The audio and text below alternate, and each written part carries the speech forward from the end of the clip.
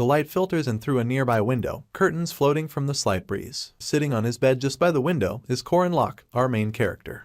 His eyes widen from the shock and he immediately questions his faculties. He rushes to look out the window and asks himself if he's inside the game he was playing.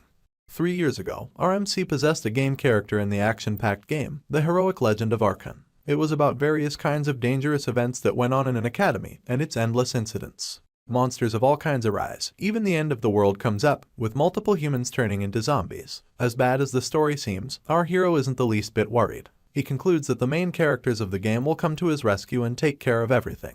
He's just an extra, a level 1 NPC in the beginner's quest where the main character saves a villager. Locke then steps out to fraternize with the other NPCs, hoping that if everything goes as planned, as it went in the game, everything will be resolved. He chooses to track down the main character, Park Sihu, who's going to become wealthy and famous soon enough. He walks past a lady singing as she walks with her son, and continues walking until he stumbles upon Park Sihu. He first of all wonders where the starting point was, but soon notices a dude regally dressed, squatting and calling out names of modern-day food. The mention of Sprite makes it clear to our boy that this person is not from the game.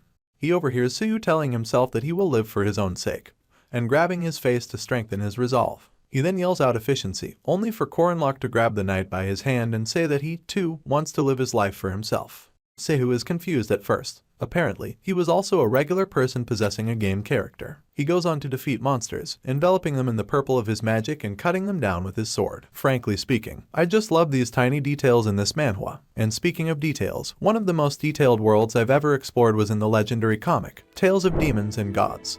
I'm sure most of you may have already read it, but the world of that manhwa is truly filled with bewildering mystique and a sense of never-ending grand adventures. That exact same legendary comic is currently collaborating with the highly acclaimed immortal cultivation mobile game, Overmortal.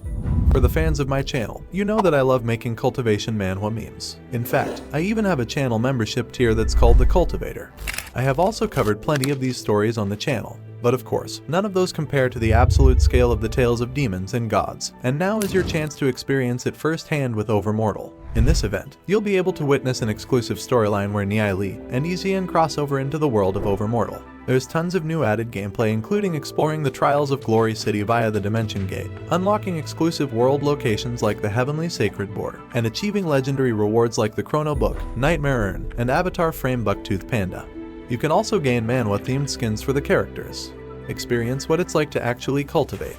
Break through to newer realms, gather strong allies and sexy disciples alike, and pave your way towards the path of an overarching deity that rules the land. Overmortal has over 500,000 downloads on the Google Play Store alone, with an overwhelmingly positive user rating. Get ready for daily login rewards packed with limited legendary curios, Fatium, and a wealth of resources. Dive into World Chat for a chance to snag bountiful Destium chests, and make every day in the game more exciting. Download the game now, and join the clan of future immortals using the QR code on the screen or with the link in the description. With my promo code, you'll also acquire some in-game rewards, 1 treasure token, 150 Fatium, and 20 Nimbus Jade Slips. This is a limited time collaboration, so make sure you hop in early and grab all the exclusive avatars and characters only available in this event. A huge thanks to the Overmortal team for sponsoring this video. Now then, back to our story. He easily defeats a dragon type, and Locke admits that Park Sihu has an advantage only given to playable characters, a stat window. As expected, the mage accesses his stats but immediately asks what he's supposed to do with it. That brings us to the second biggest problem. Sihu has never played the game before. Our boy can make up for that though. He launches himself onto the knight, happily wrapping his arm around his shoulder. He then reminds Sihu that he said he was going to become a mage, and advises him to go with the intelligence stats. He adds that there'll be a skill book in the next story and advises the mage that he won't like to miss it because it's really important. You see, Locke has played this game so many times that he has gone with every known route available. He then flashes Sihu his $1 million smile and tells him to trust him. Our boy is nothing if not a pro at the heroic legend of Archon. He tells Sihu that having someone like him guide him around the game is an amazing advantage to have. A smirk plays on his lips until a wild dog decides to attack. As it draws closer, our boy is quite oblivious, but Sihu isn't. Soon enough, Locke understands the gravity of the situation as he catches a glimpse of this monster from the side of his eye. Sihu quickly pulls out his weapon, accompanied by its purple essence, and steps in front of our boy to save him. He successfully cuts down the monster and turns around, smiling and asking if Locke is okay. The heated battle continues as they face off with more beasts over time. Our MC has all the information about the game, while Sihu has the stat window and the player system. They were a good duo, so Locke believed that with Sihu's help, they could save a bunch of people. One evening, as they sit atop a mountain of slain enemies, our MC recalls how they could have saved a lot of people, stopped the world from ending, and even returned to Earth. Anyway, Sugu stretches him a red potion caged in an endowed bottle. It leaves our boy wondering where he got it from and comparing it to a low-grade elixir. He then gratefully gulps down its contents. However, there's one thing that really disappoints Corinlock, and it's the fact that Sugu only picked a bunch of men for their party. Part of the game's charm is that it contains fantasy action, that is, diverse heroines and dating simulator features. Park Sugu didn't get involved with any woman, only putting them in the party when extremely necessary. For this reason, they ended up with all men. He grows bold enough to ask Sugu why that is, why their party is housed only by gross sweaty men. Around this time, Corinlock begins to blame himself for not realizing that something was up. It was weird enough that the Sword Emperor's daughter died on the way to the entrance ceremony, but Mariette, the final boss of the first stage, also went missing. From then on, it became a myriad of mysterious disappearances and murders, a plot that strayed entirely from the one accompanying the real game story.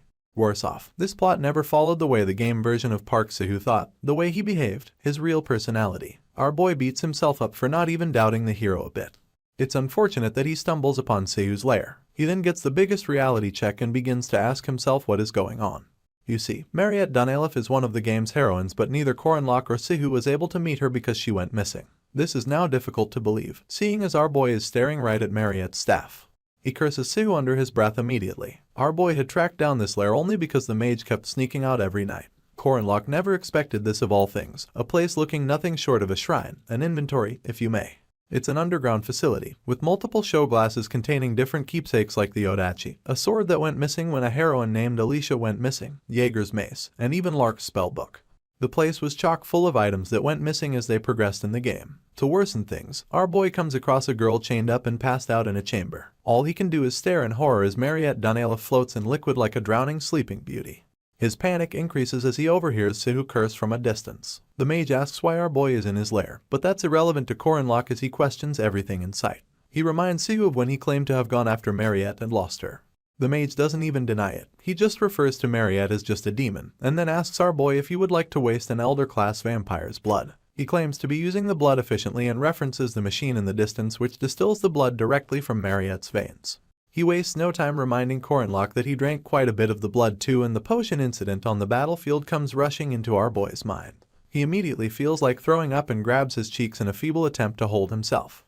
Sugu remains unremorseful as he asks our MC what the problem could be. Corinlock just sits on the ground and buries his face in his palm, listening to Sugu express how hard he worked trying to capture Mariette. Apparently, he had set traps and hole up in the forest for about a month. All Corinlock wants to know is why, and he asks this through gritted teeth. Sugu just stares down and claims that it's to efficiently progress with the story. He declares that our boy's route is way too frustrating, adding that he keeps taking losses from trying to save people and not killing annoying bastards like Lark and Jaeger. Our boy is furious now, looking up at this monster who has been in sheep clothing this entire time. Sugu goes on about our MC trying to befriend people they can't even manipulate without upping their friendship level. His eyes go lifeless as he declares that using people the way he has is the most efficient. He then makes it abundantly clear that he's better at the game than Corinlock. So, Sugu has been lying to our boy from the start, and that he's nothing like a newbie. With his head bowed, our MC asks how many people Sugu has killed. The mage takes some time thinking it over, claiming that he's not sure. He then admits that if he kills just 3 more people, it'll become 100,000 kills. This infuriates Corinlock even more, so he concludes that Sugu isn't human. He grabs the mage by his shirt and calls him a monster. Still unfazed, Sugu tells our boy to wake up, stressing that they're just NPCs. He defends himself by claiming that our MC has killed many NPCs too, but he immediately defends himself by reminding Sugu that he only killed evil bastards with no saving grace. Our boy yells loud enough for people 2 miles away to hear, screaming that the people he killed were trying to end the world. Words from Sugu's speech stick to our MC, words like efficiency and frustration. He slams the mage against the wall, asking him why he took Odachi if he's so concerned with efficiency, why he would steal a hidden piece meant for a knight. He doesn't even give Sugu the chance to answer before asking what the problem is with a regular elixir, seeing as he can easily make one via his stat window. Corinlock doubles down as he wonders aloud why Sugu would go through all these inefficient BS to create a farm. Sugu's eyes look crazier than usual as an equally maniacal smile stains his lips. Our boy cuts him off once again, claiming that the mage only needed a sandbag for all his sociopathic tendencies. This was where Sugu drew the line, not at killing or hunting other humans, but at being called a sociopath. He easily removes Corinlock's arms from his person and throws him into Mariette's chamber. The chamber cracks a bit, but our boy's head bleeds like hell. Our boy is still half conscious and struggling to find his footing when Sugu yells that he's driving him crazy. He claims that after everything he has done for Corinlock, he shouldn't talk to him like that. He then breaks into a small speech about how our MC is all he thinks about and yells that he should be Corinlock's everything, his entire world, if you may. He proceeds to grab our boy by his collar, eyes crazier than those of Popeye after his spinach gets stolen. Sehu yells that Armak doesn't know his place, and gets hurt poking his nose into everyone's business. He blames him for always staring at girls, leaving no other way to grab his attention. The mage resolves not to hold anything back anymore, and an injured Corinlock is now more confused than mad, seeing as he's thrown off by Sehu's behavior. He throws a tantrum, yelling that the mage is not supposed to be this kind of character. Our boy reminds him that they've been together for 199 chapters, and wonders why he's trying to change the genre so late into the game. Sehu then declares that he removed everything that could get in his way, just so he could have a future with our MC. The real reason why the mage put only male members in their team then dawns on our boy. The purple essence encapsulates Sehu again, and he tells Corinlock that the other men were just for looking and that he's the only one he really loves. Our MC immediately screams and punches Sehu in the face. He admits to himself that he finds the mage really terrifying and at that moment regrets never even having a girlfriend. While Sehu is knocked down, our boy tries to make a run for it. The mage just sends forth his magic and a purple vine traps Corinlock's leg and then his entire body. It ties him up like a dominatrix's offering, making tears gather in his eyes. Sehu then walks up to our MC, tied up and on his knees, and tells him that he cannot run. He promises to trap him forever and adds that he's now his. He refers to Corinlock as the only real thing in this fake world, but all our boy can do is scream and cry that he's being freaked out. He calls Sehu an insane bastard, but it doesn't stop him from getting trapped. Sehu promises that everything will be over soon and wears an ungracious smile as he declares that they'll be together forever once his fight is over. Our MC sinks into a different plane and wonders if it's one that Sehu made, only to get a notification about the last stage opening. Corinlock just stays on the floor as he accepts his fate, telling himself that the mage has always fought everything on his own and that he's certain Sehu will also beat the final boss. He grows weaker as he wonders what will happen to him once the mage defeats the final boss. Suddenly, a notification pops up, stating that a player has died and failed the challenge. Our boy just lays there amidst the nothingness, cursing under his breath as he realizes that Sehu just lost. Suddenly, we're back to sunlight filtering in through windows. That is, Corinlock finds himself back in his room. He freaks out, but this time, it's because of his wariness. He sits up in bed and stares out the window. Only then does he realize that he regressed to 3 years ago, vis-a-vis the first day he arrived in the game. He stares at his hands and clutches them into fists as they tremble. Tears flow down his cheeks soon enough, and he tells himself that he needs to kill Park Sehu. Corinlock remembers the Rhodian River flooding accident during the water monster subjugation quest. During this mission, the dam broke and it swept an entire village along with it. Unfortunately, 1,000 water monsters and thousands of people in the village drowned. Our boy remembers how, at such a horrendous scene, Park Sehu was smiling and calling it an awesome occurrence. At the time, Corinlock couldn't understand why the mage was snickering so much, but now that he thinks of it, whenever countless people died, Sehu only saw his profit in it with the chance to monopolize EXP. The image of the mage declaring that his kill count will soon be 100,000 sticks to our boy's mind like a fly to a spider's web. He calls Sehu the devil and declares that he can stop him, seeing as he regressed. At this point, the mage is simply a rank 5 bum. Just like our MC, so all roads lead to Merkaba Academy. It's a place where all the factors that strengthen the players are centered at. Only after entering the academy did Sehu get a whole lot stronger. Our boy races down with all his might because he had no idea how long it'll take for the mage to grow stronger after entering the academy. The entrance ceremony starts in 5 days, giving our MC a very narrow window to kill Park Sehu. As he runs through the forest, he stops by to pick up some mushrooms and continues his journey. Sehu gets a tutorial quest to protect some civilians and guards on a carriage. The carriage is headed towards Merkaba City and breaks down in a monster-infested forest. That night, the moon shines bright enough to bear witness to any events that will unfold. Beneath it, 2 knights talk. One successfully kills a monster, and the other commends him for his skill. Of course, the killer is none other than Park Sehu, and he thanks his superior for the compliment. The carriage rider then calls out to Mr. Leon and Ms. Laura, 2 other knights accompanying Sehu, telling them that the carriage is fixed. The mage goes on ahead, while Leon and Laura drag their feet. The former is excited to get a move on things while the latter just wants a chance to get some shut-eye. They then suddenly hear an ungodly howl emanate from behind them and look back with trembling.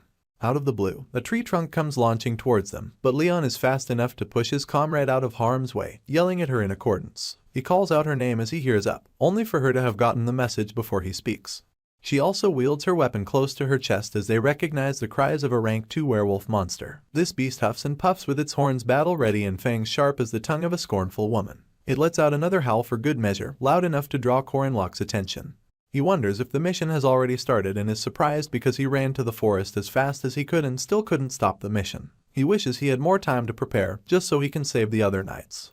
Unfortunately, the werewolf gets busy tearing them apart. Laura, being its first victim, falls to the ground and Leon yells to check if she's okay. He doesn't have the luxury of letting down his guard, so he tells Sihu to get on the carriage while he buys some time. The mage takes the opposite option and tells the rider to head out, adding that they'll catch up. Another knight tries to stop him, but he tells her that he can't abandon Leon and run away. It is too bad that by the time he returns to battle, the werewolf already has its hand wrapped around Leon's neck. It towers over Sihu while it's at it, overwhelming him with its size. Meanwhile, Coronlock is already near the scene but waits in the bushes to confirm if the mage is either the one who will save this world or if he's a possessed player just like him. Sihu admits that the werewolf is really huge but readies himself to fight it off. The beast howls once again, only for the mage to overhear a female knight yell at him to get down. She comes at the werewolf with an unholy force, swinging her sword with all she has.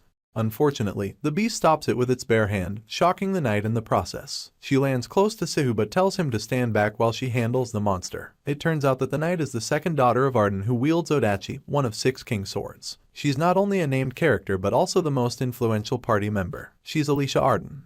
She strikes a battle pose as purple essence encapsulates her. Sadly, Sihu is not a friend. He grips his sword and begins spewing rubbish about how he was scared that he would let this moment slide. He pulls out his poison blade and slashes Alicia close to her heart. She was never expecting to be attacked by an ally, so she didn't guard herself or even look back until Sihu attacked her. It turns out that in the game's tutorial, Alicia Arden's death event existed as an Easter egg. Coronlock is mortified at the sight of Sihu striking Alicia and grits his teeth in rage as he confirms that the mage is the same possessed player after all. Meanwhile, Alicia tries asking why as she grips her shoulder in pain, the pain intensifies, making her break into a cold sweat. As her vision begins to blur, Sihu cracks a mischievous smile and lies that his hand slipped.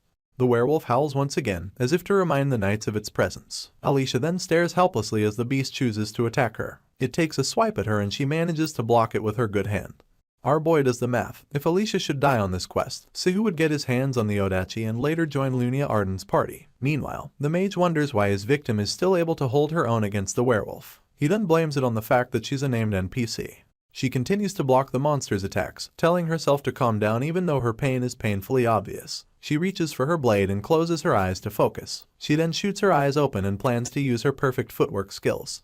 Her stance switches alongside her essence, which is now a furious blue. The beast howls, but it does so in vain. Sihu realizes that she might as well kill the monster at this point and vows not to let that happen. His mischievous smile returns as he pulls out his poison dagger and throws it straight at Alicia's head. She instantly swipes it aside, acknowledging that the first attempt on her life wasn't a mistake after all. Sadly, the werewolf had come inches away from biting off her head during the short while Sihu had distracted her. Alicia is fast enough to lift her sword and bury it inside the head of this beast, spraying its blood like fireworks set off by a drunk. Unfortunately, the beast falls on top of her and she's too weak to wiggle free because of Sihu's poison.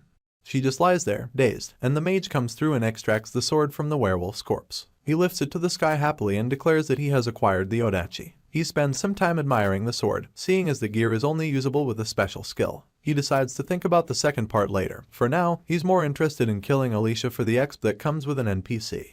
The poor girl lies there, bleeding and weak, staring up at a heartless Sihu as he raises his blade to end her life. The look on his face is much too maniacal for our boy to handle, so he throws a small sack of ground mushrooms at the mage's head. Sihu cringes and begins to cough. He glares in every direction and yells as he asks about the mushrooms thrown at him. Furious, he dares the culprit to come out, screaming at the top of his lungs. Little does he know that a bunch of horned rats are making their way to him.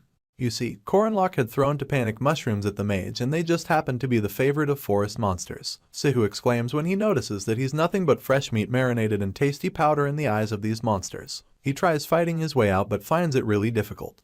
Meanwhile, our boy infiltrates the scene and drags Alicia away, thanking God that she's still alive. He returns for the fangs of the werewolf, prying away at them with his dagger. He's still on his knees when Sihu shows up and asks for his identity. Our boy then mentions that the mage defeated the horned rats easily, thanks to the Odachi. Sihu is surprised to hear his voice and is even more surprised when he stands to his feet. Sihu still can't believe his eyes, so much so that he asks what Coronlock is doing there. Our boy gets the sense that the mage may have lost his memories from before. He also thinks it's great, so he plans to use it in his favor. He flashes him a smile and says hi, telling him that he'll cut his hand if he continues to hold his sword by the wrong side. When the mage seeks to confirm it, our hero takes a bunch of sand and swiftly throws it at the mage's eyes. He reacts immediately, cursing out loud and yelling for our boy to die. This is escorted by 2 mighty slashes of his blade. Our hero remains calm in the face of this, but admits to himself that the mage is pretty quick with his sword, even though he's clumsy on a good day. He realizes that Sihu is still stronger than him physically, but he's at a crossroads and has no choice but to defend himself. Korenlock then takes an offensive stance, using the fang of the just slain werewolf. Our boy follows up with a bunch of swift attacks that his opposition barely dodges. He thinks to himself that the mage can obviously smell that he'll die if the fang pricks his neck. As the clashes intensify, our boy manages to get Sihu to focus on the fang, and it gets so bad that he can't see anything but the fang. Our hero lets out a war cry as he continues to barrage the mage with attacks, overwhelming him beyond return. As soon as our MC realizes that he has fully engaged his opposition into blocking just the fang, he introduces a dagger with his left hand and sinks it into the mage's chest with an unholy force. He yells out in pain as blood leaks from the newly formed orifice, tears even gather in his eyes, and he lifts his hands in a pathetic attempt to stop our boy from doing the needful. Fortunately, Armak already has his hand lifted and he's about to sink the fang into his neck. He wastes no time bringing it down, but Sihu blocks it with his palm, so the fang goes right through, puncturing yet another orifice in his body. As he bleeds out, tears flow down his cheeks. He also tries to stop the fang from going into his neck like his life depends on it. Because it does. Too bad that Korenlock still prevails. He successfully pushes the fang through the mage's hand and into his neck, causing his blood to leak out from the opposite end. That makes it 3 new orifices in less than 10 minutes. Our boy thanks him for his past life, admitting to the now shallow-breathing mage that he made him stronger. He then adds that even now, he has no regrets about what he's doing. He retrieves the fang from the mage's neck and kneels over his body, breathing heavily. Armak later admits that he doesn't feel guilty only because he killed the seed of a monster. After the whole debacle, the game begins to malfunction, claiming that there's an error because Park Sihu, the main character, has been killed. It puts up a player's death notification while it calculates the odds of clearing the main scenario, and recommending the first best judgment world backup. The game proceeds to check out Korenlock by examining his ideology, potential, compatibility, and player log. They also pass his opponent's EXP down to him, alongside his minimal backup in case of a scenario collapse. After all of this is done, the game begins a succession program for our hero, making him a triple A-class knight and the Martial Master's successor. He stares at his new rank on the notification bar and notices that he's been moved up from NPC to sub-player. He immediately wonders if he'll get his own stat window now. His thoughts of grandeur get interrupted when he overhears Alicia coughing behind him. He swirls around to get a look and sees her having a rough time. Her cheeks turn red like she's got a fever coming on. She grips her side as though she's still in pain, and to top it off, she breathes heavily as blood escapes her body. Armak soon becomes wary of her, so he rushes to her side and inquires if she's okay. He gently cradles her head in his hands and tears fall down her eyes just as quickly. She easily confesses that she's not okay, mostly because she can't see. Our boy then tries to encourage her by adding that she, at least, has the strength to speak. He lists out a couple of symptoms for her to confirm, from being dizzy and losing her sense of smell, to her ears ringing. She then wonders how he knows her exact symptoms. Korenlock judges from her twisted tongue that she was poisoned with the peacock tree frog. It turns out that she was just lucky, because at this point in the tutorial, this poison is hard to create without a combination window. Apparently, Alicia would have already died if the poison had a slightly higher combination level. He heaves a sigh of relief and begins to worry about the fang he found in her abdominal region. He takes out his belt, attempting to stop her bleeding and then detoxify her. Our boy easily slants his belt across her shoulder and tightens it until Alicia screams like she's seeing a ghost that she can't run from.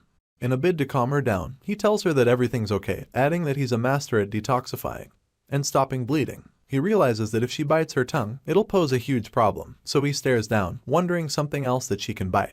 With Sihu's body nearby, it becomes the best option. Our boy then stretches out Sihu's arm for Alicia to bite down on. He promises her that it's going to hurt and encourages her to bite down as hard as she can whilst also hanging in there. For some reason, the procedure involves Korenlock taking off his shirt. He reveals an unbelievable set of pecs, but that's by the wayside. You see, our boy doesn't really know why or how he traveled 3 years back, but he returned and killed a player.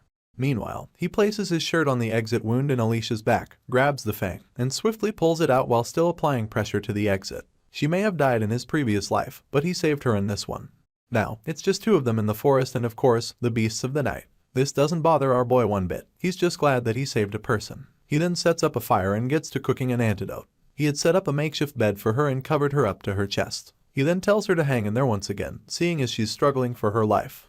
In turn, she tells him not to worry, adding that people don't die so easily. She calls him Mr. Savior, but he pays no mind to that. Alicia would much rather know his name, so she asks for it as he wraps a few herbs in a warm towel. He places it on her head and then claims that she doesn't need to know his name. She tries to question him, so he tells her to stop thinking too much and adds that he'll wake her as soon as the antidote is ready. Knowing when she's beat, Alicia gives it a rest. Our MC even prefers that fewer people are kept in the dark about his actions. He proceeds to sit cross-legged just so he can access the current situation. Our boy draws a circle in the sand, remembering the story of the heroic legend of Akan and how it's about the hero. It turns out that said hero will have to attend Merkaba Academy, where he'll have to solve incidents and accidents that will occur there. This player will become the hero that will save the world, and said hero will have to defeat countless villains before defeating the final boss at the end. At this point, he remembers the devilish Park Sihu and how he only went with this part of the story because without defeating the final boss, the world would end. However, that hero just died, leaving our boy to wonder who will fulfill his destiny. After little or no consideration, Korin Locke declares that he must do it. Unfortunately, the game is stressing our boy out by blocking his access to a bunch of devices. He tries to access the inventory, the system window, and even the combination window, but the game only tells him that he doesn't have the permission to. Our MC then complains aloud about becoming a sub-player but not being privy to their convenient devices at all. He was excited for a chance to see the stat window, but in the end, it's all the same. Staring into the open flame, our hero admits how hard it is to be the backup for something he doesn't know. Worse off, with only the future memories he came to know during his past life. It dawns on him that he has to use elements outside the system. For 3 years, our hero had trained to his limits, confirming that he's no longer just a possessor or just an extra. He carves a sigil into the ground and flames emanate from it soon enough. A small smile revisits his lips as he confirms that the magic works. Apparently, our boy was desperate to survive back then and had an affinity for magic. He learned only one type, and that's rune magic. These are ancient letters with magical powers of their own like duty, restraint, and oath. These 3 are known as the runes of the 3 commandments and are some of the most powerful laws of this world. They also happen to be the source of supernatural strength and the cause of destruction. An idea pops into our hero's mind and he decides to go with it. He decides to inscribe all 3 runes onto his body, so he begins by biting his finger to get some of his blood and then begins to draw on his left arm.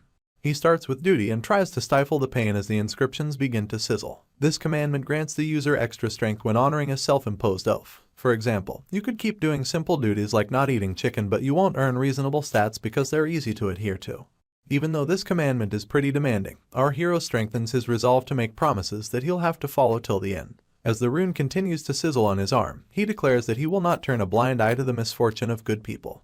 Immediately, the notification board pops up and spells out his duty. It then adds that his status will rise whenever he clears a quest. Soon enough, a chain surrounds his heart and the console tells him that if he fails to do his mission, it'll incur a penalty of 10.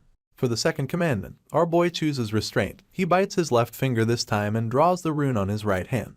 He growls in pain and then declares that he does not see spirit. The game bears witness almost immediately. It turns out that in this world, everything has a spiritual feeling to it, and astral beings of all kinds, including ghosts and spirits without material bodies, exist here. Since astral beings only get involved when both parties recognize each other, they cannot use their abilities to attack an unconscious person or someone who doesn't feel spirits. The game warns him again. This time, it promises to deal him 600% damage against all subjects as opponents if he disobeys the bind. It then activates the bind, causing hits from astral beings to bear 0 impact and those from physical ones go up with 50%. His plan went well, seeing as the commandment that stops astral beings from meddling with him has become a shield that guards him from all of their kind worldwide. Moving on to the next commandment, Oath. Korin Locke draws this one across his chest, admitting that the weight of using Oath as a backup carries a great risk. This is why neither Park Sihu or our hero used it in their past lives. It's just unfortunate that Sihu, who used everything in the system, ended up failing in the end. Our hero decides to unleash the greatest oath of all as he swears to save this world. These are ambitions only great warriors must pursue. The chains tightens around his heart as the system acknowledges that the commandments are complete. It then announces that they'll be applied to the sub-player. He's consumed by red energy as the system tells him that failure to uphold his oath will end in inevitable death. Alicia's eyes pop open and she just stares at the ceiling in confusion. She has no idea where she is and how she got there, so she tries sitting up to get some information. Unfortunately, her side is still hurt, so she groans in pain. A nurse shows up soon enough, clasping her prescription pad as she asks how the patient is feeling. Without answering the question, Alicia asks her where she is. In turn, the nurse reveals that she's in Merkaba City Emergency Hospital. Alicia is just full of questions. She wonders aloud where the person who brought her down is, and the nurse claims that her guardian just left. The knight becomes restless at the sound of this, so the nurse reminds her that she can't move yet. Alicia stubbornly swipes that statement aside, twirling her head side to side in search of her stuff. When she sees it, it still has Korin Locke's belt hanging out of it. She realizes that it belongs to her savior and her expression becomes determined. She calls for the nurse at the top of her voice, and for some reason, she asks if there's any place selling honey bomb candy. Sadly, the nurse declares that all she can have for now is stew. It's been 3 days since the tutorial quest ended, and now, it's time for the Merkaba Academy entrance ceremony. Of course, our boy shows up. He stands outside as he confirms the credentials that he'll need. To enter, he'll need his student's ID, which he finds in his wallet alongside a letter. He has no recollection of putting it there, so he just pries it open. He then discovers that it's from his mom, and it expresses how proud of him she is. His mom encourages him to become a good man who protects many people like those who are great protectors by his side. Our hero heaves a tired sigh as he tries to remember when his mom slid in the letter. You see, Corin Locke may be a normal incompetent child, but he, too, has a family. When our hero first possessed his body, he was as awkward as a loud fart on a silent commute. Even at that, the family didn't stop treating him like one of their own. This was what made him begin to love his family in this world. He clasps the letter as a smile creeps onto his lips. He then reiterates that that's the difference between him and Sihu. On the other hand, many trains find their way to the Merkaba Academy, but even more students do. They commune nearby, talking amongst themselves. One of the students wonders why there are so many trains, but he just chucks it up to the fact that Merkaba Academy is the Holy Grail. Soon enough, a blue-haired lady with a cape and a basket of potatoes drops by to say hello to the new students, telling them to gather. She instantly asks if our boy is also a student, but he introduces himself instead. All she notices is that he's tall, so she concludes that he must eat a lot. She then offers him a potato, smiling and stretching one out on a napkin. This confuses him though. They all move on as this lady gives them the tour of the school. She shows them the creation building where magic students gather and conduct their research. This lady happens to be Mariette Dunelif, a first-class second-year Merkaba Academy mage who receives blessings from everyone and practically has no secrets. As she continues to give her tour, our hero can't help but see her as one of those people who'll experience a lot of unpredictable misfortunes and tragedies in this world. Sadly, there are depths of this misfortune that Mariette must face when the time comes. That is because this dainty lady is going to be the final boss of the first act. They finally come to the end of their tour, and the final boss yells that every student should take one potato alongside a sweet potato as they get off the train. Afterwards, she leaves them happily, bidding everyone good luck and goodbye.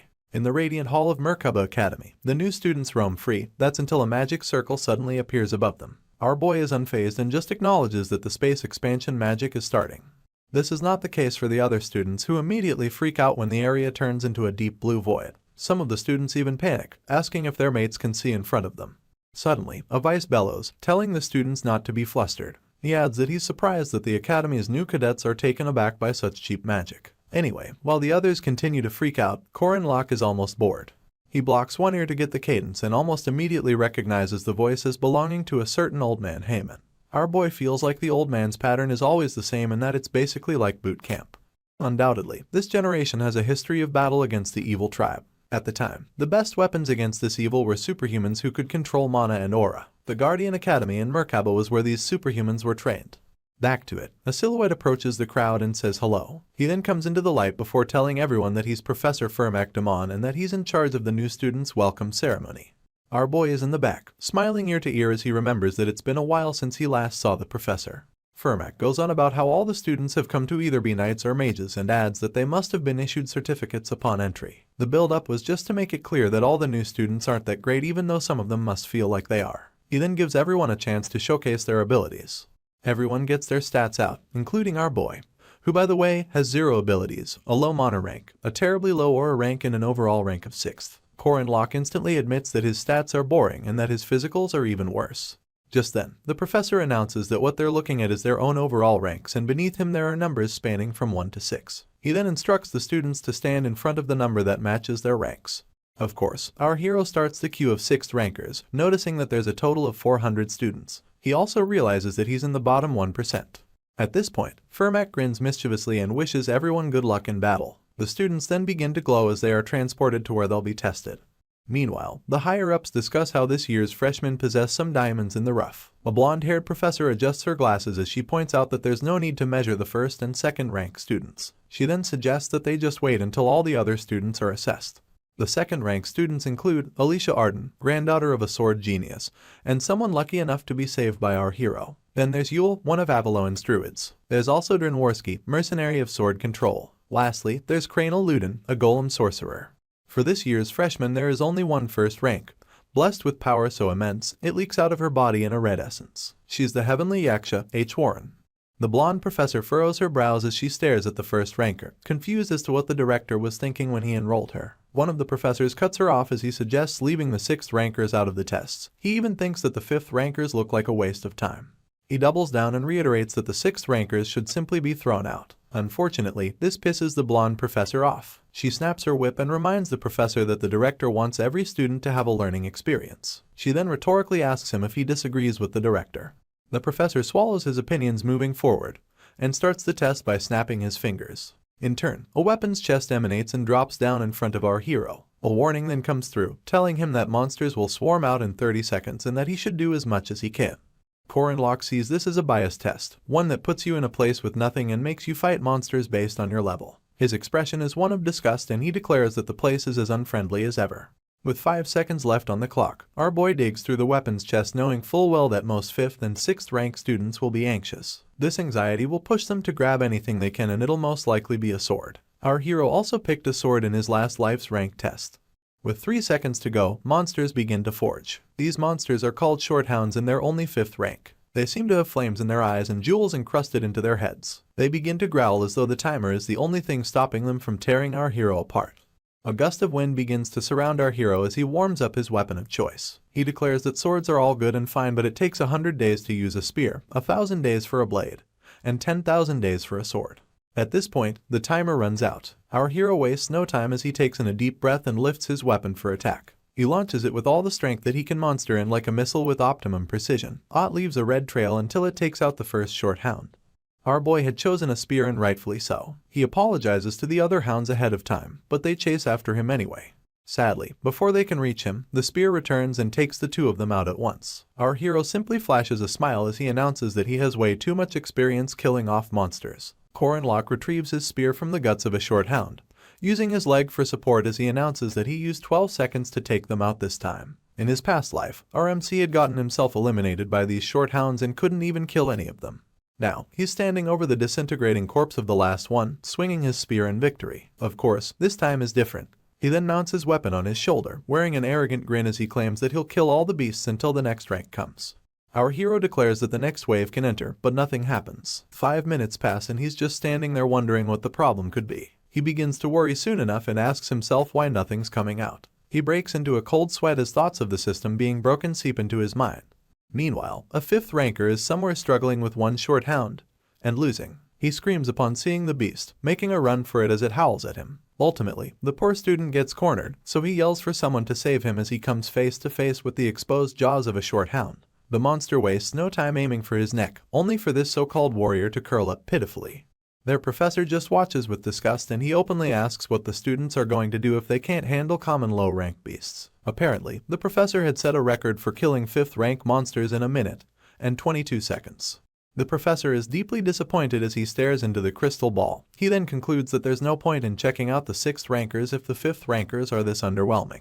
At that moment, his attention is drawn to Korin Locke, who is now sitting and yawning in the middle of the test. The professor is left wondering if the monsters weren't summoned and concludes that it must be a bug in the system. Because of this, he sends more short hounds at our hero. In turn, our boy just glances back at the hounds, disappointed that a higher rank of monsters haven't been sent out. He then asks no one why the same monsters have come again.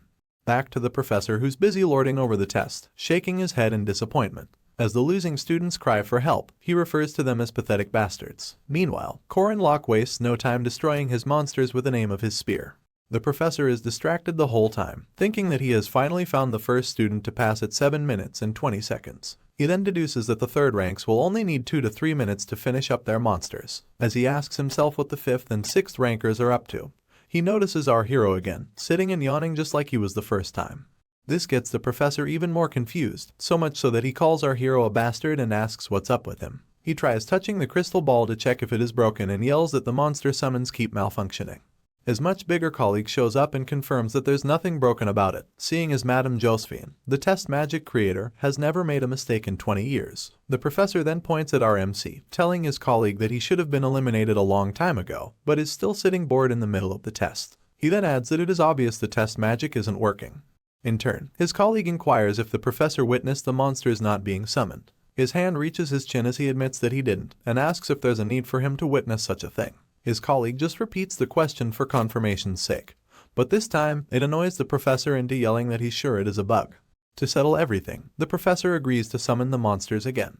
As the short hounds appear before Korin Locke for the umpteenth time, he gets so pissed that he curses out loud and then asks why the same monsters keep coming. He continues screaming that it is not like he's training a dog, and channels all of his anger into his next attack. Our hero wields his spear with both hands, tainting the tip with flame magic as he stabs all 3 short hounds into oblivion, one after the other. The poor beasts never stood a chance and they squeal as they get eliminated. The timer stops at 7.3 seconds, surprising the professor and his colleagues so much that their jaws almost touch the ground. The professor is the most taken aback by this, so he calls on Fermac to come take a look. In turn, Fermac would like to know what's happening, so the professor asks him about the fastest record for the 3rd and 4th ranks that he's in charge of. Mr. Fermac takes a while to think it through before announcing that a kid named Jaeger got it done in 3 minutes and 30 seconds. After getting asked why, the professor averts his gaze, claiming that it is nothing much. He concludes that our boy must be the son of a hunter, seeing as he's so good with a spear. On that note, he summons a greater monster for him to face. Just then, a 4th rank mat boar appears before our hero, eyes red and full of malice. The professor then stands aside to watch how he'll fare against this beast, only to be shocked beyond his expectations mere moments later. Our boy had successfully defeated the boar in 3.7 seconds. The professor sends another beast, announcing that this one won't be easy. He sends a 3rd rank owlbear for our hero to combat. This beast comes with fur white as snow, but has a battle cry that could keep children up at night. Anyway, despite how much it towers over our hero, he remains unshaken. The owlbear makes the first move as it swipes at our boy. Luckily, he's fast enough to dodge it and tries striking the beast in succession. Unfortunately, it is ineffective, seeing as he has to dodge a consecutive attack from the monster. To gain the upper hand, our MC calls forth Kenaz, the rune magic for flame, and in accordance, it surrounds the owlbear. For unknown reasons, fire is ineffective against the monster, but every professor present is intrigued when they see our boy's rune magic. Even Professor Fermac. While the monster struggles to put out the seemingly never-ending flame, our hero stands a few ways from it and deduces that his last attack has no effects. At that moment, he has an idea, so he begins to twirl his spear in anticipation and jumps high enough that he's right above the distracted beast. He then comes down on it, piercing the spear into its head with the help of gravity. Apparently, it was enough that the flames blocked the vision of this monster. Meanwhile, one of the professors is so impressed that he admits to himself that our boy isn't a mere 6th rank. In fact, he feels like he would defeat more high-ranking monsters, but the test doesn't allow monsters higher than 3rd rank for tests. His colleague can't get his hands off the crystal ball, seeing as he's excited about a fun guy finally showing up at the academy for the first time in a long time. After this, comes the evil spirit test, and the professor is excited to see how our hero will do in that. He announces the beginning of the 5th rank evil spirit test and sends the first spirit down. Unfortunately, immediately it appears, it disappears. It does this so quickly that our hero doesn't see it. He keeps watching his environment, telling himself that something was definitely summoned. He also realizes that he can neither see nor hear it because of the restraint penalty. This, alongside the rune he drew on his body, giving him a pass from sensing or interfering with souls, ghosts, or spirits. By extension, he can't see evil spirits too, so he shuts his eyes just to be sure and counts to 60. After the minute is up, he confirms that the spirit must have been summoned. With this, he lifts his spear above his head, announcing to his judges that he gives up. On this note, his scores are shown on a blue console, revealing that he made no progress on the evil spirit test. However, on the monster test, he set new time records for defeating the 5th, 4th, and 3rd rank monsters respectively. Afterwards, he appears before his professor and condescendingly tells him that he did a good job. In turn, the professor just stands there, shocked that our boy withdrew. He's left wondering what Corin Lock is. Later on, all the candidates gather in the main hall as they converse amongst themselves. Our hero then weaves through the crowd, overhearing his classmate ask his friend about rank, and said friend claims that he's doomed because he only made 4th rank. The conversation goes on as one announces that he made 3rd rank and the other asks if he fought both the owlbear and banshee. At this point, everyone's attention is drawn to the hunky man posing in the middle of the hall, a 3rd rank student named Jaeger Hinchbetter. Our hero instantly remembers him from before. Apparently, Jaeger started a fight with Sihu at the beginning of the story and the psychopath slit his throat because he was pissed off. Our boy rubs the back of his neck as the memory replays. He then admits that although Jaeger is arrogant and a bit of a delinquent, it is pretty common to be those things at the boy's age. Secluded to a part of the hall are the students who didn't do so well. Unfortunately, the others openly laugh at them, reiterating that it must be hard to lose on purpose, and asking whether there are still people who lose to short hounds and ghosts. Amongst these low performers lies Lark, a boy who, in our hero's past life, couldn't get over his inferiority complex. Sadly, he received the same fate as Jaeger after slandering him and Sihu. The sound of speakers coming to life interrupts our hero's thoughts, and a certain director Iryu Kassar wields the microphone to bid everyone a good morning. He begins his speech with a quote about the students coming to his academy where the strong gather just so that they, too, will become strong. He adds that some students have enough strength while others have a long way to go, and that he cannot guarantee that they'll get what they want at the end of their time in the academy. What he can do is hope that each student finds his or her place in the academy. Everyone listens attentively. Lark, our hero, and even Jaeger. The director goes on about merely being there to help the students take the correct first step, and adds that the second step upwards is their responsibility. His speech then comes to an end, so he flashes a small smile and bids all his students a good day. Right on cue, everyone scatters into their various nooks and crannies on campus. Lark finds a corner to nurse a good book, but gets intruded upon by Jaeger, who tries to introduce himself arrogantly. He soon notices that Lark isn't paying any attention. This makes him approach the bespectacled boy, lean on the wall above him, and say hi. Lark stutters his reply and gets asked what his rank is. In turn, he confesses that he's a 5th rank. Jaeger mocks him, calling him pathetic, and taunting him as he asks if the boy couldn't kill a ghost or even a short hound. Just as he's laughing at the poor boy, our hero observes the situation and intervenes by putting his arm around Jaeger. He then flashes a bright smile as he says hey to both boys. This makes the hunk glare at him, wondering aloud about who he is. Our hero just dismisses the question and begins to praise Jaeger's tattoos, claiming that the artist must have been really talented, all because the tattoos are still very neat up close. He points at the one on Jaeger's top back, seeing as it is a tattoo of his blood type, and commends him for being prepared for a situation where he'll need a blood transfusion while he's passed out or hurt. Anyway, the air is thick with tension until the hunky student loosens up. He then flashes our hero a smile, telling him that he knows his stuff. Jaeger also points at the tattoo as he announces that his mom did it for him, adding that she's a tattoo artist. Apparently, she originally specialized in line work, but since her son asked, she did it in the old school style. These are both types of tattoos.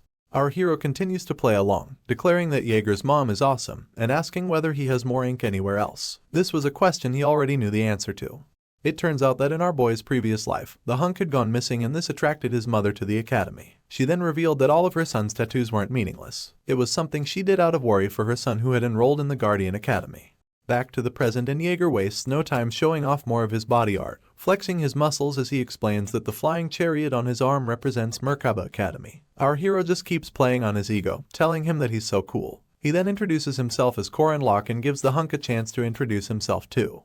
Of course, he claims that he's Hinchbetter and then asks the bespectacled boy for his identity. Lark is startled that he got asked, so he quickly twirls his head in their direction before stuttering his name. As the three of them share a sort of bonding moment, Alicia is busy watching them closely. Well, watching our hero. She's so impressed by how he naturally saved Lark from getting bullied, and blushes as she admits that he's amazing. She then concludes that he seems like a good person. Back to our MC. He takes note of the way he left a good impression on his bespectacled friend, and remembers that Lark's ability was memorize. He smiles mischievously with his hands against his hips, acknowledging that he has found his free skill book. Meanwhile, Alicia thinks that even his smile is pretty, and wonders what type of person our hero is. You see, the great Merkaba Academy makes almost all of its facilities free for its students. The cafeteria is much cheaper than outside, and the dorms are also free. Amongst all of these facilities, the most recommended remains the training rooms, and the reason for this is quite simple. Take our hero for example. He makes use of one of the training rooms, a place where the impossible becomes possible, a place where spirits which he normally shouldn't see become visible to him. Meanwhile, two other students watch him from a distance, and one tells the other that our hero is training with a spirit body. He adds that students normally train with spirit bodies in their second semester, and mentions that he's sure our boy must have come to train after hearing a rumor somewhere. His colleague finally replies, accentuating the fact that there are countless second-year students who still can't catch a wind-type spirit body. All this while, Mariette Dunelif overhears them speaking. As for our hero, he's unfortunate enough to get smacked on his head by the spirit that he's up against, and the onlookers waste no time laughing at him. They point out that it is what a first year gets for fighting a wind spirit. Our boy begins to breathe heavily as he grips his spear with the little strength he has left. He then wonders aloud if he has taken on more than he can handle, only for an instructor to reiterate the fact that he's a freshman. This is enough to distract our hero, so he turns around to say hello to the instructor. He gets asked why he's practicing against a spirit body, and our hero claims that it's to strengthen his spear skills.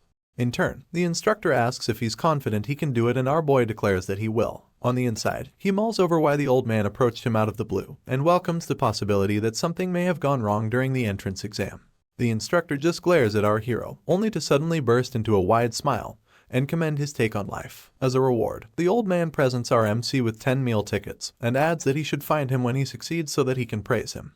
Korin Locke is excited and confused at the same time, and just watches as the instructor laughs his way out of the training room. He then admits to himself that he got nervous for no reason, and acknowledges the instructor as a man who shows affection using food. The only thing under contemplation now is whether or not it is a good sign.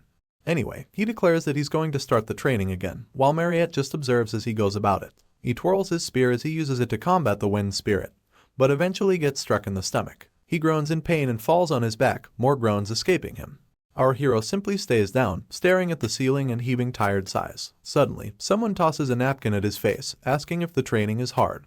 It turns out to be Mariette wielding an empty glass on the other side of the demarcation. Our boy admits that he's having a hard time, so the heroine tells him that he can rest, and that he has worked hard enough for now. In addition, she uses her water magic to fill up the cup and hands it to our boy, informing him that he just needs to get the hang of it.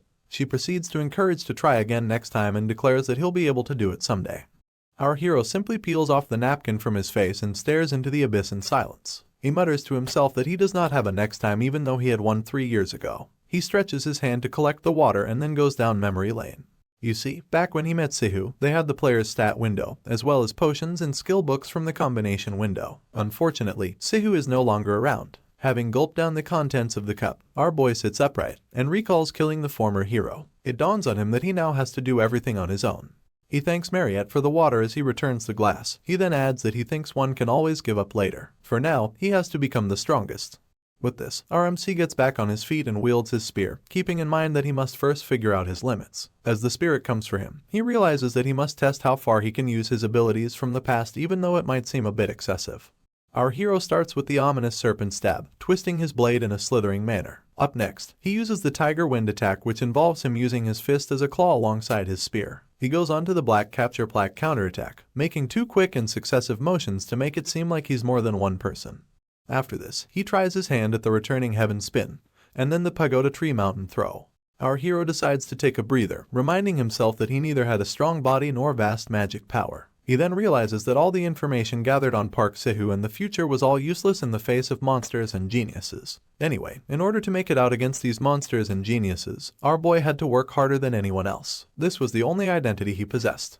He grips his spear once again, tighter than he did before, telling himself that the last 3 years of training will not betray him. With this, a reddish essence begins to surround him, and he unleashes the technique known as Ominous Serpent. Deep Righteousness. His spear, still encapsulated by the red essence, pierces the air until it grazes the wind spirit.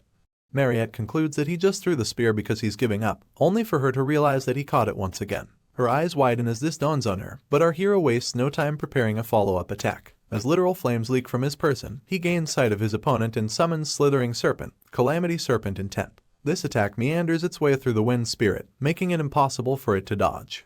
Soon enough, the spirit explodes in defeat and Mariette just observes in awe. The after effects of the attack literally blow her hat off, and she's so impressed that she admits that calling our boy strong, or even outstanding, is not enough. Only words that could summarize her honest appreciation lingered on her tongue. She can't help but gaze upon Korin Locke in all his glory, seeing as the blue of the wind spirit spreads across the room, giving our hero a certain majesty. She then admits to herself that he's so awesome. At this point, our boy begins to drop to the ground, parting ways with his spear on the way down. Mariette immediately asks if he's okay, and when she doesn't get a response, she calls out for him. It turns out that our hero is being excessive after all, because he just lays on the ground exhausted and unable to move. His spear also had the misfortune of getting broken in the ruckus. The next day, Mariette comes before all the freshmen, smiling as she announces that she'll be showing them the academy's facilities. While she goes about her mission, our hero chews on a potato even as his face is patched up. He can't stop thinking of how to get his body into shape so that he can fight properly, of how to raise his physical capabilities without using Park Sehu's elixirs. As he mixes with the crowd, the only way to achieve his mission comes to mind, and that is to invoke commandments. He looks at Lark as he remembers that the first one is not to turn a blind eye to the misfortune of others. With this in mind, he approaches the bespectacled boy and puts his hand around his shoulder as he says hello. Lark shifts his gaze from the book he's reading to our boy's face, and overhears him inviting him for a bite. This doesn't excite him, so our hero whispers that they'll also talk about grimoires a bit too. He gets wide-eyed after this. Simply put, a grimoire is a skill book, a powerful artifact that allows you to acquire the corresponding magic or trait just by reading it. For some reason, the library at Merkaba Academy is almost as large as the academy itself. It also stores and passes on humanity's knowledge to future generations. Our hero doesn't believe a word of the last statement though. What he believes is that the library exists to hide grimoires. On this note, he and Lark rummage through the library in search of one. Our MC tells his companion that it is a tree in the forest situation, but Lark just wants him to keep his promise. In turn, Korin Locke smiles at him, adding that he'll have the grimoire with the traits written on it as long as his companion fulfills the preset conditions. You see, Lark is a hard worker, an intellectual and model student who memorized all sorts of magic and stored them in his spell book. Of course, it doesn't matter how many spells he has since it'll be difficult to use all of them. Our boy just continues scrolling from book to book, throwing them on the ground if they're not what he's searching for, all while his friend stares in confusion. Anyway, he bears in mind that if a magician's level and mana level are low, they cannot produce good results even if their theory is great. Fortunately, it is a different story when it comes to grimoires. Our hero finally tugs on a book called The Opposite of a Sparrow is a False Bird, and while Lark tries to rebuke him for playing around, our boy reveals a secret passageway. When his friend notices this, all of his rebuke ceases and is replaced by immediate awe. He's so shocked that he stutters as he asks our MC about how he managed to find it. All Core and Locke does is proclaim that they should go inside, so his partner asks him to wait so they can go in together. As they walk down the stone brick road, Lark admits that the place is eerie and clasps his book against his chest. At that moment, our hero calls out to him, reminding him that it is time to keep his promise, and asking that they should do well. Apparently, our boy wants his partner to help him repel evil spirits, so they shake on it enthusiastically. Just as Lark seeks more information on what to do, our hero suddenly punches his lights out. Worse off, he does it with a smile on his face and then stands over his body menacingly. He then declares that it is time they get started. Core Locke squats over his passed-out friend, admitting that he's here to complete a special quest even though his initial reason for coming was to help Lark. However, if he manages to capture the evil spirit in the library, he'll earn the hidden piece he wants. Our hero glances to the side as he realizes that there's one major problem, and his name is Sabancha Duke, a special evil spirit big enough to tower over our boy. He remembers that this quest has been designed to be practically impossible. His hand then cups his chin as he wonders how he's supposed to catch a special evil spirit. At this point, our hero has no idea that Sabancha has compiled multiple balls of energy to attack him. The evil spirit then sends them in their numbers, but they just flow past our boy. Normally, most players would die at the beginning of such a quest, an attack from a General Duke who commanded the South 800 years ago. But not our hero. He stands to his feet soon enough, looking in the direction of the multiple attacks, all to no avail. This is because of his restraint rune magic, which restricts him from perceiving spirits. Sabancha tries to attack him once again, but it is a waste of time. Having sensed his environment, our hero scratches his face, wondering if something is happening. He then calls out the spirit's name, catching it by surprise. In turn, he apologizes for not being able to see him and lifts Lark, asking the spirit to just enter his body. Meanwhile, Sabancha stands right behind our hero, more confused than ever. You see, in this world, there are factors, and these are elements that can change normal humans into demi-humans like vampires and werewolves. One day, Sabancha woke up as a vampire and killed his servant. Despite his efforts to restrain his vampire instincts, they win every time. So, out of fear of killing his wife and daughter, he evacuated his family and closed down the castle. In order to avoid any carnage, he used magic to seal himself inside a book, and that is the grimoire that's located in the Merkaba Academy library. As suggested, Sabancha possesses Lark, but immediately roars with malice. He then launches towards our hero in a fit of rage, leaving him to wonder if the spirit is approaching him because he's a vampire who's gone crazy by impulse. Anyway, the other reason why our boy chose Lark is because being possessed by such a strong evil spirit would pull out any latent strength left in him. As predicted, he tries to attack our hero, but he dodges it in time and easily knocks Lark to the ground. It turns out that inside the heroic legend of Arhan, the bespectacled boy had the lowest physical strength stats. Our MC feels sorry for him but painfully accepts the fact that this is the best way to clear the Duke quest at hand. He's now stepping on Lark's back as he welcomes the idea of killing the poor boy to attain the highest grade items, like the Duke's cape and the vampire's armor. These were the same weapons wielded by Park Sihu, and they played a big role in the incidents that occurred in the future. A barely visible smile creeps onto our hero's lips as he admits that he's different from Sihu. At that moment, he asks the evil spirit if he's curious about his wife and daughter, Luina and Cecilia Duke. This prompts Sabancha, stopping him in his tracks as he rests on all fours and looks at our boy. In turn, Core Locke tempts the spirit with the promise of information about his family's lives after he was sealed. Our hero went on to tell Sabancha many stories, from how his wife died after leaving the castle, to what an amazing adventurer his daughter turned out to be. He went on about how the girl traveled the world, reminding himself that he didn't like the way Sihu did things. So, as Korin, who had a family he loved in this world, he wanted to properly end the life of this poor soul. Our hero asks Sabancha what he thinks about his response, whether or not it was satisfactory. Tears just well up in his eyes and he apologizes for attacking our boy earlier, adding that he's grateful for all the information. Our MC laughs it off because he wasn't even hit, and even if he was, Lark's punches barely carry any weight.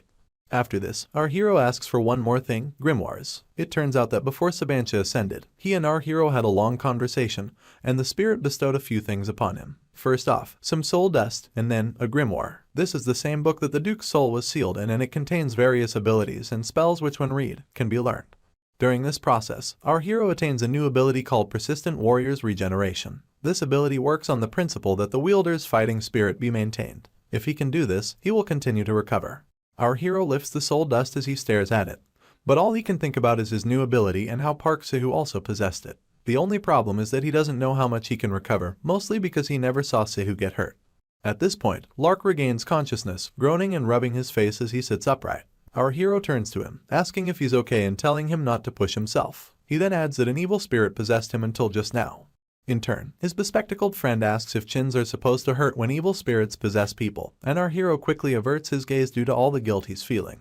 He pretends not to know what happened, telling Lark to shut up and take the grimoire. Still nursing his chin, his friend stares in awe of this magical book, trying to confirm if it is the real thing.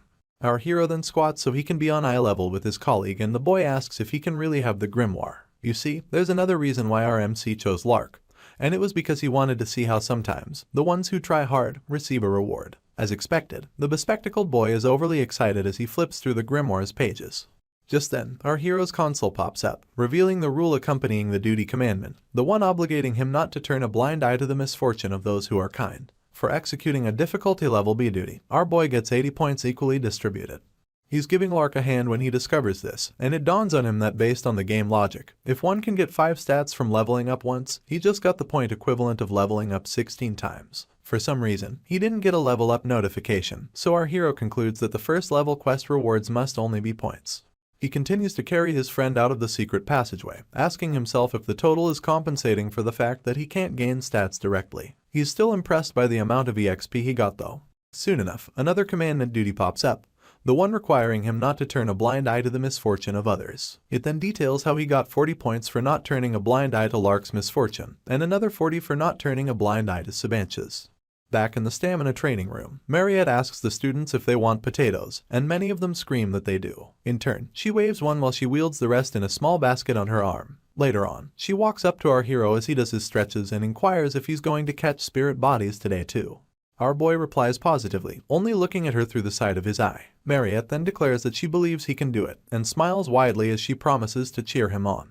Meanwhile, the other students munch on potatoes, and one of them asks Mariette how possible it is for a 5th-rank first-year student to catch a spirit body, pointing out that he didn't watch carefully the previous day, but is certain that our boy also failed. Another student then yells that she shouldn't give our hero false hope, and calls him a jerk for hogging Mariette's attention. In turn, the instructor flashes a small smile and proceeds to bet 2 gold coins that our hero will succeed. This immediately causes a ruckus and the other students surround her. One of them bets 70 silver that he won't, and another asks why she keeps taking care of Corin Locke. At that moment, our boy sulks in a corner, half pissed that everyone is betting on him when he just came to practice. This doesn't keep him down though, so he reaches for his spear and tells himself that all he has to do is focus. He recalls that he has the stats he earned from helping Sabancha ascend, so he feels that he can definitely catch the spirit body. Our boy admits that he's also curious about how much stronger he is now, and decides to start with the weakest basics. The first tactic he uses is the stab ominous serpent, waving his spear fast enough to raise some wind. He remembers that he used the slithering serpent tactic to beat the first spirit body, adding that it is one of the most difficult amongst the calamity serpent intents. With this in mind, our boy concludes that using the simplest technique will probably not do anything. Unexpectedly, the first aim of his spear pierces the spirit into oblivion, surprising him and every other student present. They refuse to believe that he did it in one blow, and with the ominous serpent technique at that, all of their mouths stay open from the shock, and our hero isn't left out. He's left contemplating that he may have gotten too strong. Mariette interrupts his train of thought, reiterating how it took him 3 swings to create a shock yesterday, and 1 to create it today. Our boy stares back at her as he reluctantly concurs. He then turns to face her, certain that she must have been watching everything the day before. More importantly, our hero realizes that she must have insane eyesight to be able to track the movements of his calamity serpent's intent with her eyes. Once again, she interrupts his thoughts, but she presents a bag of coins to him this time. She then adds that it is his share from the bets. Our boy leans back as he begs her pardon, and she explains that thanks to him, she earned quite a bit of money. Mariette thinks it is only right to cut him in on the proceeds. While the losers break down in tears, our hero questions the instructor about his share, making her wonder aloud if he doesn't like things like that. He stays calm on the outside, but all he can see is that Milla. Internally, he asks what type of person would hate money and admits that Mariette is so intelligent. He then bursts into an extended laughter as he grabs the sack of coins from the instructor, hoping that she also does her best in the future. The moon sits high in the sky that night, and our hero munches on a potato beneath it. He recalls how he fought tooth and nail to polish his martial arts skills in his past life, and now he can barely do up to the 5th step in the 6 steps of enlightenment. After yet another bite of his potato, he admits that he still has a long way to go but is not that worried because he has been advancing at the spear faster than he expected. The problem now is rune magic, Hagalars to be exact. His console pops up to notify him that he's short of mana. You see, he couldn't fully resolve this in his past life either, seeing as rune magic takes up a whole lot of mana. Our hero chews a mouthful of potato as he walks down to his dorm. He believes that if he can just resolve the rune issue, he can get stronger than he was in his past life. Just as he decides to keep thinking about it, someone calls out to him from the darkness. Our boy pauses only because the voice sounds familiar. Apparently, no matter how much Korin Locke polishes his spearmanship and masters his rune magic, there's one bastard in the academy he just can't beat. She's the only female character that even Park Se-who couldn't kill and one of the strongest forces in the heroic legend of Arhan. Our boy glances back at her, a notorious balance breaker and an adamant Jiangxi. She's none other than Huron, the heavenly yaksha. She just sits on her legs, flipping through a book under the moonlight. This makes our hero wonder why she's randomly there, and even speaking to him. With his mouth still full, he decides to just ignore her and leave, seeing as she's a bomb he can't handle. Things don't go as planned because Huron calls out to him a second time, stating that he has been combined. Our boy stops in his tracks as the girl announces that she doesn't think he's the owner of his body. Her dead eyes seem to peer into his soul and this makes him break into a cold sweat. He turns to face her, contemplating whether or not she knows that he possessed Korin Locke's body. You see, Huron as a Jiangxi is a contradictory existence, a corpse that bears both human and monster souls within her body. She wields the eyes of those who are between life and death, and these eyes are said to see the color of your soul. If anything, it would have been strange for her not to see it. Our boy keeps staring at her until she breaks the silence with a question, wondering aloud about what it feels like to crush and consume the original soul. Our hero intertwines his arms as he nonchalantly tells her that he doesn't know. This surprises the Jiangxi. It turns out that our boy worried a lot about the whole soul thing in his past life, whether or not he and Korin Locke are different people, whether Korin Locke's memories that have assimilated with his are not his own. It was an identity crisis where he asked himself who he was, questioning if he was the one who made it through the male middle school, male high school, kinesiology major, and even the military. Our hero had discovered that it was all pointless. He now thinks things are different for Huron, mostly because the original soul is actually in her body too. She just repeats that our boy isn't the original owner of his body, and calls him a thief and a robber. She announces that he has no right to the body, so our boy waits for her to finish speaking. He then tells her about someone in the neighborhood next to his who turns into a green giant when he gets mad, adding that his name is Bruce. He asks the girl if she knows him, but Huron has never heard of such a person. Our boy uses this as a yardstick to elaborate, explaining how funny it is that Bruce's opposing personalities hate each other. He adds that it is more fun since what they're good at are so different. Unfortunately, this confuses the Jiangxi even more, so our boy cuts to the point. He declares that whether it is the original soul or the newly formed one, they both have different characteristics. He then asks her if that isn't how they coexist and live, and points out that they were born in one body whether they wanted to be or not. Our boy makes it clear that there's no sin in being born, and this infuriates Huron even more. She grits her teeth in silence and finally tells him that there are people in their world for whom being born is a sin. Our hero can relate to this agony and refers to himself as a 3-year-old child. Soon enough, he walks away from the girl, promising to see her later. Huron doesn't utter a word as he leaves, and just continues to sulk by the tree. The sun has barely climbed the top of the school buildings when our hero steps out in search of the southern part of the academy. He left the dorms before the birds could even announce the start of the weekend, and this is because of one thing, the mission board. You see, the small and big commissions there help him level up in preparation for the next main quest. For this reason, our hero rubs his chin as he scrolls through the board, admitting that it is a necessary course for progression. Apparently, his goal isn't to level up either, so he decides not to get too hung up on it. He does want to test something else though. At that moment, he gets distracted by Alicia staring too hard at the board. It then dawns on him that he doesn't have that much information on the girl. As she continues to focus on the board, our boy recalls how Park Se-who gutted her, and how his memories were different from what he had seen in the game. He decides to call out her entire name, and Alicia bows her head to say hello. In turn, our MC asks if she's doing missions right from the first weekend, and adds that it can't be that she's desperate for results since she's a second ranker. The girl comes clean about needing money and this surprises our hero a little. He inquires about the activity support fund for second rankers, asking if it isn't hefty enough. It turns out that the school refused to give her any funds because her family earns in society's top 10%. She sobs as she reiterates this to our hero and he doesn't know how to react afterwards. All he does is stare and think to himself, comparing the situation to Korea's state scholarship. Apparently, there's no support fund for wealthy families in that regard either. Alicia is downtrodden as she continues to lament about her situation. She goes on about how her parents believe in independence and make her earn her minimum living expenses on her own despite how much she wished otherwise. This makes our hero conclude that she must be in a complicated situation. He then turns to the board, pointing out a patrol mission and explaining that it is pretty cost-effective if she needs money immediately. The sound of this excites Alicia, so she exposes all of her teeth joyfully as she checks out the option our hero put to her.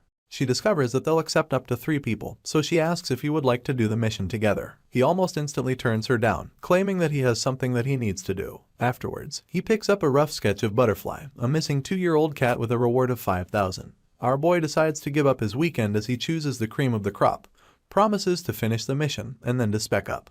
He pays the owners of the cat a visit, keeping in mind that finding Butterfly is his first mission. Although the pay and EXP may be little, it doesn't matter because Korin Locke's goal is to fulfill a commandment. He feels that if he saves and returns the cat who almost died at the hands of water monsters, he'll be able to block the owner from the misfortune of losing their pet and falling into depression. On that note, he and his spear go for a swim as he comes across and defeats a water monster to save the cat. He then returns it to the little girl who owns it, and tears of joy flow down her cheeks. Afterwards, he gets a notification detailing the execution of a duty. It explains that he didn't turn a blind eye to Anna Macmillan's misfortune. Since it is a difficulty level E duty, our hero gets 5 points distributed equally.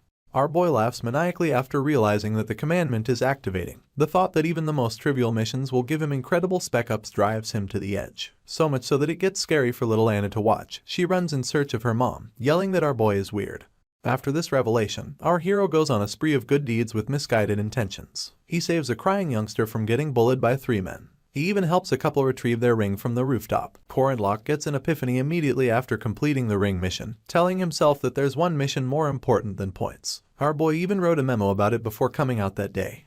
Meanwhile, at a chicken restaurant, the chef laments that he hasn't gotten the taste he's searching for. He tries something else and gets infuriated that it also isn't the right taste. He gets so mad that he smashes the table, recalling how he made the sauce using more than 10 ingredients but still hasn't found a sauce that appeases his desire to make delicious chicken. The chef feels like he just can't find it. At that moment, he hears a voice from the door telling him that he got it wrong. He wonders who it is, only to overhear our hero telling him to add starch syrup to the sauce. The maniacal look is still heavy on his features when he proclaims that the syrup will solve the chef's problem. After this, he prances away, bidding the cook goodbye, and leaving him thinking that our boy is a crazy person. Just to cross it off the list, the chef pours some starch syrup, thinking that adding it won't change anything. After taking a bite, he immediately exclaims how delicious it tastes, yelling that this is what he has been looking for. Meanwhile, our hero is right outside feeling proud of himself. Apparently, this was a mission he really needed to crack, since for most Koreans in this world, they can't survive without yangnyeom chicken. This is a type of sweet and spicy Korean fried chicken. Our hero gets a notification about not turning a blind eye to Yoon Kaijo's misfortune, and gets a level E reward of 5 equally distributed points. He's so stunned that he stops walking, and his eyes widen when he realizes that he gets points for something so menial. Worse off, for something he did out of his own selfish interest. He exposes all of his teeth as he proclaims that this is the best, yelling that nothing wrong can happen to the person who makes yangnyeom chicken. Our hero continues to laugh like a crazy person, oblivious of Hyorin who's staring at him from the rooftop in the distance. She just calls him a weirdo, and soon enough, some lady appears from a portal, announcing that she now knows where the Jiangxi has been. The lady adds that she let her be, only because she didn't leave the city, and reminds her that she still needs permission to go out. Hyorin averts her gaze from this lady almost instantly, leaving her quite confused. The poor girl then recalls our hero's words from before, how he told her that there's no sin in being born. Unfortunately, she also recalls being told that she shouldn't have been born. The girl just continues to check our hero out. Back at the hunting ground, Madame Josephine, who appeared to Hyorin, announces that the first-year students will be evaluated based on their survival tactics. She gives them instructions to make their way to the cabin at the northern end of the forest in order for them to pass. For now, she also instructs them to wear their rank armbands, so Alicia does as she's told. The professor then adds that the armbands can be returned when students get to the cabin, and announces that they'll be awarded points depending on how fast they can finish the mission. Lark smiles mischievously as he hears that the points won can be exchanged for a prize.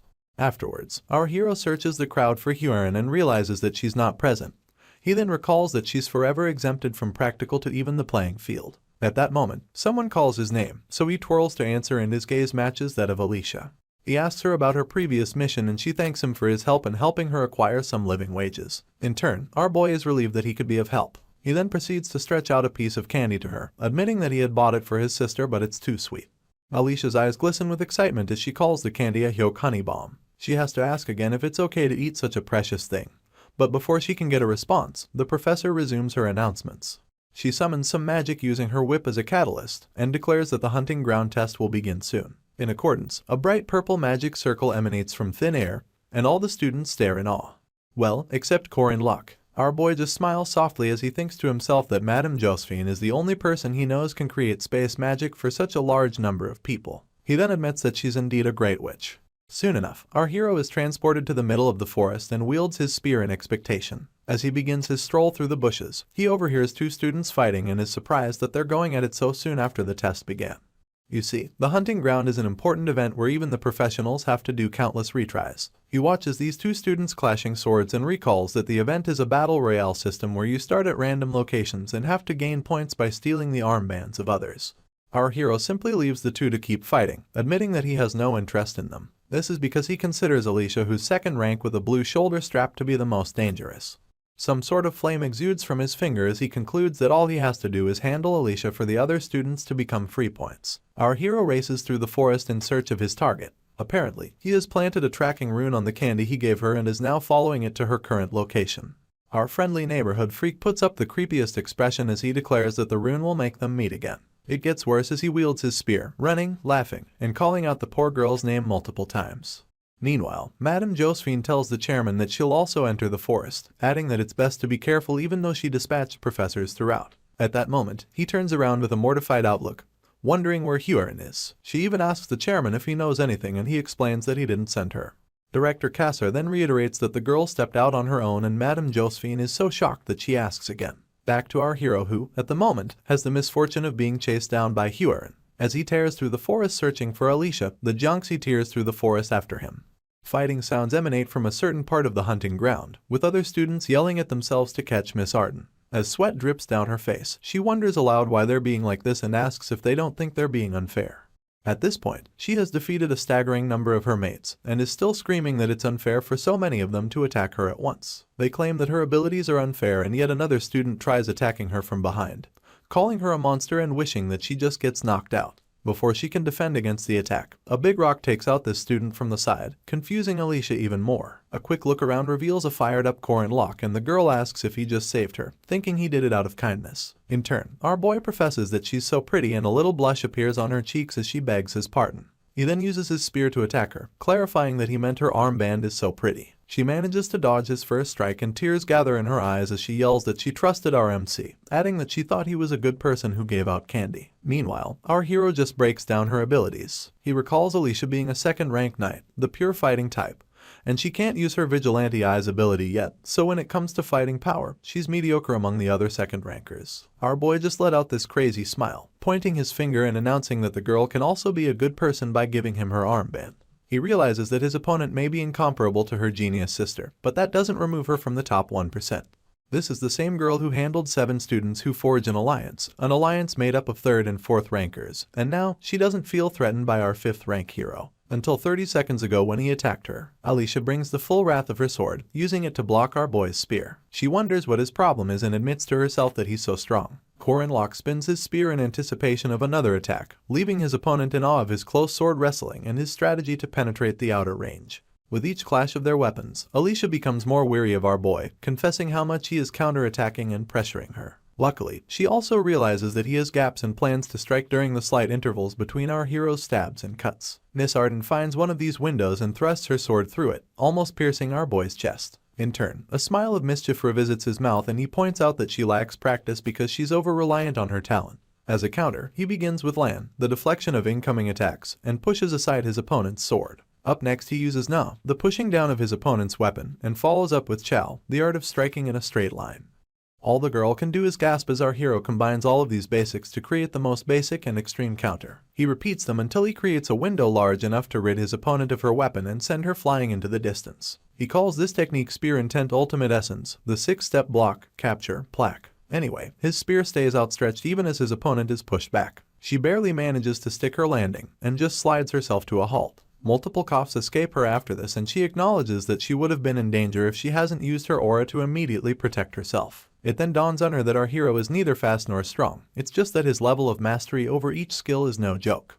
As she struggles to regain herself, she keeps asking herself who Corin Locke is and refuses to believe that he's only a 5th rank. Our hero lords over the now weak Alicia, leaving her no choice but to admit defeat. He then swipes her armband, proclaiming that he'll use it well. Our boy barely finishes his celebration when he overhears a student yell that his opponent is unfair. He bites down Alicia's armband as he turns to inspect the sound he's hearing. Luckily, he's fast enough to go on the defensive, and blocks a sword flying at him from the blue. He immediately analyzes the situation, noting that the sword is heavy, and concluding that it must be a magic sword made from heavy ironstone, which is 4 times denser than regular steel. It's also a sword that is effective against large boss monsters, and the fact that such a sword attacked him can only mean a powerful opponent.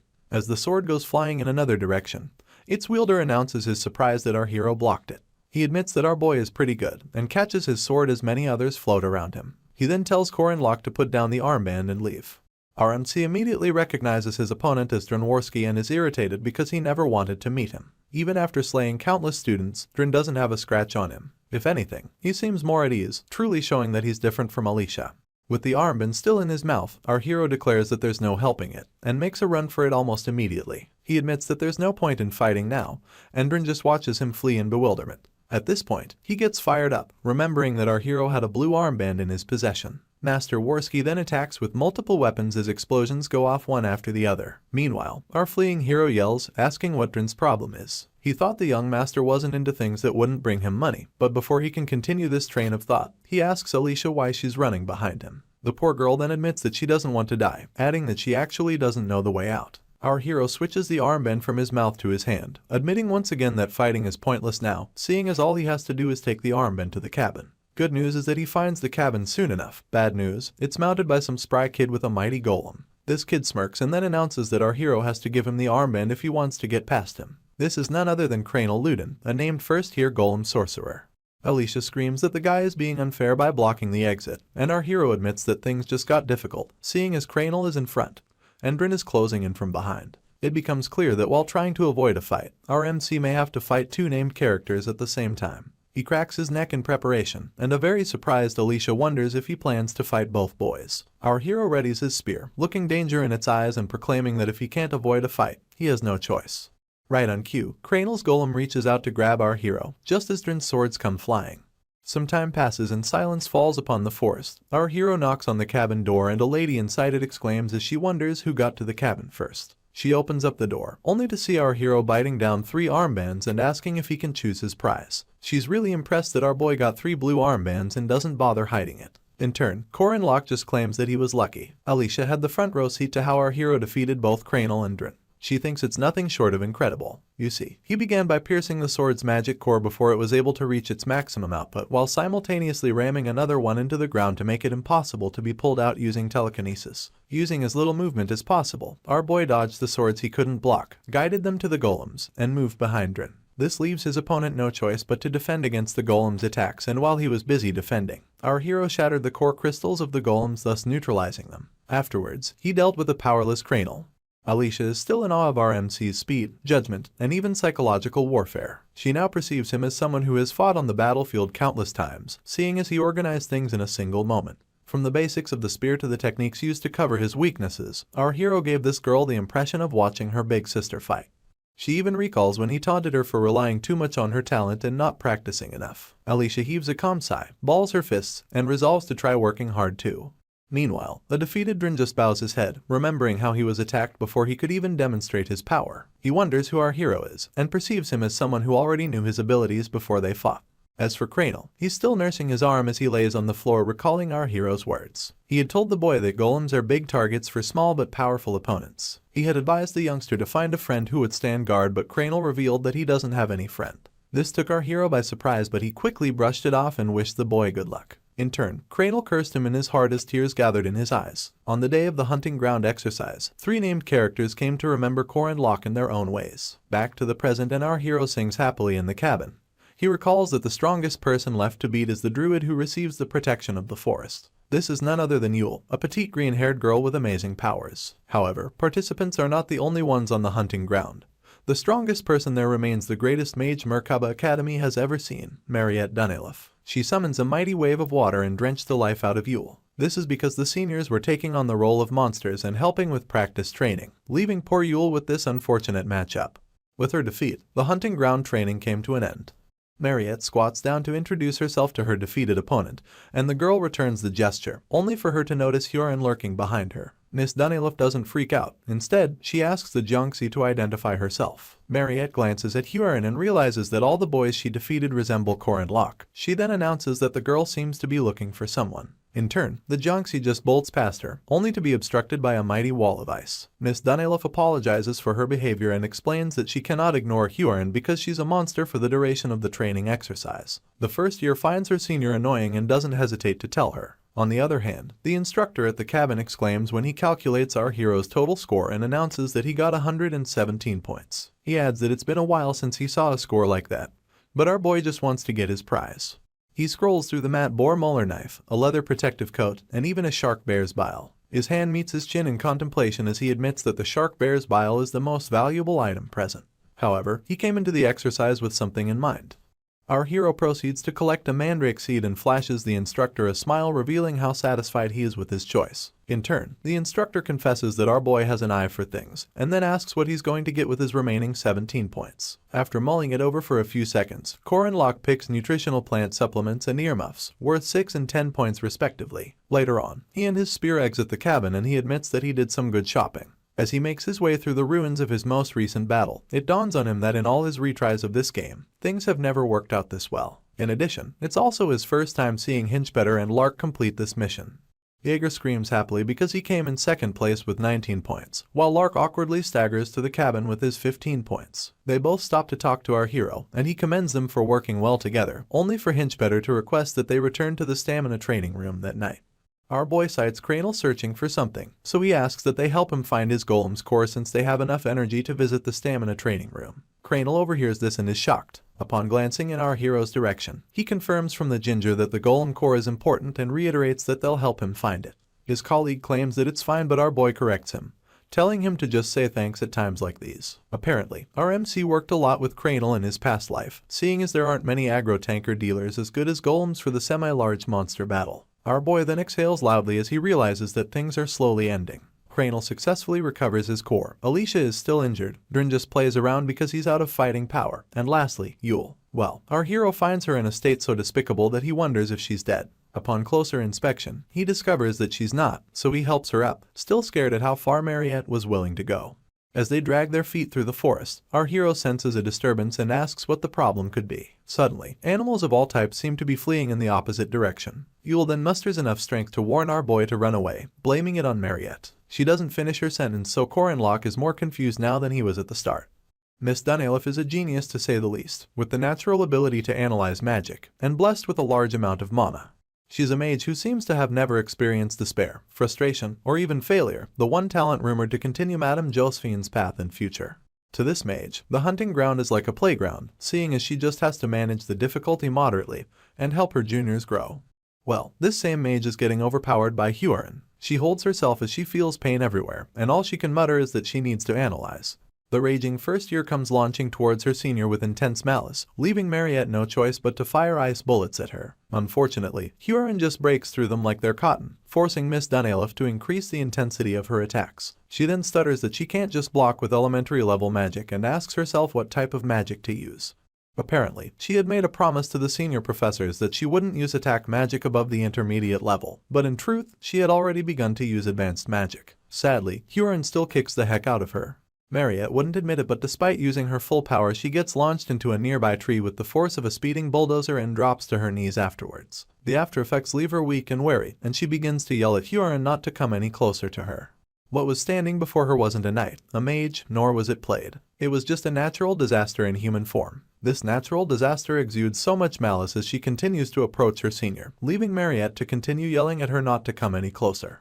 At this point, the voice of Madame Josephine echoes through the air as she orders Hyorin to stop. She then emanates through a portal and asks if Miss Dunelif is okay. She's too tired to even answer and falls to the ground soon enough. During the hunting ground training, a lot of things happen differently, starting with Corin Locke coming in first place when he is a 5th rank.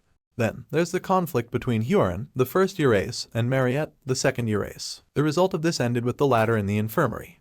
Our hero pays her a visit, leaning against a wall near her bed, and thinking about how scared he was when he thought she had awoken as a villain. A quick glance at her reveals that she is fine for now, so our boy concludes that everything is still flowing according to the original plot of the game.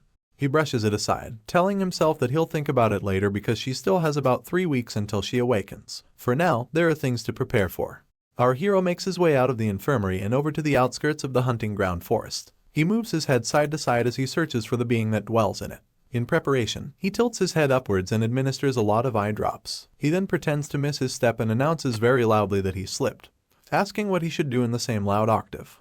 He drops the mandrake seed he exchanged 100 points for in the pond nearby, and yells that it is the precious seed that his mother left him. Our boy then continues to cry out dramatically until a strange voice asks him why he is so sad. A scheming smile graces his face as he acknowledges that the being he is searching for has arrived. You see, in the heroic legend of Arhan, there's an Easter egg that can only be used once, the gold axe Taoist hermit. Our boy stands before a giant of sorts with beards as white as the pale skin of Icelanders. This Taoist hermit is the same one who asks the woodcutter that drops his iron axe into the pond whether or not the golden or silver axe is his. Just like in the original story, the hermit used gold or silver axes and was limited to weapons that were unique grade or below. Unfortunately, there was no reaction when you threw other items, so it ended at that. Later on, some old-time players started a random item challenge and had apparently tried dropping 500 items in the Taoist hermit pond. This even moved some heroes to drop rare items too. This was an Easter egg that the producers added as a joke. Anyway, the hermit retrieves a golden seed from the pond and asks our hero if it is his. Our MC denies it, so the hermit asks about the silver seed next, only for our boy to reply in the negative again. He had bowed his head to sell how sad he was over losing the seed, and asked himself which type of crazy person would throw the mandrake seed they worked so hard for into the pond. A small chuckle escapes the hermit's lips as he presents our hero with the regular mandrake seed, and our boy admits that it is indeed his, with tears flowing down his cheeks like rain on a windshield. Of course, he is the crazy person he asked himself about previously, and here's why. The hermit announces that our MC is honest for seeing gold and silver and still not coveting them. For this reason, he offers him all 3 seeds and bids him goodbye. Locke leaves his head bowed and thanks the hermit profusely as he disappears into the pond. Immediately after, our hero bursts into maniacal laughter, announcing that items can be duplicated. The standard mandrake seed is known to have mana improving properties, but the gold and white silver ones have a more special effect. If you plant the gold mandrake seed, it grows as one that shines with gold light, and if you plant that of white silver, it grows as a mandrake that shines with silver light. This is a hidden piece you can only obtain through this method in the game. There's the problem of people who scream after acquiring it, but our hero does not think it is that big of a deal. However, in his past life, Park Seo ate the golden mandrake seed and he ate the silver. This time, our boy is overflowing with excitement because they're all his. There's a mission that will ensue in 3 weeks, and this is what causes Mariette to become the final boss and awaken into a special vampire. This mission is her encounter with Fog City's murderous vampire, John Doe. As our boy returns to campus that night, he realizes that he may have no idea how the agent of the demon tribe on the inside awakens Mariette, but he knows that there's still time. It is also part of the reason why he showed off his power to those second-year named characters, especially since no one would fight beside a weak 5th rank knight, even if he asked. Our hero quickly discovered that the first thing that gets powerful people interested in a player is proof of natural talent and strength. He is certain that in a week, the named characters would have recovered as well, and that is when he proposes to create a party. Meanwhile, Mariette wakes up in the infirmary and sits upright under the moonlight, waking up Isabelle, who was also napping beside her. She calls out the girl's name and immediately stands to her feet to check on her, asking about her throat and yelling that Huron should have stopped herself. She then blames it on the fact that the second year was restricted to elementary level magic. On the other hand, our hero thinks that if he has enough preparation, enough faith, and enough members, he will be able to save the first final boss from her misfortune. Until then, he resolves to train Alicia Arden, and employ Dranworski, who's the mercenary of sword control. He plans to also coax Yule, the druid of the Avaloan forest, and become closer to Cranel, the golem sorcerer.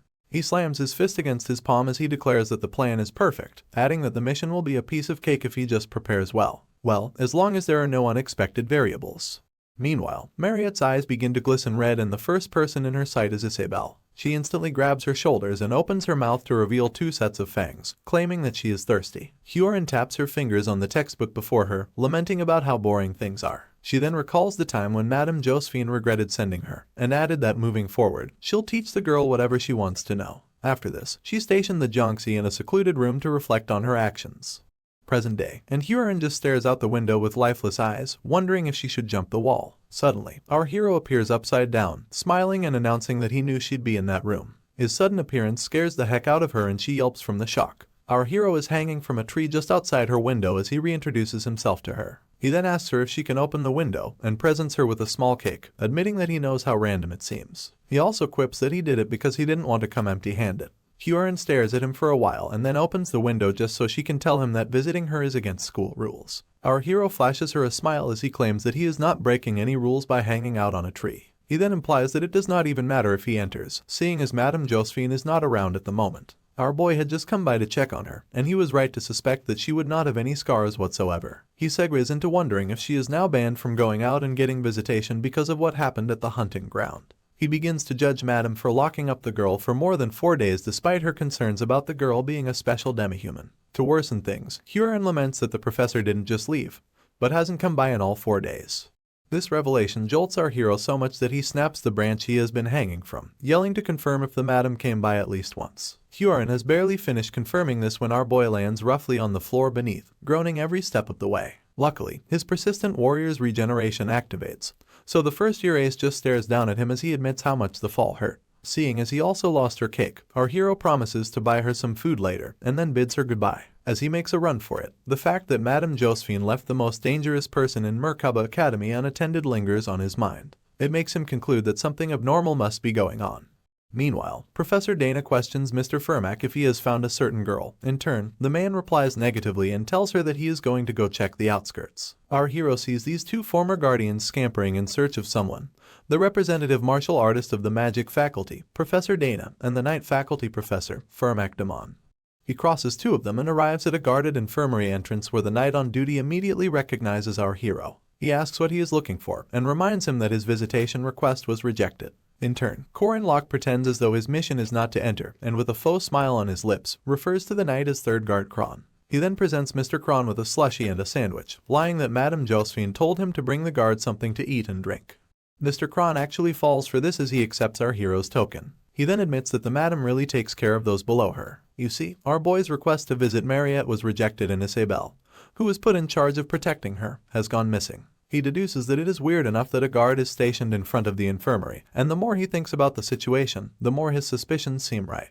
He watches the guard as he takes a bite of the sandwich, and sooner than later, Mr. Kron groans from bowel discomfort. Our hero just acts innocent, asking if his stomach hurts and pointing out that there's a washroom in the opposite direction. The guard begins to rush in that direction, begging our hero to help him stand guard while he uses the washroom. Unfortunately, our hero already pushes the door open before the guard can tell him not to enter. He just replies in a mocking tone as he quips that he definitely won't go in. Cold sweat comes down our boy's face and he heaves a sigh as he steps into the infirmary. He refuses to believe that the inevitable happened so quickly and tells himself that it is 1 month too early. He begs whatever deity is in charge as he grabs hold of Miss Dunelif's bedsheet and hopes that his suspicions are wrong.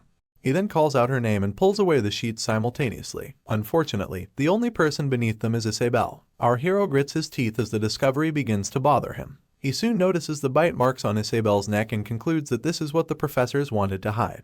His face gathers into a worried frown as it becomes clear that Mariette Dunelif has awakened as the first act's final boss, a vampire. Worse off, she awakened 3 weeks early. Our hero just stands there, distraught, and begins to recall the 4 phases of the attack strategy involved in defeating the final boss of the first act. Phase 1 involves easily dealing with the monster wave. Phase 2 involves holding back the vampire using magic circles, and after gaining the upper hand from dealing damage, you can move to Phase 3. This involves facing the powerful enemy who is rampaging in the realm of blood. When said enemy is knocked down, it goes to the last pattern, and this activates the final phase. The last pattern also happens to be the heart of this attack.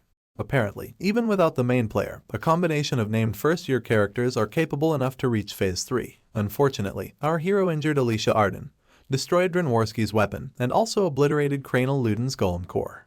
All of the first-year named characters have been eliminated from the running because of Corin Locke. He digs his hands into his hair in frustration, and admits to himself that they're doomed.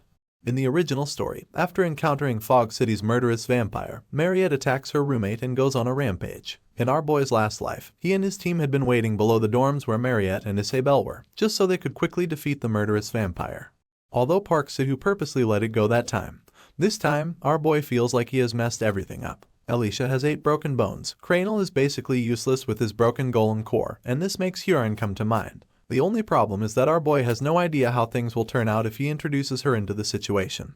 Later on, he tracks down Drin to a corner of the stamina training room and pitches the mercenary and employment commission situation. He explains that the difficulty is special and that he will need to find somebody and capture them without killing them. Drin immediately asks if our boy is crazy, adding that the first rule of mercenaries is to not join fights they can't win. He continues lamenting that he only has 2 swords now that our boy broke the other one. Corin Locke then cuts him off with an offer of 20 gold coins, adding that if he does not trust him, he can hold on to his soul dust as collateral. Before our hero can complete his sentence about how pure the dust is, Drin stretches out his hand to collect it. He then tells our MC that he is a desirable employer and his sparkle to show his enticement. A notification bar pops soon enough, announcing that the mercenary is now part of our boy's party. In turn, he gives Drin the thumbs up. Up next, he heads to the library to track down Yule and helps her with a particular book about her language. She wonders how he came about the information, seeing as she thought all the records had disappeared when the forest burned down. In turn, our hero admits that he read it in a book. He confirms if Yule's traditional alphabet is the Ogham alphabet and asks if she is in the library to find it. He then proposes a deal, telling her that if she agrees to help him, he will teach her all of it. Yule wears a determined look as she asks what he wants her to do, and just like that, she also joins our hero's party, and gets 2 thumbs up for her troubles. Afterwards, he makes his way to the canteen where he catches Lark and Jaeger having lunch. He explains that he is searching for a party for a hard mission with low pay and a lot of danger. He even adds that they may die, seeing as the opponent is a strong special demon tribe. The only cherry on this devastating cake is that they will gain fame and honor if they manage to succeed. Both boys stop munching on their meals as they digest the offer. They are so silent that it makes our boy scared that the mission may be too much for them. But it is not. Jaeger pastes a smile on his face as he admits that it is quite romantic. The same smile appears on Lark's face and he declares that they should give it a go. This really makes our hero happy, the fact that these boys are obsessed with romance, that is. He has now successfully gathered a subdealer, a support, and enough people to help them pass through the first phase. Seeing as they've met the minimum conditions, all 5 of them make their way into the forest that night. They do this because our boy remembers when Sihu mentioned that Mariette was crying and hiding in the forest, and how hard it was to find her. Apparently, in our boy's last life, the girl had dug a tunnel in the forest and hidden there for a month. Back to the present, our hero makes use of Sihu's information. Seeing as there is only one forest in Merkaba Academy, their target is obviously at the hunting ground. As they weave through it, Drin asks our boy if Mariette is truly there, adding that he understands the goal but will need to know his plan to find her. In response, our hero admits that it will take several years to find her, and tells them not to worry since all they have to do is ask. He then directs his statement to Yule who, in turn, asks him just how much he knows. She then pulls out her staff and uses it to touch the soil, asking the forest spirits to lead them to Mariette. Bright green lights surround her in accordance, leaving Lark intrigued, and Jaeger overexcited about the gathered spirits. Our hero can only judge from the reactions of his party members, but it's enough to let him know that countless spirits have gathered. Sadly, he can't see them for himself. In turn, he scratches his chin and asks if the spirits have found their target yet. Yule stutters as she answers positively. The only problem is that the rest of the team seem to be staring in one direction. Our boy wonders aloud why they're doing that, only for Yule to warn him that something is right behind him. Corinlock is fast enough to block an attacking monster with his spear and turns around in time to slash it in 2. He is surprised that such a thing burst out all of a sudden, only for Drin to warn him that many more monsters are attacking from the front. True to his words, beasts of all kinds seem to be falling out of nowhere, some with wings, others with horns and fangs. Some look wolf-like, while others even wield weapons. The team instantly falls into a panic and Jaeger asks the most stupid question, wanting to know if Mariette turned into a monster. Our boy hurriedly answers in the negative, and everyone readies themselves for battle. Lark opens up his grimoire, and Jaeger plasters his maniacal smile on his face as he laughs at the audacity of these monsters to come after him. He then announces that they're perfect to warm up with. At this point, our hero yells instructions at Jaeger, telling him not to go to the front lest the monsters surround him. He then adds that he should take 3 steps back and steadily cut away at their numbers. Meanwhile, Lark is still behind him, so he instructs the boy to cover their back and yells at Yule to support him. As for Drin, our hero does not feel he needs to tell him anything, but still advises him not to go too forward. With this, everyone launches into battle with the monsters. As the mercenary takes out monsters 2 at a time, he admires our MC for not getting swayed by a surprise attack. Better still, for giving proper directions and support. He admits to himself that Corinlock is not just strong, but also experienced as a leader and a strategist. He watches our hero wielding his spear with such grace and sees him as nothing short of a commander. The mercenary still finds it difficult to believe that he is just a 5th rank knight, and concludes that the Academy's test is very wrong. Amidst the battle, Jaeger raises his voice to tell Yule that he thought they were locating Mariette. He then asks why they're only facing a bunch of monsters instead. All Yule can do is stutter as she reiterates that she was only listening to what the spirits told her. He asks if Miss Dunelif is controlling the monsters, and this time, Lark answers, explaining that there's no way monsters would travel in a pack like this. He then adds that they seem many times more ferocious than normal. He does all of this explaining as he uses his grimoire to the best of his ability. Unfortunately, our hero doesn't agree, so he points out that Mariette is not a puppeteer or anything of the sort. He then makes it clear that such a person cannot up and control monsters so easily. He slashes his way through yet another beast and tells his team that even if it was possible, the second year would not just control them so thoughtlessly. This leaves so many unanswered questions, so Drin wonders aloud why the monsters are attacking them. Our hero breaks into a small speech about how these beasts attack according to their habits, but occasionally, there come situations that make them forget these habits. The rest of the party listen with rapt attention as he gives an example, stating that it could be something the monsters were too afraid to respond to, something that they needed to run away from. At this point, Mariette appears, walking towards them with her bare feet and red eyes filled with malice. The entire team yells her name simultaneously and instantly begin to mount their guards. Our boy instructs Yule and Lark to take the back as they did before. The bespectacled boy complains about not having any time to rest, while the druid asks if they have moved back enough. Our hero does not reply. Rather, he instructs Drin and Jaeger to take a few steps back so they can support him. In turn, the mercenary quips that our boy seems to have a plan, so he decides to trust him. Meanwhile, Jaeger would rather have more specifics. Amidst all of the ruckus, Corin Locke offers to take the front line, and this activates the third commandment, his desire to save the world and defeat Mariette Dunelef. Our hero's status increases by 50% and it displays some backup stats. His aura rank and mana rank go up by 740 and 460 respectively, while all his other stats get increased by 13 points each. Our boy grips his spear tighter than ever as he considers Mariette's fate and the effect she'll have on this world. He deduces that the backup numbers he got must be the ones considering the influence on the world that will happen in future, and not the first act's incident. His notification board pops up again, displaying that the current mission is to save the world. The details include taking the first step to do so, and stopping Mariette Dunelef. Our hero quips that he understands, and with the rest of his team waiting for him to say the word, he stretches his spear towards his opponent and declares that they're ready to do this. Things take a sudden turn when another notification pops up to warn our hero that his initial mission conflicts with the first commandment, which is to not turn a blind eye to the misfortune of others. A very scary Mariette seems to be foaming at the mouth as she approaches. Still, our boy gets a notification to rescue her. The console even wishes him good luck. As the vampire covers the distance, it becomes apparent that tears are flowing down her cheeks. Yule is the first to point this out, but Drin quips that it doesn't change anything and sends forth his sword to subjugate the demon tribe. His eyes widen from the shock of what happens next. His sword gets stuck in some sort of barrier surrounding the vampire, and the mercenary doesn't understand how that kind of thing can happen to his heavy iron sword. Lark educates them about the situation, explaining that the barrier around Mariette is actually an orb, and adds that it's a familiar born from a vampire's blood. He's more surprised that a newly awakened vampire already possesses such an orb already. In turn, our hero tells his party that there's no need to be scared, adding that the vampire was just born and won't be able to properly receive his host's blood or mana. While he can't be supplied blood from his host, he can't do anything but block. Drin quips that it's kind of a big deal for a mage's defense ability to be covered, seeing as it's also their greatest weakness. Our hero just rubs the back of his neck as he assures the mercenary that it's fine.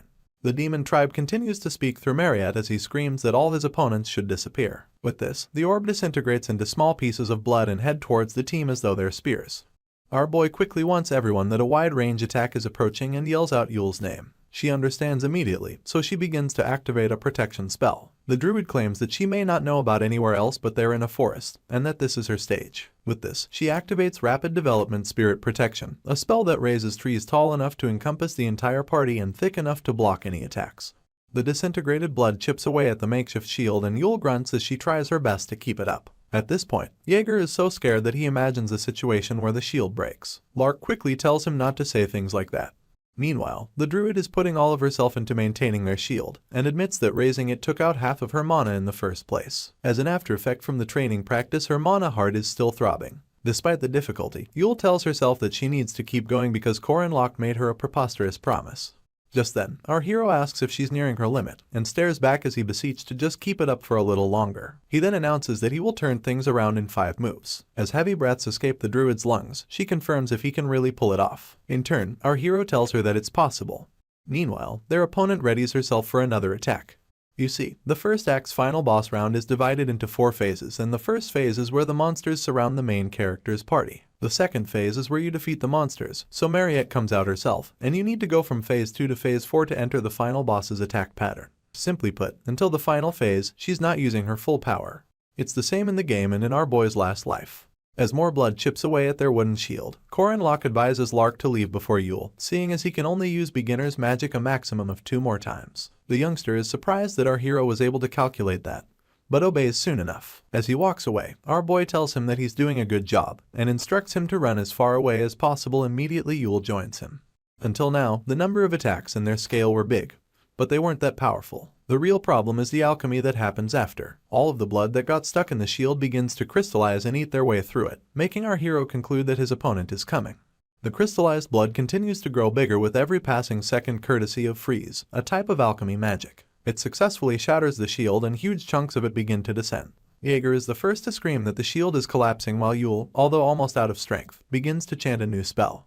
She calls forth the earth that summons the trees and barley, the gods and the bugs, the ashes that help keep the world full. The druid then summons the sail, Ifin, Uath, and Strafe text respectively. In response, the vines on her head grow, a green essence surrounds her, and trees in the environment seem to come together.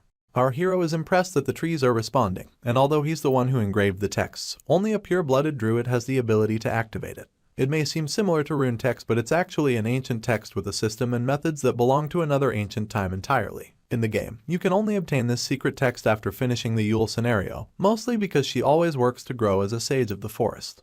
More and more trees emanate from the ground and they just keep combining themselves, leaving Jaeger and Drin no choice but to watch them grow. Ultimately, they forge a wicker man, also known as a giant willow doll. These are the sages of the forest, the advocates of nature, and a product of a 1,000-year-old secret text that belongs to a family who loves spirits. This being towers over the entire team like the Statue of Liberty, and Yule is as surprised as ever that the texts our hero gave her really summoned him.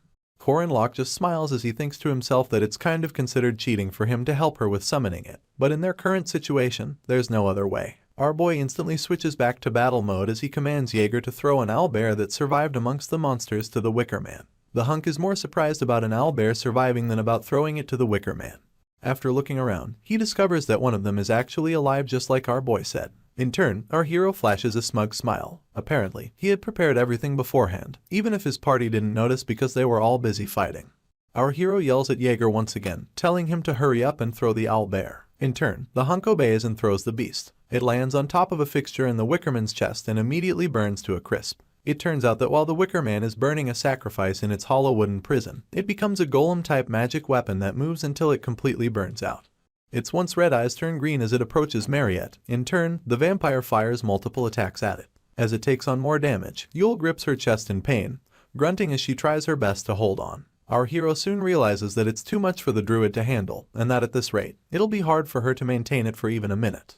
For this reason, he spins around and yells at Yule to not stop, adding that if she stops controlling the Wicker Man, they'll all die. In turn, the druid screams that she knows this. Mariette and the Wicker Man come face to face again, and the vampire screeches as it sends out multiple blades of blood. They pierce right through the ginormous wooden monster, making Yule ask our boy if something like that is really okay. Our hero tells her not to worry, seeing as a Wicker Man isn't a living creature, but a structure, and having holes in its body won't break it. Logically, in a battle of fire versus ice, fire basically has no chance of losing. Well, our boy gets the surprise of his life when Mariette sends out a ginormous blood blade and it pierces through the Wicker Man's hollow wooden prison, putting out the flames completely.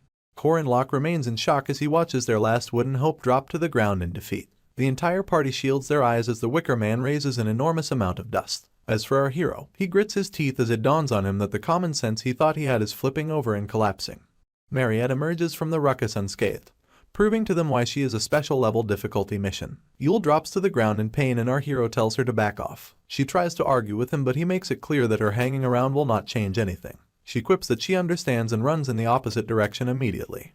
Jaeger, on the other hand, is skeptical that they can handle the situation on their own, and wastes no time questioning our hero about it. In turn, he reminds that hunk that Mariette has used up all of her wide-range attacks, and asks if he knows what that means. Our boy spins his spear as Jaeger asks for some clarity, and tells him that it's time to deal some damage of their own. His eyes are riddled with excitement, and he rushes towards his opponent with a smile of mischief pasted on his lips. The other two then yell at him to wait for them. As soon as the vampire sees them approaching her, she unleashes a myriad of blood blades, leaving our hero, Jaeger, and even Drin no choice but to counter them with their weapon. The mercenary uses a special skill named Link Pass Direct Acceleration, and it sends one of his swords zigzagging through the air until it almost hits Mariette. Unfortunately, her orb activates in time to block it. Drin curses, and then admits that the vampire is annoyingly sturdy, only for Jaeger to jump over his head while spinning his spiked club. With the help of gravity and all of his strength, the hunk brings down his club on Mariette's orb and successfully shatters it. A smirk of victory plays on our boy's features, and he recalls that this technique Jaeger just used as his special attack called Cumulative Destruction. It's a combination of all the attacks he has faced. This makes our hero admit that the hunk is pretty useful. Sadly, he gets too full of himself and drops his guard. Our boy tries to warn him but he doesn't make it in time. Just then, Phase 3 activates and Mariette begins to levitate as blood floats around her. This is called the Realm of Blood. The resulting explosion creates a wave big enough to knock out both Jaeger and Drin, leaving our hero to be the last man standing. You see, when the blood orb shatters, it activates a trap which our hero and his friends are stuck in right now. He begins to feel a very strong pressure, one unlike that of Mariette, who was only using minimal defense. At this point, the vampire levitates above a wolf-like monster made completely of blood. Apparently, the orb had forcefully sucked up the girl's blood and mana to create this beast. Our hero takes a moment to exhale. He never expected to be the last one left, because, to clear this test, you would need at least 3 people with you until the end of the 3rd phase. He dusts himself up, cradles his spear on his shoulder, and declares that it doesn't really matter, seeing as the result will be the same. 4 nights ago, something terrible happened. The moon was full and blood red, and Mariette thought about the difference between humans and livestock. Being born as a human, this difference should be obvious, and it's only natural for you to cringe and shut your eyes while watching the desperate struggles of livestock who don't want to die. That night, there was a strange flow of air, the type that flowed from the ends of Mariette's feet up to her spine, contrary to the burning sensation she felt in her throat. She glanced to her side and found Isabelle's neck attractive, and bit into it despite having no idea who she was. Her canines broke the poor girl's skin and reached her vessels, but Mariette only saw her as trembling livestock at the time. She had no idea if the girl was trembling from the fear of being butchered, or from grateful resistance. The bottom line was that it wasn't important. The vampire didn't even feel the need to cringe or close her eyes because the painful moans of Isabelle were as beautiful as the melody of a piano. The warm blood that came to her lips had wet her throat, and it flowed throughout her body, warming up her cold skin. Afterwards, she sat with blood all over her person, and her vessels, which felt like they had stopped, began to expand once again. The moans of poor Isabelle alongside the creaking of the bed had all stopped, leaving only the beating of Mariette's heart. It felt as though her heart might explode, and this feeling spread throughout her body. The once delicious scent of blood began to suffocate and disgust her, and her body, which had felt like it was imbued with vitality, began to feel like it was collapsing. This was because only then did she realize that Isabelle was no livestock. Only then did she realize that she had committed a crime. She had almost killed her friend as if she was some animal. Tears began to pour down Mariette's eyes as she became conscious of her wrongdoing, and this realization made her grab her famished stomach and run away. She had managed to stay in the forest until our hero came to find her. Back to the present. The orb monster growls loudly in a bid to intimidate our boy. It does not work, so the beast gathers a burst of energy in its mouth and unleashes it as multiple attacks. In turn, Corin Locke calls it a bastard dog and prepares his spear for the stab 6-step technique, utilizing only the 4th step. He jumps into the air, challenging the monster for trying to bite a human. Our hero then cuts through all of the beast's attacks using spin, returning heaven. In retaliation, the monster grabs hold of the core in its chest and sends forth 2 more demon dogs to go after our boy, confirming his initial suspicions about the breed of the monster. Undeterred, Corin Locke charges headfirst at his opposition, throws his spear into the sky and slides past both dogs. He then catches his spear move again and activates the 5th step this time. As though that wasn't enough, he uses the pagoda tree mountain technique as he throws his spear through both dogs in one attack. Our hero retrieves his weapon and asks his main opponent if that was it for his welcome drink. He then smirks at the monster, claiming that it was quite simple compared to its initial scream. He asks if it has anything else to throw at him, and this seems to infuriate the beast, so much so that it growls some more. Sooner than later, it begins to phase through the air. Our hero concludes that the beast has disappeared, but soon realizes that it's just moving too fast for him to see. Another smirk visits Corin Locke's lips, and he asks the doggy if he should teach him some more tricks. As the monster approaches him at top speed, our hero clarifies that what's needed in a victory isn't 100 steps, and adds that looking for weak points in one step is what's more important. With this, he dodges the beast's feeble attempt to hurt him and announces that there's no way that would have worked because the monster has shown it to him before. He proceeds to activate one of the Calamity Serpent intent, the Rising Serpent Skies to be exact, and he stabs the demon dog straight through its core using the Poisonous Dragon exit. In accordance, the orb of this beast begins to crack and continues to do so until it shatters beneath the night sky. Our boy just stands majestically as he watches the destruction, and soon enough only the body of the beast is left in a small crevice created by the after effects of our hero's last attack. The poor thing still coughs, showing very little signs of vitality. It even stands to its feet as its body begins to turn to mush, growling with the last of its strength. Our boy acknowledges that the dog will protect its creator until the end, adding that it has committed no crime. Afterwards, he tells it to be patient and promises to save its mother, the vampire. With this, Corin Locke enters the final phase, coming face to face with a burning Mariette. Normally, as soon as this phase starts, she puts the members of the party into critical condition. This time, she launches off the ground and her silhouette is the only visible thing under the moonlight. The fact that she puts the team in critical condition is inevitable, and our hero knows this. He even acknowledges that it's the reason why this phase cannot be cleared alone. He begins to unbutton his shirt in preparation, realizing that in order to save the party member who became Mariette's target for blood-sucking, all members would have to stick close and rip the vampire off. At this point, said vampire is mere inches from our boy, but he seems to be the most unbothered person on the planet even though there's no one to help him right now. Mariette makes a move for his neck and a notification pops up to signify that her mana and stamina are recovering due to the blood sucking. She pushes our hero to the ground as she continues to feed on him, and he realizes what it feels like to be robbed of your life. However, he balls his fist and declares that he can endure it. This is because he possesses the persistent warrior's regeneration, which helps his body continue to recover as long as he doesn't lose his fighting spirit. He continues to tell himself that he can endure something like this, but grinds his teeth from the pain. Our hero gains solace in the fact that he's returning the favor that a kind child did for everyone while sharing potatoes with her small hands. He proceeds to pet her head, telling her to take her time lest she choke. The whole cradling thing gets to the vampire, well, enough to make her stop sucking his blood and stare at him with tears flowing down her cheeks. At this moment, our hero remembers Sabancha Duke and how he had sucked the blood of his servant, killing him the moment he awakened as a vampire. He realizes that even a great commander who was left in history couldn't control his lust for blood.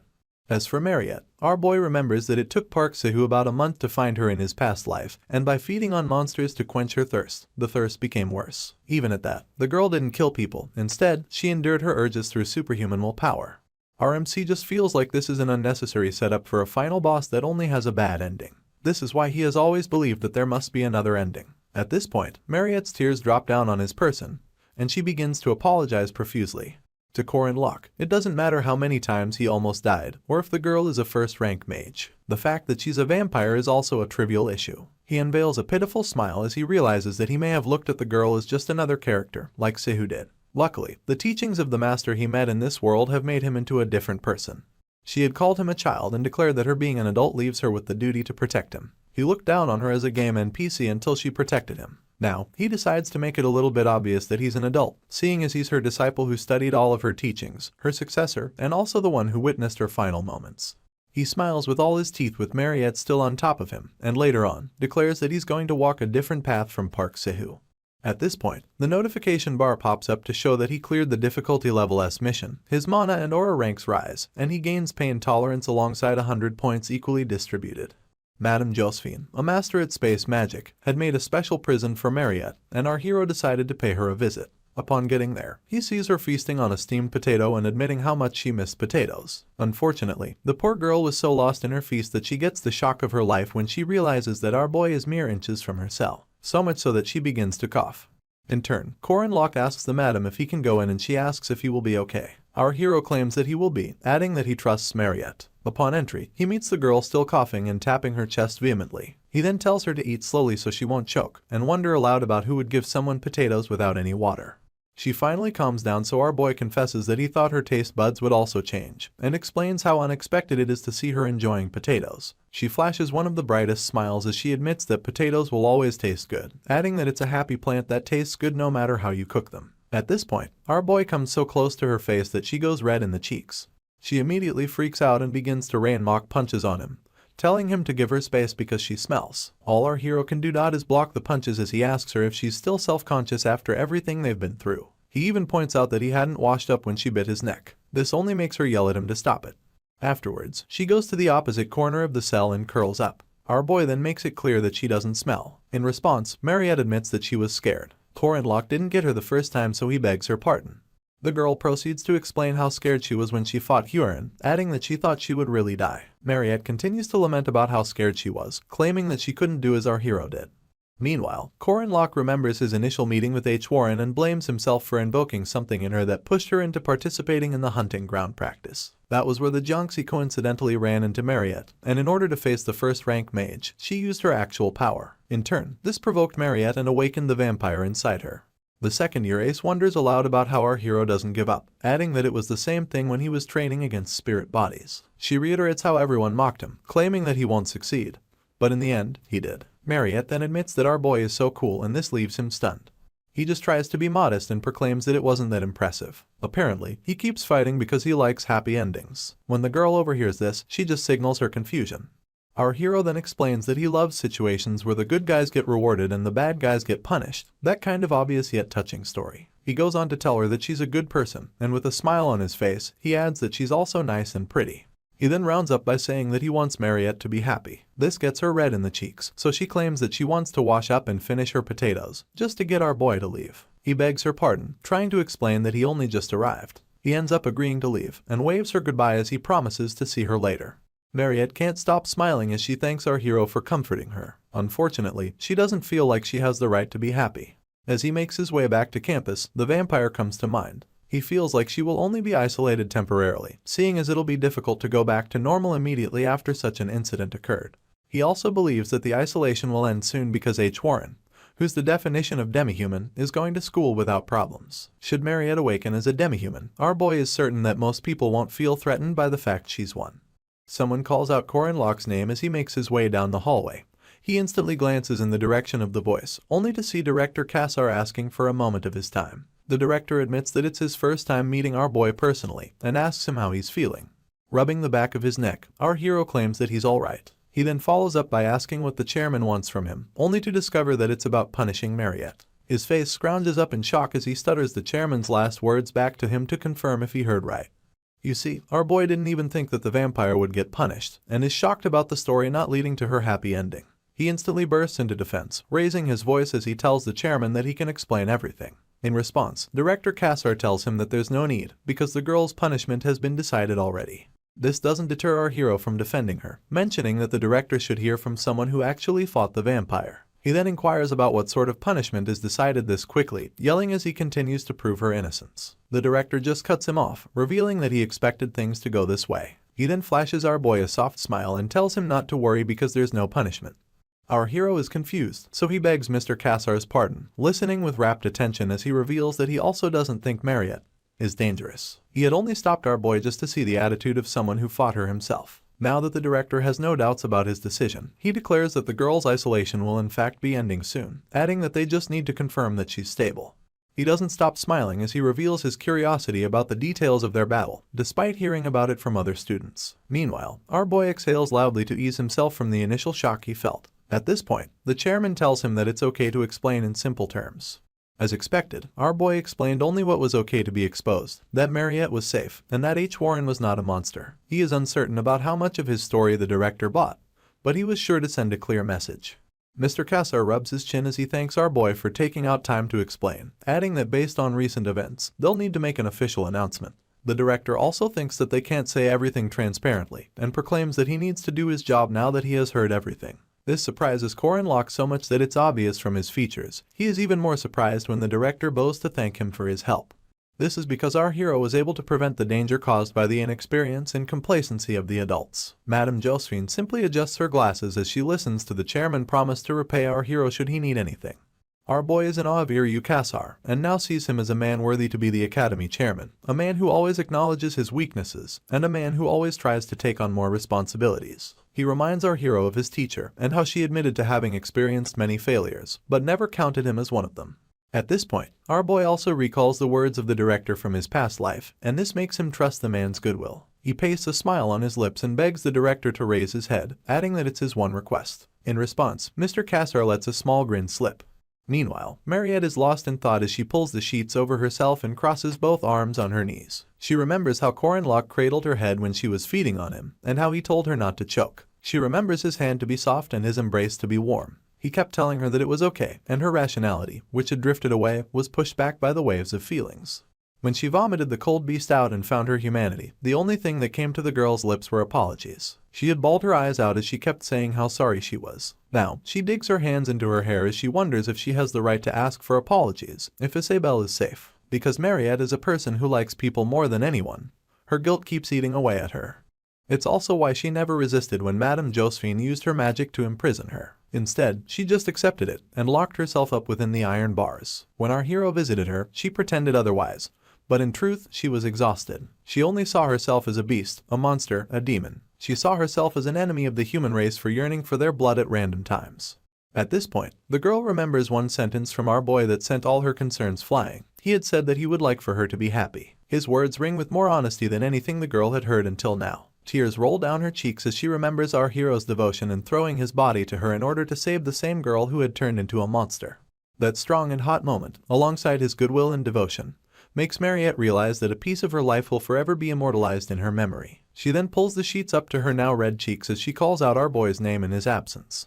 On the other hand, he overhears some students gossiping about the second-year ace. One of them mentions her to his mate, and the other refers to Mariette as the potato senior. You see, it's been a week since the incident. There was a bit of chaos because some no-good people opposed Mariette staying at the school. Luckily, H. Warren, who's also a demi-human, was already attending school obediently, so the contrary opinion quickly lost steam. In the cooking classroom, the students continue to gossip about the vampire, asking if she's still in isolation because they heard that she's not coming to class, while Jaeger and Lark cook up something dangerous in the background. All our hero can think about is why the girl's still isolating herself after a week. Officially, her isolation has finished, so the second year tries to mingle with other students. They bombard her with attention, asking if she's okay and congratulating her for becoming special. Meanwhile, Mariette's eyes can't stop searching through the crowd, and she becomes jittery when she doesn't find Isabelle in it. She instantly returns to her room, a blood bag in sight as it becomes apparent that she's not ready to free herself yet. She thinks to herself that Isabelle must hate her, that she must be scared of her. She then puts herself in her victim's shoes and concludes that if she were the one, she wouldn't want a friend who bit off a chunk of her. She resolves that she doesn't want to get in the way of Isabelle, or anyone for that matter, and for that reason, she decides to disappear from the academy. The girl is still staring at the blood bag before her when her attention is drawn by someone knocking on the door. She asks for the person's identity and walks up to the door as she wonders who would come to see her at this time. As she opens the door, Isabelle instantly embraces her and bursts into tears as she asks if the girl is okay. Mariette is so stunned by the visit that she questions why the girl came by. In turn, Isabelle doesn't let go of her and asks if she's not supposed to come. The second year begins to stutter as she tries to defend herself, but her confused friend asks once again if she doesn't want to see her. The vampire is quick to debunk this opinion and goes on to ask if Isabelle isn't afraid of her. In response, she smiles softly and reveals that she saw everything before she passed out. She had seen Mariette's face after biting her, how she didn't know what to do and felt sorry about it. At this point, she cups the vampire's face and declares that she'll always think of her as a friend no matter what happens. She then joins foreheads with her, looking into her eyes as she quips that she would like her to always think of her as a friend too. This confession brings tears to Mariette's eyes and she cries out, thanking her friend at the top of her voice. Soon enough, she admits that she expected Isabelle to hate her, but her friend asks if she's been feeling bad about herself until she came along. She doesn't wait for a response before flashing the vampire a smile, and admitting that she already felt better after some time but the hospital told her not to go out. This was why she couldn't go out even after her friend's isolation was over. She then reveals that she's only there because a certain first year snuck her out of the hospital, but when she turns to point him out, the student is nowhere to be found. She swears to the vampire that there was a tall junior right behind her, and Mariette's eyes shoot open with realization. As our hero walks away from the vampire's room, he admits that trust towards a girl like her would not collapse from such a small incident. Meanwhile, she's back in her room burying her face in her hands and worrying her friend while she's at it. She realizes that Corin Locke has helped her again, and keeps calling his name as she blushes profusely. This is how the first act of the story ended, with a happy ending for everyone, unlike what happened in the game and our hero's past life. Although some unexpected things occurred, and not a single thing went according to plan, our boy likes it even more. He has successfully proven that without a main character, the world goes on, and that even without following the plan, better endings can still exist. He smiles ear to ear as he savors the moment that helps him confirm the beginning of a new world. Corin Locke's schedule has become quite desolate with a repetition of class, lunch, more class, training, dinner, and yes, more training. Unsurprisingly, he's in the stamina training room at this moment, telling himself that he has to be stronger although he's still riddled with bandages from his last battle. He wants to learn to be faster because of the scenario that's approaching with X. He unleashes the Calamity Serpent Ultimate Essence, the Rising Serpent Skies, and finally, the Poisonous Dragon Exit. All this time, Mariette has been watching, so she draws our hero's attention, happily telling him how amazing he was. She then adds that he seems to be working hard. Our boy points out that she's back to normal, but she swipes this aside as she offers to feed him for working so hard. Mariette claims that she didn't prepare much, and then encourages our hero to eat up. Contrary to what she said, the girl made 5 different dishes and our hero wastes no time mentioning it, adding that all the dishes are even made from potatoes. He admits that he was getting anyway, so he gratefully digs in. The vampire plays along but soon gets distracted when the wound on our hero's hand begins to drip blood. Our boy is oblivious to this, so he inquires why the girl is looking at him, asking whether there's something on his face. In response, Mariette averts her gaze, screaming as her fangs pop out. She thinks to herself that she drooled at the sight of the blood and this makes her ashamed. Our hero goes on to ask about how she drinks blood these days, and the vampire refers to the pack beside her. In turn, our boy inquires about the difference between fresh blood and a blood pack, so his friend goes on to explain that the difference lies in the freshness and in the taste, adding that Corin Locke's blood was yummy. Shame falls upon her once again and she proclaims that her last sentence makes her seem weird. Our hero easily swipes this away, replacing it with his curiosity about whether the blood difference is similar to that of organic food and pesticide-sprayed food. In response, the second year admits that it's similar and makes a better example using frozen meat and just cut meat. Understanding the assignment, our boy expresses his sympathy that his friend is fated to eat frozen meat for the rest of her long life. He then announces that it's okay to drink it sometimes. Mariette has no idea what he means, so she asks about it. She instantly freaks out when our hero clarifies that he meant she could drink his blood. He informs her that he regenerates anyway and invites her to come find him if she gets tired of the blood packs. Worse off, he presents his neck to her, asking if she wants some of his blood right now. The poor girl averts her gaze as she screams that our hero shouldn't say stuff like that. She then refuses his offer because she doesn't want to be a bother. Afterwards, she presents him with a potion and our hero wonders if it's blood. Mariette then clarifies that a vampire's blood is one of the greatest magic ingredients, adding that it's good for the body despite how nauseating it may seem. In little to no time, our boy gulps down the contents of the vial, making his friend admit how embarrassing it is for him to drink it in her presence. At this point, our hero's notifications begin to act up, declaring that he has consumed a second rank elixir, one that uses a special ingredient. Up next, it announces that his aura rank has moved up by 1 stage, his maximum aura has gone up by 500, and that 10 points have been equally distributed. Mariette asks if it was yummy, but our hero is more preoccupied by the fiery essence surrounding his features. He then admits to himself that the potion didn't taste good, but he's stronger than in his past life. A smirk comes to his lips as he tells the vampire that the potion was great, and continues thinking about how he's now ready to start the scenario with X. Alicia Arden is a direct descendant of the renowned Arden swordsmanship family and a first-rank knight. You see, her life has changed a lot from before. After feeling an unknowable wall between herself and our hero, she realized that she needed to develop herself more, and began to put her efforts into that regard. Until a while ago, she was a fundamentally lazy and unaspiring girl with no heart or concern towards swordsmanship. Alicia spends her time taking down mountains of honey bomb candy and goes shopping simultaneously. She picks out 2 dresses at once, yelling that she wants to try them all. Although her talent was near genius, when it came to her attitude, she was a terrible student who always received failing grades.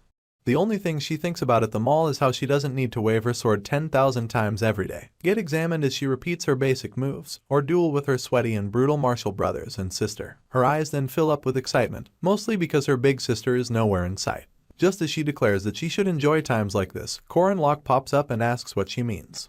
She's shocked beyond return, and begins to tremble as our hero guilts her for no longer dropping by the training room. She begins to slur her words as she makes up excuses like having a lot to do, having assignments, and also doing missions. In response, our hero gifts her a 100-watt smile and asks her to join his party if she wants to make a lot of money. Tears start to fall down Alicia's cheeks as she asks the universe why our hero keeps looking for her. Apparently, Corin Locke became difficult for the girl to approach at some point, because when she was in front of him, she felt like her lazy habit of trusting her talent alone was exposed. The bare face of a genius swordsman who received a second-rank Knight Guardian certificate at a young age had been revealed.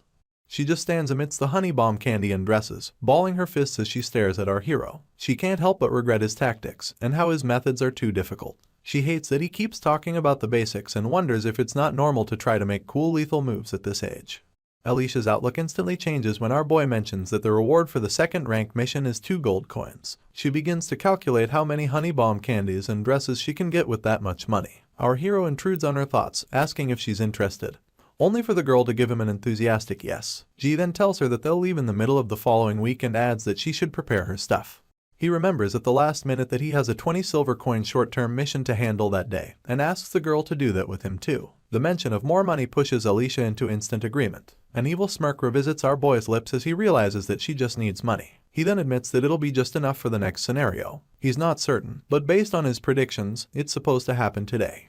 Apparently, Alicia likes the patrol missions from the board, seeing as all she had to do was follow a designated route in the middle of the city and check if there were any problems. The monsters that came near the city were 4th or 5th rank at most, with the occasional appearance of the mid-level ones, though the likelihood of that is slim.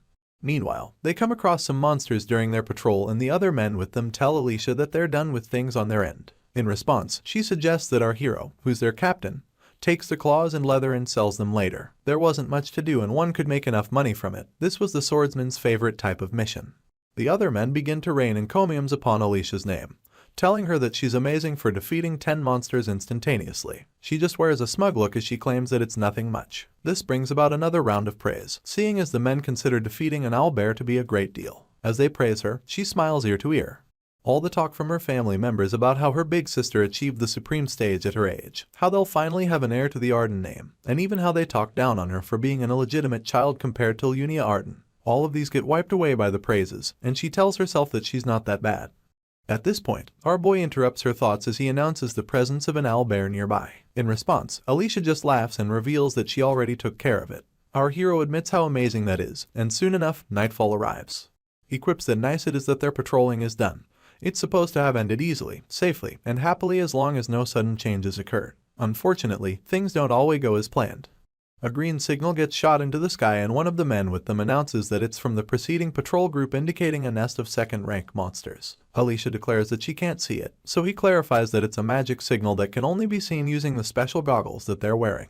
He adds that it's a secret method used by guards and quips that they should head down immediately. Tears run down the girl's cheeks as she realizes that she has failed to leave work on the dot. You see, when nothing much happens on a patrol mission, it can end without even killing a single monster, but when changes like a monster signal occurs, one has no choice but to participate in the raid. The other men begin to cheer, announcing that they have no reason to fear because they have the granddaughter of the sword genius. While they celebrate in the background, our hero just smiles, realizing that he was right. The nest of second-rank monsters that were found by the preceding patrol group was the nest for the wolves centered around Werewolf. Werewolf was the monster that Alicia managed to defeat while she was poisoned in our boy's past life. This time, they managed to defeat it as well. However, a more capable beast comes riding in, shocking the girl to her core. It's none other than the mythical Dullahan, a first-rank monster. Moving on, we see that the Dullahan comes riding in with green flames exiting every crevice in his bony body. Alicia begins to worry instantly, wondering what such a beast is doing in the forest. In the midst of the ruckus, she reaches for her sword and tells herself that it's not over yet.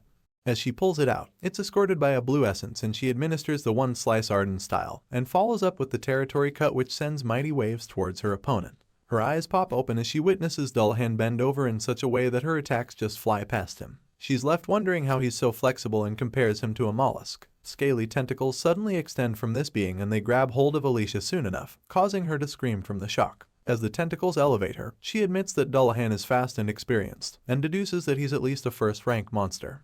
This discovery makes her cry out for Corin Locke, begging him to come to her rescue. You see, the girl lacks the pride of a warrior. The other men then inform her that our hero is off battling another monster and she bawls her eyes out, asking why he's not around when she needs him. At this point, some sort of greenish light flash comes flowing towards her, so she freaks out and closes her eyes. By the time she opens them, she witnesses as the heads of both the Dullahan and the horse it rode in on get crushed and severed.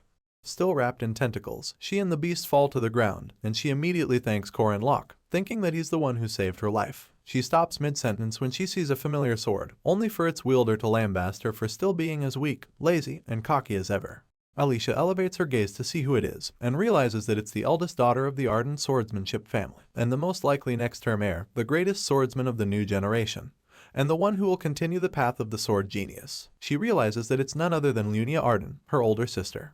Lunia just glares at her younger sister with so much condescension, and the girl averts her gaze to the ground as she gets asked why she's in such a state. Alicia has no answer, so her big sister continues to barrage her with questions, asking why she didn't back up when she saw Dullahan, why she didn't properly analyze the enemy, and above all, why she unsheathed her sword in such a stupid manner. It irks Lunia because she feels her little sister is trying to copy her, and is doing it sloppily. Alicia is quick to apologize, but her sister doesn't want to hear excuses. She makes it clear that the results of the girl's actions are totally her responsibility. She adds that it can't end with a few words and helps the girl realize that her casual actions are what endangered the soldiers who trusted and followed her. At this point, the soldiers in the back help each other up as they confirm whether they're okay. Meanwhile, Lunia drills her sister for slumping her shoulders, and the poor girl fearfully adjusts her posture. In turn, the divine sword cradles her blade on her shoulder, telling our girl that swordsmen of Arden must always be confident. All Alicia can say is yes ma'am. Soon enough, Lunia diverts her attention to our hero, and he turns around while spinning his spear to fight nothing in particular. He then wonders if he got caught for pretending to be busy. The divine sword just stays quiet until our boy covers the distance between them, and then goes through the painstaking process of listing out all of her titles just to introduce herself. She claims to be the divine sword, the great disciple, as well as the first sword pavilion master. Our hero stays quiet at first, and then bows his head as he introduces himself as the 8 hanging spears disciple and Alicia's friend, Corin Locke. As he claims that it's nice to meet her, Lunia retires to her thoughts, and later wonders aloud if our hero and her sisters are only friends. As usual, our boy plans to keep information to a minimum, admitting only to himself that he can't reveal his spearmanship, because there are only two other people who use this type of spearmanship, his former teacher and one other master of the spear. After his introduction, Lunia is certain that he's not telling her everything, so she averts her gaze as she announces that it's fine if he doesn't want to talk about it. At this point, some soldiers come calling, reporting that they've taken care of all the monsters in the area. You see, Arden's elite troops consist of second-rank knights who are also known as the Five Swords. There's Jenny, the high-speed sword knight, Siren, the dual sword knight, May, the steadfast sword knight, Lena, the wave sword knight, and finally, Milia, the phantom sword knight. As Jenny asks if they should chase after the monsters that are fleeing, our boy recalls that all of the five swords are either the same rank as Alicia or higher. In response, Lunia tells her troops that there's no need to chase monsters, and adds that they should simply return. They all bow to her simultaneously and proclaim that they understand. Last minute, the divine sword tells Alicia that she's coming too, and an unhealthy amount of sweat pours down the girl's face. Apparently, swordsmen like to travel in groups, and those who are commonly referred to as the sword faction are partly gangster-like swordsmanship organizations. They just follow their leaders, band together, and eventually consider themselves as a sect. 60 years ago, the sword genius Garan began a new generation of swordsmanship. As the current family head began to spread the idea of martial arts school, Arden became a renowned swordsmanship family that represented the continent. At the Arden studio in Merkaba, Lunia asks one of her subordinates to light her pipe, and Jenny immediately obeys, proving that the lingering scent of their unique command, discipline, and gangster-like tendencies still remains today. All the members go on their knees in the studio, and Alicia introduces herself as a disciple of the main family and a second-rank swordsman. With her head bowed, she officially greets the pavilion master. The other members sweat profusely as they wonder what is going on, thinking about why the main family's great disciple would make a direct descendant of the same family to kneel. Lunia doesn't seem to be the least bit worried. She just smokes her pipe and scrolls through all of Alicia's missions, from the patrol mission to the tradesman's security mission, and finally the 4th-rank monster group raid. She thinks the portfolio is absurd, only to notice that the girl took on a cafe helper mission. When she's asked what it is, Alicia reveals that it's a mission where you wear a uniform and hand out flyers. The divine sword first inquires if the cafe belonged to a friend of hers, and her sister denies this, only for her to become embarrassed as she admits that she thought the uniform was pretty. She repeats how pretty it was, but all she does is irritate Lunia. The pavilion master takes another puff from her pipe before declaring that her sister is so pathetic. She goes on to lambaste the girl for using the guardian certificate that she got as a favor for the main family to do something as menial as cafe work. Alicia can't even make eye contact as the divine sword asks if she's trying to sully the Arden name. She's even more disappointed when she realizes that all of the girl's missions are the ones where she faces low-ranking monsters, and asks if she was planning to act like a hero from doing monster raids. At this point, our girl remembers the words of her father, how he had told her that she can't escape her essence. Alicia just kneels in silence up until she's sent away via a carriage. Afterwards, Jenny quips that the girl looked healthy and Milia adds that she seemed to have put on some weight. They barely get a reaction out of Lunia, mostly because she's more interested in our hero. She then asks if anyone in her troops knows him, and Jenny calls out his name, adding that he's only a 5th-rank knight.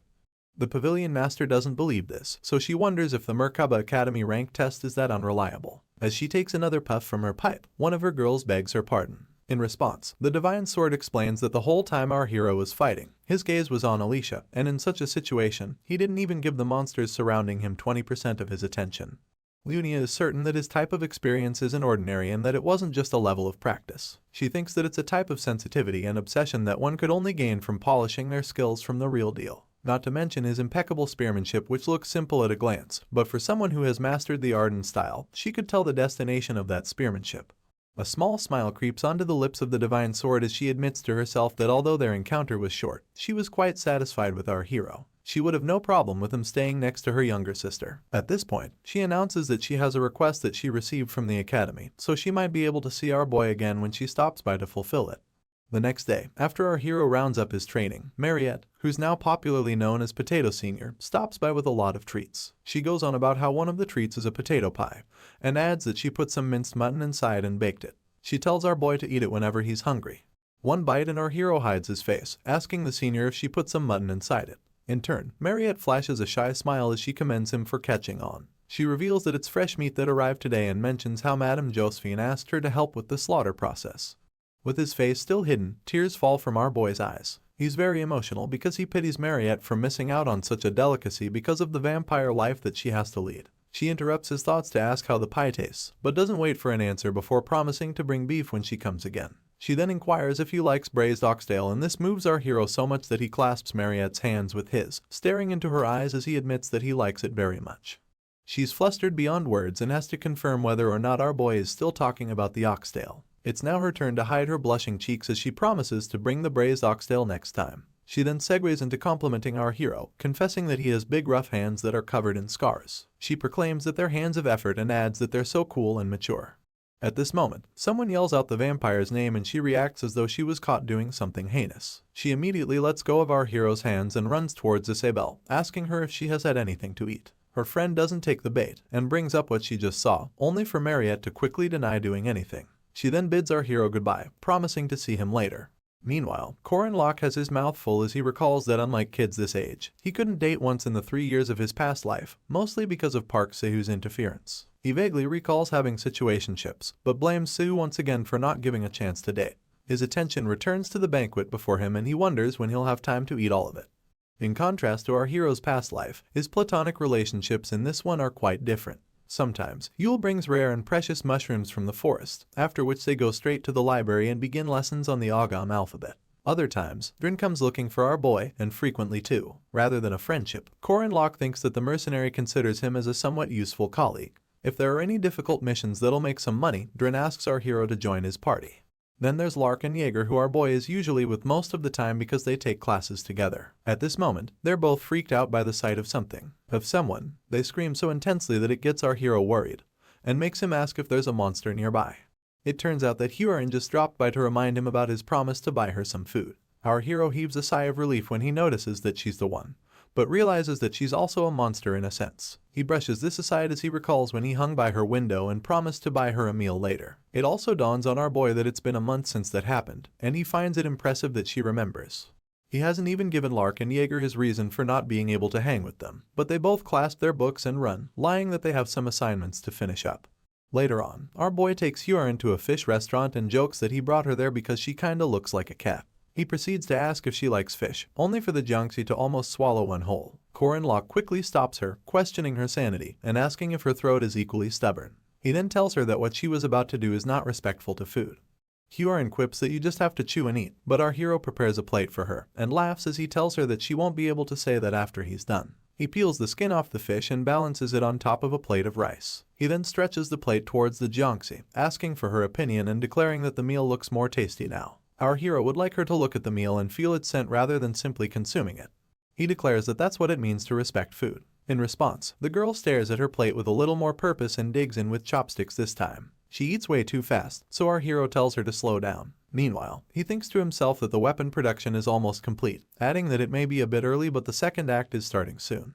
For the introduction of the second act, Jaeger splashes water on his face as he laments about not knowing what to do. Apparently, he didn't study at all and the midterms are minutes away from starting. Lark reminds him that he told him to study and asks the hunk what he hopes to achieve by complaining 10 minutes to the exam. In response, Jaeger announces that his friend should have scolded him more, and said friend claps back as he tells him that he should have listened to him more instead. Anyway, Corin Locke joins the duo at this point and gets asked if he studied. His features instantly spell mischief as he declares that he doesn't need to do something like that. His friend then asks what he plans to do, only for our hero to claim that he's different from them. He prides himself in the fact that it's not his first time taking the exam and asks them to watch as he attains rank number 1. The proctor then announces that the exam is beginning, so he instructs all the students to flip their pages over. Our boy does this happily as he lifts the sheet to scan through the questions. The first one is about the inertia value of X motion, and he's expected to find the value of Y needed to implement a certain figure. Bottom line is that our hero freezes in place, smiling on the outside, but as blank as his answer booklet on the inside. He has no idea what any of it means and just watches as time flies by. Afterwards, Jaeger, who has been sleeping, yawns as he comes awake. He then asks if the exam is over yet. Lark is unsurprised by his friend's behavior, so he goes straight to asking about our hero, only for him to claim that knights just need to know how to write their names. His shoulders slump, giving away how hopelessly he did in the test. Lark is shocked that our boy's answer sheet is blank, and even Jaeger announces that he could do 1 or 2 questions before he fell asleep. Apparently, our hero had forgotten that he never studied in his past life. Tears roll down his cheeks as he recalls that back then, he continuously researched the expert skills, so he didn't know any of the knowledge of this world. He squeezes the answer sheet, telling himself that it's fine and that there are still ways to redeem himself from a written test like this. Up next, all the Year 1 students gather in the festival conference hall and get encouraged to have strength. Our hero takes his stand as he reiterates that the faculty exam is the highlight of the midterms and one of the easy events in the game. He sees it as a golden opportunity to redeem the marks that plummeted during the written exam. You see, these exams are composed by the night faculty professors or temporary instructors invited from the outside. There are 15 students per team and they're to face the instructors and show them what they've got. Afterwards, they'll receive a grade from the professors in charge of evaluation. Our hero is a 5th rank knight in name, so he's certain that the level of his assigned instructor won't be that high. He even plans to defeat the instructor to get additional points, and laughs as he apologizes in advance to whoever they may be. The other students, including Jaeger, begin to panic over someone's arrival, and it's just as our hero tells himself that he'll defeat whoever comes so he can recover from his written exam. The reactions of the students baffle him, so he wonders who the instructor could possibly be, only for him to overhear someone asking him if he has been well. With his arms intertwined, he diverts his attention to where the voice is coming from, only to see Lunia Arden announcing that they meet again. Our boy freaks out on the spot and is left wondering why she came. An announcement blasts on the public address system, declaring that the special guests for the practical exam are the elites of the renowned Arden swordsmanship family. He then adds that they're the 5 swords of the first sword pavilion. Lena asks if they should take it easy, and May points out that their opponents are only students. On the other hand, Milia tells her teammates to watch out for Drin, the sword sorcerer, adding that he's strong. The students waste no time charging towards the 5 swords, but Drin stands behind and thinks things through. He notices that all the girls in the 5 swords are second rankers, compared to their team where it's just him and Alicia that hold a second rank. It dawns on him that their odds of winning are still low. The 5 swords get into battle stances as they activate the Arden-style sword formation and use the 5-sword combo technique to send a myriad of slashes at once. This blows away almost all the students upon impact, taking pieces of the ground alongside it. Mid-air, some students begin to lament that they can't see while the others just scream in pain. In all of this, Drin hasn't taken a single step. He reevaluates the situation, having concluded that the odds aren't in their favor. He notices that their opponents began the match by taking out the vision of the students, and this proves how experienced they are. With this, the mercenary concludes that their opponents are moving with combat experience and not rank. His first line of action becomes creating a proper line of sight, so he manipulates his sword to spin until enough wind comes from them to clear the air. At this point, Milia, the phantom sword, comes attacking from above, but Drin is fast enough to block her and begins to wonder if the girls have decided to ambush them. From the distance, Alicia yells his name and Jenny, the high-speed sword, takes advantage of the distraction to attack her. The girl barely blocks the attack and gets told that she's the swordsman's opponent for the exam. She stutters her words, wanting to know if her opponent is marking her. Jenny then goes on about how there are about 15 students, and adds that 6 swordsmen are more than enough to take them on. With this, she kicks our girl's foot, throwing her off balance and sending her falling to the ground. The high-speed sword then points out how unstable Alicia's posture is. She tries to stab the girl while she's down, but the Arden quickly rolls over to dodge it, leaving the remaining students to cheer in awe of the power the 5 swords wield. Siren, May, and Lena tear through the other students like they're nothing, willing them to at least do something to put up a fight. The onlookers even realize how the majority of the students keep falling, with the exception of Drin and Alicia. At least, that's what it seemed like. In truth, it was the exact opposite. The mercenary sends forth his fire spirit sword and his heavy iron sword, setting his experience up against that of his opponents. By the time the dust clears, Milia is overwhelmed by Drin's 5 magical swords. Even with her 2 swords, she is forced to admit that it stands no chance against 5, making it clear that the sword sorcerer will soon be victorious. Alicia, on the other hand, is still clashing blades with Jenny and gets brought to her knees. The high-speed sword advises her once again to put in more practice, and expresses her disappointment over the fact that she claims to be the Sword Emperor's heir with such lame skills. She discourages Alicia from graduating, telling her that she would be better off staying at home and receiving proper training there. These last words strike a chord in our girl, so she pushes back her opponent's blade, declaring that she won't go back home. Alicia activates her vigilant eyes to see the territory, but is shocked that her opponent still manages to knock her down. Apparently, our girl isn't looking directly into the territory yet. Jenny then tells her that she has to stay focused until the very end. She stares down at the defeated Arden and announces that she still has a long way to go. Jenny, the high-speed sword, looks down at Alicia in disappointment, telling her that she still has a long way to go. You see, Lunia Arden was supposed to take on her younger sister in the original storyline. This leaves our hero confused as to why she's the examiner for Group B, which is his group. Jaeger still can't believe his eyes, so he just stares at the first sword with a mix of dread and awe. In response, she lets loose her purple essence and asks that they begin the bout. She even tells them to think of it as an experience in a great special rank war. Her last statement really causes a ruckus amongst the other students, but Corin Locke and his inner circle remain calm. Apparently, a great special rank war is one where a monstrosity that can take on an army by itself comes forth, leading to a disaster that even dozens of guardians are unsure of winning against. Our hero recalls that they're monsters that most guardians will never encounter in their lifetimes, the kind of stories that, if told by anyone, would be passed off as folklore. But when it comes to Lunia Arden, it's a different story entirely. This is because she's someone who can go head-to-head with monsters like that. The master of the pavilion comes at the students with a vengeance, a display of power so overwhelming that it has the same effects that all 5 swords combine to achieve. She truly is a monster among monsters. The after effects of Lunia's strike shatters the training ground, throwing some students in the distance and sending others slamming into the ground nearby. Meanwhile, our hero had quickly found a safe place to take cover, and from there, he admired the amount of chaos one person caused. Soon enough, Jaeger comes yelling that the attack almost killed him, and asks if the first sword isn't overdoing it. He's so disheveled that he wonders aloud about why Lunia is going so hard against mere students, only for our boy to correct him. Corin Locke actually thinks the examiner is going easy on them, and adds that if she gets serious, she'll be done with them in 10 seconds. He then asks what the hunk has in his hand, and soon discovers that it's a passed-out lark. For some reason, Jaeger smiles as he shows the boy to our hero. He quips that he only brought Lark along for fear of him dying where he was. The hunk goes on to advise our hero not to faint, claiming that he's way too heavy to be carried around. At this point, he gets hit with an attack strong enough to send him falling on his face. Our boy calls out his name, but Jaeger just groans in response. He can overhear Lunia proclaiming that none of the students are good enough to receive guidance from her, and a quick glance behind his hiding place reveals Lunia standing in wait for him. She then announces that they're the only ones left, and asks him to come out. After mulling it over, our boy comes out with both hands in the air, asking if he can surrender. In response, the examiner quips that he can do that if he wants to get the lowest score. Of course, our hero doesn't want that. She's certain of this, mostly because he won't pass up the opportunity to go up against a powerhouse like herself. Corin Locke tries to hide a smile of mischief, but it shows itself anyway. He thinks to himself that anyone can sense Lunia Arden from a mile away. In his past life, he and the examiner were comrades who fought many battles together. If his master was the one who taught him the way of the spear, it wouldn't be far-fetched to say that Lunia taught him real-life combat techniques. This was why, by the end of their last match against each other, our hero lost. He now sees it as a wall he has to break through at some point in life, and tells himself that if he's to take his place as the main character, he must surpass Lunia with his own strength. He takes a battle stance to match his determination, but his opponent is the first to strike. He manages to block it, only for one strike to become 2, and 2 to become 3. The examiner uses this yardstick to keep our hero on the defensive, throwing multiple high-speed attacks his way like they're free t-shirts at a rally. Just when our boy thinks he has found a window to attack, Lunia switches up and tries to cut him down from above. Luckily, our hero is quick enough to block, and has no choice but to return to the defensive once again. Even at that, he raises murmurs among the onlookers, making them wonder if he's really a 5th rank knight. They find it baffling that a first-year student is actually holding his own against the great Lunia Arden, and begin to wonder how it's possible. As beads of sweat pour down our hero's face, heavy breaths follow suit.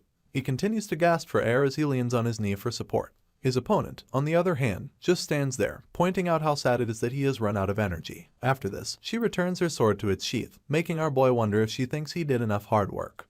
He's quick to dismiss this thought, telling himself that such a thing is impossible. He recognizes the ensuing technique to be territory cut, which foreshadows the most powerful technique of Emperor Garand, the mightiest sword.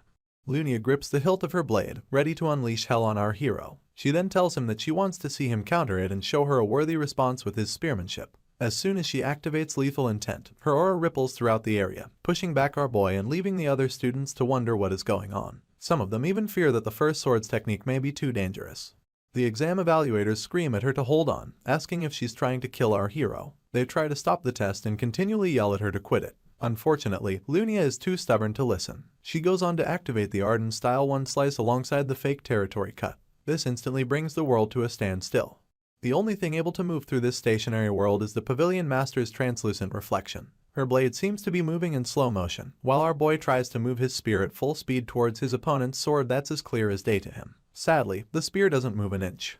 Our hero soon realizes that he's incapable of motion in this stationary world, and he can only perceive its stillness to some extent. At this moment, he recalls the whole Mariette debacle, and begins to wonder if he controlled the territory by coincidence back then. Now, all that he's left with is self-doubt, but he resolves to push through it and take just one step.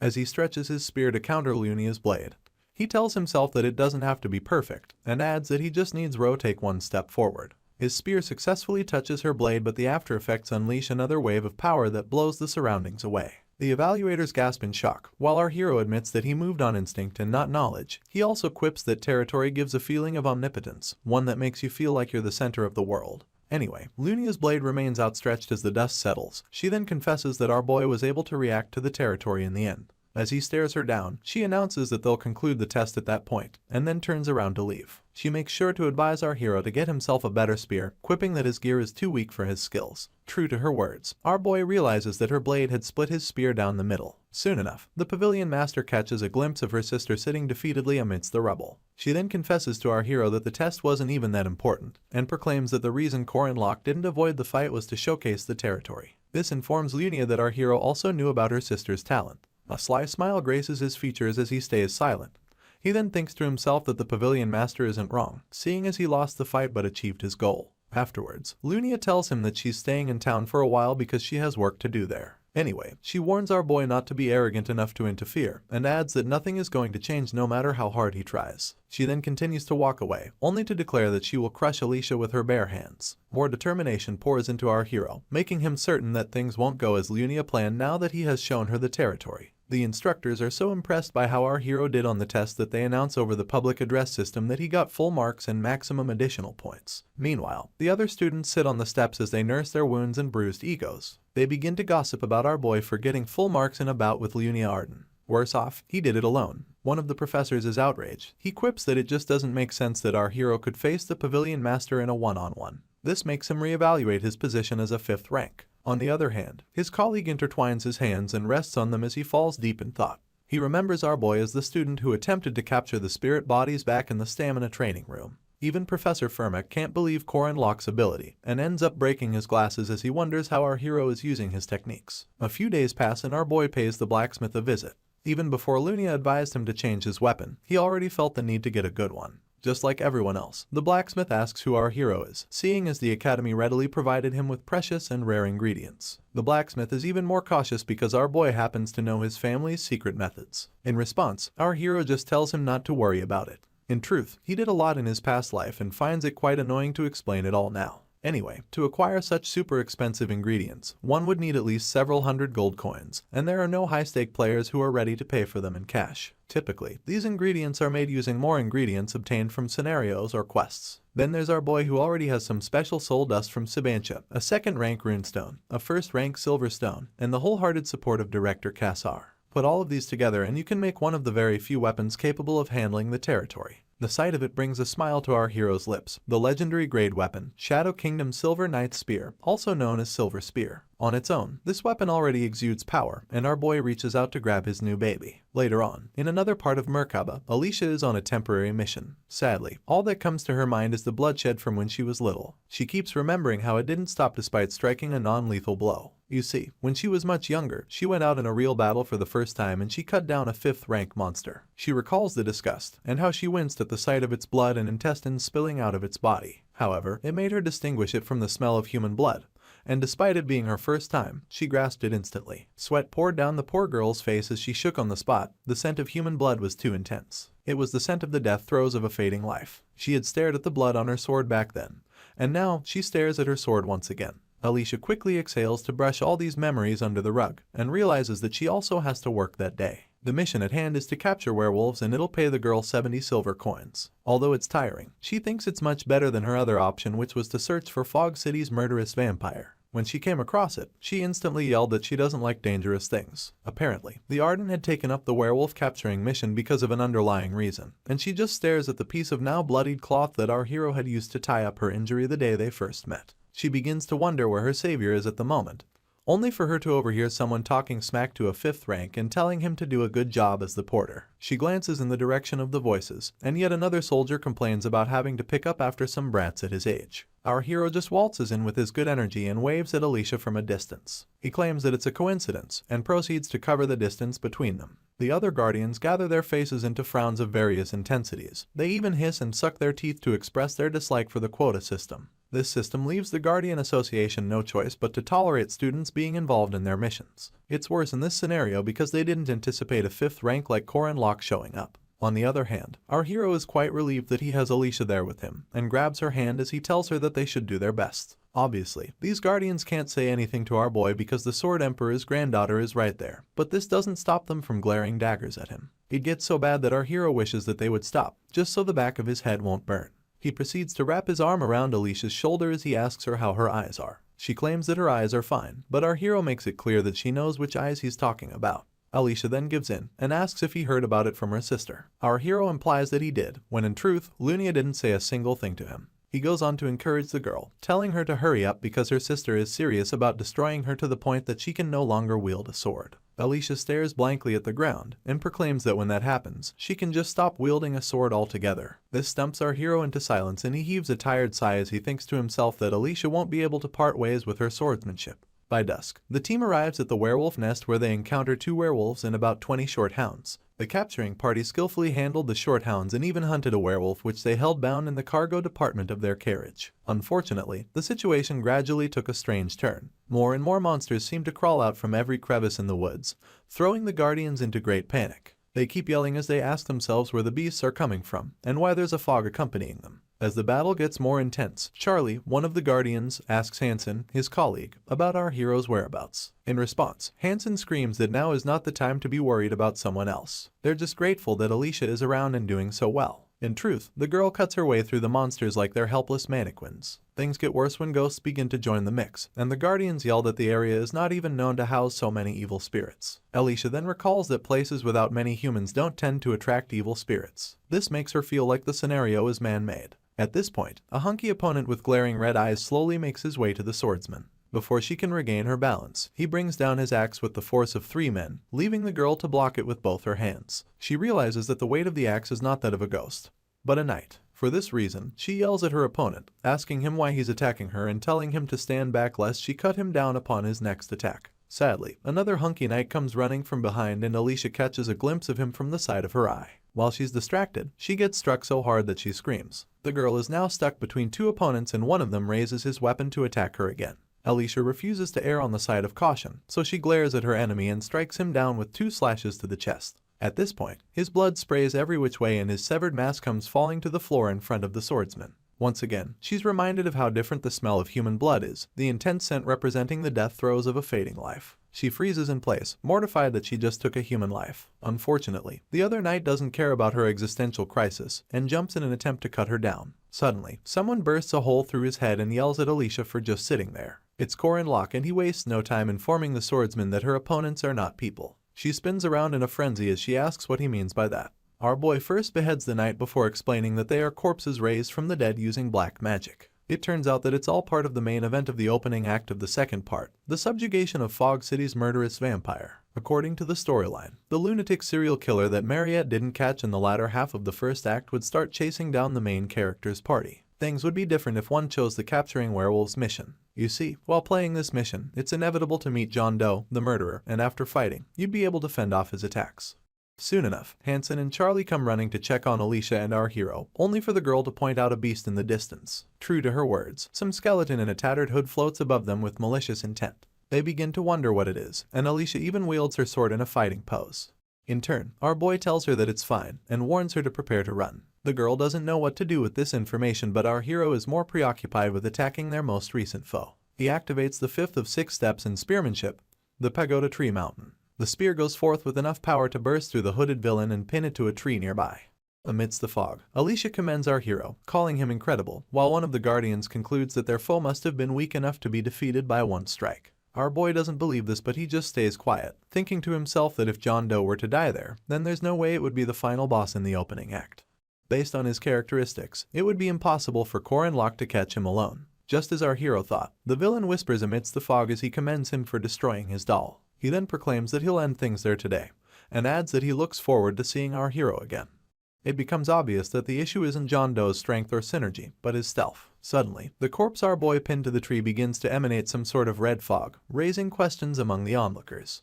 Our hero instantly recognizes this as the Crimson Haze, which triggers automatically when the HP of the undead mage, which is in charge of the usual fog, reaches 0. This red fog is also known as the Fog of Death. The villain our boy just destroyed was just a doll, and also a device to activate the fog. You could say it's an undead manipulating the corpse of a mage. The major reason it's so difficult to capture John Doe is because he uses dolls like this to avoid being tracked. Our boy realizes that their foe has truly assimilated with the fog, making it impossible to locate him. More and more red fog fills the area by the second, so our hero yells at everyone to make a run for it, asking them if the fog doesn't look dangerous enough. He leads the way, running as though his life depends on it, because it does. Anyway, the others instantly follow suit as they agree that the fog looks dangerous. On their way, Alicia asks if our boy is just going to leave his spear and wonders if it isn't as expensive as she thinks. In response, our hero tells her that it's fine, and proceeds to activate the return rune on the weapon. Just like a missile with a homing device, the spear makes its way into Corin Locke's grip and Alicia admits that he has made something incredible. Their attention is drawn when one of the guardians yell out in pain, so they both turn around to see what is going on. Unfortunately, Charlie tripped on a root and is now lying flat on the ground. Both parties make their way back to help the guardian, and upon reaching him, Alicia asks him to grab her hand. He thanks her, but just as quickly yells that she should dodge. The swordsman is oblivious to the reason why he said this, only for a mighty hand to emanate from the fog and grab her. It instantly pulls her in, leaving our hero to admit how annoying the situation just became. He helps Charlie up and tells him to run, adding that he should just forget about the situation and make his way out of the forest. For some reason, our boy confiscates the guardian's robe before he leaves. Soon enough, he wraps the robe around himself, wields his spear, and dives into the belly of the beast, in this case, the fog. With gritted teeth, he admits that he didn't expect to be in this situation twice. You see, in his past life, our hero tripped and got trapped in the death fog. He even fell into critical condition in less than a minute.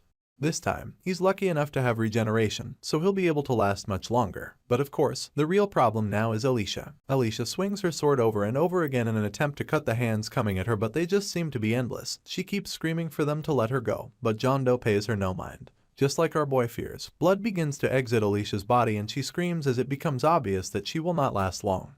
The hands seem to increase, but the girl keeps on cutting, telling herself that it is all she has to do. Unfortunately, she grows weaker with each slash of her sword and she is left wondering why the hands are not giving way. She begins to question her strength and her posture, only to remember Lunia's words when she saved her from the Dullahan, how she looked down on her for being in a pitiable state. Alicia's blade escapes her grip and goes dangling on the ground, making her wonder if she is in her current situation because she is weak. As more blood exits her body, she apologizes for wanting to be cool, for wanting to save somebody. All she wanted was to become a respectable person in our hero's eyes, especially because he had saved her life. At this point, Corin Locke screams her name and a very weak Alicia struggles to look up. All she can make out is a hooded silhouette, but her eyes glisten with hope when she recognizes the voice. It was as familiar as the first time he saved her life, and our boy interrupts her dreaming as he screams her name once again. He stretches out his arm in a bid to retrieve her, and it is at this point that it becomes clear that he is her savior. As the bloody hands hold up Alicia, our hero grabs her shoulder and asks if she is alright. She struggles to speak just so she can confirm if it is Corin Locke, and afterwards, she cries out that the hands will not budge. She goes on to beg him to save her, adding that she thinks she might die like this. Our boy wraps the cape he collected from Charlie around her and tells the girl to calm down. A simple pat on the head goes a long way to comfort her, but it is not enough. Our hero then wraps Alicia's hands around her sword as he tells her that striking randomly will not work. He implores her to focus properly and cut hard, adding that she just needs to be calm. The weeping damsel begs our boy's pardon, only for him to announce that moving forward, he'll be protecting her from the undead. True to his words, multiple corpses drag their feet as they cover the distance between themselves and our hero. He just tells his friend that she knows what she has to do, but she instantly laments that she doesn't have enough power to pull it off, crying that she is dizzy and hurt from the fog. Corin Locke grabs her by the shoulders once again, encouraging her that she can do it. He presses his forehead against hers as he proclaims that she is the most talented of all the swordsmen that he has met, and that if she decides to do it, she can. He then tells her that one step in the right direction is all she needs. The hope in his eyes brings more tears to Alicia's, only for our hero to thank her and run off to face the herd of undead soldiers. The girl tries calling out to him, but he is long gone by now. She is left thinking that she cannot last long in the fog, talk less of our boy who has a lower aura rank than she does. She grits her teeth at this point, remembering everything that our hero said to her. This fills her with fresh vigor and she reaches for her sword as she concludes that she has no choice but to take that one step. As the bloody hands try to grab her once more, she recalls her grandfather's secret technique. Capable of cutting anything, and to wield it, Alicia must awaken Eyes of the Boundary. This is a cursed ability that forcefully allows you to see other territories. She shuts her eyes in a bid to focus and the whole place seems like a sea of tranquility to her. At this point, our hero's encouragement plays back in her mind and she tries her best to take that one step. She channels all the tears that she had shed, all of her blood that had spilled, and even the overwhelming emotions, all so that she can take that step towards a frozen world. The instant her feet move, she activates the Ardent First Sword style, and a blue essence emanates from her body. With one swing of her sword, the essence spreads far and wide enough to cut down multiple undead soldiers. The activation of Domain Severance makes her attack cover even more ground, leaving Core and Locke shocked. John Doe also gets caught in the wave, and he wonders how she was able to see him. The attack goes on to wipe out the fog alongside half of the trees in the forest. Charlie immediately yells that the fog has vanished, and he and Hansen come running so they can check on Alicia. They wonder what just happened, only to notice the corpse of the murderous vampire from Fog City lying helpless on the ground. Hansen is confused as to how a normal human is capable of cutting the forest in half, and his colleague mentions that he has heard of it. He then points out that it is the Sword Emperor's legendary Domain Severance. On the other hand, our hero is perplexed. He had expected the girl to use the third form of the One Slice technique, or even the Iron Wave, but now he is left wondering how she can already use Domain Severance. A very tired Alicia beams with joy as she tells him that she really pulled it off. He can't say anything, so he keeps telling himself that the girl should not be able to use that technique yet. To make matters worse, the guards wonder aloud whether Alicia will become the new Arden head after this development. Our hero's jaw almost meets the ground as he overhears their conversation. The other guard concurs with his colleague's speculation, seeing as no one else but the Sword Emperor is able to use Domain Severance. Well, other than Alicia. All the guards present begin to rain encomiums on the girl, calling her the future of the Arden family and the next Sword Emperor. In turn, she happily yells out our hero's name, leaving him to wallow in self-pity. As everyone else celebrates, our boy wonders why his plans always get so twisted. The next day, news spreads like wildfire. The newspapers carry Alicia's feat and turn it into headline material. Some of them mention how she single-handedly defeated John Doe. Others call her the next heir to the Arden swordsmanship family. Some ask what will happen to the Arden family's succession structure, and others ask if the heir will change. The worst of them all carries a false confession from Core and Locke stating that Alicia is the true genius of the Arden family. May comes across the paper and it infuriates her immediately. She rips it to shreds as she laments about how cocky it sounds and then hands the paper to Milia to get rid of. Meanwhile, Lunia just sits quietly, sipping her tea and thinking about the past. You see, the Arden-renowned swordsmanship family operates within the sword faction and moves based on the logic of power. Beneath the overwhelming charisma of Garand Arden, they have been anticipating the swordsman who will succeed him. Domain Severance is one of the criteria for this decision, seeing as it exists on the stage of the Heart's Path, a realm unknown to most martial artists. Garand Arden, on the other hand, has long awaited someone who can continue his legacy. For this reason, Lunia has trained while dripping blood and sweat, and the calluses on her palms are evidence of the life that she has led. In spite of all this, in spite of being called the genius of her generation, she still could not satisfy the Sword Emperor. Then came Alicia, who fearfully clashed swords with Lunia, who had sweat dripping from her person as heavy breaths escaped her little lungs. Alicia had only just held a sword for the first time and engaged in a friendly duel with her older sister. She was the illegitimate child that the head of the family had brought from outside. For this reason, the Pavilion Master had never thought of her as a competitor. As they continued to clash swords, something awakened inside the little girl. Her eyes bore a blue symbol, and this was enough to distract Lunia. In little to no time, the youngster had gotten a critical hit in, leaving her older sister to lament that the blood will not stop despite the blow being a non-lethal one. Stained all over with Lunia's blood, the youngster stood scared. Her older sister began to play back the events from the last minute but still could not place when she got attacked. Soon enough, she realized that she could not have, and that by the time she pulled herself together, the little girl had already cut her. It was not a matter of speed, more like a matter of domain. Alicia had somehow managed to take a step in that profound path of martial arts. While Lunia was still incapacitated, she kept asking herself how possible it is for such a young and lazy child to pull off the domain technique. It was obvious to the blind that the little girl was taken aback, but Lunia understood that the title her grandfather told her about was at play in Alicia, the twisted nature that other mortals could not understand. It was the Sword Demon, also known as the talent of a demon. After the little girl won the duel, Garand Arden held her head and announced that he is appointing her as the next head candidate as well. And that was how Alicia overcame everyone's objections and became Arden's head candidate. Before the match, the little girl had approached her big sister to tell her that it was her first time holding a sword. The memory of rubbing the hair of her half-sister who had been neglected by her father's family has now been shoved somewhere deep by Lunia. Back to the present, the Pavilion Master sips on her tea some more. May calls out to her and this interrupts her train of thought, making her glance at her subordinate via the side of her eye. In turn, May asks if she is okay and it dawns on the first sword that her people are worried about her. In response, she declares that they should not worry and finally stands to her feet. Apparently, she wanted her sister to step into the domain as well. This is because she feels like she might also be able to reach the domain if she were to see that sword once more. As she makes her way out of the dojo, she asks her subordinates to prepare the sword challenge. Back at the Merkaba Academy Infirmary, our hero questions Alicia about when she thinks she'll recover. In response, she tells him that she'll be good in a day or two, provided she applies potions. She then asks our boy if he would like some honey bomb candy and all he says is that she is quite carefree. Moving on, he asks her point blank how she pulled off Domain's severance, stating that even though she can see Domain's using Eyes of the Boundary, it still does not mean she can use the technique immediately. Her cheeks turn red and she averts her gaze as she proclaims that Koren Locke believed in her, adding that he believed that she could do it. This leaves our boy stunned and with more unanswered questions. Alicia does not notice this, so she just quips that if she tries, she can do it. While she celebrates her win, our hero freaks out silently, telling the girl that she is truly a genius who defies effort. Just then, someone knocks on the door to Alicia's room, announcing that she came to visit. Mariette does not wait for a response before barging into the room and asking if our hero is okay. In turn, he just says hi, leaving her to formally introduce herself to Alicia as second-year magic faculty student.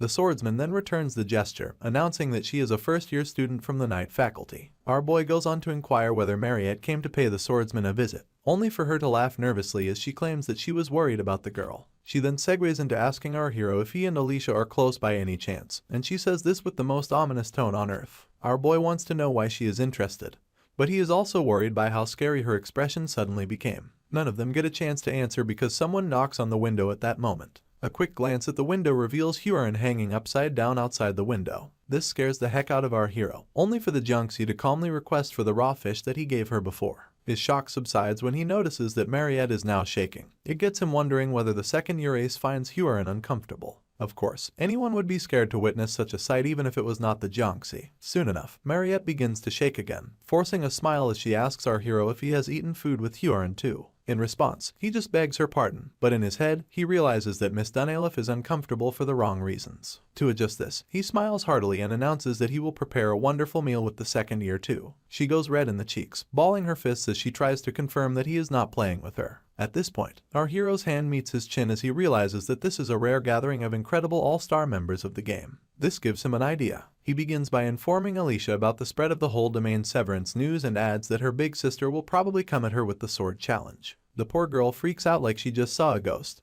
or is scared of becoming one herself. Our hero tries to find out if she is confident in her skills, but the girl is too spooked to give a proper answer. You see, the sword challenge is a tradition that was used by 5 master-level swordsmen meant to test the pavilion master that took charge of one faction of the family. This was just the pretext. In truth, it has been a long time since the Arden family used the sword challenge to lawfully get rid of competitors. As for Alicia, the poor girl bursts into tears as she admits that she'll die if she faces Lunia. Worse off, she confesses that she can't even beat the 5 swords to begin with. At this moment, our boy announces that he has a good method she can use, so the swordsman eagerly asks what he means. Our hero agrees to share it with her on one condition and Alicia agrees to do whatever it is he asks of her. Koren Locke then proclaims that moving forward, if he ever asks her to fight monsters or train in the training room, Alicia has to agree without complaining. Basically, she is now his fixed party member. He stares her down until she yells that she'll pledge her allegiance to him. Meanwhile, Huron and Mariette just stare silently as our boy accepts the girl's allegiance. For dramatic effect, he bows his head and breaks into a vow where he promises to go through hardships, be it long or short, with Alicia. He goes on about the truths he has learned within his body throughout life, and the vow goes on and on.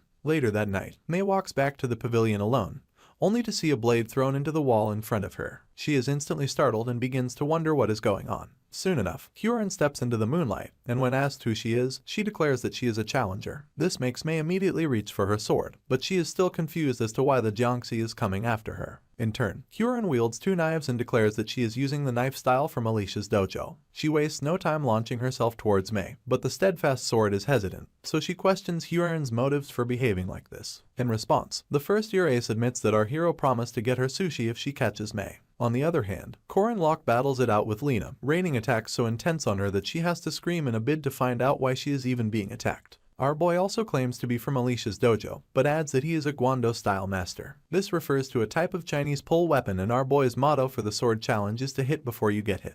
With a maniacal fire in his eyes, he announces that he wants to learn from the distinguished wave sword. He says this but continues to attack the confused swordsman. The new order goes thus: Koren Locke is now the Guando-style master of the Alicia dojo, Huron is the knife-style master, Drinworski is the flying sword-style master, and Mariette Dunaliff is the Gandalf-style master. Finally, there's Alicia herself, who's crowned as the head of the new dojo. All of them go up against one of the 5 swords each, and using the element of surprise, they come out victorious against all of them. A defeated Lena drills our hero, wanting to know his reason behind the impromptu duel. In response, his usual smile of mischief returns and he tells her that they need to raise their fame in order to grow a new dojo like theirs. He then adds that they're trying to expand aggressively. Right on cue, the Merkaba Times carries the news of the new dojo defeating the first pavilion, and another paper reports the defeat of the 5 swords. According to family rules, there's something called the Sword Challenge, and this is a sort of test to choose the pavilion master who gets to handle important household matters. To Core and Locke, it is clear as day that it is just a way to crush competitors. This is why our hero came up with the sinister plan to change this structure into a dojo challenge, thus defeating the 5 swords one by one in a new martial arts dojo's challenge format. The ultimate plan is to get a one-on-one where Alicia will face off against her sister. The swordsman believes that if she wins and it gets announced, Lunia's forces will not be able to touch her. It's also part of the reason why she started this whole thing. Luckily, Mariette was forthcoming with the money to pay for everything, from the dojo registration fee, to the fee needed to purchase an abandoned dojo, down to the fee it costs to hire the mercenary. Alicia plans to pay her back when the reward money for her John Doe quest arrives. At this point, she comes face to face with the pavilion master and they barely exchange pleasantries. Lunia immediately calls her younger sister foolish, and tells her that if she wanted to escape, she should have run away upon seeing her. Her eyebrows furrow into a frown as she declares that the dojo challenge was not even Alicia's idea. The girl stays silent on the outside, but is scared as heck on the inside. Her expressions give her away, and Lunia uses this to deduce that Core and Locke came up with the idea. In turn, our hero reminds the swordsman that she has something to say. Tears well up in her eyes and she stares at the ground as she begins to doubt that she can defeat her big sister. Having planned it all out, Alicia has no choice but to formally challenge the first sword pavilion master to a friendly duel as the new master of the Arden Dojo. Lunia basically glares daggers at the girl the entire time and then shuts her eyes as she agrees to a friendly duel. She proceeds to warn her little sister that she doesn't use practice swords or non-lethal weapons, and our girl stutters that she is prepared. The battle between first sword style, great disciple Lunia Arden and second rank swordsman Alicia Arden gets set officially, and both sisters ready themselves to fight it out. Mariette is a bit nervous as she watches things play out. She even admits to herself that if she were to go all out as a vampire, Lunia would still be an opponent that she couldn't guarantee victory against. With this in mind, she asks our hero if the swordsman is ready, and he proclaims that he believes that she can handle herself. The vampire smiles again, announcing that she trusts our boy's conviction. Just then, a notification pops up and displays that there has been no change in Core and Locke's credibility rank in Mariette's eyes. Afterwards, Lunia throws our hero a sack of gold coins and he instinctively catches it. He then admits that it is too much for a dojo repair fee. In response, the pavilion master disagrees, launches towards her sister, and then declares that the money is a reconstruction fee. The clashing of swords begin with only our boy and the vampire as witnesses. The next clash sends waves so mighty that they practically consume anything in its path. The one after that is so bad that it sends Mariette and our hero screaming for their lives. Both sisters remain at loggerheads for a while, with Alicia gritting her teeth as she recalls how Lunia used to be her object of admiration when her passion for swords was still burning. Back then, she would hear stories of Lunia defeating minotaurs at 15 and how the Sword Emperor was keeping an eye out for her. People would cheer her on and she seemed like a hero from a fairy tale, a hero like her grandpa, Garand Arden, whose stories she grew up hearing. Compared to her big sister, she was just the daughter of a concubine. Her mother had died giving birth to her and her father only saw her as a reminder of his shameful mistake. For him, the only worth he had was having the blood of the great Sword Emperor running through his veins. She had approached her big sister after she returned from a mission and congratulated her. In turn, Lunia patted her head and told her that she had gotten quite tall. That was a beautiful memory compared to the day she first cut a human. That day, all she could do was stare as her opponent bled out, and took deep breaths as tears fell down her cheeks. Everything went awry from then on. Lunia Arden resumes her battle pose, pointing her blade towards her sister while the girl reminds herself of her previous training. She tells herself to take a step back and deflect her big sister's first attack to the side. Her eyes shoot wide open as she seeks to apply this. The moment she knocks Lunia's blade to the side, the pavilion master recognizes this technique as the irregular guard. Her little sister wastes no time going for a follow-up attack, keeping in mind that her opponent is sticking to textbook procedures. She then makes the mistake of thinking she won't be expecting tricky irregular guards despite being skilled at what she learned officially. Anyway, Lunia hits her opponent with the force of 3 men and sends Alicia and her blade flying into the distance. The girl manages to slide to a halt while her big sister condemns her footwork for being as sloppy as always, adding that she's a scaredy cat. Our girl takes a deep breath, reminding herself to use her speed to confuse Lunia's line of vision and to strike her from the closest distance. To implement this plan, Alicia takes off so fast that all onlookers can see her zigzag lines of light. She quickly surfaces behind her big sister using the advanced forward third form technique called lightning. The only problem is that her opponent catches a glimpse of her via the side of her eye. The pavilion master instantly uses the upward slice technique known as Makawaza, throwing off Alicia's game and almost cutting her up in one move. Our girl has to yell in protest, but Lunia's expression doesn't show the tiniest form of guilt. Instead, the pavilion master attacks her little sister with more intensity. Unfortunately, she soon realizes that her opponent has switched from fighting with her sword to fighting with her body.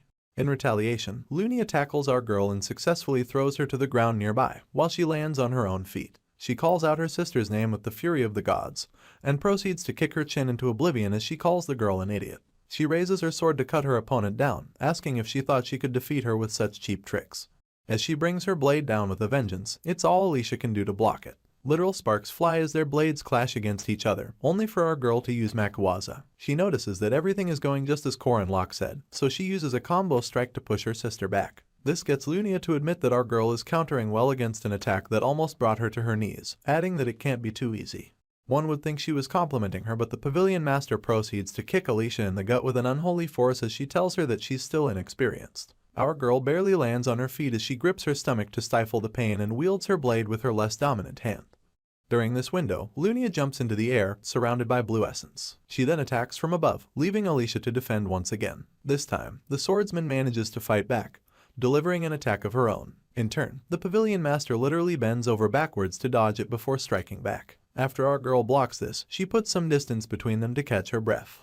It becomes obvious that our girl is catching up to her big sister and is even seeing the domain at the moment. This brings a sinister grin to Lunia's face as she admits to herself that this is the version of Alicia that she wanted to fight. She goes on the offensive once again, but our girl is quick enough to block it too. Apparently, the pavilion master always wanted to see our girl's true self that she denied despite all her talent.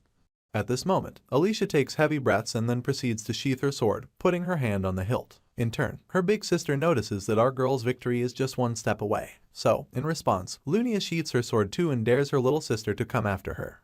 Both swordsmen begin to emanate such intense aura as they warm up for the ultimate strike. They then run towards each other from opposite ends of the battleground. The aura gets more intense with each step they take, and the pavilion master admits that she's what her little sister has been chasing.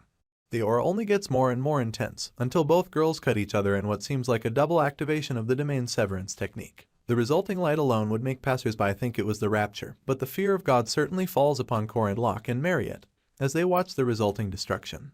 Our boy quickly regains his composure, but the vampire is left asking if everything is over. All they can see in the dust is the silhouette of one swordsman left standing. It's obvious that the winner has been decided, but no one knows who it is yet. As the dust settles, Lunia is caught taking a knee to recuperate while Alicia is left standing victoriously. Color comes to Mariette's cheeks as she yells that her friend won. She even says it twice, telling it to Corin Locke. Our hero only smiles softly, knowing full well that it was his plan all along. You see, compared to Swordmaster Lunia Arden, her sister's only strength was domain severance, so the only way to win this fight was inside the domain. Our boy has instructed his friend to keep dodging, escaping, and stalling for time. All of this was to exploit her big sister's known habits from our hero's past life. With this, they seized a chance to win in a domain battle. The clash even resulted in Lunia's blade getting cut in two. Amidst heavy breaths, a bruised and battered Alicia stares at her hands, unable to believe that she defeated her big sister. In turn, the pavilion master pushes herself back on her feet, asking if her performance wasn't up to par. She then announces that moving forward, neither her nor her subordinates will interfere in Alicia's work. The swordsman is so stunned that she calls out to her big sister, chases her down even. She tells Lunia to wait, only to stutter her words and actually not say anything. Our boy realizes that she must be scared, seeing as she was the weaker one, but somehow she defeated the great Lunia Arden. It's understandable that she's now scared of the way people will look at her big sister, as well as her attitude towards her. The pavilion master looks at her little sister from the side of her eye, only to turn around and pat her head. Alicia is shocked because it's the last thing she expected. But our hero isn't. It turns out that the first time he met Lunia in his past life was before the Mariette incident even happened. He remembers being surprised because they met sooner than they were supposed to in the game's storyline. The whole time, the pavilion master searched high and low for Alicia's murderer and couldn't find him because she had no idea that it was Park Sehu. She had visited her little sister's grave on her 3rd death anniversary and never gave up looking for the killer. It was raining that day. Our hero had mentioned that Lunia dropped by to pray every year on the anniversary of Alicia's death and quipped that he thought the pavilion master hated her sister. This, she didn't deny. In fact, she admitted to only knowing her sister to be lazy, unserious, and annoying clingy. Our boy just listened quietly as she spoke amidst the rainfall, adding that other than herself, there's no one who can resolve Alicia's bitterness. It's now apparent that Lunia never turned her back on her little sister. If anything, should Alicia take the lead, the pavilion master would quietly support her with a smile on her lips. Back to the present, and the first sword is still ruffling her little sister's hair, telling her that she has grown quite tall. This brings a soft smile to our hero's features, seeing as the Lunia he remembers is that kind of person. Tears pour down Alicia's cheeks almost immediately and she calls out to her big sister. At this point, a notification bar pops up to announce that Lunia Arden has been defeated. Apparently, the mission was a B+ difficulty level, so it increases our hero's aura rank from mid-low to medium. His aura amount gains 600, and he gets 40 points distributed equally. He also gains domain severance. Alicia ends up back in the infirmary, telling our boy how scared of fighting she is. In response, he tells her that he knows, but she goes on about having a part of her that fights with a smile. Luckily, our hero saw it too. The swordsman then explains how she has always avoided fighting because she doesn't feel like the real her, and adds that she only sought simple tasks and pretended to be less serious because she feared facing Lunia. Locke just keeps peeling an apple as he points out that she's not the only one who does stuff like that.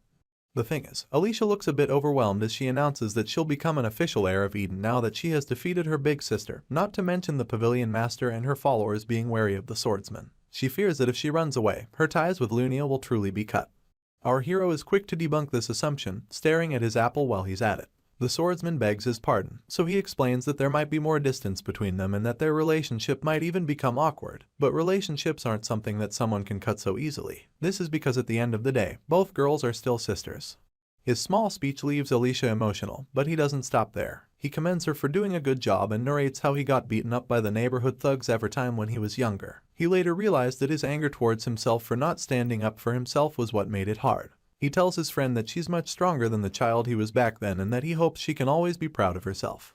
In response, Alicia quips that he's a strange person and this makes our hero glance in her direction. She then points out that they're the same age and wonders why he keeps acting so mature. Our boy wonders aloud whether he looks old and the swordsman wastes no time affirming it. She adds that our boy seems like he has experienced all sorts of hardships. Locke admits only to himself that it's because he has lived 14 more years than Alicia, and if you include the memories of his 30-year-old self, our hero's actually 50. His friend becomes sober again as she thanks him. He asks her what for and she claims that it's for the incident that happened earlier that day. She then stretches a bit and also thanks him for the forest incident. Our hero doesn't get it, so she tries to confirm that he was the one who saved her back then. In turn, he asks how she knows and a smug expression comes to Alicia's face as she reveals the connection she drew with his voice and belt. Our boy quips that there's no way she's that smart and soon declares that he can't overlook the incident now that she knows. The swordsman lets out a nervous laugh as she declares that she's so indebted to Locke, adding that he should feel free to ask her should he ever need anything. After mulling it over for a few seconds, he simply asks that he and Alicia become friends. She's stunned into silence by his request, so our boy asks if she doesn't want to be friends. In response, the poor girl stutters and stutters some more before finally agreeing. She's so flustered as she points out that she has never had a boyfriend before and quickly rephrases her sentence to mean a boy that's her friend. Our hero does his best not to make it weird, and just flashes her a smile as he asks that they get along. Alicia then winks at him as she acts that she's glad to have a reliable friend like him. Flashbacks of killing Sihu come to mind as our hero admits that punishments await the evil, and the image of Lunia patting her sister's head reminds him that a bright future awaits the kind-hearted. For children, well, there are better choices. As the chandelier lights up the academy hallway, Isabel Carmen lurks right beneath it, sweating anxiously as she spies on someone from behind one of the pillars. That someone is none other than Mariette Dunaliff.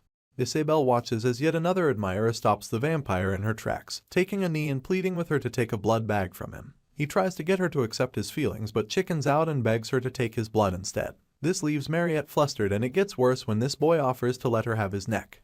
The vampire calmly turns him down, pointing out that Madame Josephine regularly hands her blood packs. All this while, Isabel is watching with the stinkiest stink eye ever seen. She thinks to herself that that boy is an idiot for using the words that make Mariette the most uncomfortable. Seeing as proposals like this happen every day, Isabel isn't really worried about him, only for her to witness yet another boy startle the vampire by asking if her class has ended for the day. Mariette instantly goes red in the cheeks as she calls out Locke's name. In turn, he flashes her a sly smile. Apparently, our hero is the one Isabel is worried about. She sees him as a first-year student who has been way too close to Mariette recently. Not only that, she thinks he's a scrappy 5th rank knight and she's more worried that he's talented enough to hold his ground in a match against Lunia Arden. Meanwhile, our hero walks away with Mariette on his arm while the other boys cuss him out behind his back. Isabel just swiftly jumps from pillar to post all in a bid to keep tailing them. Locke asks the vampire if she would like some blood, and unlike her response to other boys, she wonders if she should get some of his. They both disappear into a room and shut the door behind them. Isabel immediately assumes the worst as dirty things play on in her mind. She almost bites her fingers off wondering what the two of them are doing. In turn, she places her ear against the door and overhears our hero asking her friend if she remembers his proposal from earlier. The only word that stands out to the eavesdropper is proposal.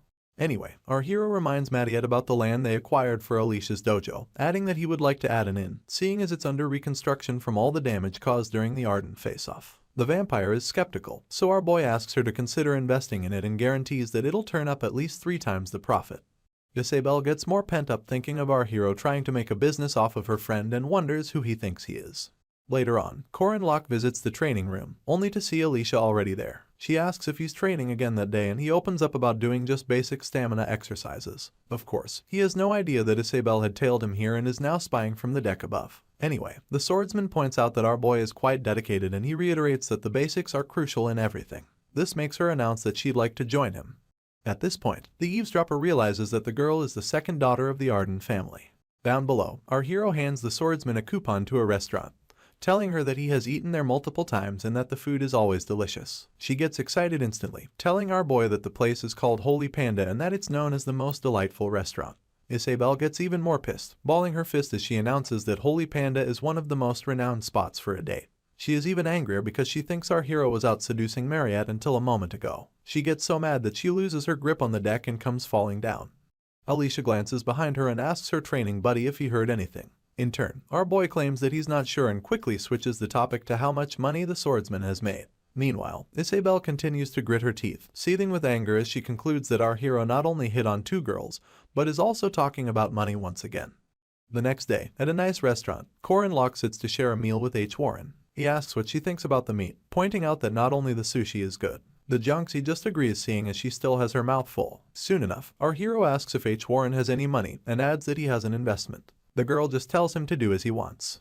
Once again, Isabelle is present to witness this and almost shatters her glasses, pressing them against the restaurant window. She thinks that H. Warren is yet another victim and concludes that our hero is an incredible scammer. Down the line, Corin Locke drives his incredible car to a designated location and recalls how it took 97 gold coins to handle the fight against Lunia. That includes corporation registration costs, dojo renovation costs, mercenary daily hiring costs, tax services amongst other things. In Korean currency, they spent about 100 million won, and this all came from Mariette. Our hero is incredibly grateful to her because it's unlikely that someone would just lend 100 gold coins in cash. He pulls up at the designated location and remembers how he had wondered how much money mages earn. Lunia easily offered 50 gold coins for the reconstruction. Alicia got 110 gold for the raid reward. H. Warren had a lot of funds that the Protestants managed, and Yule, Lark, and Jaeger all had money saved up as well. Not to mention Drin, a money-crazed bastard who had saved up an unthinkable amount. Our boy then steps out of his vehicle as the 550 gold coins he amassed from everyone comes to mind, and with that money, he bought the massive land that he's now standing in front of. A land so vast that you can't see it end without driving to it. Although right now it's empty plains in the outskirts of the city, our hero plans to use it as the location to host a friendly exchange festival with the Eastern Continent's Boreme Academy. It will be peak season for the lodging industry and tourists from the entire continent will come flooding in. With this in mind, our boy is certain that he'll make their money back in 2 weeks. He flashes a dangerous smile as he declares that he's a possessor and a professor, and that knowing the future means he'll have to do stuff like this with it. He's certain that he'll sweep up all the money in this world. Back at the academy, Director Kassar has a conversation with Madame Josephine, explaining that the stance of the Catholic Church, the royal family, the Mage Tower, and the association towards Merkaba Academy isn't very good. He then looks through some files and declares that it's not something that they can't resolve. In response, the Space Mage tells the chairman that he has the support of their order, adding that she thinks opportunities should be given to everyone. Director Kassar offers to take a leave for some time, and the madam points out that she could go in his stead. He points out that she can go everywhere else but the church. This is because it really isn't a pleasant place for her. Afterwards, he tells her to take care of the academy while he's gone, adding that she should use the emergency communication network if anything should go wrong. He then slams the door behind him before the madam can even wish him a safe trip. She adjusts her glasses almost immediately and gets to work. She starts by disapproving a request to experiment on a vampire's regenerative power, and defers permission to build a 3rd dormitory. Up next, she comes across a proposal from Corin Locke and is instantly mortified when she reads through it. It gets her wondering what our hero is up to now. Madame Josephine reads through our hero's proposal for a land for harvesting mandrakes and questions every bit of it. Meanwhile, in the testing facilities on the west side of the academy, Alicia asks our boy if they're harvesting mandrakes in a place like that. He in turn wonders how much she knows about mandrakes, and the swordsman admits that she only knows that they scream a lot when you pluck them. Our hero confirms that she's right and adds that it's the reason why people have to be careful not to burst their eardrums when plucking them. Apparently, high-quality earplugs are a must, and having ample space in a vacant plot is all the more important. They both put on their earplugs and our hero asks if Alicia is ready. She returns his energy, yelling that she is. These were the same earplugs our boy had won from the hunting ground practical, and they're made of silver fox leather.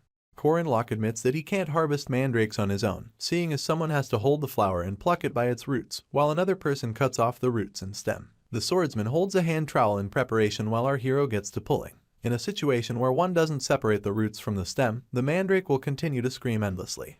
This is our hero's fourth time harvesting mandrakes, seeing as he and Park Se-who worked on it together in his last life. In this life, he confesses that he's a bit nervous, but Alicia didn't hear him because of the earplugs. She shifts them to hear him, but our hero absent-mindedly pulls out the mandrake at the same time.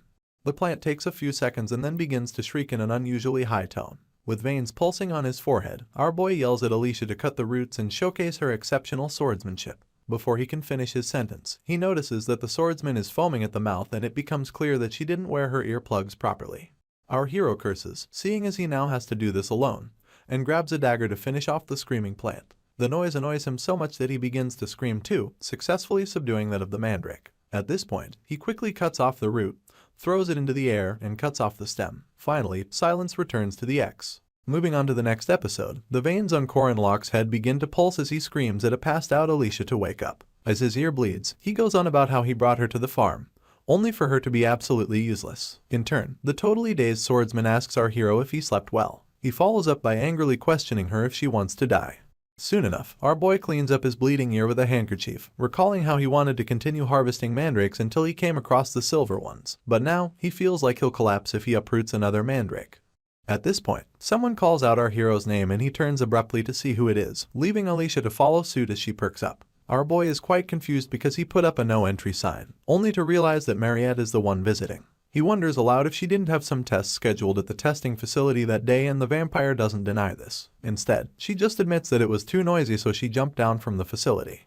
The window from which she jumped is still open and it's so high up that our hero wonders how she made it down from the 12th floor. Anyway, Mariette's smile gets tainted with malice, and soon enough, it's her entire aura. She asks what our hero is doing with Alicia, and her aura is so scary that it stuns the swordsman into silence. Corin Locke, on the other hand, reminds her that he had mentioned harvesting mandrakes before. The vampire lightens up after this, and wonders if our boy plans to harvest the others as well. In turn, he replies positively, adding that they'll return later because they're tired at the moment. Mariette just brushes past our hero, announcing that she'll just do it for him. He's stunned once again and quickly tries to warn her that she can't cut mandrakes if she's not a knight. Before he can finish his statement, the vampire pulls out a silver mandrake and begins to commend its fascinating color. Our boy instantly freaks out, telling himself that it's too late because the girl already plucked it. He's now scared because if she hears the screams of the silver mandrake, she might actually die. In turn, the plant begins to vibrate in preparation to scream, and Mariette informs the other two that she has a mandrake farm at home, adding that she has harvested 30 of them in the past year alone. With a smile on her lips, she easily removes the stem before the mandrake can get a syllable out, and reiterates that it's easier than expected. Our hero thinks that's incredible, only to be interrupted by the vampire asking if he's planning to make a herbal decoction. She then offers to cook up a stew while he's at it. Meanwhile, she sends Alicia to go fetch some rabbit meat and potatoes, and the girl gives her an enthusiastic yes. While the swordsman runs off on her errand, our hero wonders what he's supposed to do. Mariette reiterates that there's nothing for him to do, adding that she'll do everything for him. Her cheeks are as red as scarlet as she stares at our hero with all the lust in the world. In turn, he beams with joy, laughing and admitting that he'd be grateful for that. In other news, there are two ways to consume a mandrake. One is the traditional way of eating the root directly, and the other way is by making it into a herbal decoction. Of course, the latter is the most effective. You add reed roots, silver vines, Chinese matrimony vine roots, and deer antlers. There are up to 28 more ingredients to be added before boiling everything for over 10 hours. If you do this, you can successfully create a mandrake decoction. Mariette had already gathered all the ingredients, and all that's left now is to boil them. She then turns around to ask our hero what he's doing.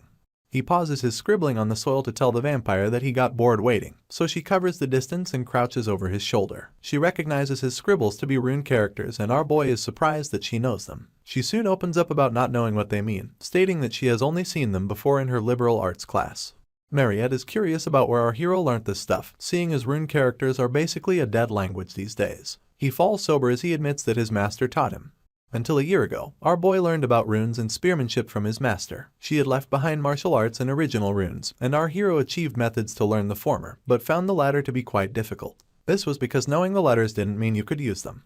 You see, original runes were retrieved and engraved onto the body, mostly because it's a power that can only be wielded by one person. One of the final boss's goals was to retrieve and possess the original rune, and our boy's master passed away before she could pass them down to him. This was all because of their sworn enemy. Back to the present, Mariette wonders who our hero's master is, adding that she must be a member of the Mage Tower for her to know about runes. In turn, he claims that his master is just a normal person that can be found anywhere.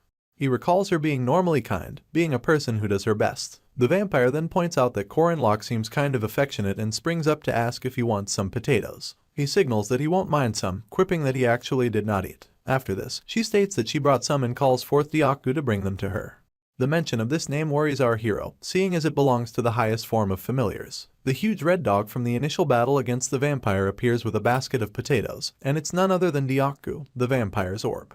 Our boy stares up at the beast in wonderment, and after accepting the potatoes, he asks Mariette if she has fully bound the orb. She just laughs and claims that it's all thanks to our hero for sharing his blood with her. Because of him, she finally got a familiar, and now she asks him if he doesn't think Otaku is cute. The dog pants happily after the compliment from its master, and our boy has to play along as he claims that it looks cuter the more he stares at it. He then claims that since the orb is made mostly from his blood, it must mean he's Otaku's father. Mariette goes red in the cheeks once again, admitting that she never thought of it like that.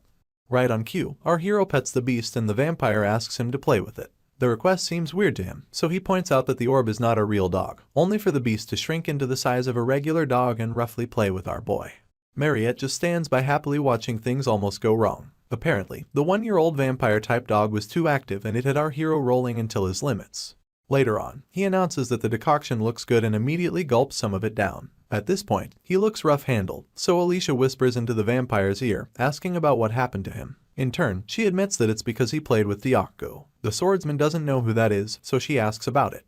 Before she can get an answer, our hero's notification bar pops up and announces that he has consumed Mandrake's herbal decoction. His mana recovery ability greatly increases, and his max mana amount increases by 13-0. As this knowledge comes to him, he declares that he now has dignified name level stats. He's looking much better as he tells the girls to drink some decoction too, stating that drinking it more than once has no effects. The vampire is surprised by the offer and tries to confirm if it's really okay. It turns out that as strong as Mandrake herbs are, the effect only applies once. Our hero imagines how happy Lark and Yule will be if he gives them what is left of the decoction after Mariette and Alicia drink from it. Now, all that's left to handle is the white silver mandrake, and seeing as our boy has to eat it by the roots, he stuffs it into his mouth as beads of sweat fall down his face. Instantly, his notification bar indicates that he has consumed the white silver mandrake and later adds that his aura core has been created. An aura core is a storage vessel for a knight's aura. To create it, one would have to train their aura to the extreme, but our hero already has one thanks to the silver mandrake. At this point, he literally begins to cackle with overflowing energy, thinking to himself that he can get more cores once his aura rank rises to a higher one. He has to announce that he now has an aura core because the swordsman and the vampire keep staring at him in awe. He admits that the silver mandrake has such an incredible effect, only for Alicia to tell him to hurry up and take the golden ones too. Corin Locke turns her down as he points out that he'll pluck and eat it later. The swordsman begs his pardon before stating that having too many good herbs at once is truly not good for anybody. A sinister smile revisits our boy's lips as he keeps his true reason to himself. Meanwhile, a board meeting of high-ranking Merkaba Academy officials is taking place, and Corin Locke, being Locke 5th rank knight, comes up. Professor Heyman declares that there's a need to remeasure his rank, and his colleague asks if our hero isn't still a first-year student. Another one of the higher-grade professors points out that the data seems underwhelming, so he wonders why they feel the need to reassess such a student. In turn, Professor Firmack announces that the upper-grade professors must not have seen the first-year midterms. He then goes on about how our hero faced off with Swordmaster Lunia Arden in a battle lasting only 3 minutes. The sound of this perplexes the upper-grade professors and they shout that it makes no sense. One of them claims that she must have gone easy on him and asks why the Swordmaster would exert her full power in a children's midterm. Professor Heyman cannot believe his ears, so he questions his colleague's last statement. In response, said colleague puts out a consensus, asking the other professors if any of them believe that Lunia exerted her full strength. After waiting for some seconds, he notices that no one is raising their hands to support his theory. One of his colleagues still thinks it's a bit rash to raise our hero's rank based on the results from one midterm. She thinks that as long as there are no results, they cannot acknowledge a promotion according to the regulations. With his hand on his chin, Mr. Heyman, who opted for an increase in our boy's rank, suggests that they leave the decision to the association. He then adds that he thinks it would be enough to reassess him on the condition of issuing an official guardian certificate. His colleague makes it clear that this will involve dealing with our hero's academic schedule, and states that the professor in charge will have to leave. In addition, another colleague points a finger at Professor Heyman, announcing that he was the one who brought the whole thing up. For this reason, they ask him to take charge of the situation.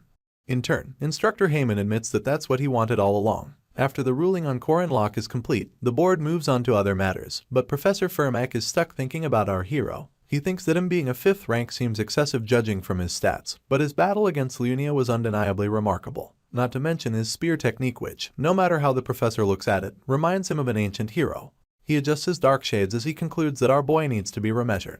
The next day, Alicia clasps her books to her chest as she says hi to Korin Locke. He returns the gesture and the girl points out that they're in the same class this time. She then takes a seat beside him, simultaneously asking if she can sit. In response, our boy wonders what the point of asking is if she has already sat down. He mentions that it's Jaeger's spot anyway and right on cue, the hunk appears behind Alicia. She stares up at him and instantly apologizes. Just as she offers to move, Jaeger skips the table to take the seat in front of our hero, telling the girl to just sit where she is. In turn, our boy quips that he is so gentle. The hunk doesn't like this, so he glares daggers at his friend, making Korin Locke uncomfortable enough to ask what the problem is. Apparently, Jaeger has been keeping track of how close our hero is to Senior Potato, the most famous person in the academy, Shuren, the super cute demon tribe girl, and now, the granddaughter of the Sword Emperor. He bursts into tears as he admits to himself how jealous this makes him. He even asks why our boy seems to be the only person filming a dating simulation game. He wonders why his youth is fleeing from him, and why the seats next to him are so cold and empty. Jaeger bows his head to curse and weep, while our hero and his seatmate wonder if the hunk is going through something. At this point, Professor Firmak steps into class looking flashy as usual. He asks if all the first-year students are ready and announces that they should begin class. He starts by sending everyone back to their seats and revisits the topic of group projects which he mentioned in his last class. Murmurs instantly emanate from the students as some of them lament about hating group projects. In turn, the professor tells them to wipe off their annoyed expressions and adds that the project will be helpful. As he proceeds to explain what it'll be about, Mr. Firmak snaps his fingers and declares that since they're in the night faculty, he won't assign difficult math or tasks like raising magical crops like they do in the magic faculty. The snap of his finger causes various pieces of paper to come together as though completing a wholesome puzzle.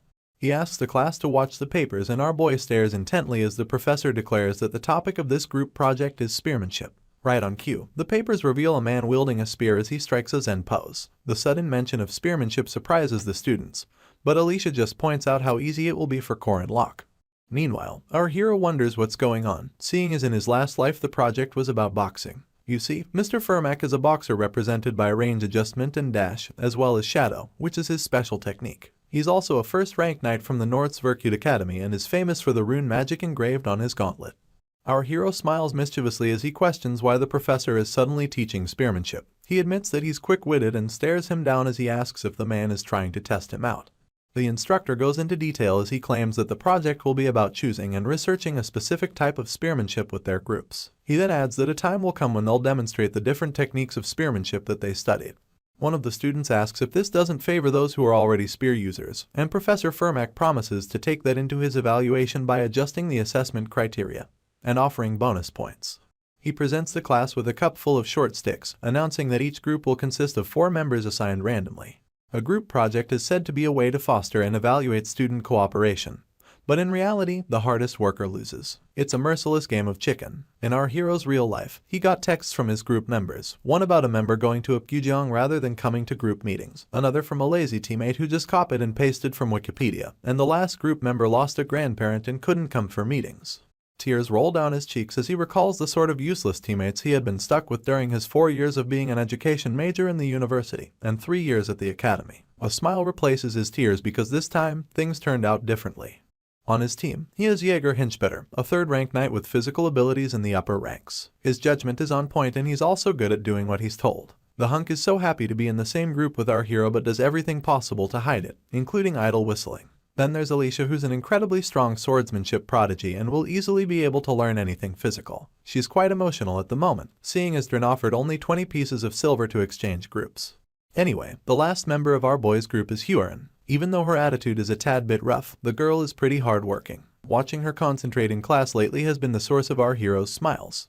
Since his group members are all strong and hardworking people, our boy can say goodbye to his painful past. A dubious smile plays on his lips as he tells the others that he has made a reservation in the training room for 3 hours from now. In the meantime, he proceeds to teach about theories and attributes of spearmanship. Contrary to his thoughts, this group also has a problem. Dust is still thick in the air in the training room as Jaeger asks our boy if they've not been using the training room for about 2 months now. He confirms that they have, and the hunk wonders if the walls are made from high-density shock-absorbing material. Consequently, our hero confirms this one too, adding that they weren't cheap either. Jaeger trembles as he follows up by inquiring if such walls are something that could be destroyed. This is because at this point, Huron has already left multiple cracks in the floor, coupled with a ginormous hole in the wall, all resulting from a single punch.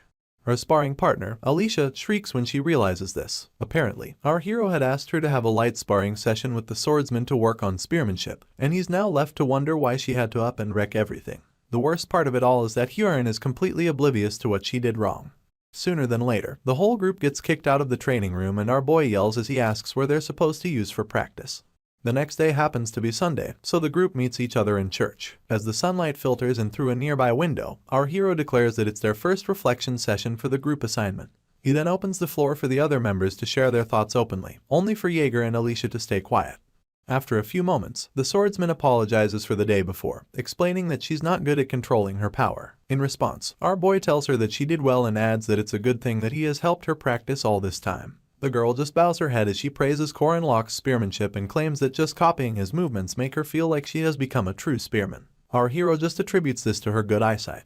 He goes on to question Jaeger about his progress and the hunk looks away, stuttering that it's been difficult to handle a long weapon. He asks if our boy was talking about the returning heaven technique, and adds that he's really struggling to execute such a unique spin. Unfortunately, he can't seem to find the right path, so our hero starts by commending his efforts. He then tells Jaeger that as long as he learns the 8 Bamu spear moves, the handling of his spear mace will get even more diversified.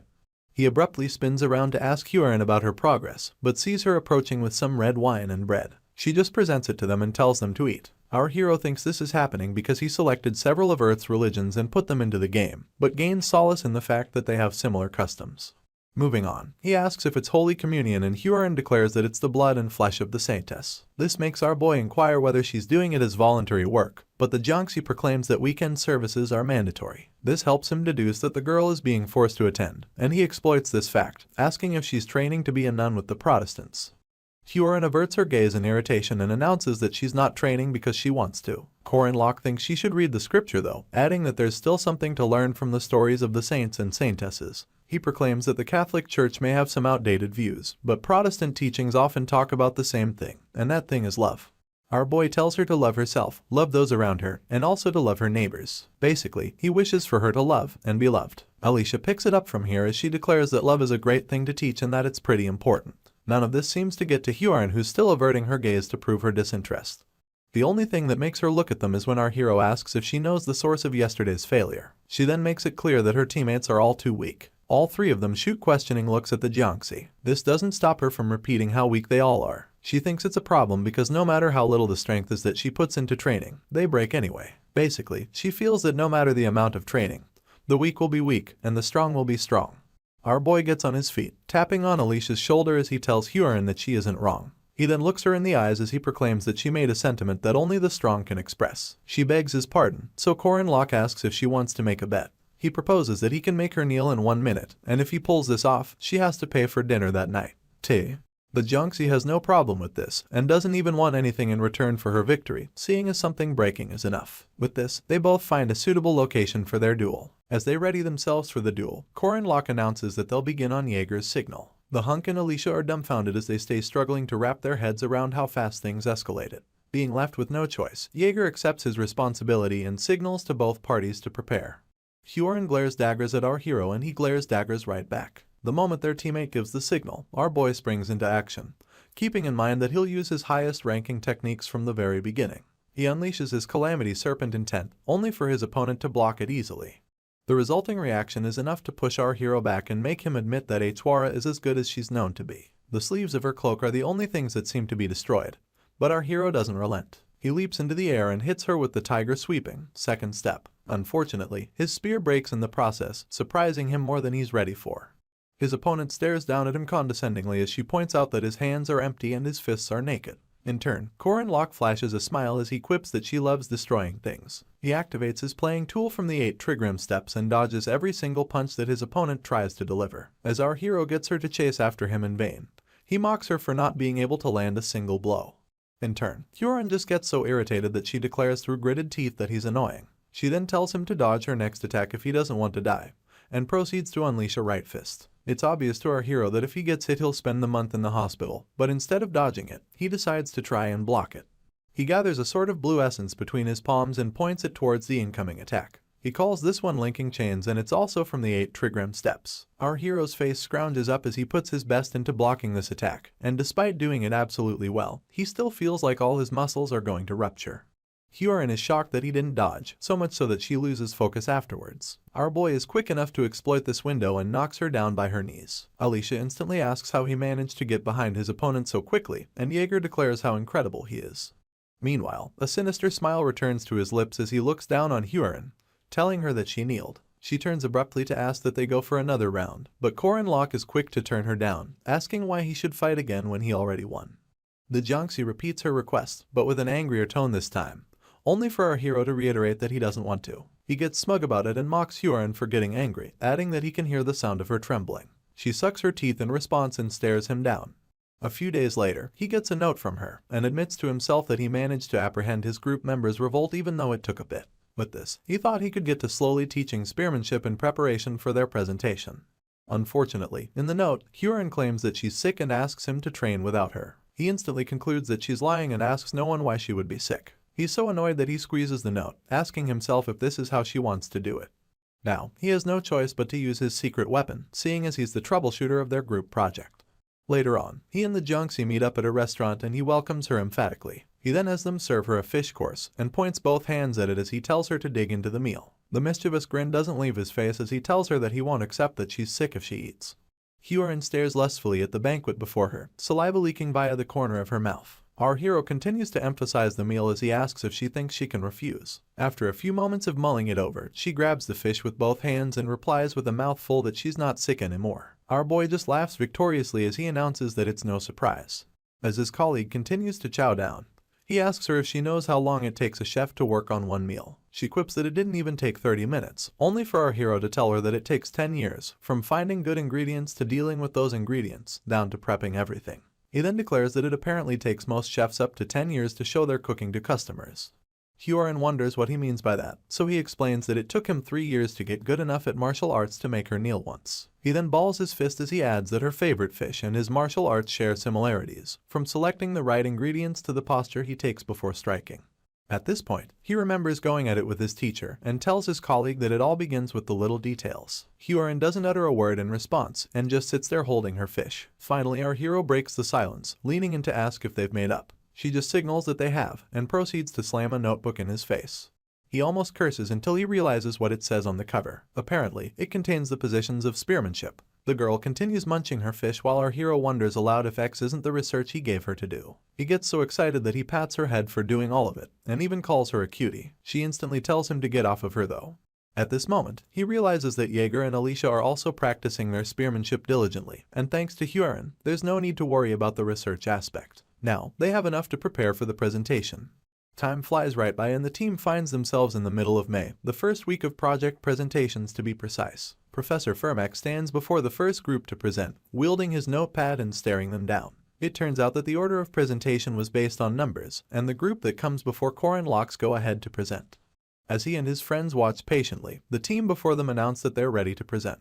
The leader of Group 1, Pale, yells as he introduces himself, and adds that their topic is based on 5-star spearmanship. In turn, the professor asks for a demonstration. Group simultaneously showcases all that they've learned, so much so that Alicia admits that they all prepared quite well. Afterwards, Mr. Firmak tells a panting Pale that he did a good job. The boy thanks him in response, only for the professor to add that he'll now try to get through their formation.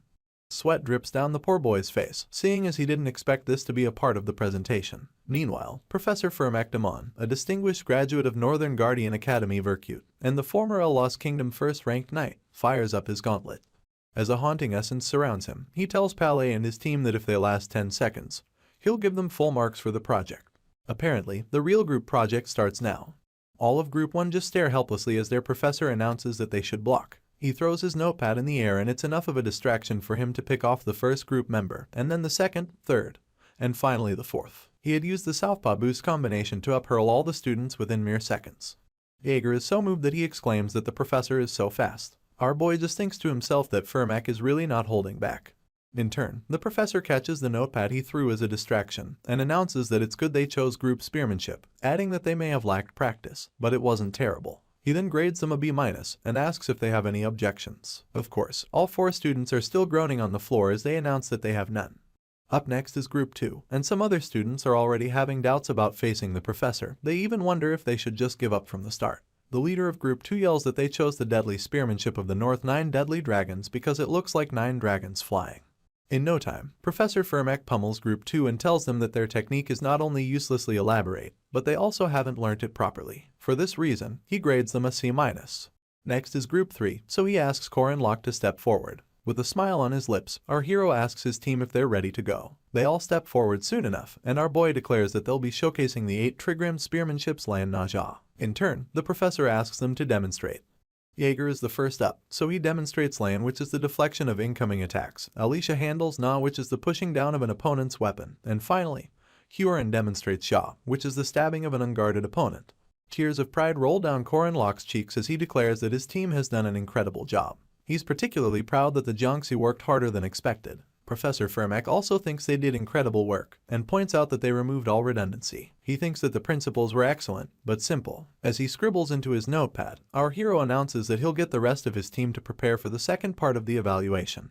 In response, the tutor tells him not to, adding that he only wants him. Our boy glances back in surprise, only for the professor to repeat that the real fight will be between only him and Korin Lok. He asks if there are any objections, but our hero just stays silent. A knowing smile comes to his lips as he realizes that Mr. Firmak planned this from the start. He then announces that he doesn't have any objections. Excitement escapes the professor's eyes as he declares that he'll be starting.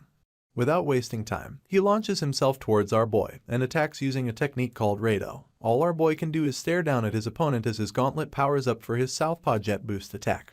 Luckily, our hero recognizes this technique as the right hook that continues from the posture that one has in boxing arts, especially when they're about to punch. He deduces that he's supposed to block his right side in such a situation, but also realizes that the professor's body isn't moving with his right foot as the axis. Instead, it's his left foot.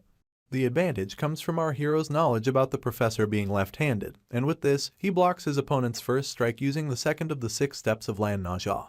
Mr. Firmak is left in shock as he wonders how our boy predicted his movements. Meanwhile, one of the students who faced the professor already points out that his speed has increased, only for his colleague to express his awe towards our hero.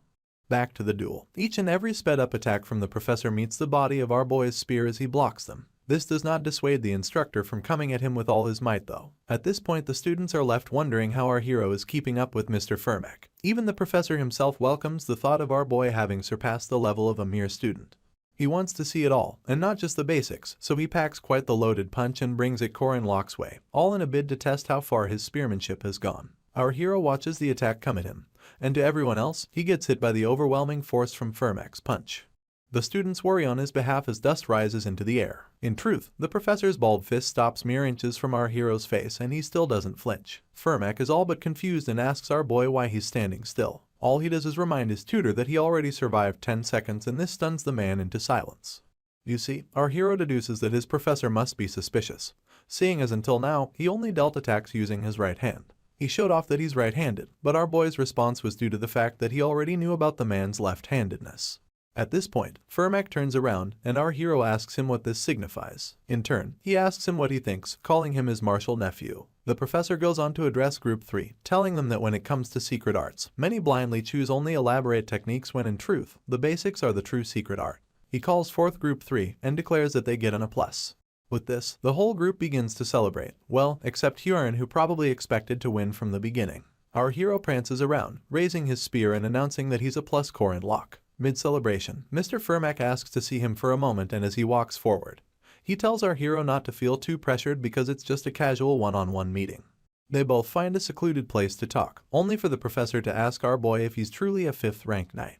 With his hands behind his back, he tells the tutor that he is. In turn, Firmak mentions that our hero must be aware that his abilities don't align with those of a 5th rank knight, and Korin Lok admits that he's pretty good. He adds that he can't sense spirit and can only catch them under special conditions. For this reason, he can't even subdue a 5th rank evil spirit.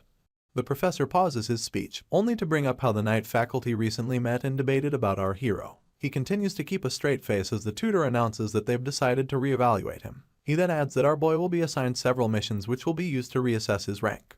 Apparently, the highest rank allowed will be a semi-first rank, and since our hero has showcased some results, they've come out unconventionally. In our boy's heart, he mulls things over, admitting to himself that an increase in rank can't hurt, especially because he'll be paid more, and even get more choices when it comes to missions. The fact that he will get to choose high-ranking mission puts a smile on his lips. Apparently, if he was a main character, this would be a right he could only get as a second-year student. He flashes the professor a smile as he agrees to the rank reassessment. He then follows up by inquiring about what he has to do. In turn, Fermac reads a note and it details how our hero must complete 2 missions involving semi-first rank monsters and evil spirits. He must do this on his own. Currently, there are 4 semi-first rank raid missions available at the Guardian Association. Luckily, there are 2 monster and 2 evil spirit missions. Once again, Corin Locke is left to mull things over. He folds his arms and realizes that they just want him to capture 1 monster and 1 evil spirit. The only problem our hero has with this is the timing. At this point, the professor stretches the mission list to him, urging him to choose. Instant pressure falls upon our hero and he starts to feel nervous. In the near future, our boy steps into the forest with instructor Heyman as his guide. The instructor quips that he came at the right time, and our hero bids him a good morning. He then adds that it's a bit gloomy to claim that the time is right. As they walk deeper into the woods, the instructor breaks into a story about how he would venture into the fog to find monster nests when he was younger. Our boy then urges the instructor to tell him heroic stories along the way to keep things from becoming boring. Mr. Heyman takes the bait, rubbing his hand on his chin as he proclaims that he childs tell stories about his time in the West. You see, listening to the old man's stories will greatly please him. At this point, our hero overhears the old man describing what his first hunt will be like. Apparently, it'll be for the twin-headed ogre, a semi-first rank monster located in the city's western mountains. This monster is slow but dangerous. Our boy admits that he chose the monster personally, but now wonders why a first-rank beast is being assessed under semi-first rank. In turn, Heyman reveals that the ogre isn't an adult yet, hence the reduction in rank. According to word on the street, the minister is raising some longhounds and a few hunting dogs as well. Upon hearing this, our boy deduces that a frontal assault will be a terrible idea. The old man agrees and points out that what the Guardians need isn't just simple strength. He then promises to evaluate everything about our hero. They arrive at the city western mountains soon enough, and amidst the fog, they head to the cave housing the twin-headed ogre. Old man Heyman alongside some other association staff also show up at the venue, but have all resolved not to help him pass. They'll only do something if the situation becomes truly dangerous, but that will also mean that our hero's test will be voided. Just then, the old man asks for our boy's analysis of the situation. He explains that judging by the surroundings, there are obvious signs of the twin-headed ogre alongside some longhounds. He concludes that the beasts are definitely cohabiting. Mr. Heyman would like to know the exact number of hounds, so our hero tells him 3. After this, the old man reminds Corin Locke that there were only the footsteps of 2 4-footed animals following those of the ogre. In response, he tells him that one god the hound seems to be female and pregnant. The instructor presumes that our hero already knows the answer but would like him to explain anyway, so he squats beside a trail in the soil and points out that other than the footsteps, there are traces of a beast being dragged. This means that the hunted beast wasn't eaten on the spot but dragged back to their base. Our hero clarifies that neither ogres nor longhounds have the concept to save food. With this, he concludes that they were thinking of one of their kind who couldn't move, so they brought them some food. Old man Heyman and the other associates stand in awe of our boy's extensive knowledge. As a follow-up, the instructor asks him how he plans to face the twin-headed ogre and the longhounds. Corin Locke claims that he'll first separate them from each other, and when asked how, he points out that they're beasts with animalistic senses towards dangerous things. He plans to use a strong weapon, something given to humanity. Mr. Heyman is confused by this statement, so our hero reveals that he has to use his head, adding that it's quite unfortunate for the beasts that he's an expert in that field. Even as humans expand their reach and navigate the world, there will always be threats lurking. There will always be demonic beings who impose their position in this world. The ruler of the Western Forest is one of them as well. Like a tyrant, the twin-headed ogre commands the forest, a place where very few humans dare to tread. This ginormous reddish beast wields its wooden club, accompanied by his longhounds. To him, the forest is his kingdom. Soon enough, these longhounds begin to bark loudly, indicating that something is off. They had noticed that the nest they created for their female who had given birth is now empty despite her inability to move easily. They bark some more as they follow the scent of this female, and they soon notice that an intruder had dragged her away. After the realization that his female longhound and her ex were kidnapped, the twin-headed ogre gives in to his fury, and his furious scream makes the forest tremble. The other hounds continue their barking as the urge to chase down their kin becomes stronger. Their feet hit the soil in haste as they follow her scent, and without fail, the twin-headed ogre is right behind them. The scent slowly becomes stronger, so much so that they could even smell the intruder who took her. As usual, there's nothing that can hinder this ragtag team in the forest, and it's now time for the foolish intruder to pay the price for bothering the rulers of the forest. Right on cue, they find the female hound with her legs bound with some rope. She whines sadly and her kin empathize with her by rubbing their noses against each, just to confirm that she's safe. As they try to help the female out of there, they pull on the rope tying her legs and it unleashes a myriad of stakes that take her out immediately. Out of nowhere, a log swings into the picture and smashes one of the hounds against a nearby tree, leaving just one of them alive. Unfortunately, the log cuts the ropes loose and more stakes fall from above. The hound is left with no choice but to run for survival's sake. It notices an open field up front and runs towards it because there are no trees where it'll be used as traps. Little did it know that our hero had carved runes into all the rocks in the vicinity.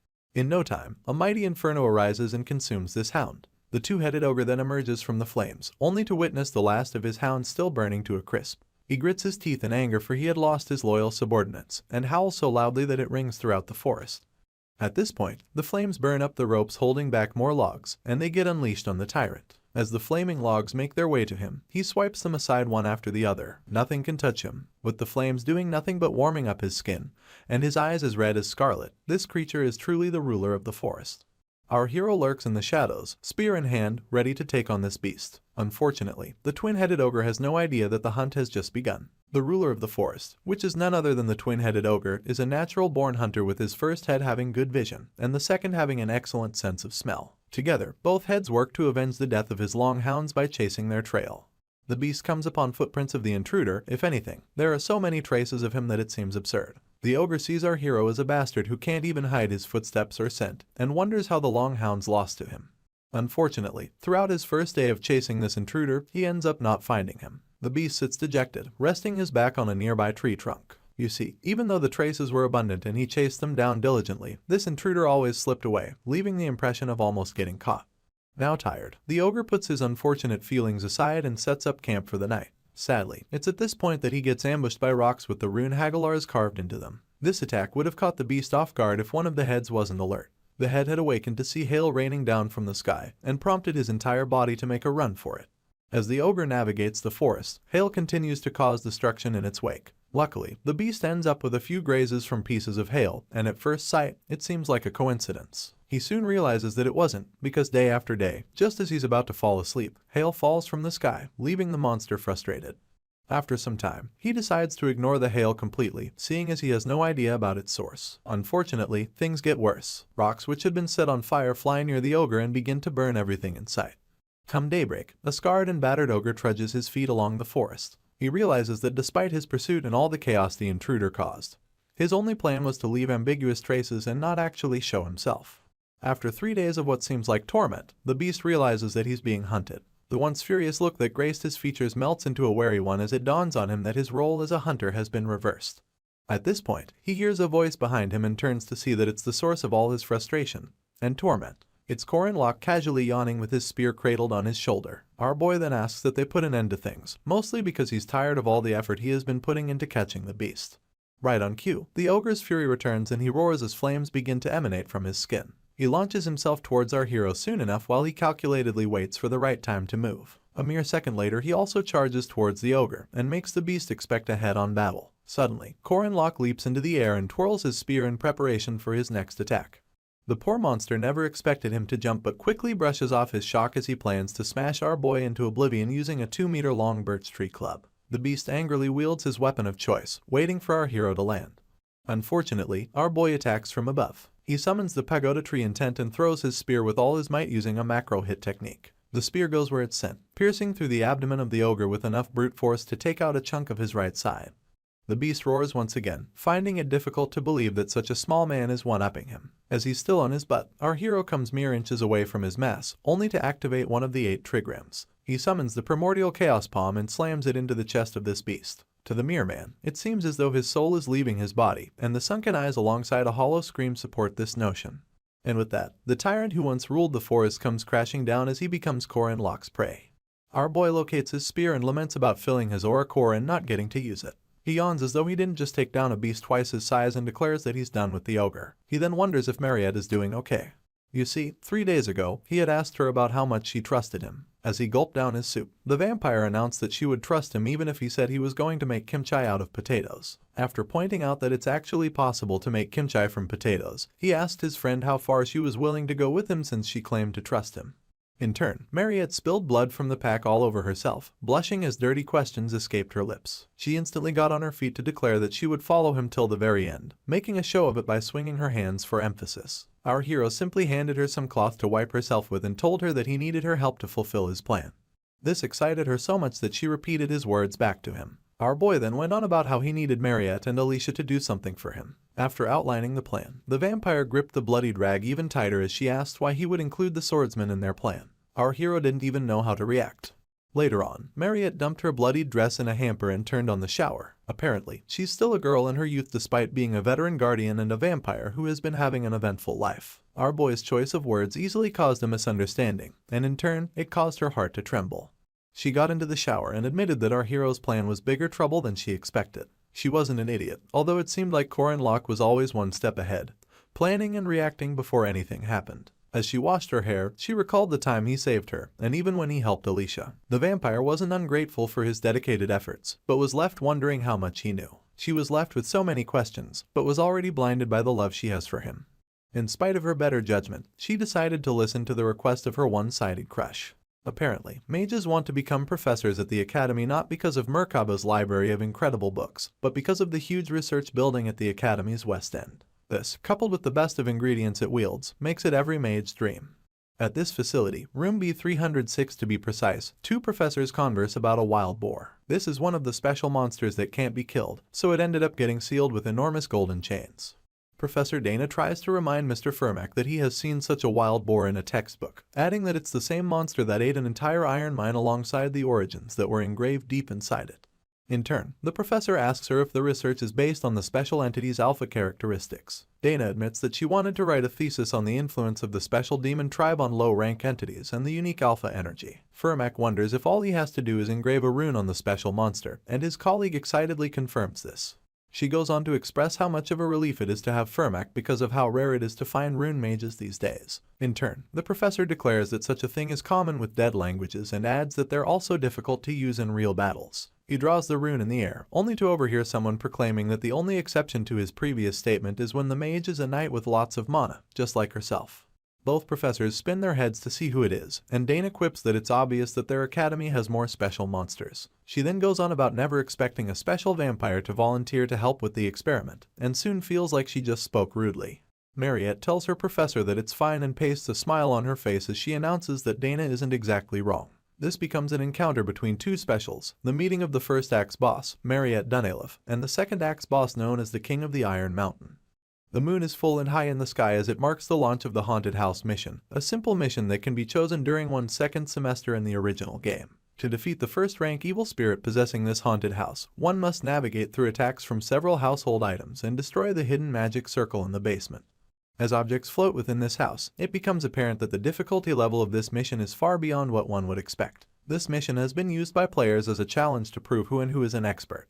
At this point, Corin Locke's notification bar pops up to remind him that he can't sense spirits, but this time, there's an exception. The Sabanchaduk who possessed Lark, or the spirit body in the training room that possessed magic tools, are both categorized under the Geist phenomenon. This phenomenon also occurs when possessing a building that's a home, and it means they have the ability to exert physical force. For this reason, it's even more difficult to ignore religious precepts like our boy's inability to see spirits. Anyway, he heads towards the haunted house confidently and begins to announce a certain strategy as he carries it out. He starts by jumping and attacking possessed roots as he cuts off their tops and stalks, and then stretches his spear forward as he proceeds. With a sinister smile on his lips, he uses the spear to shatter the window in the terrace, thus giving room for glass shards to fly towards him. He slides to dodge the shards and makes his way to the door. Upon entry, he cuts the clock to his right and does a jump and slice technique 3 times. The stairs are up next, so he destroys the nails popping up from them and heads down without taking a second look. Apparently, if you step once on the center carpet, you'll find yourself in the basement, so Corin Locke does this. Meanwhile, Instructor Heyman and some other association members put on 3D glasses and feast on popcorn as they watch our boy go. From how he cuts the table in the basement to how he scratches the magic circle to weaken its telekinetic power. He goes up and down the stairs, dodges some more furniture, and comes across a wall he can't move. At this point, all the runes engraved into the walls activate and glow with a golden hue until a mighty inferno emanates from them, leaving the house to burn on its own. Corin Locke smiles from ear to ear as he majestically makes his way out of the flames, looking forward the whole time because real men don't turn back during explosion scenes. He cradles his chin in his hand as a smug look is pasted on his features. He then declares that he pulled off the mission in 30 seconds. Old man Heyman's jaw literally drops, seeing as 2-second rank mages couldn't do anything about the magic cave our hero just conquered. He wonders how he did it, but our boy just laughs maniacally as the flames rise behind him. Apparently, he used the last strategy that a legendary streamer had left behind, the same streamer who had shaken South Korea's internet streaming world. Soon enough, Old Man Heyman approaches our hero and grabs him by the shoulder as he congratulates him. He chuckles as he adds that our boy is definitely confirmed to be a semi-first rank. The instructor then mentions Sar, a port city nearby, and invites Corin Locke to join him for a meal at a very delicious restaurant in the city. Our hero inquires if it's a raw fish joint, keeping in mind that there's a restaurant with a special dish that made him choose to do an evil spirit raid in this region. The old man seems to know the place our boy is referring to, so he wraps his hand around him and asks if he likes raw fish. In turn, our hero quips that he loves it. As the instructor promises to show him to a nice raw fish place, our boy glances behind them, only to notice the Otaku lurking behind a tree. For some reason, he thinks to himself that it's nice that the orb is following them. In other news, something happened on the Dingle Peninsula located in the polar region of the northern continent. 88 years ago, this bitterly cold region harbored countless natural resources deep within its frozen expanse. Amidst these icy mountains laid a vast mine so rich in resources that it was called Iron Mountain.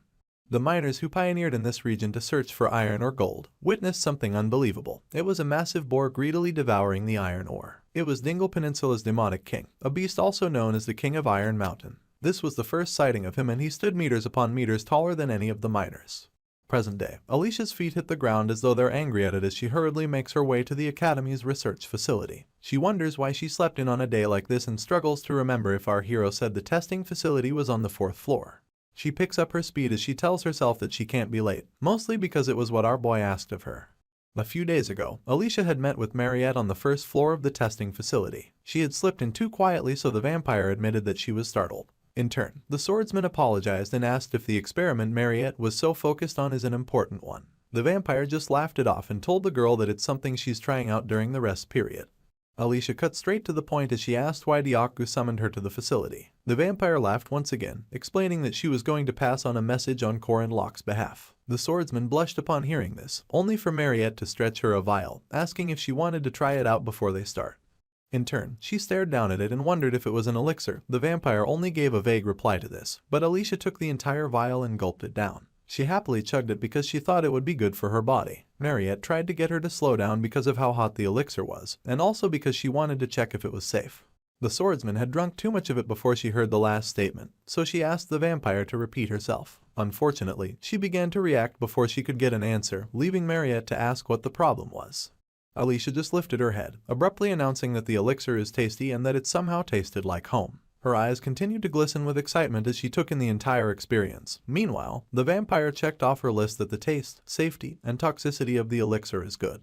Afterwards, the swordsman finally asked about what Corin Locke wanted her to know, and in turn, Mariette revealed that it was something that was going to happen soon. This piqued Alicia's interest even more, and she found out that it was about the King of Iron Mountain.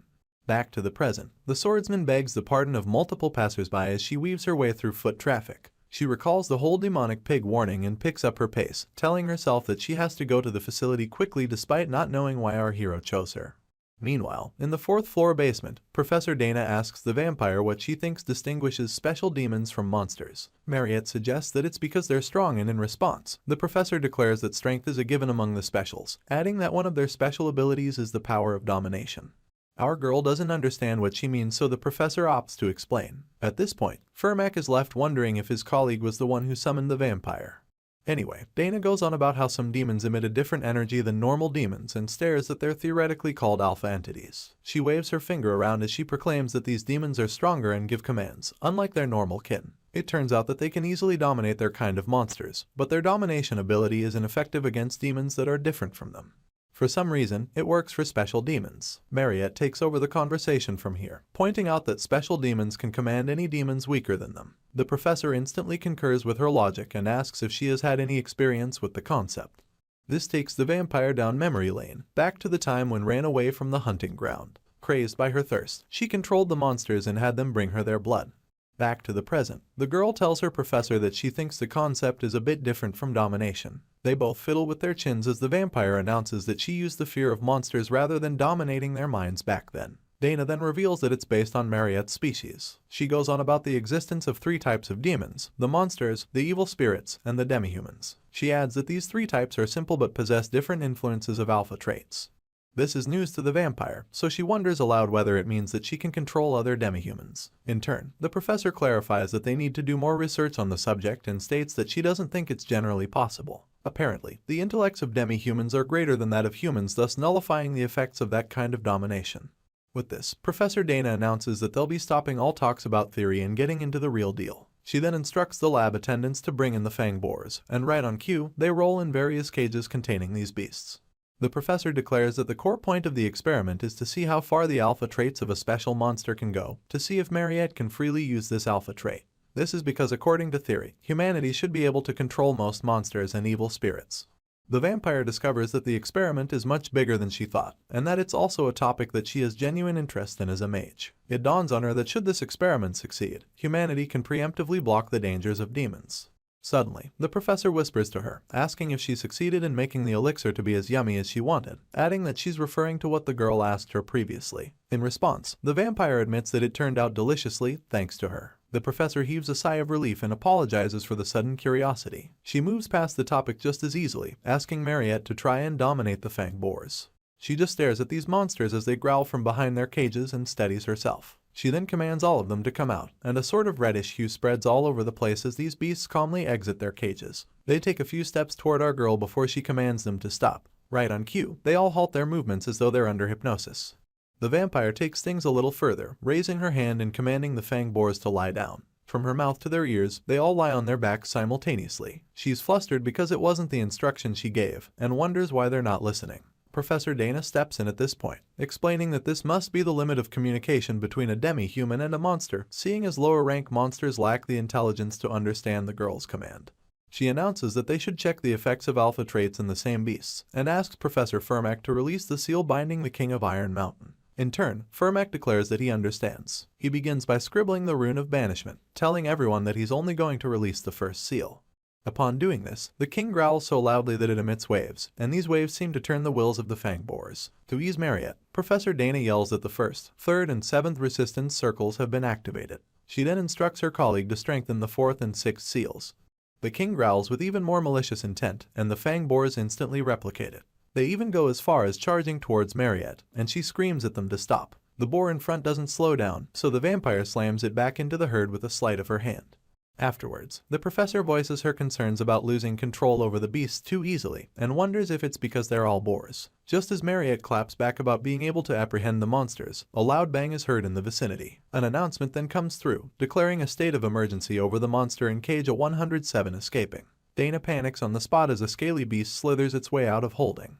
It turns out to be a manticore, and this monster charges towards Mariette, baring all of his teeth. In turn, the vampire activates her blood spear technique, and literal spears of blood emanate from a magic circle to attack the manticore at full speed. Sadly, the beast is somehow faster than the blood spears. Upon noticing this, the second Urace sucks her teeth and calls forth Diaku, only for Professor Firmak to tell her to save her strength. He activates his gauntlet and sinks a punch directly into the face of the monster. The southpaw screw demolition is such a heavy punch that it causes the manticore to spin on its axis, but Firmak doesn't stop there.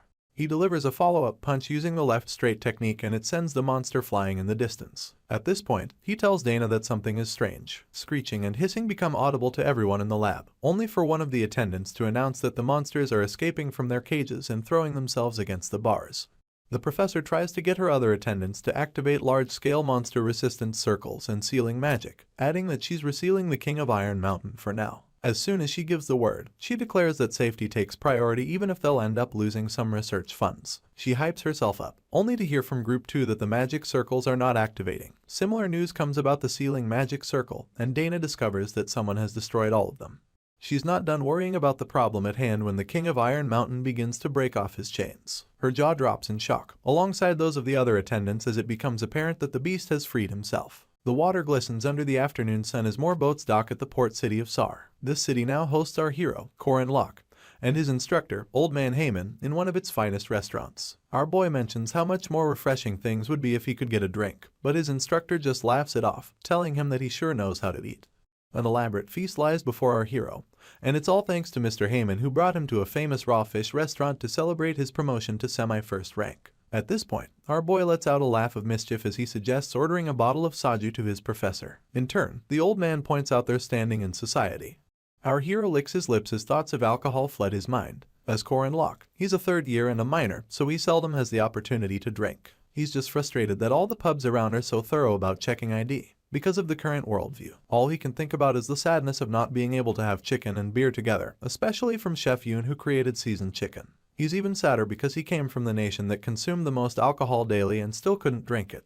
For this reason, our hero comes up with a plan. He baits the old man into believing that there's a saying in the East about alcohol being something one has to learn from an adult. He then adds that he would like the instructor to be the life teacher that teaches him about alcohol. Mr. Heyman actually mulls this over, and our boy can see the kindness in his eyes. He can see the absence of greed alongside the man's desire to have an honest conversation with him. Just then, the instructor throws caution to the wind and pours our hero a drink, only for him to stifle his laughter as he admits that the man fell for it. At this point, his happiness is cut short by the sound of barking. The other customers at the restaurant begin to wonder where the barking is coming from and ask if someone brought their dog. Our hero just stays trembling in his seat as he asks himself why such a thing would happen at this time. He soon bursts into tears as he catches a glimpse of Dyaku standing right beside him with folded arms. Back at the testing facility in Merkaba Academy, the King of Iron Mountain has successfully broken free and is now staring down at all the puny humans with malice. Professor Fermac proclaims that they need to block the beast, and Mariette hurriedly concurs. She activates her crystal lance magic and a ginormous crystal forges right above her in accordance. In no time, she sends it flying towards the beast, only for it to shatter against his hide. The vampire is taken aback by the fact that it couldn't even leave a scratch on the monster, and her mouth stays open as she mulls it over. Mr. Fermac commends her effort as he activates his gauntlet and announces that he'll finish things. He tries to punch the monster but soon admits that he can't feel anything. The beast just exhales hard enough to raise a fog, and it dawns on the professor that his attack didn't do any damage whatsoever. In retaliation, the Iron King activates Durasez Fehu, a type of rune magic, and Fermac cannot believe his eyes. Soon enough, the beast slams him with so much force that he crashes into the wall. Dana instantly screams after this, yelling that the barrier system has been taken out because the wall was destroyed. Consequently, the other caged monsters begin to rattle the bars holding them back. They send out yet another emergency signal, announcing that all the monsters that were trapped within the cages have been freed. They flood the lab in their numbers, so the attendants activate Code Veronica, chanting that all workers should evacuate. They then call for the security team and instruct them to activate all magic circles and mobilize the spirit golems. In response, they unleash these green and brown robot-like entities and send them out to handle the overflow of monsters. The commander then instructs the golems to not let any monster escape the facility. A hissing sound becomes audible as it foretells incoming doom, and out of nowhere, a first-ranked demonic beast known as the Poisonous Dragon appears and crumbles so many golems like they are Legos. Up next, another first-ranked demonic beast known as the King Herent handles the remaining golems. Worse off, these mighty beasts, supported by the lesser monsters, continue to swarm towards the exit, leaving the attendants to request support. They add that they cannot block the higher-level monsters without a magic circle. Professor Dana is so panicked by the concept of these beasts leaving the academy that she authorizes consecutive lightning attacks in their shared area. At the back of her mind, she wonders if their funding will be okay. Anyway, while her attention is divided, a magic beast covers the distance and almost bites her head off. As she screams in horror, two overpowered swords dash into the atmosphere and bore holes in this magic beast. The mercenary then announces that Corin Locke's insight is getting scarier. Dana is left in shock, but manages to ask Rin why he's at the facility. In turn, the mercenary just claims that it's a field trip, and proceeds to call back his blades. On their way back, they take out their fair share of monsters. The King Herent is more pissed off than ever, so he gathers momentum and unleashes a mighty inferno to burn down anything in its path. This worries the mercenary, but he stands his ground. Right behind him, another mage charges up the broken rocks with debris fusion, bringing them together to forge a castle golem which is on eye level with this first-ranked demonic beast. Cranel takes out some time to celebrate the success and control of his recent spell, adding that the techniques our hero taught him really worked. Apparently, Corin Locke had told him a few days ago that stamina is power and forced him to train before giving him some golem magic techniques. Our boy claimed that he found the techniques when he was reading in the library. He tossed the golem sorcerer the book, and all he asked for in exchange was for him to partake in today's field trip. Back to the present, and the junk golem is getting pushed back by the King Herent, making Cranel wonder if it's because the beast is a first rank. Suddenly, some vines begin to encroach all of the golem's body, and it turns out to be Yule applying her root supplementation technique to forge a junk wooden golem. The druid throws a question into the crowd, asking how our hero knew that this would happen in advance, or why he would teach her this exact method that would help the situation. While she's stuck thinking about it, Professor Dana panics over the poisonous dragon making its way up to the 3rd floor. At this point, Alicia comes leaping into the air and cutting down the beast at 3 different locations of its body. She sticks her landing as it falls to the ground and asks if they manage to defeat it. The professor shields herself from all the dust raised and admits that it's such perfect timing that every student that has appeared is at least a 2nd rank knight or mage. She has never been so thankful for students. Mere seconds later, she gets an epiphany, so she asks why they are at the testing facility. They all stare at her as they simultaneously chorus that they're there for a field trip. As they speak, they have no idea that Corin Locke, who isn't even at the academy, cooked up this plan, which is going splendidly. Mariette comes through with the Realm of Blood, mounting a giant reddish orb to encapsulate the Iron King. She declares that it's a good thing that they prepared the barrier beforehand.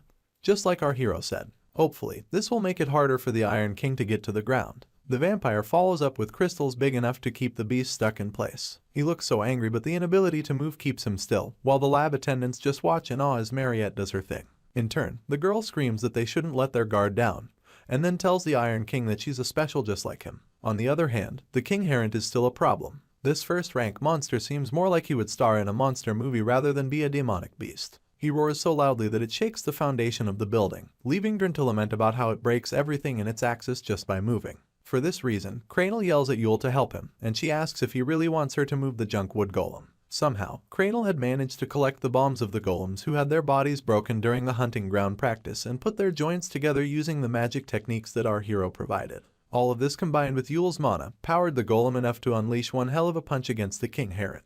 In retaliation, the beast roars and tries to swipe at the golem. Meanwhile, Cranel tells the druid to follow the plan and replenish the skin of the golem's fist. She wonders what the actual plan is, so the sorcerer explains that they'll explode 5 bombs absorbed by the spirit golem at once and spray out a large amount of mana in the process. In the legend of Arren, these two were known to be the duo in charge of a large number of monsters, the Dream Team, if you may. Cranel goes through a checklist for his golem as he confirms his control technique, his mana bias boost technique, and finally, he put on the designated target tracking radar. After all of this is done, he equips nature's weapon, the wooden fist. The arm of this golem cackles with green energy as the duo activates spirit bombs with 5 times the force. Upon getting the all clear from their notification bar, Cranel emphatically presses the activation button, and everything combined gets unleashed in a technique known as the elbow rocket. The punch is so heavy that it seems like propellers pushed it towards the face of the King Herent.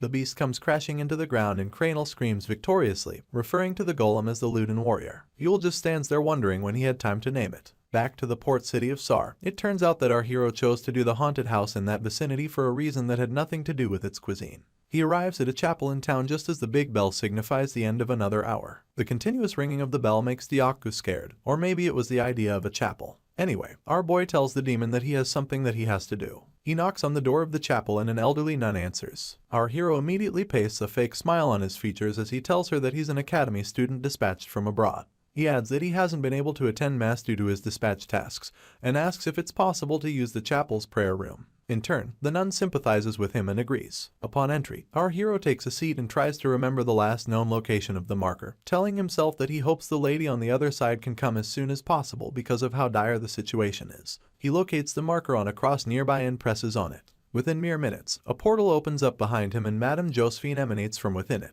Our boy smugly announces that her response is as quick as he expected, only for the sorceress to place her blade right beside his head in a threatening manner. She then asks him how he knows about the marker, adding that he should think well before answering.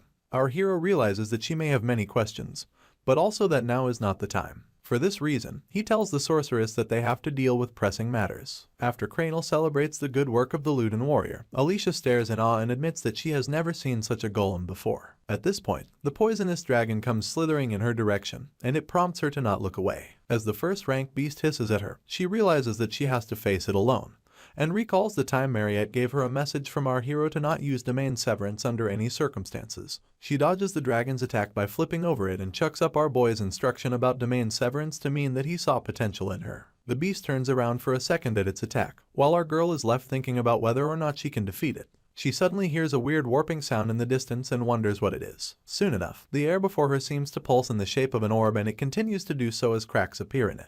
In no time, the blood realm which Mariette had activated completely breaks down and the injured vampire falls to the ground. Alicia screams out her name as the girl continues to heavily pant on the floor. She then remembers that it's all happening just like Corin Locke had predicted. He had told her that she would probably not be able to defeat the demonic pig, and true to his words, she couldn't.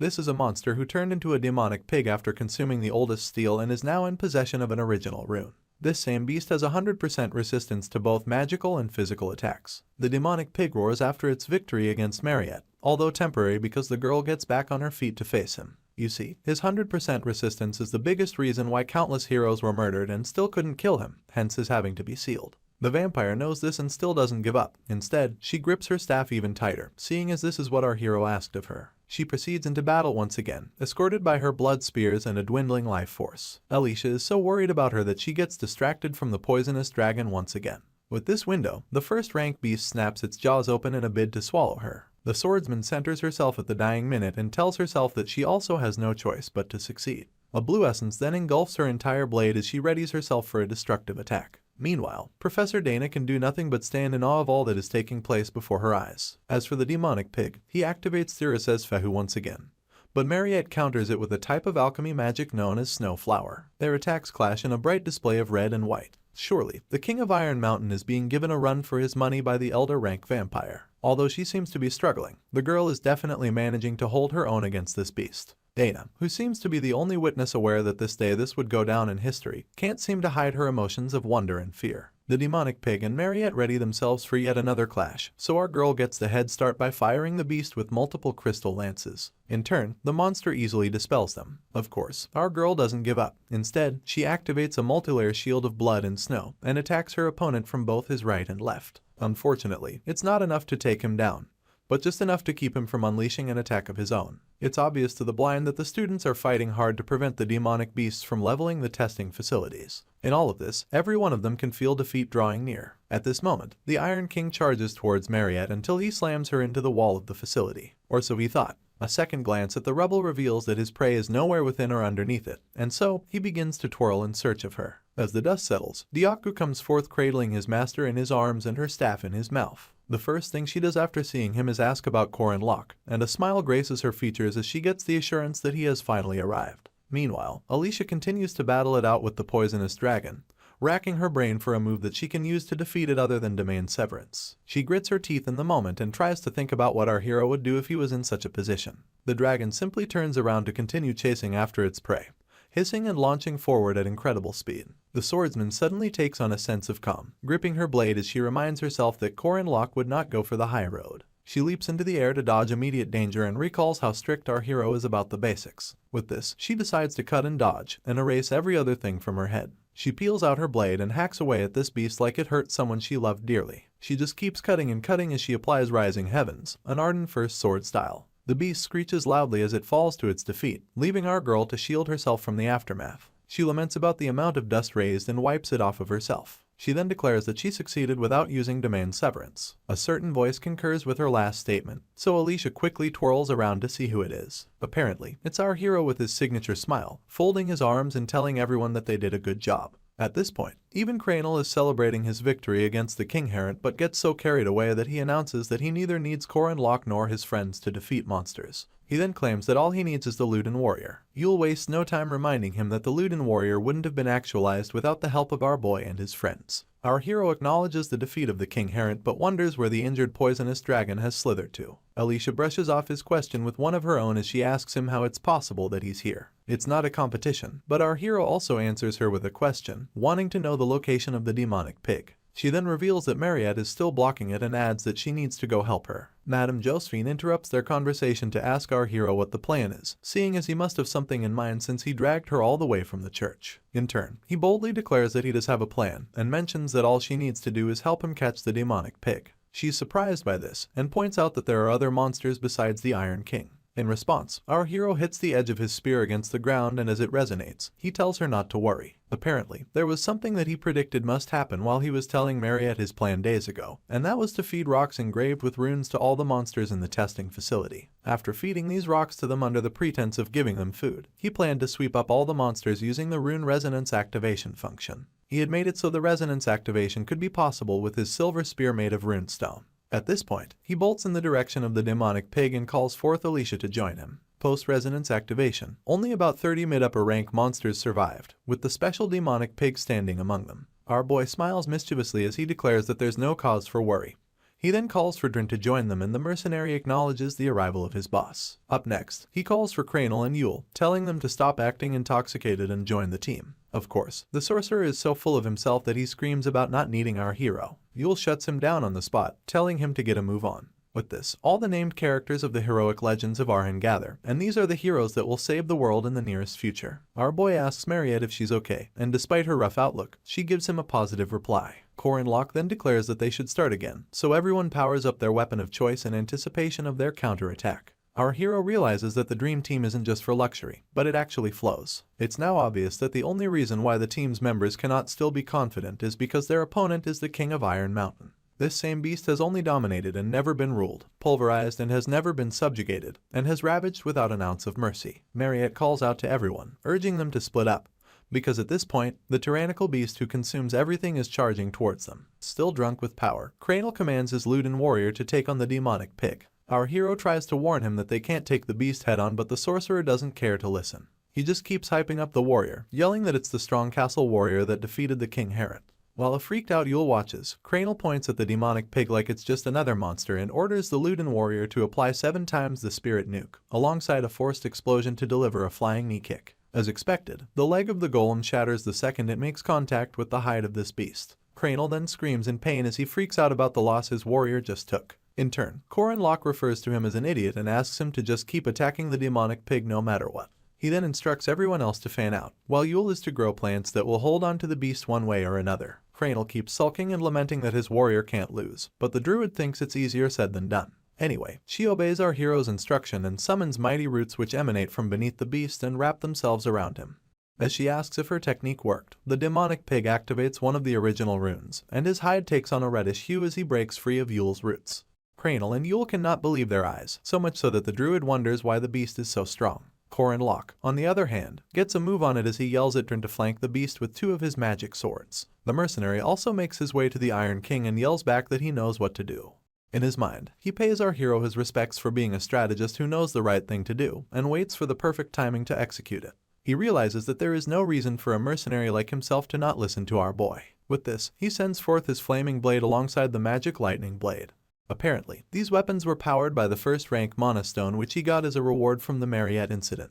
Anyway, one look at this beast and Drin is certain that he will be difficult to take down. He doesn't even move an inch as the 2 overpowered blades make their way to him. He just activates his rune magic instead. His eyes go red alongside the hue that covers his body, and by the time the blades come crashing into his hide, they have absolutely no effects on him. The mercenary refuses to believe it, but all he is left with are questions about how his blades did not deal any damage whatsoever.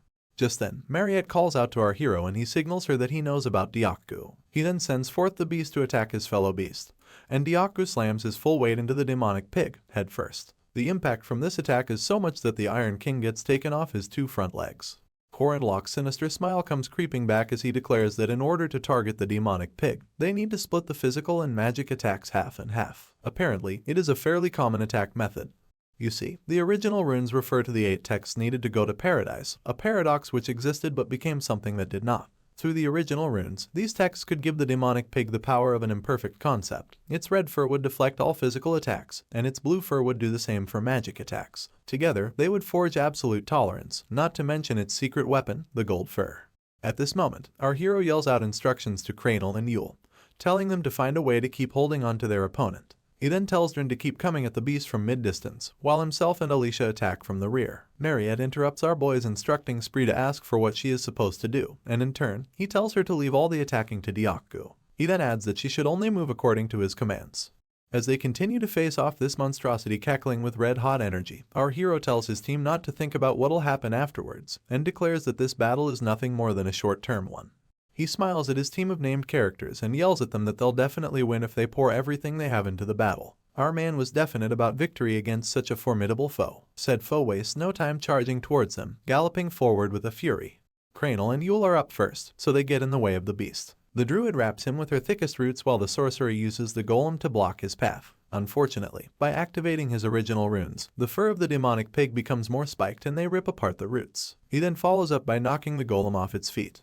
Drin goes next as he sends his blades of fire and lightning after the demonic pig once again. Unfortunately, they both bounce off his skin, and much like before, Diaku follows up by slamming his mass into the beast. This time, a more direct hit is made to the Iron King's head, while the druid's roots continue to wrap around his entire body.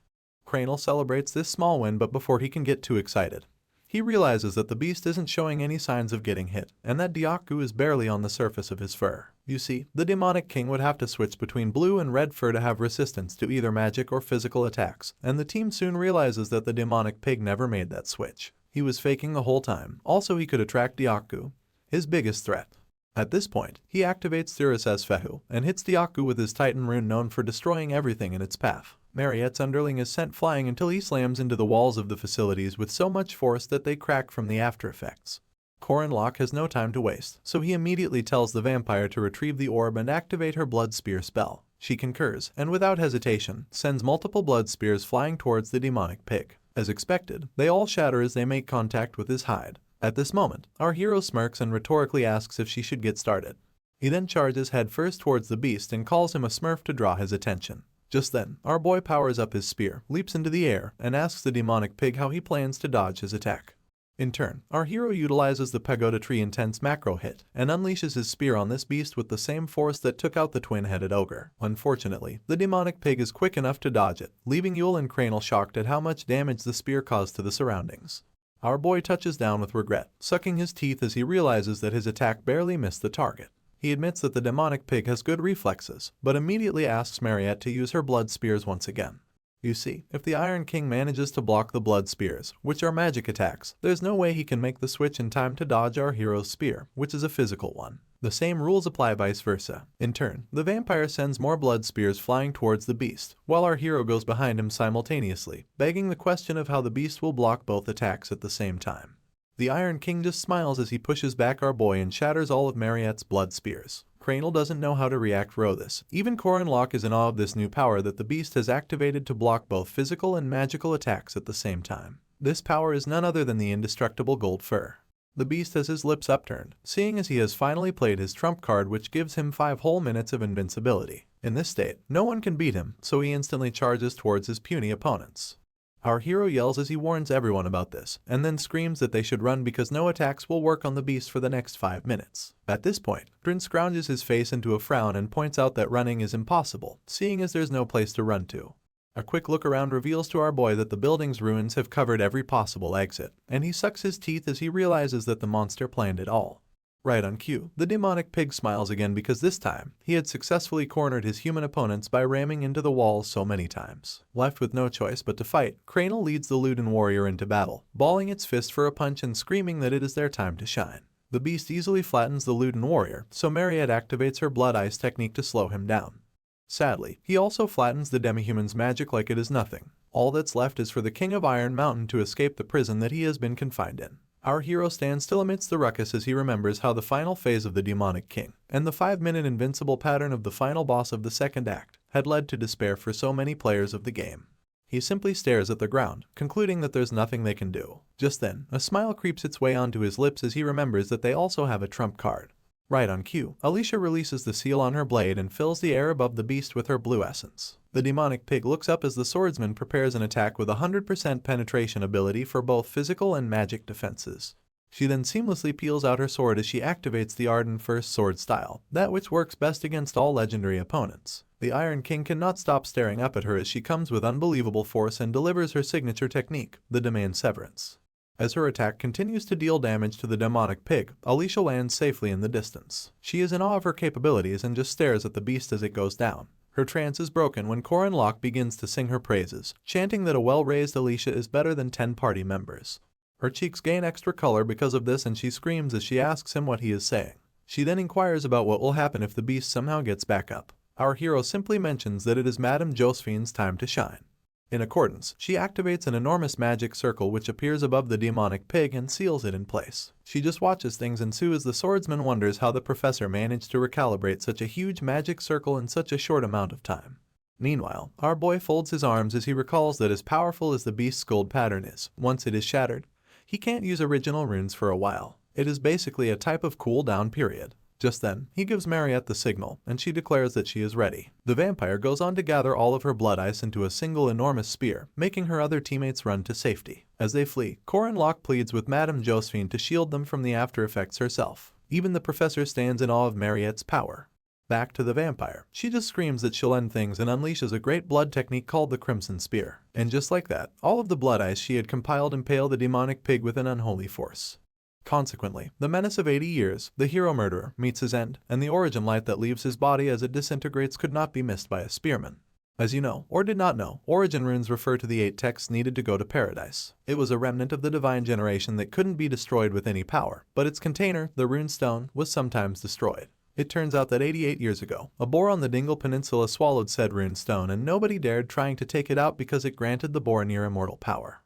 Present day, the same demonic pig whose seal was released got defeated, and the rune stone inside him got shattered in the process. As for the present location of the original rune, it finds its way to the closest rune stone and spends some time before settling. It turns out that the nearest rune stone was in Professor Fermac's possession. 10 years ago, this man had entered the academy for this very reason and pretended to be a professor. Even after the Iron King's demise, the havoc doesn't stop. Mariette is busy trying to find out if the testing facility is fully evacuated. Drin mentions some monsters who still haven't been defeated, and Yule yells that they should try blocking the entrance. While all of this is going on, Mr. Fermac plots his way out of the academy with the weakened original rune that had been sealed for over 8 years. His plan is to sneak out of the city using secret tunnels, but he gets the shock of his life when he sees someone blocking his path. His spear is the first thing to come into focus as our hero asks how his martial brother, Baltazar, is doing, and refers to the faux professor as martial nephew Fermac. For dramatic effect, our hero took a seat and cradled his hand beneath his chin to show just how long he had been waiting for the traitor to arrive. The professor finds it weird that our boy called him his martial nephew, so Corinlock explains that the traitor is a disciple to the disciple that his master renounced, and by that logic, he is Fermac's martial uncle. He even asks the traitor to come and show his respects. It takes some seconds, but our hero can tell that the man has realized who he is. In turn, he speculates that the traitor must have come to only one judgment after seeing that he uses the same spearmanship as his master. Basically, Mr. Fermac's sensei was the only person who achieved the title of martial master using the required 6-step spearmanship. So when the traitor saw our hero using the same spearmanship as his sensei, he must have concluded that they shared the same master. The only problem was that he never expected our boy to be at the academy where he infiltrated to carry out his secret mission. This must have left him suspicious and confused about Corinlock. Anyway, the only safe option at the time was to ignore him, and this was what Fermac did. Later on, after witnessing our hero holding his own against Lunia Arden, the traitor sent him outside town under the pretense of rank reassessment, also that he could exclude our boy from his plan. After this, he had planned to successfully flee the academy and seek out our hero's true identity from his master, the king. Unfortunately, the wrench thrown into his plan was Corinlock making use of Madame Josephine's marker to return via long-distance teleportation. Our boy flashes a sly smile as he tells the traitor that Professor Dana's experiments and Mariette's incident must have been good for him, seeing as he has been waiting for the perfect time to strike. For this reason, our hero declares that Fermac isn't going anywhere with the origin rune stone. The faux professor panics on the spot, announcing that what our boy just said isn't information that a mere student should know. He then wonders whether Madame Josephine told him, only to brush the thought aside almost immediately. The traitor proceeds to put on his gauntlets as he acknowledges the existence of a spearman that he was unaware of, one who blocked all of his plans and is standing in front of him. He takes his battle pose at this moment and declares that our hero is his enemy. As a purple-black essence leaks from the traitor, Corinlock looks him in the eye, recalling how his opponent being a famous first-rank knight isn't the biggest thing about him. Apparently, Fermac is the mastermind behind the unsealing of the final boss of Act 2, the King of Iron Mountain, and also the one who will appear with the King of Paradise later on. As one of the 4 executives, this traitor's power is at least a semi-special rank. Same with Lunia Arden, and under the right conditions, he could easily become a special rank. At this point, the professor berates our hero for being arrogant just because he showed a little talent. In accordance, his shadow seems to be coming alive as it bubbles with a purple liquid. He then asks if our boy thinks he can face him, and proceeds to summon shadow servants. Right on cue, the purple liquid forges a replica of the traitor and he declares that he'll end things quickly. Corinlock just smiles because he recognizes Fermac's ability to attack 2 times more effectively in places with shadows. It turns out that the location of their battle is not a thing of luck. Just then, our boy activates Sowillo, the rune of sun, and the rocks shine with enough light to displace the traitor's shadow and leave him with even more confusion. He glares daggers at our hero as he explains that the natural enemy of shadow types is light. You see, shadow type sorcery needs darkness to exist, just as water sorcery needs moisture and fire sorcery needs air. The traitor charges forward in a bid to change his location and activate another shadow. Sadly, everywhere he goes, there's a rune of sun waiting. His eyebrows furrow as he realizes the situation he is in, and our boy stays seated as the entire lot lights up like a concert. In turn, he narrates how it was a lot of work to engrave the Rune of Sun throughout the entire lot, adding that it took him 20 days. He quips that it is mostly because he has a lot of mana to spare these days. Furmak knew that this desolate lot, which was secretly linked to the basement of the testing facilities, had limited access. But Corin Locke also knew this, and prepared for the finale before anyone else. The traitor seems more infuriated than ever as he grits his teeth and refers to our boy's methods as cowardly. This was a persistent and wicked counterattack made just for the professor. At this point, our hero just smiles smugly and tells his opponent to look at it like he is very prepared, rather than calling him a coward. Anyway, the traitor is mad, mostly because his Shadow Servant technique consumes a lot of mana, and is getting blocked by mere elementary level runes. He acknowledges our boy's perseverance, only to shoot himself forward in a burst of speed. He calls this technique Rado, and manages to catch our hero off guard with the instant 10-meter boost. In turn, Corin Locke slashes away with his spear, but only manages to cut an already fading Shadow Servant. While he is still distracted by the shadow, the real Furmak launches a southpaw jet boost straight at his face. Luckily, he activates one of the 8 trigrams known as playing body in time for him to dodge the attack by a hair's breadth. Sweat drips down his opponent's face, seeing as he did not expect our boy to evade that. The traitor's Rado technique is one that consecutively stabs at your blind spot, and our hero wonders why his opponent would think he couldn't dodge it. Anyway, he proceeds to use the 4th step known as returning heaven, and twirls his spear in preparation. In the blink of an eye, he applies the fullback technique, and unleashes multiple slashes on his opponent. Somehow, the traitor dodges all of them, and even commends our boy for applying a balance of technique gained through training and experience. Corin Locke keeps the attacks coming as he mocks Furmak for still pretending to be a professor. In turn, the traitor phases through the attacks and admits that it is an occupational hazard that accompanies 10 years of repetition. Our hero goes on to mock his opponent's speech pattern next and gets called a sassy brat for his troubles.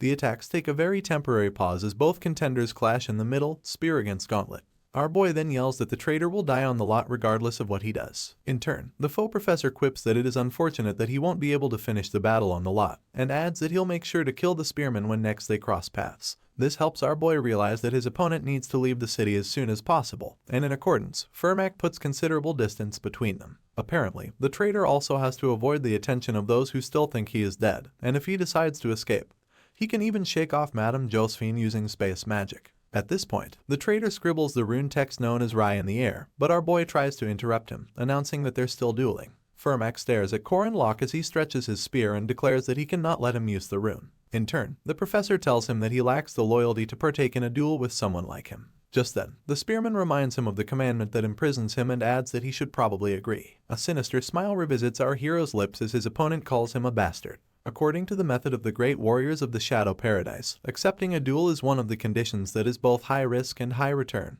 and would ultimately give you enormous power. Furmak's commandment to not refuse duels has been sealed, and refusal to cooperate will lead to dire consequences. This leaves him with no choice but to accept duels. The traitor wonders aloud if that is the reason Corin Locke tracked him down alone, only for our hero to state with a lifeless expression that the duel has to be one-on-one, seeing as it is fair and sacred that way. They both ready themselves for the one-on-one per the imprisonment limitation of the duel. Furmak lifts his gauntlet-covered arms, because as long as our hero is alone and the rune of duels has activated, the traitor has no choice but to give in. He introduces himself formally as Furnak Damon, ordinary warrior of Tata's Valtazar, King of Paradise, and our hero does the same, introducing himself as Corin Locke, First Spear of Arandanua, Queen of Paradise. With this, both parties have officially adhered to the sacred rules. They both overflow with essence, and in the blink of an eye, they take off from opposite sides of the lot and clash in the middle with overwhelming power. Having reached a pivotal point in the plot, our hero's notification bar pops up as it reveals a system backup alongside a review of the commandments. The first commandment being duty, and having a relevance of a plus, is to never turn a blind eye to the misfortune of others. The second commandment being restraint, and coming with additional damage of 50%, is the inability to see spirits. Finally, the third commandment being oath, holds our hero bound to saving the world.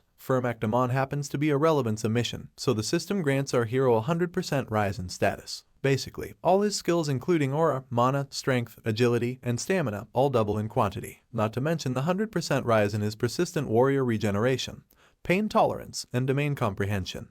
Finally, his aura core reaches a storage amount of 3,500, and the system urges our hero to take the first step in defeating the traitor and saving the world. It rounds up by wishing him luck, and the notification bar disappears once again. A blinding light escorts the first clash of overwhelming power between both duelers, leaving the ground shattered after their impact. The battle between a spearman and a fist fighter is one of distance. While fist fighters like Furmak use acceleration runes to cover distance, spearmen like Corin Locke will not let them get so close.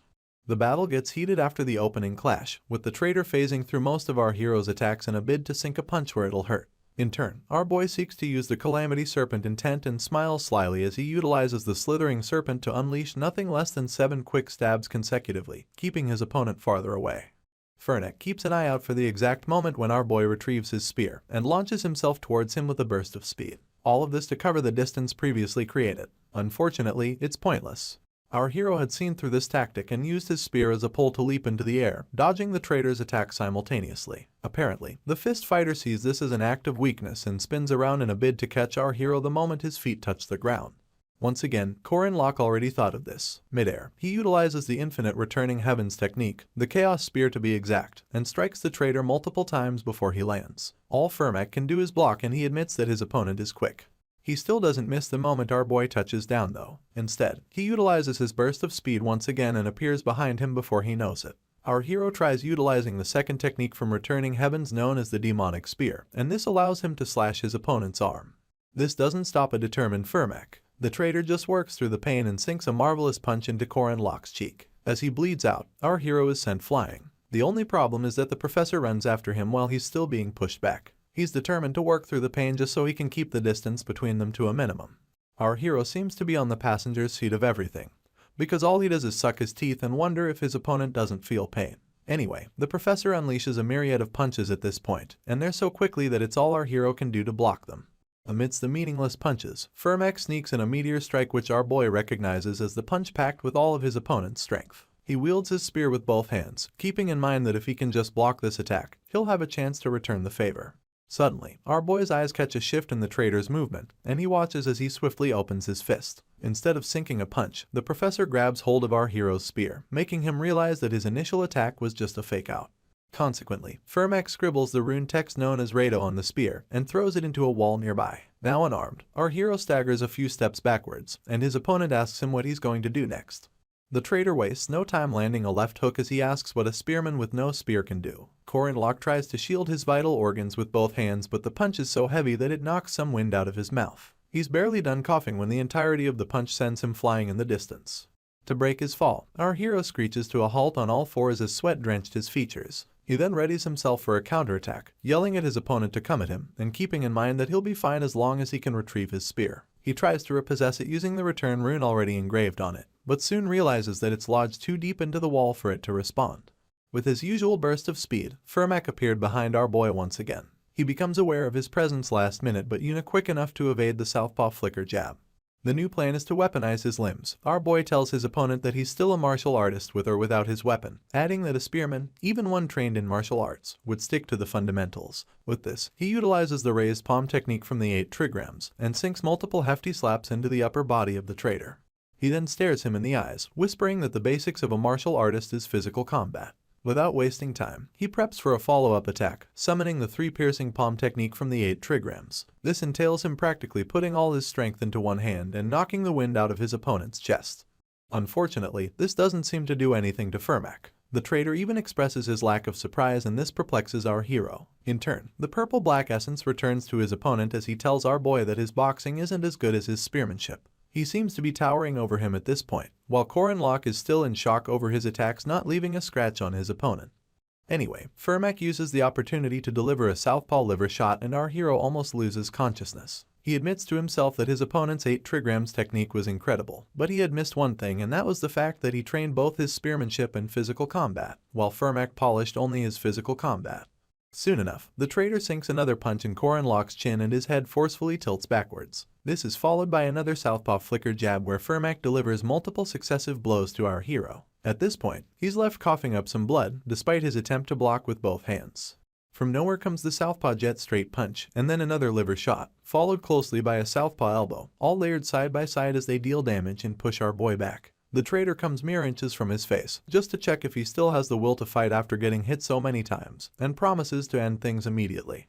With his powered-up gauntlet, the professor preps the ultimate punch and brings it towards our hero's chest, only for the boy to block it with his spear. Fermek is just as confused, seeing as he vividly remembers throwing his opponent's spear away. The spearman reveals a sinister smile as he admits that the fist fighter is a pretty formidable opponent. It then dawns on him that our hero had only been taking hit after hit just to get to the location where his spear got stuck.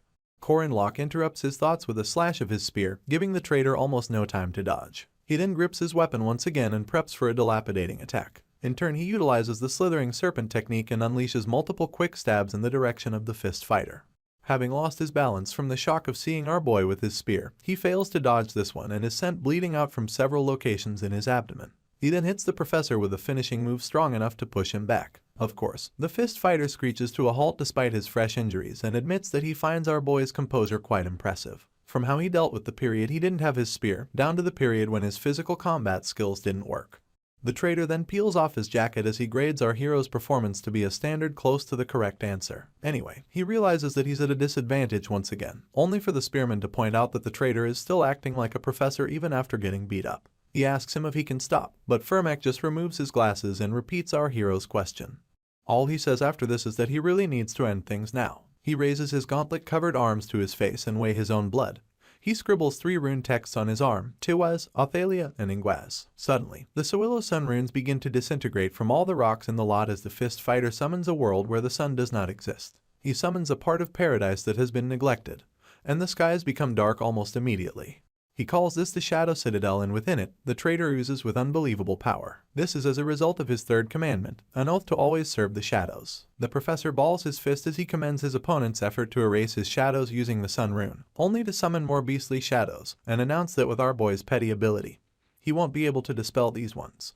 Apparently, this domain is a place only allowed for great warriors of the Shadow Paradise. Seeing as the traitor now has the backup of his shadow army, he's certain that our hero will lose. He gives him 2 options, to either be torn by the demonic beasts of paradise, or get beaten to a pulp by fists. With this, Fermac launches his attack and the shadows follow suit. For some reason, Korin Locke remains unfazed. He even flashes a smile, telling the traitor that he thought they were having a one-on-one battle. In turn, the fist fighter shoots questioning looks at our boy and gets infuriated when he's called cheap.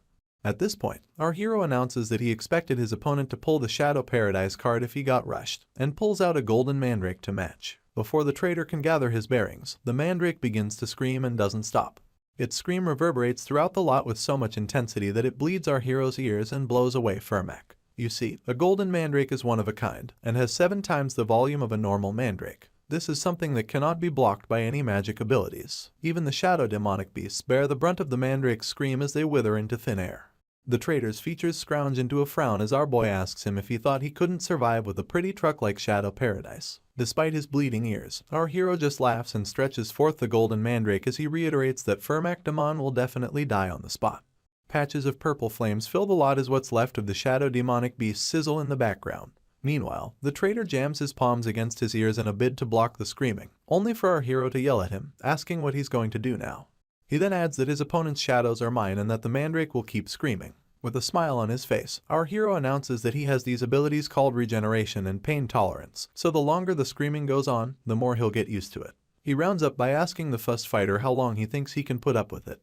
In response, Fermac grits his teeth and calls our hero a coward. He suddenly summons 12 more shadow servants, and yells that the moment our boy walked into the Shadow Paradise, his chances of defeating him dropped to 0.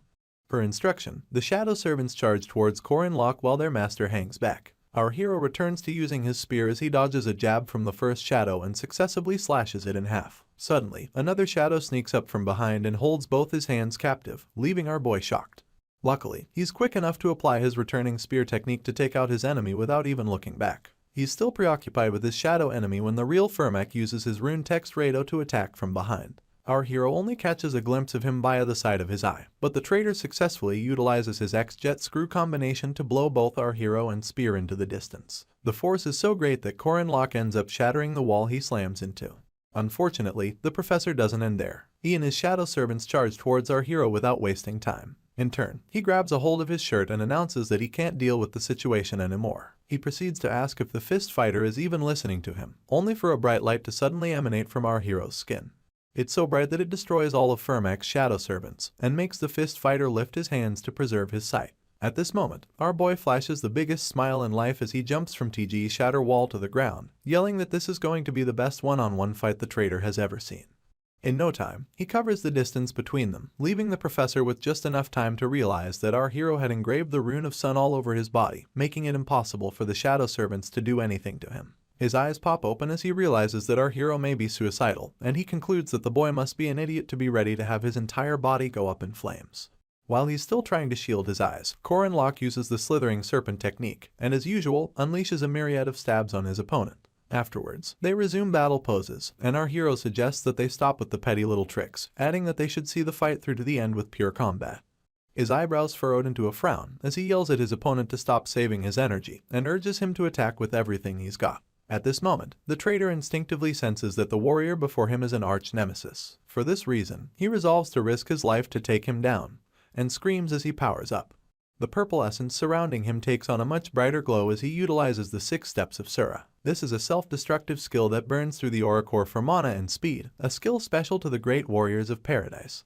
In response, our hero gets just as hyped up, with fire evident in his eyes. He screams that this is what Firmak should have done from the beginning and adds that they should get to it. Our boy puts the 6th step of the 6 steps of spearmanship, and backs it up with Sura to even things out. As both parties burn through their aura core, they charge towards each other from opposite sides of the lot. It's like deja vu, but this time, things are way more serious because they plan on going all out. Our hero is the first to strike, and he stabs at the traitor's shoulder. Firmak easily blocks this and instantly follows up as he punches his opponent in the chin. Too much blood sprays out of our boy's mouth as a result of this, but he just shakes it off and goes low as he successfully cuts the traitor's shoulder this time. This infuriates Firmak even more, so he tries punching the life out of our boy from above. Luckily, Korin Locke is swift enough to evade it, and delivers a deep cut to the traitor's chest as he makes his way back to a standing position. The fist fighter's essence begins to dim almost immediately, with our hero's spear still dripping with his blood. He then drops to his knees as it takes everything in him to breathe. Literal steam exudes his body and beads of sweat drip down his features. In all of this, our hero is still standing strong. All Firmak can do is watch in horror, and while he's still knelt down, our boy drives a spear through his heart, spraying too much blood from the exit wound. He finally exhales and tells the traitor that he has won. Korin Locke closes his eyes, but he can still hear the screams of people begging him for help in his past life. They never wanted to die, and all they could do was beg our boy to help them out. This was during his last battle with Firmak Damon when they battled after losing to him in Act 2. They had found themselves stuck in a nightmarish realm, a hell known as paradise. So many innocents lost their lives that day, thanks to the fist fighter's shadow servants. Unfortunately, our boy lost a lot of friends in that battle too. Back to the present, the spearman just stares down at the body of Firmak Damon, one of the 4 heavenly kings, and the king's confidant who's trying to introduce that hell into this world. You see, Tadas Valtazar, king of paradise, is revered only for his ex, with rune tattoos pasted on his arm and immense power to match. Our hero continues to look at his now dead opponent as he promises that things will be different this time. He proceeds to rummage through the fist fighter's pockets and isn't surprised that the treasure he was searching for isn't on his person.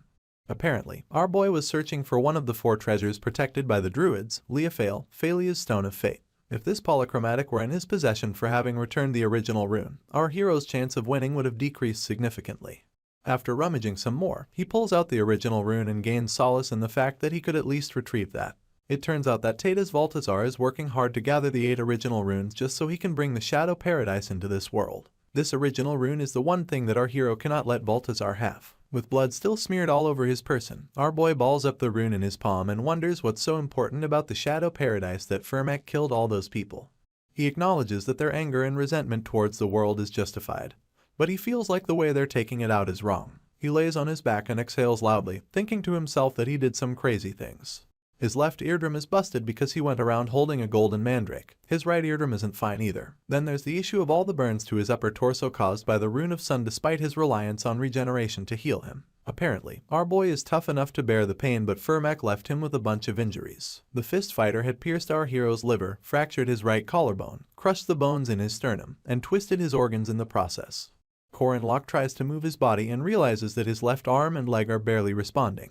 But these are as a result of the 6-step Sura. He heaves multiple sighs as he realizes that he isn't as used to pain as he thought, and even as his eyes close he tells himself that he can't afford to lose consciousness. At this point, his notification bar pops up and announces that he has defeated Firmak Damon, and adds that the commandment rewards are currently being distributed. As his eyes continue to close, he just whispers that the rewards don't matter, seeing as he's more worried about the rune and the gold mandrake. This doesn't stop the system from shooting him more notifications though.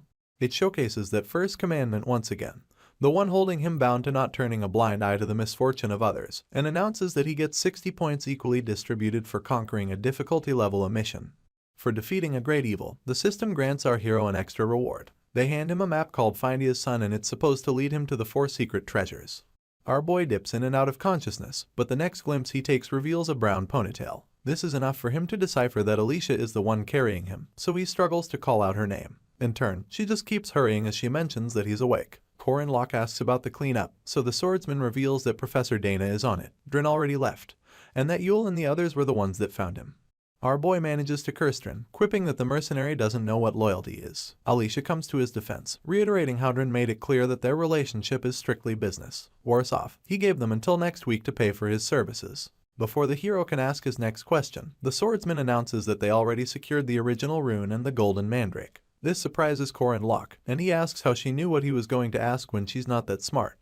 Poor Alicia then reminds him that she's the one carrying him, and then jokes about just dropping him. In turn, our hero pleads with her, adding that he might just die if she does that. They find a park bench soon enough, and our hero lies down as Alicia cradles his head on her lap. He thanks her for saving him, and she tells him not to mention it. He then brings up Domain Severance, which piques the girl's interest immediately. She just tells him that she would have defeated the King of Iron Mountain without his help, only for our hero to point out that he didn't even do much. The swordsman then quips that the results are just as important. At this point, she begins to remember their group assignments and mandrake potion making exercises, and how Corin Locke was always drawing runes in the lot. It then dawns on her that he was preparing for this battle ahead of time. Still wounded, our hero confirms this, but before he can ask how she knew, Alicia questions his decision to fight alone.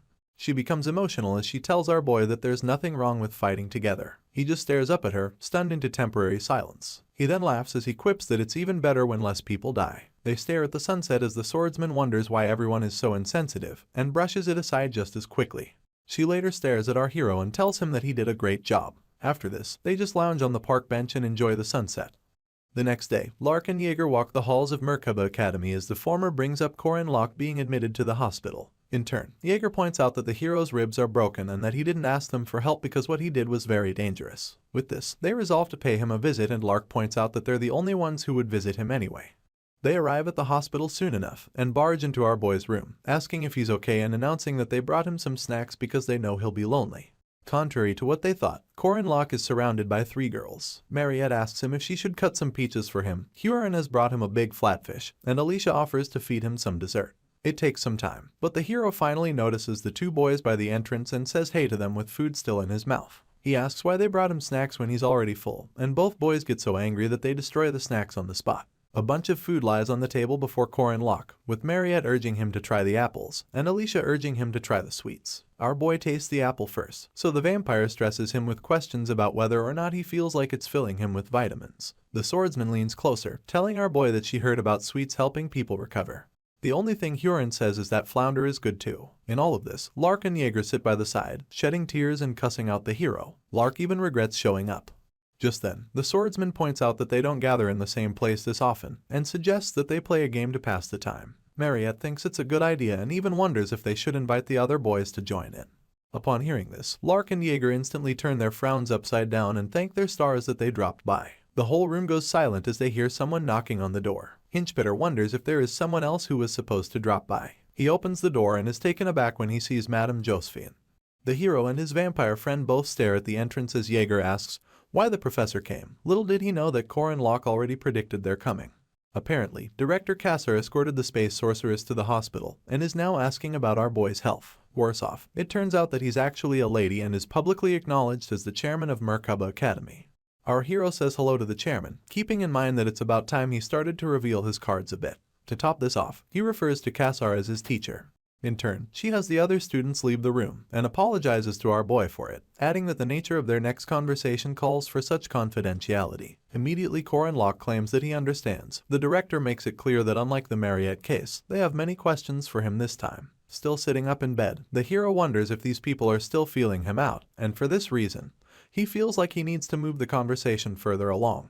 Our boy begins by revealing that Professor Fermac was a spy, and this instantly sparks some sort of confusion between the director and Madame Josephine because they talk in incomplete sentences. The hero soon realizes that confusion doesn't equate to surprise, and deduces that they must have drawn their own conclusions after seeing the markings on Fermac's body. In all of this, our boy is certain that there's a truth that these 2 officials have no idea about.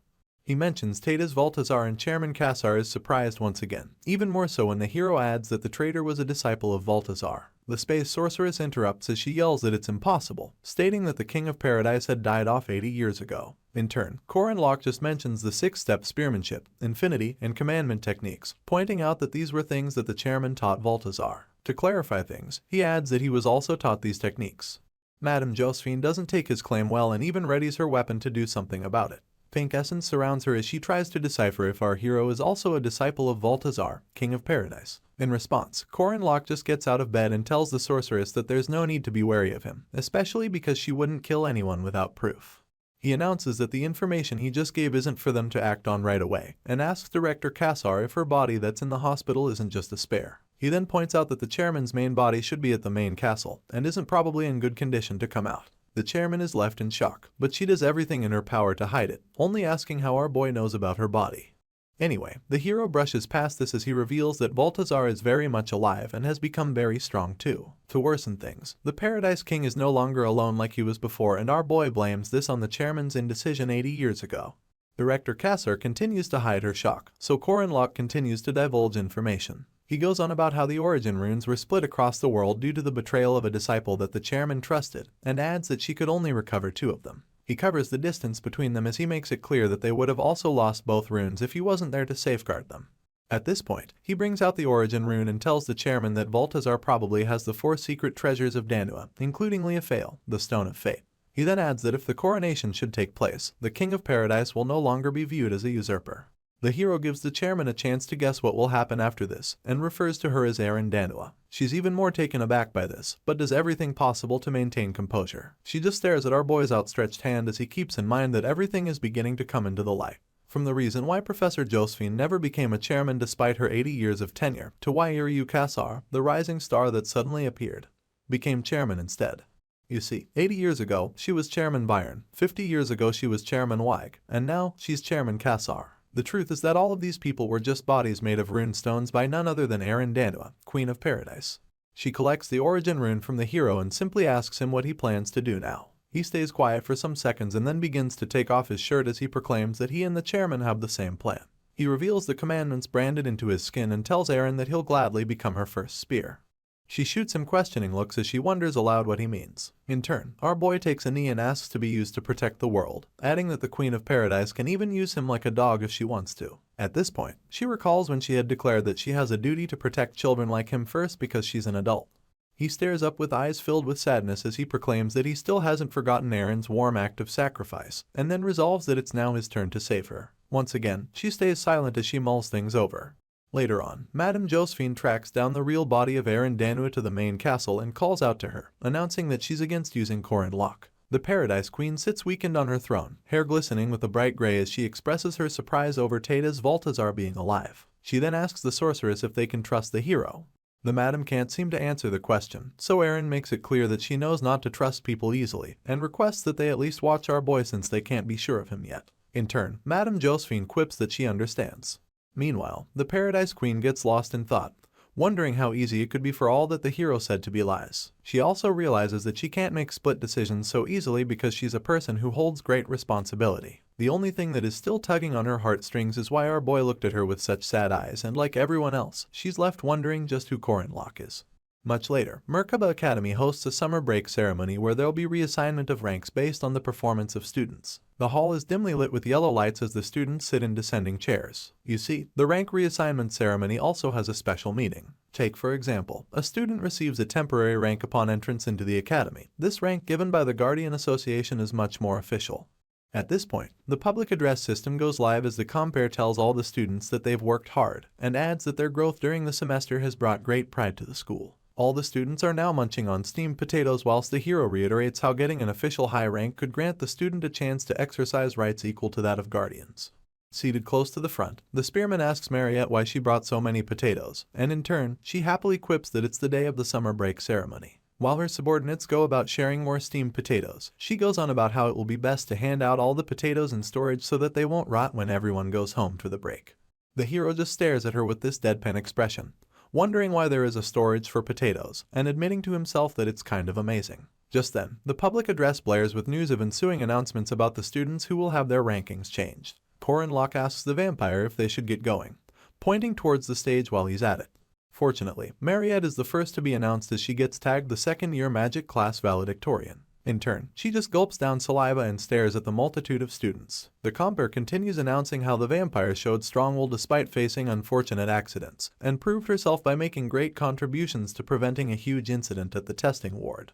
Our hero instantly remembers how furious she became when going up against the king, how reddish essence exuded her body, and her claws made their way out. Anyway, it could be said that she didn't make any progress this semester since she wasn't able to leave the city after turning into a vampire. Despite all of that, she bagged some achievements by working with Professor Dana on her research, and a huge factor was also her mana increasing exponentially after turning into a vampire. It was impossible not to raise her rank after such an increase in power, not to mention her indisputable efforts in holding back the King of Iron Mountain, which greatly reduced casualties.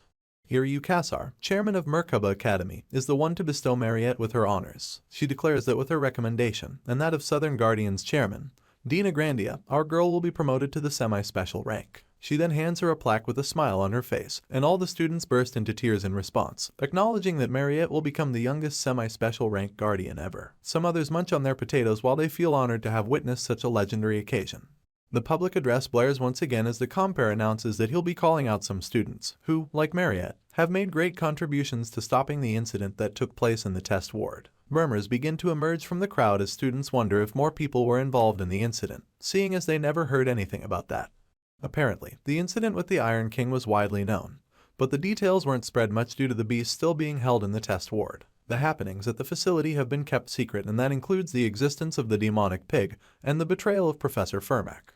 The compere calls forth Cranel Ludin, Yule, Alicia Arden, Drenworski, and lastly, Corin Locke. The golem sorcerer sheds a tear as he gives tribute to the Ludin warrior, while the druid tries her best to stop being nervous. The swordsman and the mercenary remain unfazed, but our hero smiles from ear to ear upon hearing his name.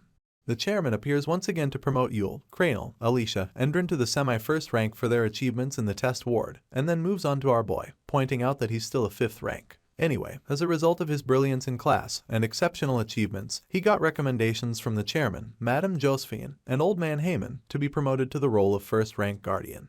The whole crowd goes wild after this. They can't believe that someone who entered the academy as a 5th rank is being promoted to a 1st rank after just one semester. They try to find the sense in this but fail woefully. The hero mounts his hands behind his back and portrays perfect posture as he gets bestowed his 1st rank. You see, he already received this unofficially after discussing things with the Guardian Association behind the scenes.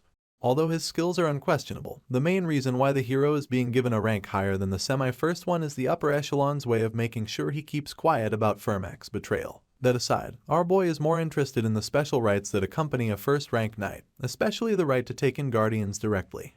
The hero flashes a smile of mischief as he acknowledges that his plan is finally starting. Consequently, if this was the game, it would be the 3rd year, and even in his past life, he barely achieved 1st rank by the 2nd year. The change in this version of things will make a huge difference in what our boy does from now on. He plans to enlist all the aces under him and stares at them like they're his prey. Only Cranel can sense that something is off though. Our hero plans to use his newfound strengths and rights as a yardstick to do more things. A few days pass and summer break finally arrives. Corin Locke asks his teammates what they're planning on doing. Sodrin quips that he plans to make money. Jaeger plans to head home, and Lark applied for an internship at the Magic Tower. Yule, on the other hand, has plans to visit places where other druids reside, seeing as there are some druids in the west that she has already had contact with. Cranel plans to head west too, but because of an old castle being torn down there, he thinks it'll be a good chance to create a new core. As for Alicia, she expresses her sadness over having to return to her family, seeing as her grandfather, the Sword Emperor, is personally asking her to come. The hero simply wishes her a safe trip, and in turn, she asks what he plans to do, wanting to know if he'll head home too. He instantly replies in the negative, and this is because he has tried going back home before, at least, the place the Corin Locke character of the game had in his memories. Unfortunately, he met it empty, so he lies to Alicia that his family decided to take a trip without him. The swordsman drags her response, making the hero stare at her in a questioning manner. She then summons enough courage to yell out a request for him to follow her home if he likes. Her cheeks go red instantly, only for our boy to repeat her question back to her. She then admits that she's scared to go by herself. Our boy mulls it over and chucks it up to be a side effect of the swordsman's personality. He racks his brain for any problems that occurred when she went home in the game, but can't find any. For this reason, he concludes that she'll probably be fine. He then tells Alicia that he'll have to join her next time, adding that he did want to see the East. In turn, she brushes her rejection aside and announces that they'll go together next time for sure. Apparently, our boy has somewhere he needs to be during this break, and right on cue, Mariette comes waving. She then calls out his name and covers the distance between them. All the hero can think about is having to leave the academy at that moment, keeping in mind that he still has some time before Act 3. He has to leave, because if he doesn't go now, he won't be able to make it to his expected destination. Soon enough, the train out of Merkaba chimes as they move at full throttle to the south, and with various majestic cars attached, it maintains its track. On the inside, people of various calibers talk with their companions, or simply mind their business, but some passengers don't mean well. One of them opens what seems like a suitcase to reveal different weapons. He keeps in mind that the train is currently riding through an endless field with nothing less than 9 hours to reach the southern continent. He's hooded as he shares the weapons to his fellow hooded bandits, and they confirm that their preparations are in effect. Just then, their leader peels back his hood, raises his sword, and yells at all the passengers to put their hands up and give him everything they have. At this moment, his fellow bandits point their crossbows at the passengers to enforce good behavior. The helpless people scream and then lift their hands up in obedience as the leader of the bandits encourages them to cooperate. His craziness leaks from his eyes as he threatens the passengers to either cooperate or face a semi-first rank like himself. While he's smiling and cradling his blade on his shoulder, Corin, Locke, and Mariette walk into the car being robbed, only for our boy to point out that they may have walked into the wrong room. Anyway, the bandit leader catches wind of them and yells as he asks for their identities. He even asks if they can't read the room and stretches his blade as he threatens them to raise their hands if they value their lives. With the blade against his neck, the hero keeps his calm. He then demonstrates raising his hands, only to unleash a devastating uppercut on the bandit leader. The punch packs so much oomph that the bandit gets stuck halfway into the roof of the car, sending shivers down the spines of the other bandits. Our first-rank hero just leaves his hand in the air victoriously as Mariette stares at him in awe. Back when Corin Locke visited the secret library at Merkaba Academy, he had picked one of 3 grimoires, the one that bore the persistent warrior's regeneration, and spoke with Duke Sabancha in the process. The Duke had mentioned seeing a warrior who was dying in a battlefield that reeked only of blood. He had met this man tied to a boulder with his own intestines but remained standing nonetheless. Wielding his blade, Sabancha asked the warrior if he should put him out of his misery by slitting his throat, but all this man did in return was to graciously ask for some water to quench his thirst. Respecting this tough warrior, the Duke used his palms to fetch him some water from a nearby lake and helped him quench his thirst. At that point, something miraculous happened. The warrior began to glow and continued to do so until all his wounds healed up. Present day, our boy asks himself why the story was so intense, remembering how the warrior was tied by his own intestines. He just thinks to himself that his posture must have been as good as that of General Yi Sun-sin, the famous Korean general who saved his people from the Japanese imperial forces.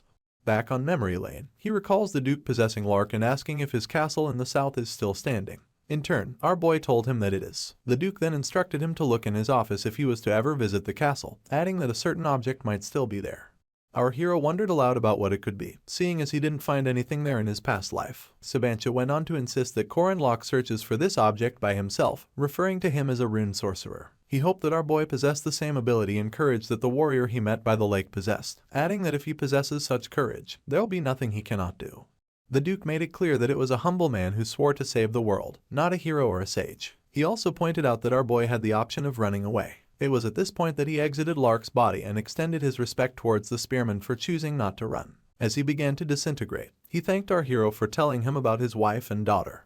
Back to the present, the train docks at the intermediate platforms by the entrance of the southern plains. Our hero gives Mariette a hand as she tries to disembark, and reminds himself that he's in the south because he followed the words of the Duke. Better still, he decided to come with the vampire because she's a southerner.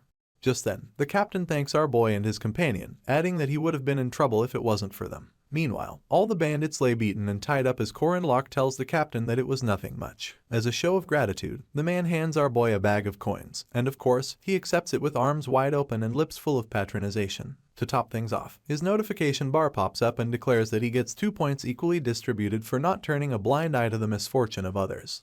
Our hero can't stop laughing after this, telling himself that people need to live kindly. He then asks Mariette if they should eat first and she quips that she can recommend some places. He wonders if she knows the area well and she just claims that she has visited quite often. While the train captain watches them go, our boy declares that his companion need only say the word and he'll buy all the food they need. The captain stays thinking of them as kind students who are so happy after doing such a good deed. The entrance of the southern plains is beautiful to say the least, and is characterized by carriages that all go to Left City after stopping there. Left City is a big city further south and unfortunately, you have to take the carriage for 8 hours to get there. Upon hearing this, Corin Locke jokes about just being killed instead, only for Mariette to point out that there's a transfer station nearby that she often patronizes. With this, both parties visit the Wyvern landing zone where these winged creatures of various sizes lounge around. Our hero recalls using this mode of transportation a few times in his last life, and also recalls that it's much more comfortable and faster than carriages. The downside is that it's so expensive that even Park Se-who didn't like it. For this reason, our boy asks the vampire if one wyvern ride will cost them 30 silver coins, but she just quips that her family sent her one that is a bit different. This surprises the spearman, so he asks about it. Soon enough, the ever-majestic Hriesvelger passenger arrives. The Hriesvelger, being a majestic giant eagle, heads towards the Dunelf mansion soon enough. The ground hands instantly begin to communicate among themselves as they clear a space for its landing on the outskirts of the mansion. This giant eagle is the boss vehicle in the heroic legend of Arhan, and it costs 12 times the price of a wyvern. Controller Mac reaches out to command, and in turn, Duff replies, announcing that they'll clear a site for landing immediately. He then asks for confirmation of visual reference at 200 feet in the air. Just as quickly, Duff gets told that Miss Dunelf is expected to arrive in 10 minutes and adds that they'll slowly lower her altitude. After clearing the site, 2 guards stare up at the eagle as the wind from its wings almost blows them away. The first guard wonders what the Dunelfs are up to, so his colleague explains that Merkaba Academy is on vacation. With this, the first guard concludes that the princess is returning. Their boss gives them the heads up when Mariette is mere moments away from arrival and instructs them to prepare to give her a fierce welcome. Right on cue, the Hriesvelger slowly lowers its altitude into the landing site. The moment the front door bursts open, all of the family's staff bow their heads and chorus a fierce welcome to the princess, congratulating her on her break, and also for the semi-special rank promotion. Our boy's eyebrows shoot up as it dawns on him that their location is Left City, not to mention Duna City in the east. Just to confirm, he asks Mariette about her family's farming business and just how big it is. She vaguely tells him that it's about 2 million, so our hero concludes that she means 2 million pyong, which is equivalent to about 7 million square feet. She instantly corrects him about the unit of measurement and clarifies that she actually meant 2 million hectares. The smile on her face doesn't soften the blow on Corin Locke. She even asks him why he wanted to know, but all he does is leave his mouth open in shock. He does the math and discovers that the Dunelf farm covers about 6 billion pyong in land, which is equivalent to 20 billion square meters. The vampire just stares back at him with a soft smile across her lips, and our hero deduces that her family are icons in the south. The Dunelfs own many properties, including a salon, a grocery store, a post office, an agricultural cooperative, and a professional wrestling association, among others. All the signs the hero sees on the carriage ride back to the main residence proves this. He even asks what a pro wrestling association is. Upon arriving at the Dunelf Great Residence, the two of them disembark from their carriage. Corin Locke wastes no time asking the vampire why she never mentioned how rich she is. In turn, she just quips that her parents are the rich ones, not her. Our boy thinks this is what rich people say though. Just then, they come across Paul, the butler of the Dunelf household, holding a napkin across his arm and laughing as he overhears the princess's conversation. He jokes about her inheriting everything, seeing as she's the firstborn daughter of the Dunelf family. The butler's sudden intrusion leaves our hero with questions, especially about where he came from. Mariette simply refers to him as Grandpa Paul and jokingly cautions him about surprising the guests. In turn, the butler asks to handle all of the princess's luggage and asks for the spearman's identity. With her usual smile, she admits that Corin Locke is one of her juniors, but Paul reads a different meaning to this. He instantly covers the distance between him and our boy, whispering about how the family has had a son-in-law living with them for generations, and adding that the Dunelfs provided the family of said son-in-law with tremendous support. They even gave them a place in the family business. The hero lifts both his arms as he begs the butler's pardon, but Paul only continues to divulge unnecessary information. He goes on and on about the vampire being the flower of the South, and how the number of marriage proposals she got can fill up a potato warehouse. The butler was speaking so quickly that our hero just nodded in agreement. Soon enough, he inquires from Mariette if she has any news about the castle he mentioned earlier. She perks up upon hearing this and tells our boy that she heard about someone buying the Duke Castle. He's very interested in knowing who it is, only for Paul, who's still too close to him, to mention that a certain Count Cassius bought it. The hero glances at the butler through the side of his eye, recalling that the Duke Castle was owned by someone else in his last life. He vaguely remembers the person being a trader from an archipelago at the southern end of town. Apparently, this trader was an awful man, who, upon hearing that our hero and Park Se-who were guardians, asked them to catch him the sea serpent before thinking of visiting his castle. In order to receive this man's permission, both guardians spent all day and night fighting the great sea serpent. All they had was a canoe to navigate the unfriendly waves that this beast caused. Anyway, after indescribable hardships, they finally got to enter the castle.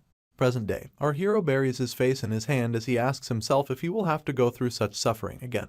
At this point, Mariette steps in and announces that she has spoken to Count Cassius beforehand, and suggests that our boy escorts her to the castle. Corin Locke is so surprised that he asks her to repeat her statement. Instead, she points out that he seemed to want to enter the castle, so she just told the Count about it in advance. Apparently, he readily agreed and told the princess to stop by anytime.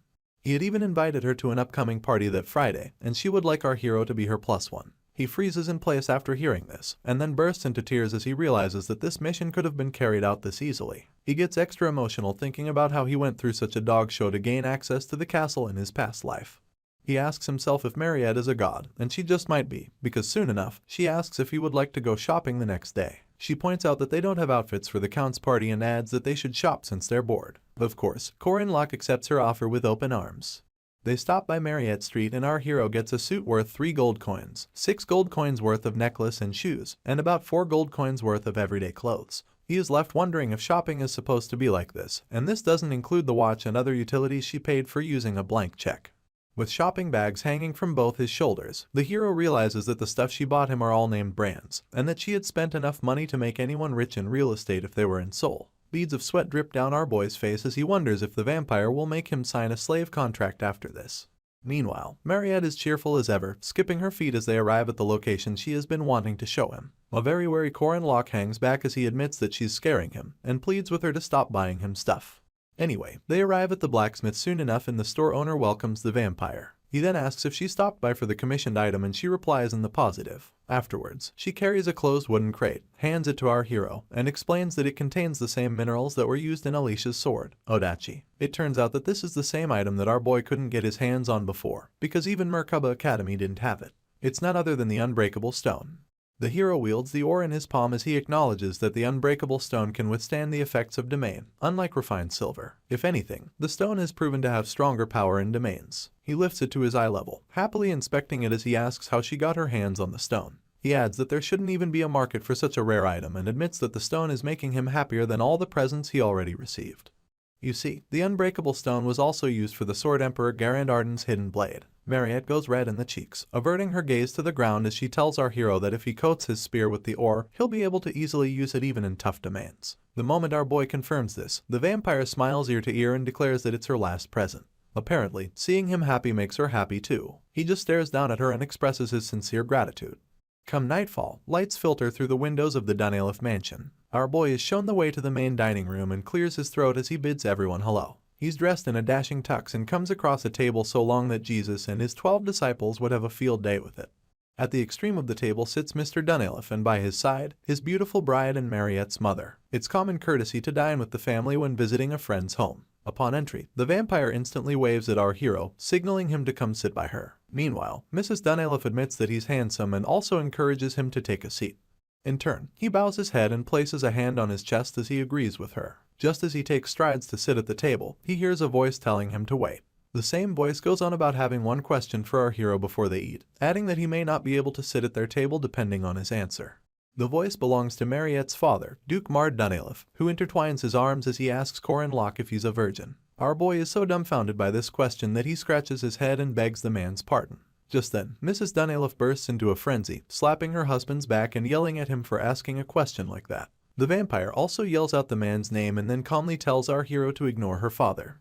The Duke doesn't give up. Instead, he doubles down by declaring that the hero must be a virgin if he is to become a son-in-law in the Dunelif family. As the bickering continues, our boy realizes that the dinner will not go smoothly. He's mostly worried about the whole son-in-law bit though. Mr. Mard makes it clear that his daughter is off limits, adding that his little girl promised to marry him. Before he can finish declaring his disapproval, Mariette attacks him, slamming his head against the table in a mocking manner. All he can do is groan and ask when she became this strong. The Duke tries telling her that she resembles her mother when she behaves like this, but Mariette insists that he just stops talking. To make things worse, she literally drags him across the room, leaving her father to ask why she's acting like this when all he wanted to do was protect her. Still ashamed, the vampire repeatedly begs the man to just stop talking. Everyone watches them go, only for Mrs. Dunelif to apologize to our hero. In turn, he just laughs it off and tells her that it's okay. Consequently, the lady brings up how she has been learning about our boy from Mariette's letters, and how it made her really want to meet him and say hi.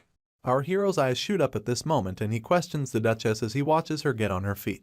She just goes on to bow her head in gratitude for everything that he has done for her daughter. Of course, Corin Locke has no idea how to react, so this becomes a burdensome situation. He tries explaining that he just helped the vampire because he could and adds that the girl deserves happiness above everything else. The Duchess is really impressed upon hearing this and covers her lips as her cheeks stain red. She then asks if our hero means what he said and points out that she thought her daughter was looking through rose-tinted glasses when she read the letter she sent. The Duchess almost refers to him as her son-in-law once again, only for Mr. Mard to pop out of the corner, pointing an accusing finger at our hero and yelling that he's only going to allow up to hand-holding. The Duchess calls him out on the spot, but he only goes on about our hero maintaining his virginity. Once again, he doesn't get to finish his sentence because Mariette instantly jumps him, and this time, her mother joins her. While the vampire keeps begging her dad to stop talking, the Duchess laughs and welcomes our boy, adding that she's quite liberal compared to her husband. Mariette doesn't know whether she should be worried about her mother too, but Corin Locke just laughs a little and admits that he walked into quite the merry family.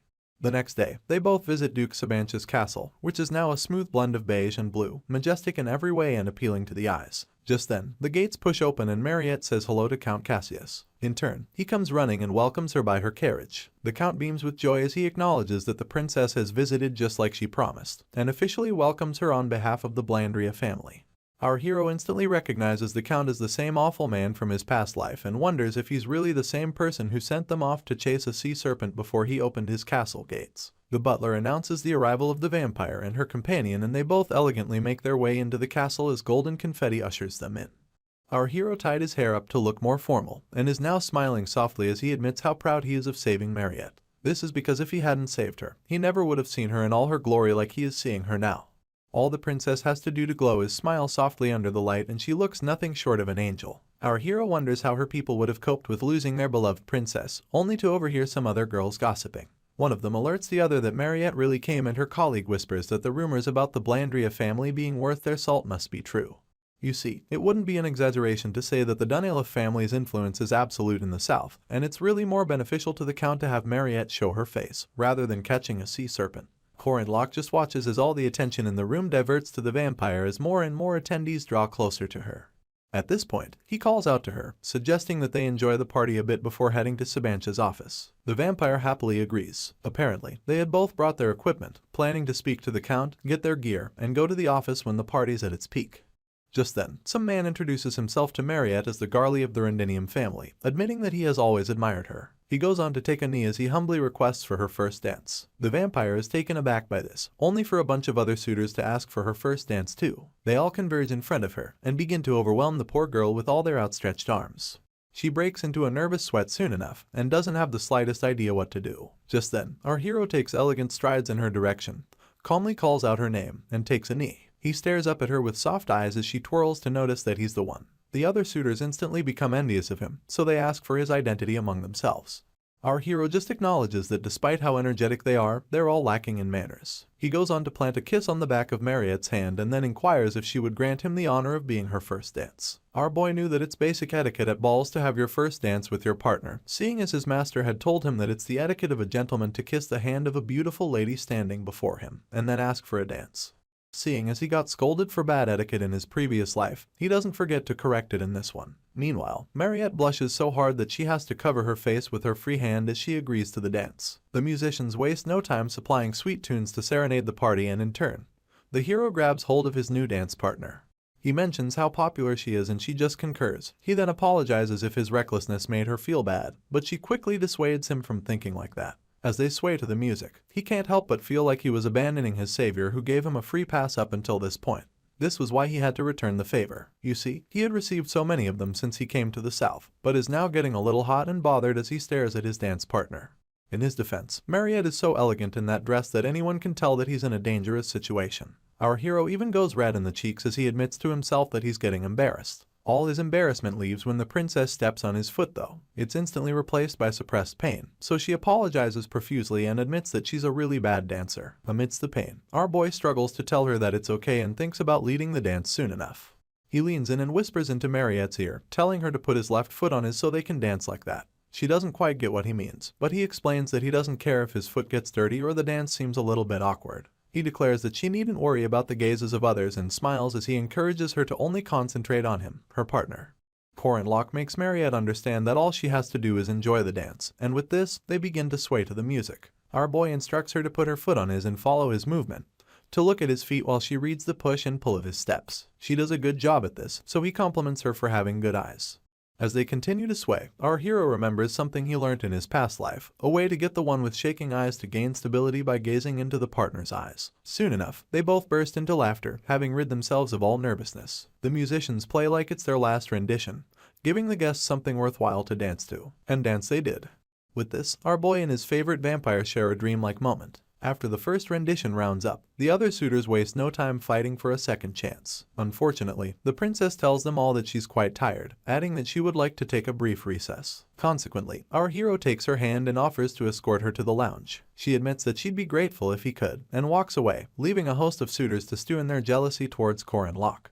On the other hand, the gossiping ladies continue their conversation after the dance. This time, one of them points out how romantic it was when our boy had Mariette's feet on top of his during the dance, and her colleague thinks he was a cool gentleman who portrayed a clumsy but impressive dance. In turn, her friend reminds the circle of how widely the princess was smiling, and they all conclude that the hero must be her suitor. Moving on, our boy slides in the key to Sabancha's office and opens up the matching room. He and his vampire friend then step into the spacious office, and she shows how impressed she is almost immediately. She goes on to inquire about what they're searching for, only for the spearman to say that it doesn't matter. Apparently, all they need is any sign of Duke Sabancha.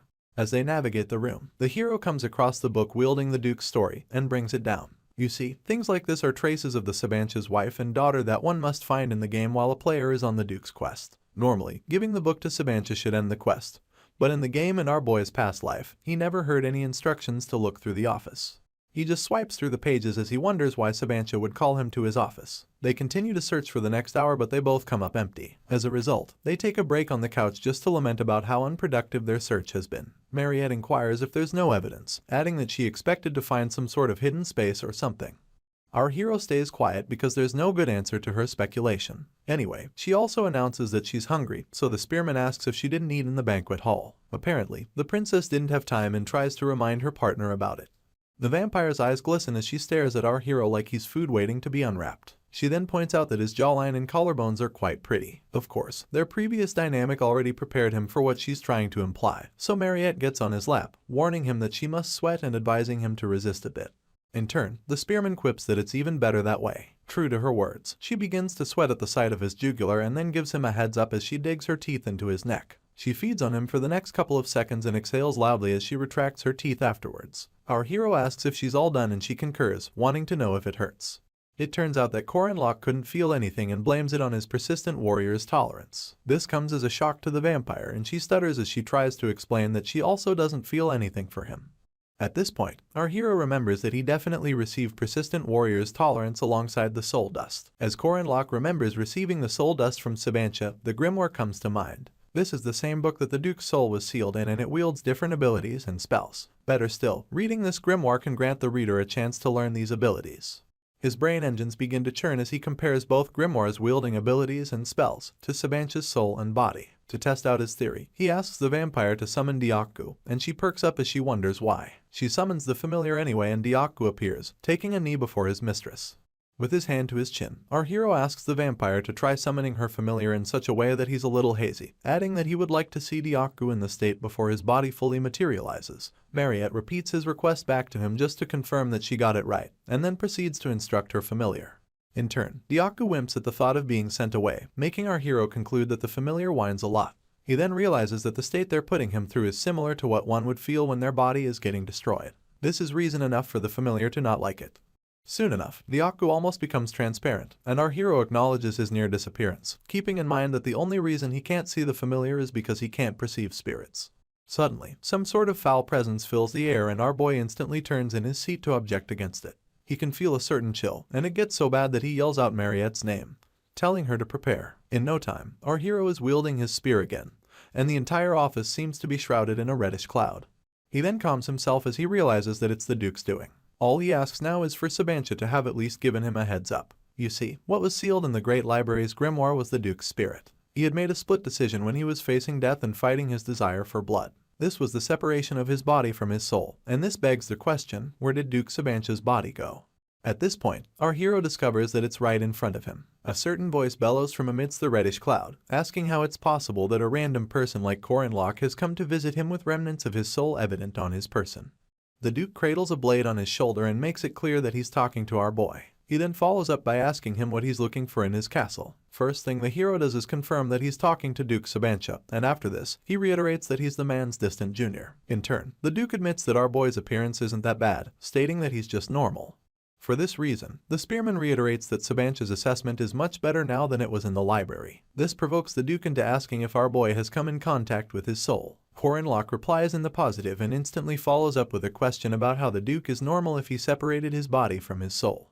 Sabancha doesn't seem taken by this question, so he tells the hero to stop. He then stretches his sword towards him and announces that he'll be the one asking the questions, while our boy does the answering. This makes him unsheath his spear as he quips that he thought things were going too well. He then lodges it on his shoulder with this new fire in his eyes and a devious smile on his lips. In no time, our boy declares that Sabancha never had a present for him after all. 800 years ago, there was a great general who commanded the south, and he's none other than the fearless Sabancha Duke. The world not only spoke of him as the strangest of his time, but as the strongest of all time. His blade meets our hero's spear in an unprecedented show of force, and the Duke realizes that his opponent mentioned coming from meeting with his soul. He then asks if our boy killed it. Just as Corinlock dodges a swing of his opponent's blade, he makes it clear that all he did was grant the soul peace and help it ascend. Apparently, our hero expected something other than the grimoire this time. They continue to clash weapons as the Duke screams that our boy wouldn't have brought a vampire to his office if his soul truly led him there. He then asks if the spearman thinks he'll fall for his lies. A heavy swing of his sword accompanies this question, but the hero is quick enough to evade as he poses a question of his own. He thinks Sabancha doesn't know what he's saying, so he inquires how a body is even moving without a soul attached. Of course, this doesn't slow down the Duke's attacks. He brings down his sword with the force of multiple men, but Corinlock's reinforced spear easily deflects it. In turn, the Duke proclaims that his body, being that of a vampire, only needed a small piece of his soul to be trapped in the castle. He adds that this was to ensure he wouldn't become a beast like the one our boy invited into his office. Having been pushed back, the spearman screeches to a halt and wastes no time running to Mariette's defense. He makes it clear to the Duke that she's different and beseeches him to believe that she's keeping her vampire powers in check. Sabancha digs his blade into the ground, annoyed by our boy's request for him to believe his words. The Duke buries his face in his hand as he proclaims what he had to do to keep his bloodlust in check 800 years ago. Apparently, he has lost his soul, senses, and emotions, but declares that there's one thing that hasn't disappeared. Our hero stares at his opponent in horror as he realizes that he sewed his mouth shut. The Duke then announces that his taste for blood hasn't diminished, adding that it's the one impulse that vampires cannot resist. He claims to have been like Mariette too, but now he reiterates that he cannot believe Corinlock worse off. He claims not to trust anything he cannot check himself. With his hands still covering his face, he makes it clear that should his opponent plan on stopping him, he'll do everything in his power to make sure that he's not safe. At this point, a dreadful essence escapes from the Duke's body and sends waves of terror into our boy's person. He grits his teeth as he admits to himself that he never expected things to take this turn. He then regrets bringing Mariette along at that moment. Sabancha Duke was a known hero who had his body locked up because of his hatred of vampires, and now said body has been completely destroyed. Our hero realizes that if the Duke was the strongest of all time 800 years ago, he must be a semi-special rank in this age. With this, he grips his spear tighter than ever as he activates the sixth of the 6 steps of spearmanship, Sura. This was the same ability that he and Firmak Damon fought each other with in the trader's last moments, but our hero is activating it from the very beginning because of how powerful this opponent is. He utilizes a technique from Calamity Serpent Ultimate Essence called the Rising Serpent Skies, and within this technique, he uses the poisonous dragon head charge. In all of this, Sabancha just seems to be standing and waiting. Suddenly, the Duke swings his sword so quickly that it cuts through our hero's attack, leaving him all but dumbfounded. He then tells the spearman to take a look at the power of creation as he lifts his blade and encapsulates it in a bright purple essence. He declares that he gained this power from slaying a dragon in his youth and proceeds to bring down his blade with an unholy force. This direct hit on Corinlock is known as the final demonic sword, Dragon Murder. As the spearman makes his way to the ground, it dawns on him that Sabancha is much stronger than a special rank monster. At this point, the Duke is left to talk with Mariette, and the first thing he does is refer to her as a petty beast. He covers the distance between them, asking her how she hopes for a human life. The girl tries to argue her case, but he shuts her up by asking if she doesn't consider herself to be a beast. As he speaks, he remembers when he lost control 800 years ago and fed on his loyal servant. He then asks the princess if she's positive that she can overcome her bloodlust with just her will. His question even provokes the memory of her feeding on Isabel, a close friend, and then that of her feeding on Corinlock when he points out that she will end up coveting her lover's blood. As the Duke relives the pain of taking his servant's life, he tells Mariette that she will kill those she cares for. With this rage, he yells that she should disappear and follows up by attacking her instantly. She dodges his blade by a hair's breadth and yells that she won't go anywhere. She thinks about defending herself once again, but just calls forth Dyaku instead. The familiar appears right behind Sabancha and he twirls his head to catch a glimpse of him. The Duke only utters 2 words after this binding trigram. With this, multiple chains emanate from thin air and hold Dyaku in place. He admits that the beast is fast, even faster than when he was in his prime. Unfortunately, he also thinks that the familiar lacks strategy. As he points this out, he lifts his blade right above Dyaku and doesn't hesitate to stab him as he calls him a foolish beast that only relies on strength. Mariette quickly calls back her familiar with a scream, only to watch in horror as she gets no response. Just then, Sabancha activates his Romanian sealing sword technique and his blade shines a bright blue. Apparently, this sealing sword is made specially for sealing immortal beings. He sends forth multiple versions of the blade as he declares that the immortality of the princess's party is meaningless in front of his sword. About 3 of these blades hit her point blank and send her falling to the ground. The Duke springs in her direction with a burst of speed, telling her to hurry up and die. He goes one step further and proclaims that he'll end her feeble life. He comes mere inches away from her face, stares her in the eyes, and tells her that a beast is always a beast. Even amidst her pain, Mariette refuses to believe that. She recalls when Corinlock cradled her head as she first fed on him, and how he told her that she hasn't changed. She holds on to his words as they give her fresh determination. With blood still smeared all over her person, she begins to remove the blades Sabancha had stuck in her. As the Duke tells her to die once again, our hero's body emanates right before her eyes. Weakened and passed out, he just lies on the floor in front of the Duke, drawing the princess's attention immediately. Despite Sabancha's speech about death being her best option, Mariette can't help but worry about our hero. She struggles her way to him almost immediately, and stands between him and the Duke with her hands still trembling. She goes on to check on our boy, feeling him up and screaming his name in hopes that he'll respond. Unfortunately, he just keeps losing blood as a puddle of it forms beneath his body. Amidst heavy breaths, Mariette seems to be staring at the boy's jugular, and soon enough, her fangs pop up. She even begins to salivate, leaving Sabancha to stare at her in a condescending manner. He just lifts his blade, concluding once again that vampires shouldn't get to live. He's disgusted because even in the midst of her loved one, the princess can't seem to suppress her true nature. In turn, Mariette bites her lips so much that they begin to bleed, and this puts some hesitation in Sabancha's step. He then witnesses as she plants a kiss on Corinlock's lips with tears rolling down her cheeks. The Duke begins to question himself, wondering if the princess wasn't going for the spearman's blood in the first place. He then realizes that she's only using her blood as a healing elixir and injecting it into our hero via a kiss. The fact that she's the one giving blood rather than taking it leaves the Duke in shock. He soon admits that the princess has overcome her limits in this situation, seeing as she shouldn't have the rationality to suppress her urges. Anyway, he walks up to the 2 of them and overhears Mariette begging our hero as tears continue staining her cheeks. Sabancha fills with dread towards himself and confesses that he has failed. Back in his day, he couldn't save anyone. Instead, he knelt in the face of desire. He watches as the princess continues to beg our hero to wake up, and looks up in shame as he tells himself that he couldn't judge everything. At this point, the Duke's blade switches from blue to a lighter shade of crimson, and he lifts it in a bid to stab our boy. In turn, he plunges the blade into Corinlock's chest, only for Mariette to panic immediately. She yells out the hero's name as a certain form of energy seems to circulate his body. She then faces the Duke, yelling at him as she asks how far he is willing to go. All she wants is for Sabancha to not take her favorite person from her, and she begs him with gushing eyes. The Duke remains stoic through all of this, only for a bright light to spread from their location outwards.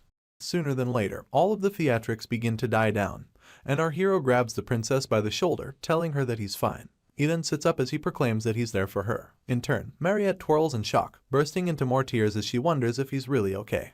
The spearman just feels up his chest and then questions Sabancha about why he saved him. The realization comes as an even bigger shock to the princess. The Duke emphatically throws his blade aside and both of them watch it fall to the ground. He then reveals that he has transferred his aura to our hero, and he listens attentively as the Duke adds that he now understands why his soul led him to the office.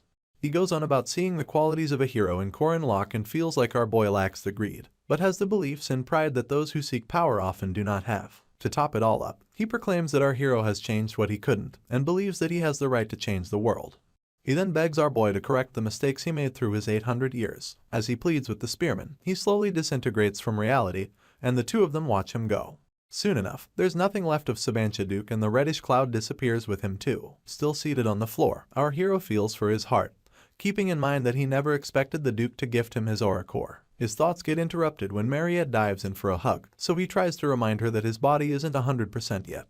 She shuts him up as she expresses how scared she was. The girl had thought that he actually died. She presses her body against his as she asks him to promise to never die without her permission. Our boy just flashes a soft smile, thinking to himself that things ended well regardless. He then agrees to the princess's terms, telling himself that this is reward enough. Just then, his notification bar pops up, signifying that he has obtained the aura core of Sabancha Duke. His aura rank has increased, and that his core ability has been formed. The hero now possesses Duke's demonic nature and gains the dual core ability. You see, if there's one thing Corin Locke hopes for, it's for the Duke's body and soul that were in pain for 800 years to finally find rest. The hero is still trying to catch his breath as he goes through his stats. Meanwhile, Mariette is already asleep on his lap, and the new scar on his chest is undeniable. He realizes that his aura rank increased and now has a second core that came with a special ability of its own. The only strange thing is that Sabancha never gave this power to the main character in our boy's previous life, or even in the game. This raises more questions and leaves the spearman wishing the Duke was this nice from the beginning, rather than making him suffer so much. He takes a glance at Mariette's blood-drenched clothes and keeps in mind that he'll have to help her wash them despite how long they'll take to dry. Just then, a maid barges into the room and instantly apologizes for not knowing that there was a guest inside. She cuts her apology midway as she notices a half-naked Mariette fast asleep on the hero's lap. Our boy tries to explain that it's not what she thinks, but the sweat and heavy breathing doesn't help his case at all. That doesn't stop him from trying to explain to this maid that it's just a misunderstanding.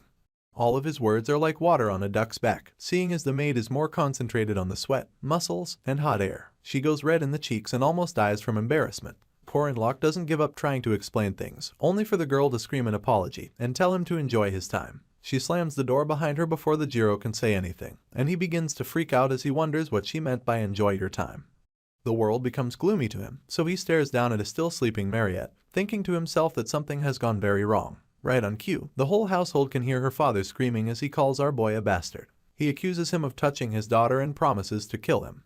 It took about 20 days for this misunderstanding to clear up, and during this time, the spearman hid in the mountains. The guards rode wyverns in search of him, wondering where he found the audacity to touch their dear princess. He also used that time to train his aura, and somehow, the misunderstanding got cleared up.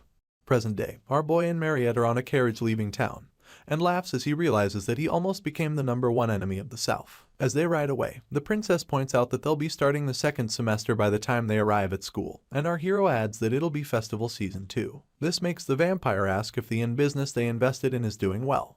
In turn, the spearman assures her that she'll get several times what she invested. Consequently, the festival will attract a large number of tourists, and that will cause a rise in the value of the lodging industry. This is when our hero plans to sell that land he acquired, make it big, and get a stupendous amount of money. He can only imagine that the money will multiply, and a big smile comes to his lips as he thinks of this. He even believes that he's invincible and admits that the festival is the best. The hero's good mood gets ruined when a strong wind begins to fan the area, bringing leaves to his face. He wonders what could be going on, but soon realizes that they're up against a typhoon. Our boy begins to panic because something like this never happened in his past life. At this moment, Mariette points out that the typhoon is sure to cause a problem in opening the festival. She then adds that it's okay to fail at least once when a man is trying to do something big. This doesn't stop her from creeping onto his shoulders and asking if they should write an IO. She stares at him lustfully, making it clear that he will grant her one condition that she wants if he cannot repay her, adding that all he has to do is sign the IO. Our hero is downtrodden, not to mention the suspicious offer that the vampire is making. He's left thinking that there must be another way out of this situation. Soon enough, they arrive at the special dormitory at Merkaba Academy while it's still pouring heavily outside. Director Kassar welcomes them back as she points out that the journey must have been difficult because of the typhoon. She proceeds to hand both parties hand towels to dry themselves, only for our hero to ask after Madame Josephine. In turn, the chairman reveals that she's returning with Huron, seeing as they both spent the break at the Xian Chapel. The chairman insists that they spend the night at the special dormitory, and our hero asks if that's really okay. She tells him that he's no longer an outsider, and adds that she's thinking of letting him stay there starting from the second semester. As our boy continues to dry himself, he deduces that the offer is probably to surveil him, seeing as the sorceress and Aaron need a way to watch him because they don't completely trust him yet. Corin Locke conveniently changes the topic as he asks about the typhoon, and Mariette instantly bites as she declares that it must have done quite the damage on the city. She wonders if the city will be fine, so the chairman educates her about the main city not taking any major damages currently. She thinks the outer areas will be more damaged by the time the typhoon is done. The vampire continues to contest this logic, and she indicates that the moving typhoon will hit the city directly. Once again, the chairman disagrees, pointing out that the natural disaster won't move because it's in fact not natural. It turns out that it's the work of a monster. The chairman narrates how everything began at an important sea route of a southern archipelago going upstream along the Aegina Strait. At some point, the monster got entangled in the strait, the lone emperor of the ocean, also known as the sea serpent. This lone emperor went wild without a care for the economic situation of humans and began sinking trade ships that invaded his territory. On the other hand, there was one man who wanted to become a hero and set out to defeat the sea serpent. His father had tried to dissuade him from leaving, but the young man was determined to defeat a first-rank monster so that he can be promoted to the position of first-rank knight. This was none other than Levent Bladria, son of Count Cassius Blandria, the same count that sent our hero in Park Sehu to catch the sea serpent in his previous life. Levent Blandria strongly believes that getting promoted to first-rank knight will prevent what happened at the dance from repeating itself. You see, he was the first gentleman to take a knee and asked Mariette to dance with him, only for Corinlock to swoop in and take the girl. In Levent's mind, he could only envision our hero mocking him for being low rank. He believes that the spearman is a scammer and that he'll be able to get the princess back from him. Levent balls his fist as he declares that he will defeat the sea serpent and return peace to the strait. With one man's fiery heart, a raid group battled the Emperor of the Sea for 5 nights and 6 days. After the fierce battle, the sea serpent sought asylum by escaping the strait. The members of Levent's crew then celebrated his victory over the beast, leaving the Count's son to dedicate his victory to Mariette. They had successfully brought back the peace of Aegina Strait. Unfortunately, their mission went uncompleted, seeing as they chased but couldn't capture the sea serpent. This same serpent that got away ended up causing the loss of innocent lives. Apparently, there are some animals called alvins and they're also known as typhoon bats. These bats become the cores of typhoons and protect themselves from enemies in order to breed. 2 of these bats were breeding in the distant islands when the sea serpent suddenly grabbed one of them out of the typhoon. These animals are nicknamed the golden bats because everything about them is an elixir, so much so that even other animals want them. This is why the sea serpent couldn't just swim past the alvin nest without nabbing one for itself. At that moment, the female alvin made a decision for the child in her womb. She began to fly towards the north and continued flying until she felt safe enough to have her baby. This is how she and her typhoon got to the outskirts of Merkaba Academy. Sadly, the typhoon is now taking out most of our hero's construction, leaving him to panic as he watches his plans go to ruin. He never would have guessed that a typhoon bat would come into play, mostly because they're such a rare species. He recalls them to be animals that couldn't even be seen on the continent in the summer. This is because they lived on small stone islands in the archipelago. The spearman keeps asking himself why such a beast would come to his plot, but just as quickly realizes that it has to be his fault. He chucks it up to something he changed in the game coming back to bite him, and puts on the most desolate expression to match his mood. To make things worse, the construction workers put on their raincoats and backpacks, and announce that they're evacuating the site. Our boy tries to get them to stay, claiming that they're almost done. Even as he literally grabs the hem of their garments, the workers reiterate that the typhoon is only getting bigger, and add that they'll die if they continue to work. Our hero calls out to his workers amidst the pouring rain, but they just keep walking away. One of them even tells him to give up, announcing that things like this happen in life. It's easier said than done really. Still kneeling, the spearman realizes that his plans for the festival are done for if the typhoon continues to rip apart his construction. The only sure thing is that his ends will go flying if the disaster persists for a week. Corinlock had spent 280 gold coins to purchase the land. Another 330 coins went into buying raw materials and paying for labor and construction. All he can do is stare at the dilapidating building as he remembers that all he has left to invest is just 220 gold coins. Worse off, he owns only 110 of the total cost, and borrowed the rest. The realization of having to cough up 720 gold coins when it all fails drives our hero close to madness. He just pastes a maniacal smile on his lips and stares at the dark clouds up above. Some time passes and the Merkaba Academy holds an emergency meeting to talk about how to handle the typhoon. They all sit in a round table with the highest-ranking guardians of the academy present, including Corinlock and Mariette Dunelif. The chairman puts in the first word, intertwining her fingers as she announces that everyone is present. She goes on about the reasons she invited them to the meeting and makes it clear that it's about the typhoon bat, Alvin. Old man Heyman Welsh, a tenured professor of the night faculty, doesn't look so happy about this. Even Professor Dana Arian is worried. She just asks the council if they'll have to subjugate the bat, keeping in mind that they could easily recover all the funds they lost in the demonic pig debacle if they do. The old man instantly loses his temper as he slams his fist on the table and yells that they have to subjugate the bat, only for the red-headed professor next to him to oppose. This is none other than Magic Professor Edgar Linton, and he believes that since the typhoon will stop in a month, they shouldn't bother taking any risks to subjugate the bat. Alchemy Professor Lauralamas feels the need to add her 2 cents, so she asks Edgar in a soft voice to provide proof for his opinion. In turn, the redhead breaks into an explanation about how alvins breed from June to September and are popular for repeating the short-term fertilization and pregnancy process. For this reason, Professor Edgar believes that the typhoon will stop in a month even with external variables involved. Old Man Heyman just stares at Edgar with folded arms and a reserved opinion. At this point, Lorala just smiles and agrees with the redhead's take on not having to risk anything. She then votes that they maintain the status quo. Just then, the new professor at the night faculty, Ojin Rentry, raises his hand in protest, adding that he thinks it's important to try subjugating the bad at least once. He announces that it will not only push back the resumption of students but also disrupt the festival plans. Above all, he thinks that others will view the academy as people who are playing it safe and sparing themselves. Some other professor speaks up, telling Ojin that their academy is an educational institution, adding that subjugation of monsters is a job for the association in the first place. More opinions arise around the table with more professors leaning towards Edgar's idea. All this while, Corin Locke has been quiet, stewing in a broth of his own thoughts until he can't take it anymore. He rises to his feet with the vigor of a wrestler on steroids, and slams the desk with so much force that it instantly draws everyone's attention to him. He then yells that he wants to be heard despite the obvious fact that he lacks knowledge. Passionately, he breaks into a speech about how everyone present swore to be brave and realize kindness and justice. He reminds them that they all swore not to go against their creed even in death, and that they swore to protect the weak and defeat evil. Our hero takes the passion up a notch, screaming as he reiterates that they're all guardians and protectors of humanity. He then looks them in their eyes as he makes it clear that they just have to subjugate the Alvin. Professor Edgar interrupts at this point, telling the boy that he understands his fervor, but still thinks it'll be beneficial not to subjugate. The spearman loses it after this, calling his professor by his first name and asking him how he could say something like that. Tears begin to gush down our boy's cheeks as he asks if Edgar cannot see the victims who have lost their houses due to the typhoon. In truth, our hero cannot stop hoping that the professors will buy his act, lest he turns into a beggar, seeing as he hasn't achieved his desired result.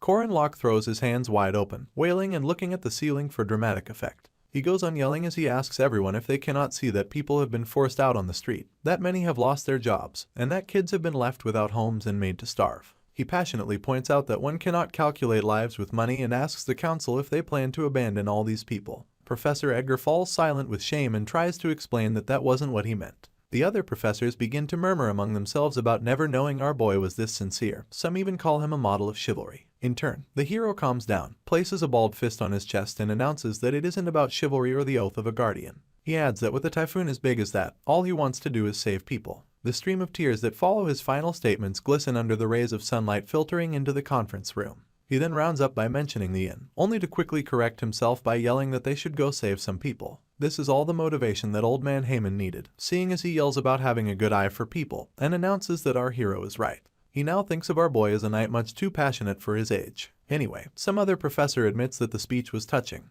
but brings up the inn he mentioned at the end, only for his colleague to reply that there are precious lives in inns as well. An overexcited Ojin stands on his feet and proposes that they form a subjugation squad immediately. He then swears on the name of the Guardians that he will protect the people. Meanwhile, Dana just sits there all giddy about the prospects of getting more research funding. After this, the chairman gets on her feet to declare that they have reached a conclusion. Thanks to our hero's passionate acting, all the professors and students actively agreed to the subjugation. In little to no time, the squad was formed and they all headed straight towards the disaster. Still deadly as ever, the typhoon spews water all over its surroundings as lightning cackles from amidst it. Corin Locke and the rest of the squad stand at the foot of the problem as Professor Edgar announces that he has finished talking with the support group. All they need to do now is to time things well. The spearman heaves a loud sigh of relief, loud enough to draw Professor Ojin's attention and make him ask if our boy is that emotional. The professor thinks the way he wants to save people is so sincere, and our hero quips that it's such a relief. On the outside, he lets everyone believe that he's doing it for the people, but on the inside, he can't stop smiling that he can finally avoid his debt of 720 gold coins. You see, the spearman has everything riding on this mission.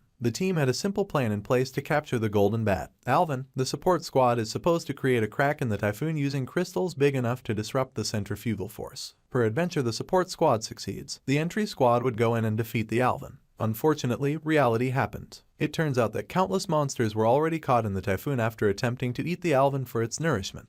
Now, these beasts are hungry and properly pissed. Our hero's brows furrow as he wonders what to do. He then calms down as he realizes the squad that he's with. The first Cyclops that shows up has the misfortune of going against Old Man Heyman and receives multiple packed punches within mere seconds. In his prime, the semi-first rank knight was called Stronghand Heyman. The next monster gets cut down by the semi-first rank knight, Professor Ojin. This legend wields a 2-meter-long axe as if it's a toothpick. Then there's the all-powerful mage, who's defeating monsters with a swipe of his finger and having a cigarette while he's at it. He's the first rank mage and current party leader, Professor Edgar. It turns out that he isn't burning a cigarette, but a mana stick which can also be used as a weapon. Above all is the frightening crazed warrior, Berserker. He's a second-year student and a first-rank knight like Korin Locke. He's also a member of the North Island Savage Tribe. With a squad packed with so many powerful people, it would be strange if they can't defeat some monsters. Our hero pokes some fun at Berserker's height, asking if he's a half-giant. In turn, the warrior tells him to mind his business and focus on the monster behind him. Right on cue, our boy cuts down the beast and then yells to Berserker that he's nicer than he looks. Despite all of the distractions, the goal of the squad remains to capture the Alvin, and as it stands, they still need to enter the eye of the typhoon before the damage becomes too widespread. All our hero can actually think about is the damage it can cause to his inn, and this infuriates him so much that he balls his fists as he declares that he's coming for the Alvin. Soon enough, the party leader declares that they're entering the typhoon soon, and tells everyone to prepare themselves. In turn, they all run towards the disaster after giving verbal confirmation. As they pull close, Professor Edgar stops in his tracks because he comes across something that he never expected. Apparently, there's a smaller typhoon within the actual one, and the professor announces that he has never seen such a thing before. He thinks the female Alvin must have noticed the presence of intruders and used the last of her strength to create a smaller typhoon. Old Man Heyman stares in awe and then asks Edgar if the Alvin has always been such a capable animal. In turn, the party leader reveals that it's possible only because of her maternal instincts, adding that it's an incredible animal nonetheless. He looks to his left as he asks Professor Ojin if he thinks they can get through. The professor thinks they can do it, but only if they're ready to endure wounds all over their bodies. Taking this into consideration, Edgar quips that there's no need for them to overexert themselves since their side will have a lot of losses too. He then pulls out a flare gun and announces that they'll leave the breaking through to the support squad. With this, he pulls the trigger and a green flare flies into the sky in accordance. Professor Dana is instantly alerted about the call for support and she laughs as the opportunity to show her power for the first time in a while presents itself. With a lifting of her hands, reddish essence begins to surround the sorceress, and soon enough, red lightning emanates from her and shoots into the sky. One of the party members quickly asks Professor Edgar if the spell isn't a little too dangerous, and a quick glance at the sky makes the party leader confess that Dana might be trying to kill them. In turn, he quickly puts up a shield as her spell intensifies, and tells all of his squad members to get behind him. Afterwards, he laments about Dana's use of excessive force when all they need is a way to break into the typhoon. Soon enough, her spell gets ripe enough for attack, so Professor Dana screams as she unleashes Red Sprite, a spell that sends so much lightning falling from the sky that the waves exuding it is enough to blow everyone away. The ground suffers the brunt as meters upon meters get destroyed in the crossfire. Professor Edgar's shield was barely enough to protect the party, leaving them to find their way out of the rubble of Dana's attack. Old Man Heyman is so pissed and he doesn't bother to hide it. He even proclaims hatred for mages and accuses them of killing knights. The party leader is back on his feet in no time, and announces that at least things were resolved well. He feels that with this amount of lightning, the disaster will definitely be brought down. He gets the shock of his life as he realizes that not a single twirl of this typhoon was stopped. He and Old Man Heyman break into a cold sweat as Edgar points out that even a semi-first rank monster would find it difficult to survive such an attack.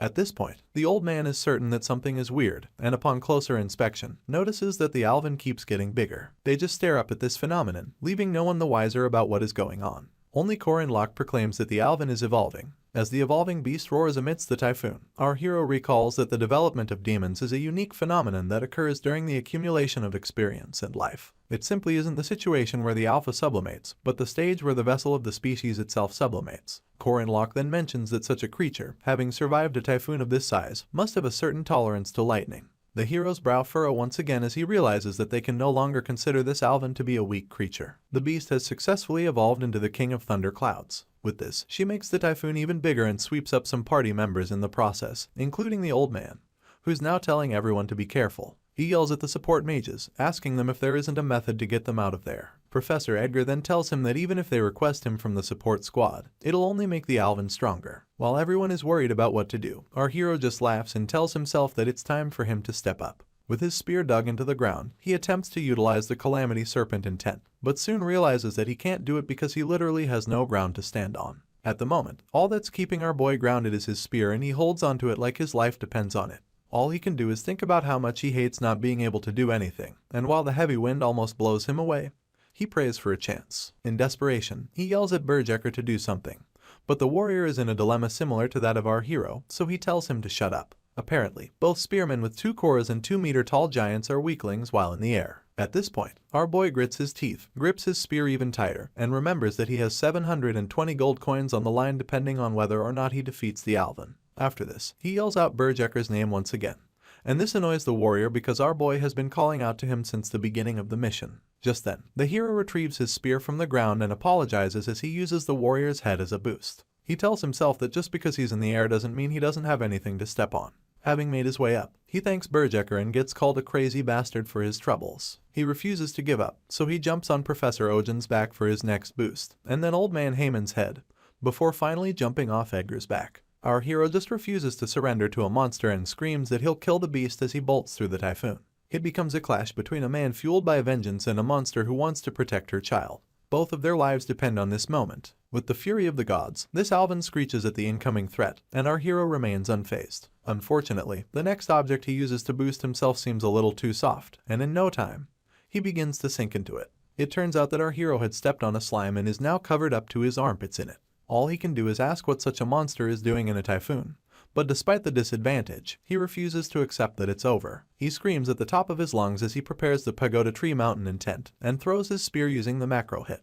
The Alvin just watches our boy's weapon approaching like a toothpick, and easily stops it with some lightning emanating from the typhoon. Just then, gravity gets a hold of our hero, alongside the lack of solid ground to properly do anything as a martial artist. All he does is struggle to stay afloat in the slime, but gives in soon enough. With a smile on his face, he asks himself if this is the end for him and begins to accept the fact that it's all over. The skies are still lined with multiple lightning strikes as Corin Locke gradually shuts his eyes. He acknowledges that he shouldn't have invested all that money and bursts into tears, thinking that he should have just bought something yummy with it. He curses under his breath as his world falls apart within the typhoon. Just then, a silhouette bursts into the not-so-natural disaster and instantly delivers a flying kick to the Alvin. The sound is so loud that our boy can hear it amidst the typhoon. It dawns on him that someone is currently battling the beast, so he opens his eyes in shock, trying to figure out who that could be. Of course, only a monster like Huron can take on another monster. She spends a few seconds powering up her right fist until it glows the red of Dana's lightning, and then sinks it into the head of her opponent. That singular punch sends the Alvin bursting through the first typhoon, and then the second typhoon consecutively. A light so bright emanates from the dissolution of the twirling disaster, and our hero shields his eyes so he doesn't go blind.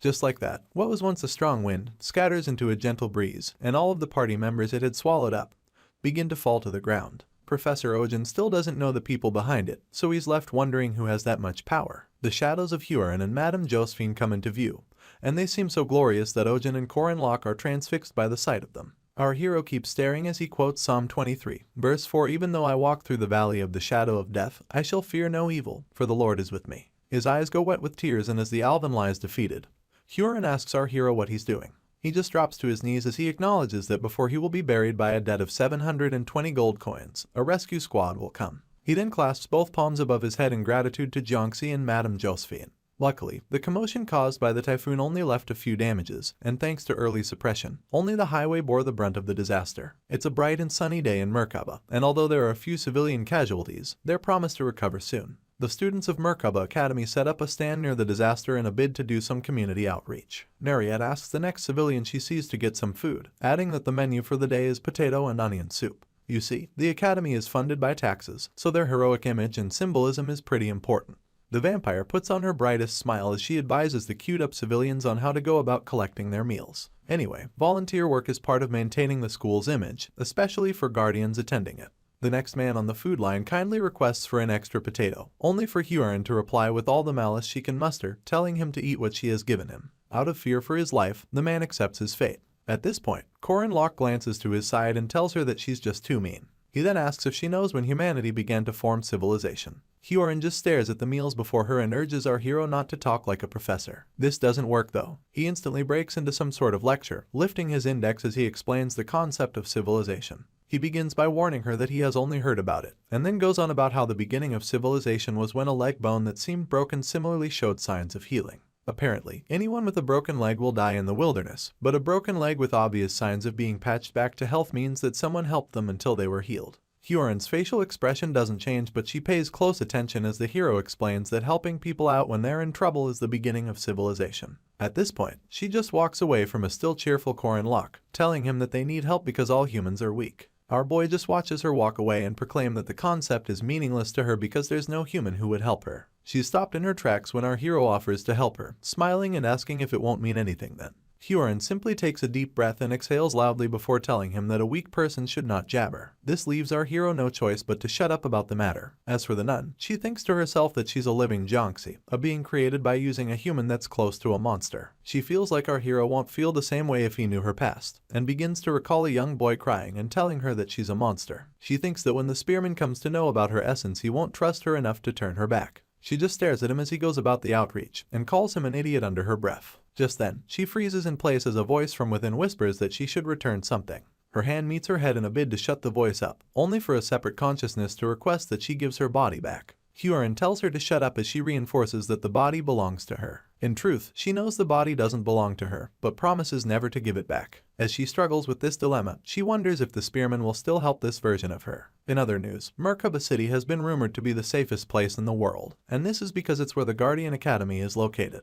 Anyway, the truth is a bit different. A crescent moon graces the sky that night, and in the back alleys below it lies a treacherous group leading these lawless areas. They're none other than the Black Star faction. The main sources of income for this group range from slavery to selling bootleg liquor illegally, but to solidify themselves in the area, they have special businesses. They're also known for dealing with bad customers in a certain way, so our hero crashes a bar under the pretense of being drunk. He grabs the maid with his cheeks all red and yells that they serve him some more alcohol. The waiter almost loses his mind, seeing as he doesn't know how to handle such a situation. It even gets worse when they actually serve the spearman some liquor and he accuses the waiter for serving him rubbish. He points at the poor man angrily and asks to speak to the manager immediately. Right on cue, a man with short hair barges in with his escorts, screaming as he asks for the bastard acting up in his bar. Our boy instantly recognizes them to be the faction, and just lazily glances back at them as he recalls that they sell bootleg liquor to the tavern and also collect protection tax. He then acknowledges that he's in the best place to actually meet a member of the Black Star faction.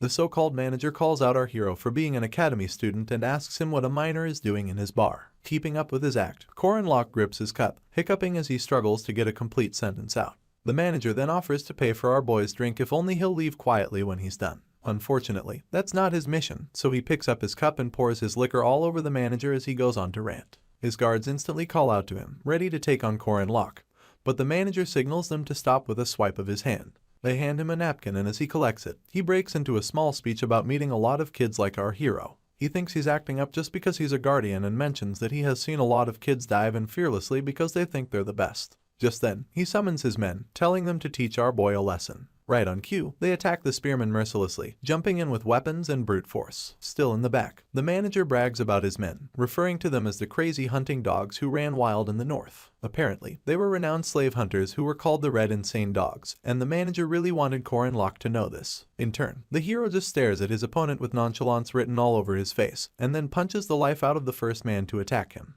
The second man catches a left hook and all that can be heard from outside the drinking establishment are sounds of bandits getting their butts kicked. Our boy drops the last bandit right in front of the manager, leaving him to scream in shock. After all is said and done, the hero stands victorious while his opponents lie in pools of their own blood, some bruised beyond recognition. Beads of sweat fall down the manager's face as he wonders who our hero is, and in turn, the spearman declares that he's the dogman who catches insane dogs. At this point, a sinister smile creeps onto his lips and he punches the manager square in the face. That day, the Black Star faction disappeared. In other news, our boy has been more interested in another matter unrelated to a gang faction, and that's the people the faction sold and bought like slaves. He pushes open the door leading to their secret operation in a bid to free the demihumans, only to meet all of them in separate cages. This immediately saddens the hero, mostly because the faction truly treated these people like their animals. Sadly, demihumans are the target of stigmatization in this world, and in several ways, they're far from ordinary. This makes it easy for them to be avoided in human society. The spearman proceeds to open up the cages, leaving the demihumans to make their way out. He then puts some distance between himself and their cages before announcing that there will be a carriage provided by the Dunalef family once they go outside. He points in the opposite direction and tells them whoever has come out can go there. He did this in a bid to get them to trust him more, and it works. Some of the demihumans burst into tears at the prospect of their long-lost freedom coming back. Anyway, our hero approaches a druid-looking demihuman and asks her if she has seen any siblings named Ren and Rom. In turn, the druid points to her right, so our boy follows her directions until he comes across a locked cage. He's surprised upon seeing them, mostly because they're much smaller than he remembers. The female sibling instantly guards her little brother as Corin Locke comes into view, but all he's worried about is how different they look from when he saw them in his past life. Back then, they were in their 20s and now, our boy blames the fact that where humans grow physically in accordance with their mental development. Even with this in mind, our boy still thinks they're too small, since he already made the trip. He squats to say hello to the siblings, but they're still too jumpy. So much so that the girl screams that Corin Locke shouldn't hit her brother, and wraps her arms around the boy in accordance. It becomes obvious that she's the older sister, Ren. The hero had heard about the were-human gene awakening the moment they're born, and that it's the reason why many of them can be sold at a young age. Just then, the former image of Ren comes to our boy's mind, an image of a gruff and heavily muscled demi-human threatening to kill him. He finds it hard to believe that the scrawny girl before him will transform into that in just 1 year. You see, in our hero's past life, the siblings were the demi-humans working as villains for the Catholic Church. These were fundamentalists and radical demon segregationists, who, in trying to promote public opinion, committed all sorts of atrocities with enslaved were-humans. This led to the political confrontation of both the first and second princesses. The siblings were not easy enemies, so Park Se-woo killed them off. Back to the present. Our hero pries open their cage and confesses that they're much different from what he thought. This doesn't stop him from stretching a helping hand and urging them to leave with him.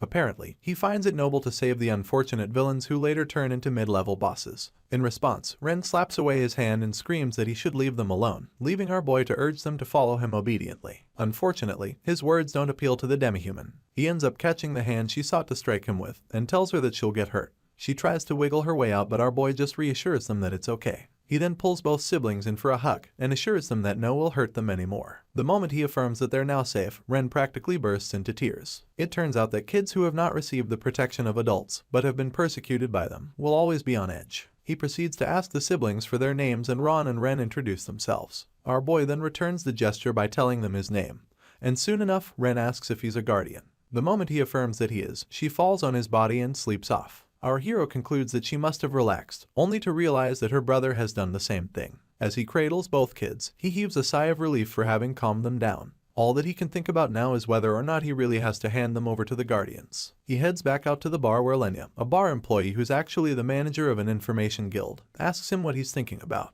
She stares down Corin Locke with folded arms, but our hero is thinking about how he expected Ren and Ron to be mid-level bosses, and not just kids. He groans as his plan to use them to keep this act's enemies in check comes crashing down. In turn, he tells Lenya in a desolate tone to take the siblings to his inn and get them some food. She wonders if he was a philanthropist, but our boy is too tired to give her an answer, so he tells her to think what she wants. He exhales loudly and ruffles his hair as he's left with the dilemma of saving Huron by himself. The next day, in the Flying Beast landing zone of Merkaba City, a huge one-legged eagle from the eastern platform village lands. In turn, the attendant refers to the passengers on the bird, welcoming them and mentioning that they must be from the east. He proceeds to request for their registration, only for 3 guests to make their way down from the bird, 2 men and a woman. The first man flashes a badge with an eagle on it, and the attendant acknowledges him to be an official from Boreme Academy. In turn, he introduces himself as Senior Professor Kang Ryan and explains that the kids with him are his disciples. The boy claims to be Jin Hyuk, and the girl quips that she's Kang Yuwa, the student council president.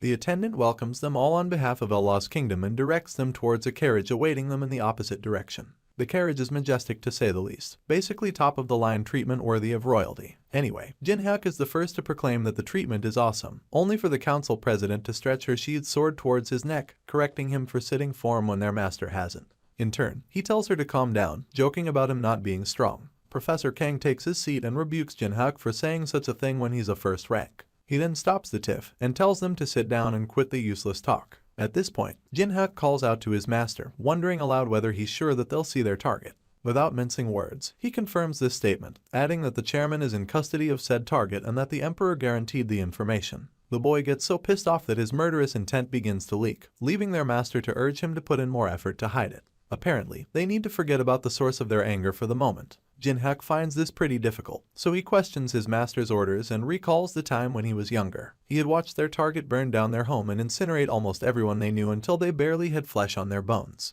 Their target is none other than Huron, and Jin Hyuk can only refer to her as a damn thing. A month has passed since the Typhoon Bat incident, and now, the academy is mostly abuzz because of the upcoming festival. This festival is far from what the name suggests, and is actually a type of academy exchange war. One could call it an event where students from the 4 academies in all 4 regions battle in their strive for mastery. Jaeger is particularly excited about the festival and flexes his muscles as he asks if they won't need to form teams soon. Lark is also excited, so he perks up to answer his friend. He explains that they first have to choose between individual, doubles, and group matches. Just then, Alicia wonders which of them our hero will be participating in, only for him to nonchalantly announce that he'll be partaking in the doubles match and bringing the swordsman with him. Lark and Jaeger would like to do individual, group, and doubles matches respectively, but neither our boy nor the swordsman pay any attention to them. This is because Alicia is busy groaning about being chosen, and our hero is busy making it clear that they're a fixed team no matter how much she complains. In turn, the swordsman leans forward as she asks what he'll do about the group match, and Corin Locke explains that the teams for the matches are chosen randomly. In all of this, he still hopes to get her on his team. She groans once again, and this time, our boy asks why. In response, Alicia goes on about the doubles team distribution being random too, and proclaims that him being on her team doesn't mean anything.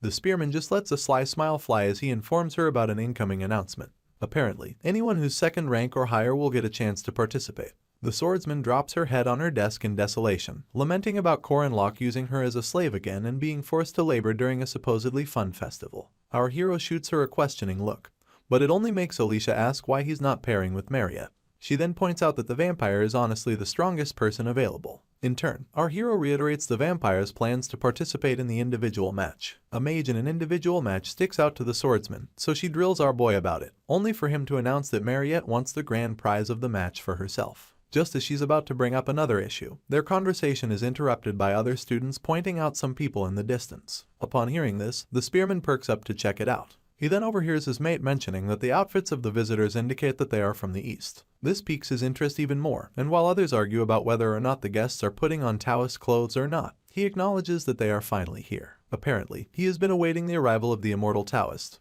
Kang Ryan, the fighting hound, Sa Jin Hyuk, and the swordmaster, Kang Yuwa. A glance in their direction makes him recall that they're the protagonists of the third act, Heavenly Yaksha. Professor Kang heads for Madame Josbehine's office immediately, asking for the transfer of one of their students to Boreme Academy. In turn, the sorceress declares that she cannot accept that, only for her guest to claim that they're making a simple request as the rightful blood relatives of the Jiangxi. Apparently, they faced a tragic accident 1 year ago, and sadly, Huron, who's Professor Kang's niece, was the center of that accident. Madame Josephine quips that she already knows this, and averts her gaze as her guest accuses her of taking his niece while the castle was burning. He then proclaims that since they have found her, it's only natural that they take her back. After mulling it over for some seconds, the sorceress stares at him and states that Huron is a special case. She expected him to know this already, but in her heart, she acknowledges that this man rushed all the way to her office because of the Jiangxi, rather than for his role as a judge in upcoming matches. The immortal Taoist glares daggers at Madame Josephine as he points out that a beast resides in his niece's body, and then proclaims that he just wants to retrieve her from said beast. It becomes a battle of wits as the sorceress rebuttals that Huron's body is only alive because of the child that this man is calling a beast, and adds that it was the will of Director Kassar and Kang Yu, the student's father. With an undermining tone, the guest announces that his people will take care of things on their own, and asks her whether she thinks she can socialize such a beast in the first place. Madame Josephine wastes no time pointing out that the Jiangxi actually spent the whole of first semester without any problems. Upon hearing this, Kang Ryan declares that he'll like her to prove it, only for a third party to interrupt their conversation. He's a dispatched bishop of the Catholic Church named Lai Jinyang, and he refuses to believe that such a wicked demon can socialize. He ends up asking if they're sure it's not all part of her wicked plan. At this point, the sorceress implores the bishop to refrain from speaking further. He blatantly refuses, claiming that true believers cannot take only empty words as proof. When asked what he's trying to say, the bishop demands that they send Huron out during the festival. His malicious intent cannot hide itself as he calls the Jiangxi a wicked thing that murdered countless sheep, and announces that her true nature will be revealed in the heat of violence. Just to be certain, Madame Josephine asks if they really want her to send Huron out to the festival, only to get a look of conviction from the bishop. It becomes clear that although these men spew groundless words, there's also no assurance that they can be convinced logically. Another reason for this is that Josephine, who's a witch, can also end up being burned at the stake when it comes to matters of faith. She averts her gaze to the ground as she continues to think things through. The bishop's idea seems like a good opportunity to show how demons can socialize and show intellect. This way, future problems can be curbed. She finally speaks up in agreement and promises to suggest to the others that Huron partakes in the individual match. She then makes it clear that wherever the girl will stay will be decided by the girl herself. The sorceress points out that she may not know how things are done in the East, but in Merkaba, Huron's legal guardians are the chairman, herself, and the Xi'an Cathedral's great saintess. Professor Kang clasps his lips with his hand and overhears Madame Josephine declaring that they're done talking. She then sends him and the bishop on their way, and in turn, they thank her for her time. The moment they cross her doorstep, the sorceress heaves a loud sigh and fetches herself some tea as she acknowledges that everything really went the way Corin Locke said it would. He had told her that Balthazar's lapdogs will be hidden during the upcoming festival. She was so shocked by the revelation that she slammed her table as she drilled him about the what, where, and who. In turn, our hero admitted to only knowing that something was going to happen, and told her that he didn't know any details. He went on to guess that either the Catholic Church or Borame has something to do with it and speculated that it could even be both. Our hero didn't tell Madame Josephine, but he was already sure that both establishments will have something to do with the ruckus. You see, the Catholic Church has been facing a decline, so they're searching for ways to expand their influence. Meanwhile, Boreme's spirit mage, alongside some of their students, are participating in this expansion. The key to this entire operation is none other than the Heavenly Yaksha, also known as Huron. The approaching third act is a very important incident that decides the fate of a main character, and marks the turning point in a main scenario. It also decides the overall direction of the whole of Allah's kingdom, a kingdom with beautiful aesthetics and a flourishing economy to say the least. Our hero just chomped down more chips as he told the sorceress that he would like her to keep an eye on the Catholic Church, only for her to imply that she would also keep an eye on him. This did not sway him from mentioning the inns constructed on the outer regions of the academy, and suggesting that she put the Borame students there for easy monitoring. Unfortunately, he said all of this with his mouth full.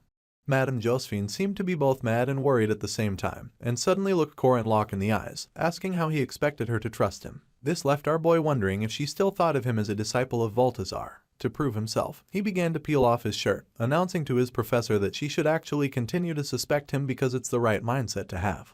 Soon enough, he revealed the runes engraved into his body and declared that no matter what she does, his goal does not change. This is because he is bound by oath to save the world, and his deadpan expression showed how serious he was about it. The sorceress just adjusted her glasses and exhaled loudly, tired of all the back and forth that came with the student sitting before her. Anyway, our hero felt that her suspicion should be lessened, mostly because she knows what the oath of a shadow warrior entails. After mulling things over for some seconds, she stared at our boy, reiterating that she heard about the new inns being constructed with student investments. In turn, our hero waved her off, lying that it had nothing to do with him. She then pointed out that information reaching her revealed that he is the student in charge of these investments, and once again, the spearman feigned ignorance. To make things worse, Madame Josephine added the fact that Mariette recently moved her ingredients to the inns and was already setting up a street stall. This one made our boy sweat a bit, but he powered through and held his ground about the whole thing not being related to him. In truth, our hero had successfully secured 100 long-term guests alongside daily necessities, food, carriage round trips, among others. The entirety of the outskirts brim with life, seeing as these profit-making projects were planned with an equally wide vision in mind. As the sorceress tried to put our boy under duress, he just averted his gaze, smiling mischievously as he claimed that people need a little helping hand sometimes. Some time passes and the preliminary round of the festival group match comes around. The ever-towering buildings of Merkaba absorb the sunlight on this beautiful day, and below it, Lark and Jaeger are busy freaking out. Beads of sweat cannot stop falling from their faces as Jaeger asks his friend if they will be able to survive. The open field is packed with more students than the eye can count, seeing as people trooped in from all 4 regions, and it is worse because only 16 of them will make it through. The hunk yells as he wonders why there are so many people, only for Lark to reveal that even their seniors are participating. The whole time, Corin Locke just lodges his hand beneath his chin as he realizes that Huron is the only named character that is not present at the moment. He then chucks it up to her, applying for only the individual match. Just then, he wonders where Alicia is, and soon sees her struggling to make her way through the crowd. The poor girl waves with everything in her, trying to get our hero to notice her, but is so frustrated that tears leak from her eyes. At this point, someone steps onto the stage and quips that it's nice to see all the students. Accordingly, they all turn to see who it is, and realize that it's Professor Kang Ryan. With his hands behind him, he introduces himself to the students and informs them that he is going to be the one judging their trials. He then adds that they're about to embark on a preliminary round that will reveal the 16 guardians capable of competing in the group match. After wishing everyone the best of luck, Lark continues panicking over the difficulty of the incoming trial. Jaeger, on the other hand, just wonders who Kang Ryan is. The professor begins announcements about the rules, mentioning that any student who gets their armband ripped off will be eliminated. He goes on to introduce the most important part of the trial, and that is to prove that, as guardians, they can save the civilians. At this point, he activates a spell that causes blocks to shoot out of the ground and tower above him and all the students participating. Some of them fall into instant panic while others just watch in awe of the professor's power. He uses the 8-array formation, 8-gate array, and this spell successfully creates a giant stone maze for all the participants to navigate. As usual, Jaeger goes back to panicking as he asks his companion if the situation even makes sense. Also panicking, Lark manages to reveal that Professor Kang Ryan is the Eastern Continent's best formation sorcerer. The hinchbetter is still perplexed by how big the maze is, but is more worried about what the professor meant when he asked them to save the civilians. Even Lark is unsure, so he speculates that Kang Ryan must be referring to the stone structures just mere yards away.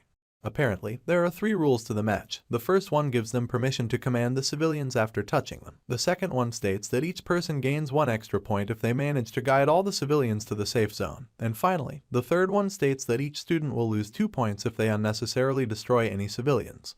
With this, it becomes clear that these stone structures will serve as civilians in this preliminary round. Jaeger is the first to touch them, just to test if they will move upon contact. He finds it quite fun, but Lark is ever so cautious. Core and Locke just smiles as he notices how excited they are, and it dawns on him once again that they're really kids. Meanwhile, a Longhound attacks Alicia and her team, but she easily cuts it down with one swing of her sword. The other students begin to sing her praises, claiming that it's such an honor to be on the same team with her. In turn, the swordsman just stands there, smugly soaking it all in. She then tells them to trust and follow her as what's left of the Longhound disintegrates.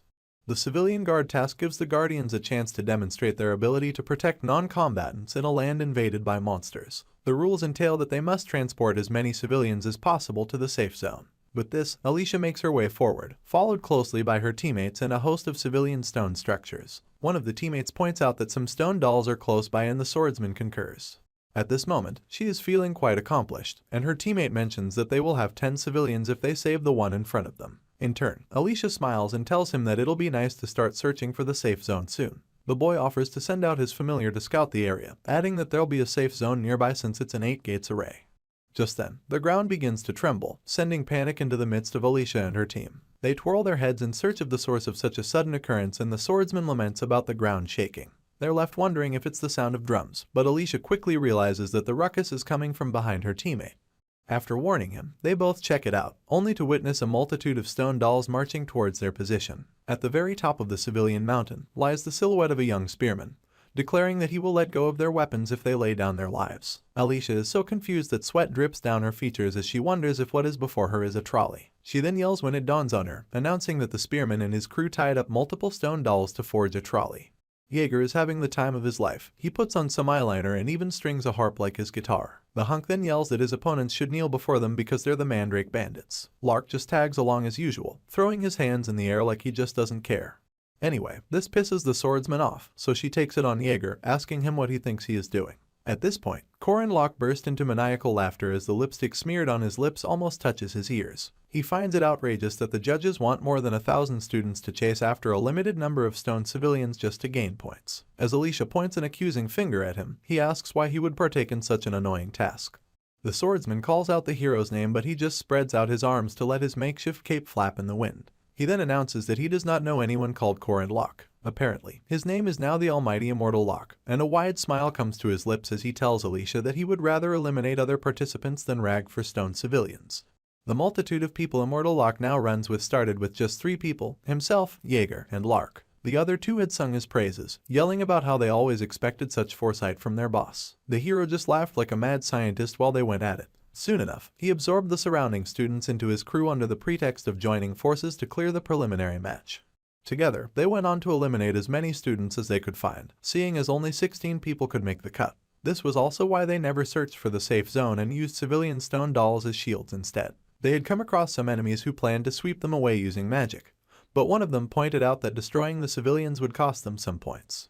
Unfortunately, our hero was seated on a throne made from stone civilians, and these made his enemies refer to him as a cheap bastard. They ended up wondering how they could win against our boy if he was hiding behind so many stone dolls. Anyway, said enemies ended up being crushed, leaving immortal Locke and his crew to celebrate. The stone dolls were the perfect shield because transporting them to the safe zone is worth 1 point and destroying them would cost you 2. Our boy just kept terrorizing the other students as he laughed and asked them to try their best. He kept taunting them about being scared, and all they could do was slam their fists against the ground whilst calling him a cheap bastard.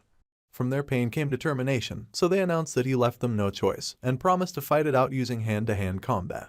They charged towards the spearman with the intention of dragging him down from the tower of stone civilians, only for Lark to step up with immense fire in his eyes. He chuckled like a menace and asked the hero if he could stop holding back and go all out. In turn, our boy ruffled his hair and gave him full permission. Lark wasted no time going berserk, unleashing a fire spell big enough to send their enemies scattering across the battlefield.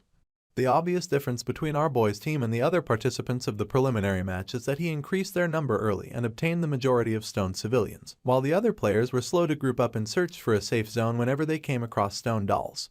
The spearman couldn't hide the fact that he was having so much fun carrying out his twisted plan. He had even instructed his teammates to take out anyone bigger than a wheel. He was still laughing unnecessarily when they took out a total of 30 other participants. It was at this point that they came across Alicia and her accusatory finger. After introducing himself as Immortal Locke, he pastes his ever-creepy smile on his face and gives the swordsman a chance to join the Mandrake bandits. In turn, she wonders what he means while gripping the hilt of her sword in case she will need to spring into action. Our boy goes straight to the point, asking the poor girl to fetch him the armbands of her colleagues in exchange for the position of vice captain on his team. Still gripping her sword, she tries to turn him down, only for our boy to cut her off and declare that he needs her. He stares her straight in the eyes as he proclaims that his team is expanding their offensive. Without wasting time, he puts a hit out on the swordsman, announcing that whoever brings him her armband will be accepted into the Mandrake bandits.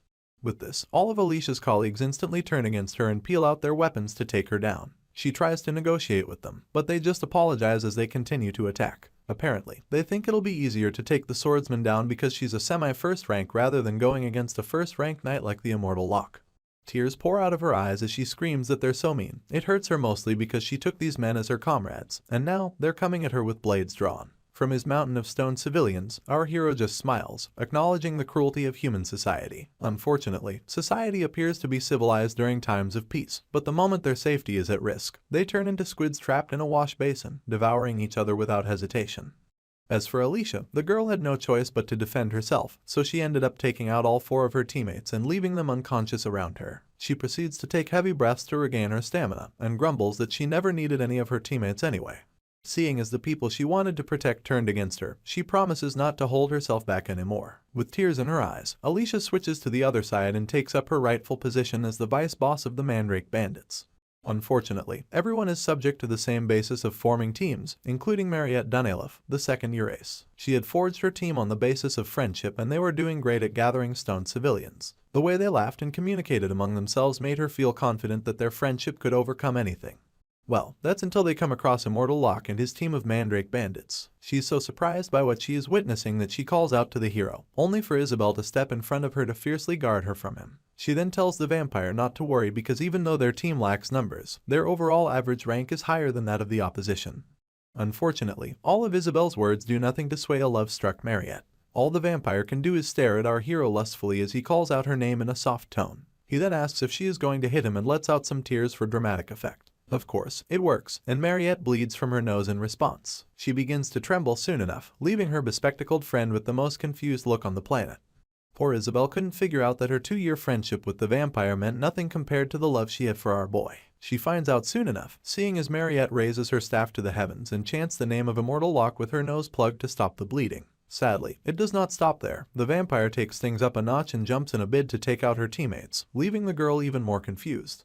She tries calling out to her friend, but gets knocked out before she can finish her sentence. All Isabel can do is watch in horror as Mariette turns against everyone on their team. Beads of sweat can't stop falling down her cheeks as she fears the inevitability of also being attacked.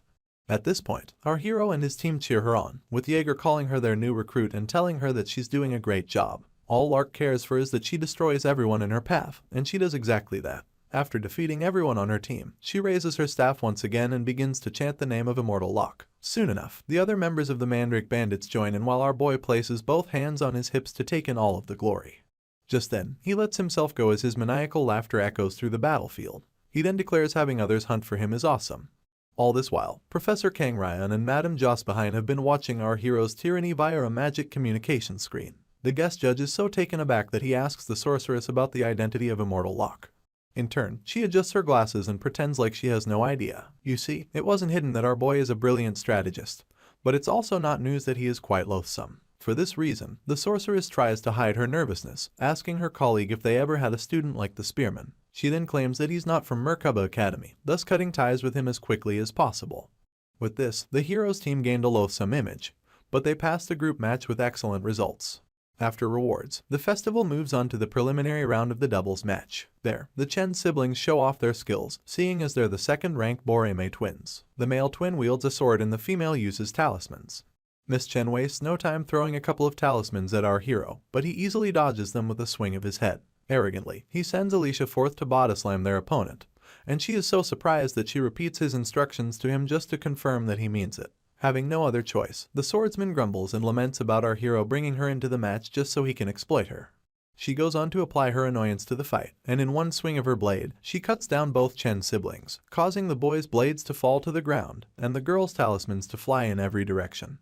After this, our boy simply gives Alicia a thumbs up, telling her how nice it is that they easily won the doubles match. In turn, she yells at him for leaving only her to fight and complains about being tired. Korin Lok defends himself by claiming to have cheered her on, but this just annoys the swordsman even more.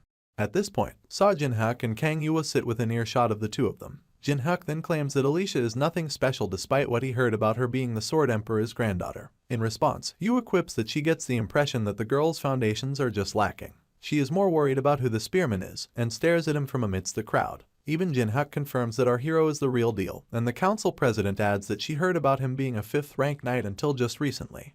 Apparently, before their arrival at Merkaba Academy, they had kept two people in mind as their hardest enemies, Berjecker, the crazed warrior, and Mariette Dunalef, the semi-special rank vampire. Korin Lok, on the other hand, was never in the running, but witnessing how he easily dodged the attacks from the Boreme twins changed their perspective about him. Yua is certain the Chen siblings are nowhere near weak. In fact, she is certain that they are among the strongest within Boreme. She acknowledges that she can feel the hero's strength through his breathing, his senses, and even his gaze. To top things off, she can tell that he is strong through his obvious experience, and keeps in mind that he is currently the strongest first-rank knight in the first-year class. Jinhak rests his head on both his palms as he laments about how annoying it'll be to meet our hero in the group match, seeing as guys like him shine in such matches because they use their brain. He then hopes that the spearman does not get in their way when the time comes for them to use their special formation. Just then, someone pulls Jinhak's attention in the crowd and he turns to get a proper look. Immediately he confirms who it is, his gaze becomes malicious. While everyone cheers and has a good time at the festival, Huron is busy taking a walk all by her lonesome. She blames the fact that everyone is gathered at the festival venue for the emptiness plaguing the other parts of the academy. Unfortunately, the silence in places where there are usually loud noises reminds her of a dreadful day in her past. In turn, Huron shuts her eyes as she recalls the day she became a yaksha, standing amidst the flames as a little voice whispered to her, pushing her to kill everything she could see. The memory of standing atop a mountain of burnt corpses is still fresh on her mind, but this walk down memory lane gets rudely interrupted soon enough. Her eyes shoot open from caution, and she instantly realizes that she is being ambushed. Luckily, she is fast enough to evade the first attack, only to discover that no one actually attacked her. All of it was just a result of killing intent, and she's quite impressed when she sees that it's emanating from Sa Jinhak, who's still a few ways from her. In turn, the fighting hound points out that most people don't even realize his killing intent and just collapse from it instead. Huron does not utter a word in response, but her eyes stay peeled for any danger, mostly because someone having such a strong killing intent that she mistook it for an attack is cause for alarm. She felt as though he was reaching out from the flames, yelling that he was going to definitely kill her. Huron glares in his direction and asks him point blank if he knows her, only for Jinhak to repeat her question. He proclaims that he has never seen her before, and then calls her a nun in the most menacing tone. Sa Jinhak switches up his outlook as he apologizes for the mix-up. He claims that he thought she was someone familiar, and blames that for his lame attempt to joke around. Huron stays quiet as she mulls things over, but she cannot shake the feeling that the fighting hound looks familiar. It is just unfortunate that she cannot pinpoint where she knows him from. She concludes that it is not important, and turns around to leave. She tells Jinhak to be careful, and in response, he flashes her a smile and promises to watch carefully before pouncing next time. He grits his teeth in an attempt to hold back his anger, and soon enough, Yua steps onto the scene. She then announces that it was a reckless attempt, adding that Jinhak didn't need to confront the Jiangxi in such an open place. All he says in return is that he has been able to confirm that their master's 8-gate array works on Huron. They only see her as an adamant monster, a masterpiece put together by necromancers, and they think that to seal her and save the girl trapped within her, the 8 gates array, utter annihilation technique, has to be perfect. Yua advises her colleague to wait for the right moment if he wants to provoke the yaksha, adding that he should hold his breath and wait for now. A visibly trembling Jinhak balls his fist in anger, promising to kill our girl the moment everything goes according to plan. Calm as ever, the student council president breaks everything down, explaining that from Ran meaning orchid, they will extract the HWA meaning fire. In essence, they want to remove our girl from the body of their loved one. She then announces that after they're done with that, the rest will be up to Jinhak. The fighting hound is still trying to suppress his anger, so he promises Yua that he is not going to go too crazy.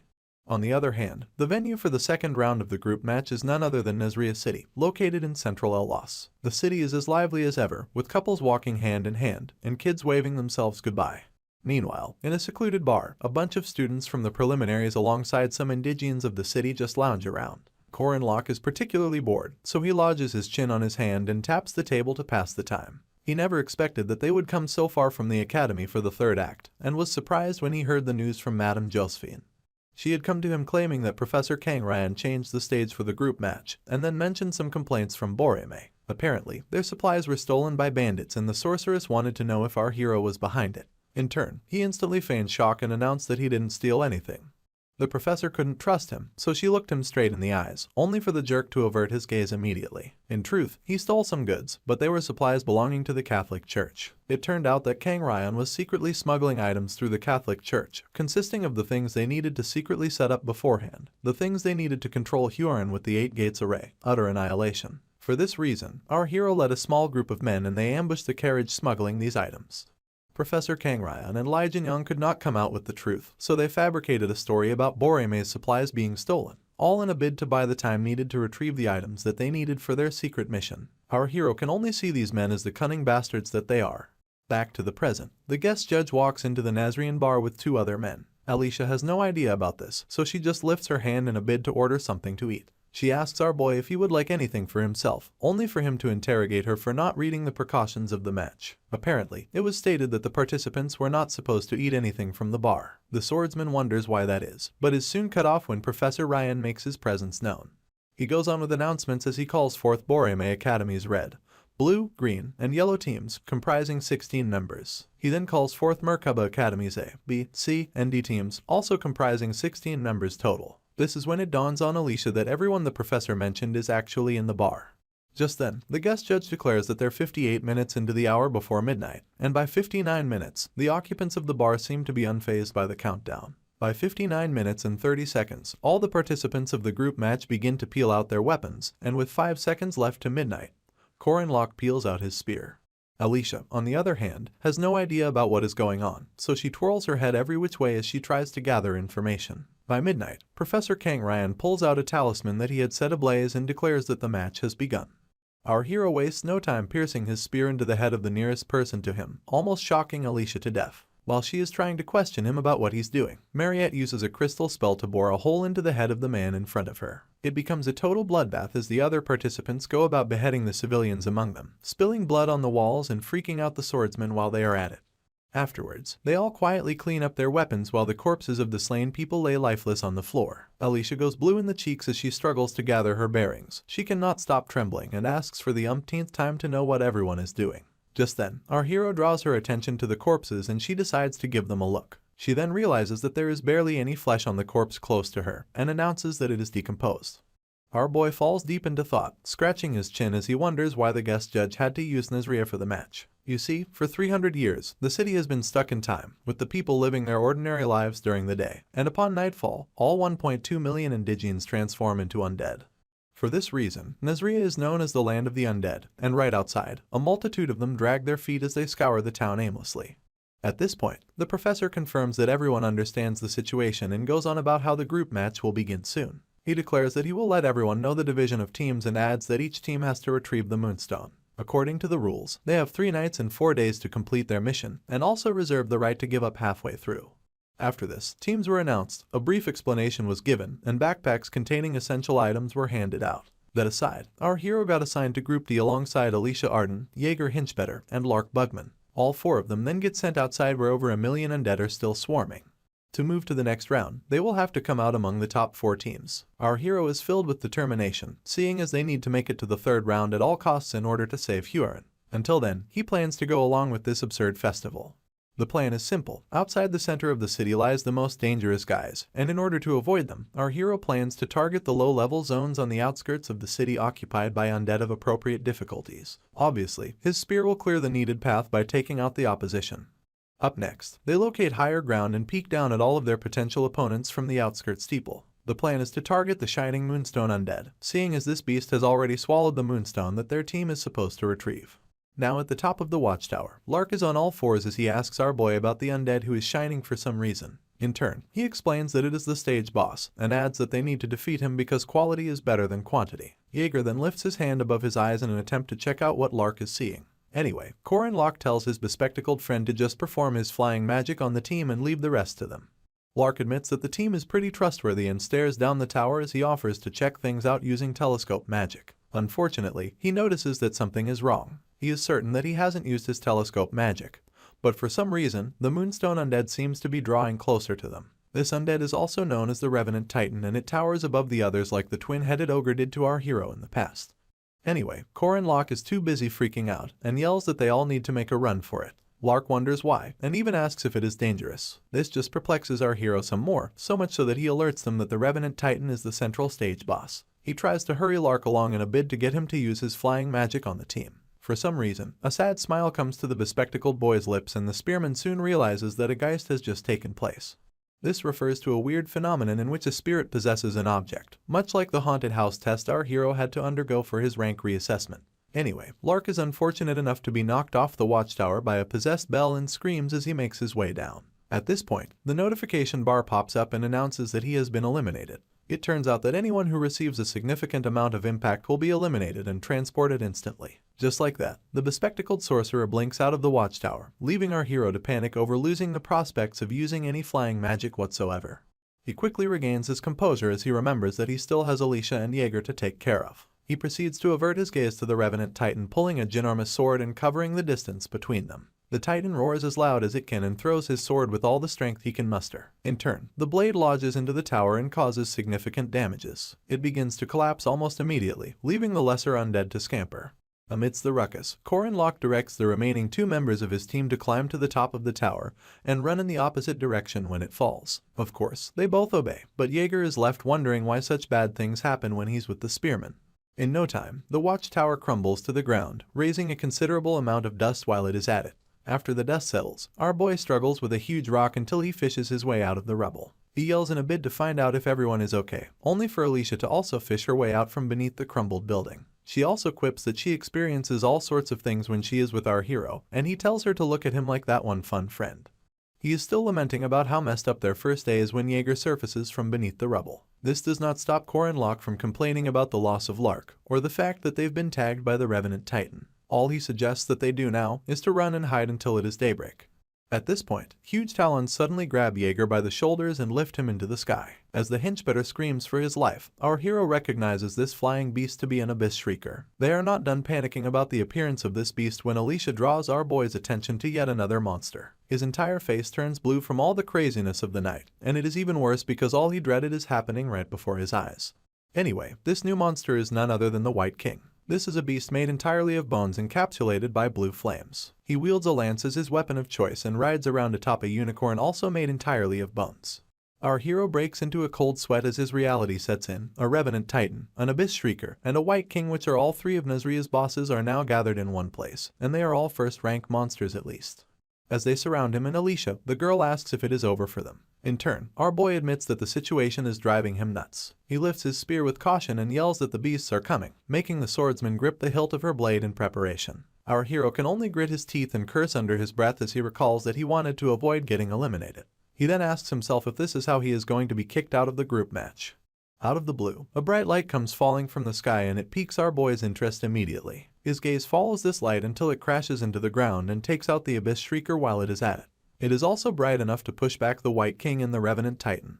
Our hero quickly raises his hands to shield his eyes from this bright light and struggles to locate the source of it soon enough. He ends up realizing that it is emanating from a spear nearby, but before he can regain his bearings, the owner of the spear picks it up. She is covered head to toe in a hood, but is also our boy's last hope of escape. This strange savior then brushes past him and asks that he follows her. At this point, Alicia struggles to catch her breath. She then asks if the spearman is okay and announces how worried she is about Jaeger. In turn, our hero just stays quiet to think about his next line of action. Afterwards, he urges the swordsman to escape with him for the meantime, and together they make a run for it. After making a couple of turns, they come across a secluded alleyway. Our hero leans on a nearby pillar in a bid to catch his breath, and with her back turned, the strange hooded woman asks if he is hurt. She then mentions that it is a relief that they are safe. After taking a few more seconds to catch his breath, Corin Locke thanks her for helping them, and points out that there was something unique about the spearmanship she just displayed. It turns out that the strange lady is just as curious about him, so she peels back the hood of her cloak and asks our hero how he knows about her spearmanship. Our boy's eyes widen as he gazes upon this lady, and Alicia is just as surprised that he seems to know her. Apparently, he had initially thought the voice sounded familiar, and now he knows why. The strange lady takes soundless steps as she comes close to the spearman, and stares at him with eyes as blue as pure water. She proceeds to ask if Korin Locke is her disciple from a far future, and flashes a soft smile as she awaits his answer. The hero is nothing if not starstruck, so he gazes upon the glorious sight of his master, Danua. Afterwards, it takes everything in him to ask how she's doing. In Korin Locke's previous life, he had met up with Park Seo during his second-year winter break. The psychopath was waiting in front of the chairman's office as he hurried our boy along. Upon arrival, our hero pointed an accusatory finger at him and announced that his biggest problem was his habit of speaking disrespectfully to his elders. He then asked why Seo called him to the chairman's office, only for the psychopath to instantly knock on the door. Our boy freaked out on the spot as he tried to point out whose door Seo was knocking on. In no time, he pushed the door open, reminding Korin Locke that he had mentioned wanting to get stronger. With sweat dripping from his features, our hero was way too scared to even peek into the chairman's office. Anyway, Seo wasted no time stepping inside and offered to introduce our boy to the master that will make him stronger. She sat behind a large desk with more than a sliver of sunlight flowing in. She then flashed her usual soft smile and welcomed our hero to her office. Just like the present, the spearman was also starstruck back then. This was his first encounter with his master, and it was thanks to Park Seo's connection as the main character. Present day, the multitude of undead still swarm aimlessly in central Nezria, but they cannot seem to step into a house warded with multiple talismans. Apparently, this is Miss Erin's doing, and she assures Alicia and the spearman that most undead won't enter the building. In turn, the swordsman thanks her for her help and offers her some of her already opened chocolate bar. Erin thanks her for the offer, but goes on to remind her not to eat food from another time. You see, Nezria is a place where time flows from 300 years ago, and if anyone should consume food from that time, two things are bound to happen. It is either the food will adjust according to the time that has passed, or whoever consumes the food will be trapped in the past. None of this stops Alicia from munching on her chocolate bar though. After listing possible reactions, Erin also makes it clear that she hasn't tested the opposite. She is just certain that there will be some effects. All our boy does is cradle his chin on his hand and watch the swordsman devour her chocolate bar. He then points out that she sure can eat well. The moment Erin takes a seat, he asks her what she's doing in Nezria, only for her to wonder why he isn't calling her his master. Our hero simply remains silent as he awaits a suitable response. Upon noticing this, Erin clears her throat and accepts her fate. At this point, Alicia cuts in, excitedly mentioning that Korin Locke's master is from the past, seeing as she has been in Nezria City since the incident 300 years ago. Our hero stays silent only because he's a bit confused about a few things. He begins to wonder how Danua is maintaining her rationality so perfectly if everything from 300 years ago is actually repeating itself. Right on cue, his master calmly sips some tea and then reveals that she has made friends with the Grim Reaper. It is almost like she was reading our hero's mind, so he begs her pardon after her last statement. Just then, Erin walks towards the window, telling both her guests that Nezria is a poisonous city that births the undead. She then adds that she was preventing the birth of the immortal king and announces that he'll be born in the center of the city soon. Upon hearing this, Alicia's jaw literally drops, but our hero seems like he expected to come across news like this. Consequently, he uses his knees as a pivot to get back on his feet and declares that they better get going, only for Erin to glance in his direction and remind him that it is her job, not his. A sly smile graces his lips as he tells her that she needs some assistance, and his master falls silent because of how true our hero's statement is. She then admits that he sure is sharp. Soon enough, they all head into the streets just as our boy predicted. He also knew that she didn't have the option of rejecting this quest in the first place. This is because it is Nezria Field's main quest. Weapons in hand, all three warriors race towards the center of the city. The main quest entails the main character and the Grim Reaper assisting the unknown spearman to prevent the birth of Nezria's immortal king. Alicia is the first to see a monster and she wastes no time pointing it out to Korin Locke. It turns out that our hero also has no reason to turn down this quest, seeing as he'll have to defeat 3 undead bosses just to weaken the immortal king. At this moment, the Revenant Titan roars, having accumulated more scars than before. He instantly swings the full weight of his sword in a bid to cut down the spearman, but our boy is nimble enough to evade the attack. He and Erin then stand back to back, both wielding spears and preparing to fight back. Together, they activate the Tiger Sweeping Wind, whirlwind of the Great Magic Spear. This coordinates both their attacks in such a way that both spears rotate and cause an unbelievable wind to emanate. The lesser undead fall to the ground as a result of this, and it takes everything for the Revenant Titan to stay standing. He roars once again, swinging his blade in Korin Locke's direction. In turn, our hero blocks it with his spear, thus creating a big enough window for Erin to draw closer to the beast. After covering a considerable distance, she stabs him in the chest, but it is not enough to defeat an undead. With this in mind, the spearman yells out Alicia's name in an attempt to signal her. In response, she peels out the Odachi, bolts towards the Revenant Titan, and cuts off his head with 2 strikes. As she gracefully sticks her landing, the body of the beast begins to wobble, and in no time, it slams against the ground with enough force to emit a ripple effect. Our hero then approaches the corpse and retrieves the moonstone. It is so big that he has to admit how crazy it is as he lifts it above his head. Alicia just hangs back, asking him if she did well. Corin Locke acknowledges that they only have one more enemy to defeat and admits that he never expected such a difficult mission to become so easy. He just stares at his master and tells himself that she must be the reason why. In turn, Eren tells the other two that they did good work and suggests that they end things for the day. She also mentions that it'll be dawn soon and advises that they return later that night. True to Eren's words, the sun peeks out soon enough, quietly lighting up the city with its warm yellow glow. Normally, one would sleep after setting up camp at night, but that's only the case if you're carrying out job assignments outside. In Nazria, it's the exact opposite, seeing as it's a contradictory battlefield where night is dangerous and day is safe. Meanwhile, Alicia gets some shut-eye, spreading herself and snoring like she doesn't have a care in the world. Eren asks our hero if the swordsman is still asleep and he simply replies in the positive. It turns out that they're both sitting on the steps with our boy constantly avoiding locking eyes with his master. Anyway, she tells him to try and get some sleep too, adding that children need to go to bed on time to wake up on time. In response, Corin Locke asks her if he seems like a child to her, and his master wastes no time telling him that he does. She then inquires if he's supposed to be something else, only to smile as she points out that she seems to have taught him everything. Still averting his gaze, our boy mentions that she taught him 6-step spearmanship, infinity, and even origin magic. He then quips that it's quite surprising. Eren agrees with him, only because she never expected to take on a successor, much less an ordinary child like our hero. During this time, the spearman recalls that his master chose Balthazar before him, but regretted the decision for well over 80 years. He just tells himself that there's no need to burden this version of Eren that's stuck in a 300-year time flow, only for her to distract our boy's thoughts by poking his face. After drawing his attention, she stares down at him with clear blue eyes, just to inquire about what he's so afraid of. She goes on about how she's the most lucky woman to be so loved by her disciple. As she chuckles, our hero wonders what she's doing. In response, Eren proclaims that her future doesn't seem to be very bright, and when Corin Locke confirms that it's not, she asks him if he knows who she is. He recalls her history as an adult who has faced off against great evil like Balthazar and his disciple, Firmak Damon. Back then, she had sent the hero away from the gory scene under the pretext of buying time. He was so pissed that he questioned his master about doing such a thing. Just as he was about to offer himself in her place, she told him that she was the adult, and added that as long as she was one, it was her priority to protect him, the child. Her words had broken our hero's spirit. She was a master who had taught him, led him, and even changed him. At that point, she glanced in his direction, her usual smile pasted on her face as she assured him that everything would be okay. Unfortunately, she lost her life protecting our boy, and he can't stop blaming himself for not catching on to Park Sihu's gimmicks earlier.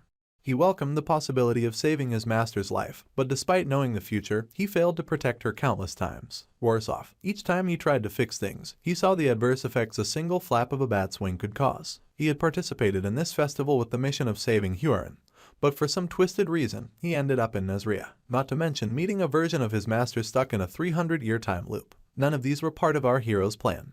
When changes like these occur without Corin Locke's expectation, things tend to get futile, and it makes him wonder if he'll fail this time too. Still deep in thought, our boy just concludes that he can't sleep with so much on his mind, only for Eren to knock him out of it by pinching his nose shut. While our hero flails his arms in protest, she cheerfully tells him that he'll fail. He questions her actions quite loudly before she lets go of his nose. She then offers him a few words of advice about how a person who dwells on the failures of another is foolish, but the one who dwells on his own failures is wise. She wastes no time telling our hero that he falls into the latter, but he remains unfazed and asks if she can speak so freely if she's the one who fails.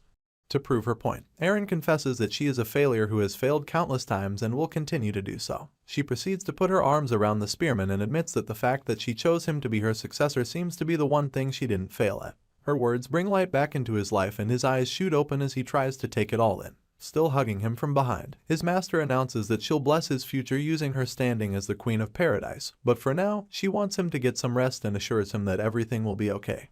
This gets him thinking if it really will be, if he'll be able to save Huron. Meanwhile, the Jiangxi stands in the arena set out to host the individual match between Borime and Merkaba academies respectively. The ascending seats are scantily filled, and at the very top, some student wonders what type of match he's witnessing. In the arena, Huron's opponent almost shed tears from the frustration of all his attacks just bouncing off of her. Madame Josephine had warned her not to take her opponent seriously, so she took things to the next level. Her opponent literally climbs her in an attempt to get her to at least move a step. Unfortunately, Huron remains stoic as ever, leaving the opponent to struggle in futility. Madame Josephine had also told the Jiangxi that most people in the world are weaker than her and begged her to handle them like she would handle a young branch. Back to the duel. Hyorin's opponent is now trying to cut her head, and gets even more frustrated when he discovers that not even a strand of her hair is giving way. The sorceress had mentioned how so many people find fault with Hyorin's existence, so she pleaded with the girl to cooperate and let the festival pass quietly. After trying everything humanly possible, the Jiangxi's opponent falls to the ground, crying and admitting utter defeat. In response, she just stares down at him and declares that the match was boring. At this point, a training session she had with Korin Locke comes to mind. He had told her to start with the small things, but all she can remember is that the punching lessons she had with him were much more enjoyable than this god-forsaken festival. Hyorin had even asked Madame Josephine if any of the festival contenders are stronger than our hero. In turn, the sorceress admitted that she won't find anyone who can compare to him. Back to the present, she readies her fist for a punch, keeping in mind that she can definitely recreate all of the lessons she took because she practiced every day and memorized it. She balls her fist as she asks herself if she's preparing for a punch the right way. Soon enough, she backs it up with her descending dragon's destructive strike, courtesy of the 8 poles technique. This technique exudes a reddish essence around her fist in the form of a dragon, and a simple swing of her hand sends the essence flying in the direction of her opponent. He begins to sweat buckets, thinking it'll take him down, but the attack only consumes his weapon and ends up exploding in the sky. A bright red light shines across the whole arena, and while her opponent continues to sweat, Hyorin just stares at the light in awe. Soon enough, the contender realizes that the head of his axe is gone and begins to freak out once again. So much so that he calls the nun a monster. In turn, she just stays quiet, having been called a monster so much that it no longer angers her. Now, it only makes the pit of her stomach churn. She keeps staring into the abyss as she tries to collect her thoughts, and in no time, the 8th round of the individual match arrives. Hyorin will be fighting the final match in Group C, and her opponent happens to be a student from Borime Academy. As her clothes get caught in the wind, the new contender steps into the arena. The Jiangxi doesn't feel anything different about him, so her expression remains stoic as he says hi to her. It turns out to be Jinhyuk, and he has on such a sinister smile as he tells Hyorin that they're meeting again. Jinhyuk gets into battle mode instantly, delivering a sky wind kick, instantaneous arrow, fighting hound combatant, and deathly full moon hit, all in succession. Despite putting the utmost speed and weight behind these attacks, Hyorin still doesn't move an inch. This annoys the fighting hound so much that the veins on his head almost burst. Anyway, he gathers himself to deliver yet another attack as a mighty blue essence escorts his movements. The Jiangxi is left with no choice but to admit how strong he is, and the other fighters in the crowd declare that Jinhyuk's aura core is much different than those of the other contenders that Hyorin has gone up against. After collecting enough momentum, Jinhyuk leaps into the air and unleashes a roundhouse kick straight to the head of the Jiangxi. The impact is so forceful that a blue explosion escorts it, almost blinding anyone who has the tenacity to stare right into it. The fighting hound stares into the blue flames, but is shocked to his marrow by what he sees, an uninjured Hyorin with the most bored expression on her face. In turn, she wonders aloud if Jinhyuk is done with his attacks, seeing as her adamant body and ultimate defense attributed to a heavenly yaksha makes any attack pointless. As the dust begins to settle, she tells her opponent to just give up, adding how meaningless it is to continue. Jinhyuk lets out a nervous laugh as he admits that the Jiangxi really is a monster. He then asks why she's acting kindly, adding that it's too late for her to show any mercy or generosity. His words pique her interest, so she asks what he's talking about, only for him to scream that she should have shown the same mercy when she was killing his family. At this point, the fighting hound can no longer hide his rage. He grits his teeth, his frown deepens, and his murderous intent reveals itself in dangerously high levels. Memories of the night Hyorin burned his family comes to mind, and he remembers how he cried his eyes out and promised to kill her. He had knelt on the floor to cradle the corpses of his siblings, and even more tears poured from his eyes as he saw the other people he loved burned to a crisp. Hyorin finally breaks the first sweat since the festival began, and it's because she also remembers this dreaded night that her opponent is talking about. On the other hand, there's a workshop in Nizria occupied by a somewhat crazy alchemist. As the sun filters into his lab home, he realizes that something weird happened and is left doubting his calculations. This is none other than the black mage known as Gerorg. Gerorg bears alien-like features, with light purple skin and a missing tooth for his troubles. Anyway, he stares at his calculations and takes heavy breaths as he tells himself that the timing for his last ritual was nothing short of perfect. Even the opportunity he got to carry it out was so close to a miracle that it couldn't be anything else. He begins to wonder whether the ritual was successful or not, and whether the magic circle he made was activated or not. To poke more holes in the success of his ritual, Gerorg stares outside his window to take a look at the effects it has on the city, only to notice that the whole place is still as peaceful as ever. This leaves him with even more questions as he asks himself who could have intervened, or what said person could have done to ruin things. Upon closer introspection, the black mage realizes that it could only be the witch. He screams her name like he just learned to pronounce it and keeps screaming it as he makes his way to his door. He also calls her a damned spearman alongside a silver-haired, blue-eyed monster rune sorceress. After cursing her to his heart's content, Georg runs out with his hood covering his head, wondering how it's possible for her to be behind everything. Worse off, he wonders how she managed to make the same 3 days repeat themselves for the last 300 years. Upon reaching the middle of his yard, he stares up at the huge magic circle he had initiated. He had engraved this magic circle onto the city after drawing substantial mana from the moon, and it was pure mana that possessed power much stronger than any other great magic in history. Sadly, it took the Black Mage less time than expected to discover that a foreign occurrence had been inscribed into his grand magic. This was the language of beginning, also known as an origin rune. The rune uses a special letter that had begun to decline and be forgotten, seeing as it's from 300 years ago. It's none other than the origin rune N. Just then, Georg overhears someone calling his name and is shocked to his marrow at first. He quickly regains himself as he lets the witch know that he has figured out her secret. In turn, she just stands in front of him, also hooded. With menacing eyes, he yells that she was the one responsible for making time repeat itself. For some reason, his tooth, which had previously fallen out, falls out once again. In all of this, Danua stays calm. She then refers to Georg as the Immortal King, telling him to be faithful to the role that has been given to him. She then watches as he begins to make strange noises and his body begins to swell in different places all at once. Soon enough, the Black Mage can barely speak and tears just pour down his swollen cheeks. Nightfall arrives once again, making it our hero's second night in the dreaded city of Nazria. As the moon rests full and high in the sky, Alicia calls out to Corin Locke beneath it and they both agree to go about business as usual. In no time, the swordsman manages to cut down the Abyss Shrieker while our boy eliminates the White King. Although both of them aren't on the level of normal students, their opponents were still first-rank undead bosses. After their victory, our hero sits on an undead corpse to catch his breath while Alicia lifts a moonstone to show him just how big it is. You see, the fact that they could easily hunt down these undead bosses in a city full of undead people is entirely thanks to Danua. In turn, our hero's master tells them that they did a good job and announces that all they have to do now is take down the Immortal King. This gets the spearman thinking about the way Erin was able to easily defeat her foes. It was almost as though she had fought against them hundreds, no, thousands of times before. Her guidance was clever, not to mention how she had the perfect plan. By the third night, all three of them stand before the menacing Black Mage as he exudes so much dark energy that it makes the air foul. Erin declares that they've finally gotten to Georg and adds that they have to stop him from awakening into the Immortal King. In turn, the Black Mage stares at them with piercing purple eyes, ready to unleash havoc. Apparently, he had raised the Immortal Army in Nazria 300 years ago and had sought out to become the Immortal King of the Undead.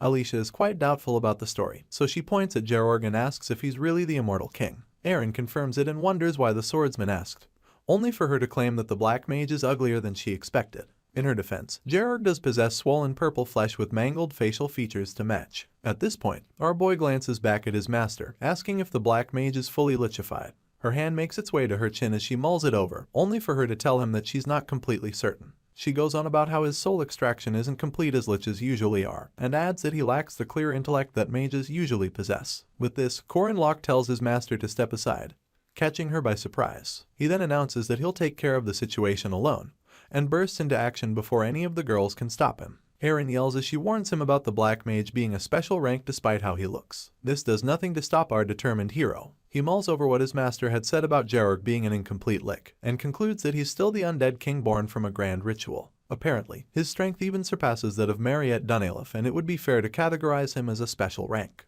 In no time, he comes close enough to his opponent to say hi, and the moment Georg realizes this, he unleashes a doom bolt on our boy. This attack is so wide in range that he has to leap high into the air just to escape it. It ends up crashing into a wall nearby and destroying it completely. Mid-air, our hero laments about how strong the Black Mage is and heaves a sigh of relief after dodging his attack. As he somersaults to safety, he admits that his opponent is no joke, and this pisses off Georg even more, making him growl as he sets his sights on Corin Locke. He goes on to activate a time curse and even a death wind, lifting both his hands as these spells manifest. He follows up with a spell named Apocalypse, and this one is so brutal that it consumes multiple houses whole and shatters them into nothingness. Once again, our boy is left to lament, so he calls out the Black Mage for using so many devastating spells back to back. Alicia does her best to shield herself, but she's more worried about our hero. She tries yelling at him to find out if he's okay, but all she can hear is the menacing laughter of the Immortal King. Suddenly, Georg receives multiple slashes to his entire being, and his laughter turns into an unpleasant surprise. Our hero follows up with an infinite returning heavens technique and chops the Black Mage into pieces. A sly smile visits his lips as he points out that his opponent can't see in front of himself after delivering so many large-scale attacks.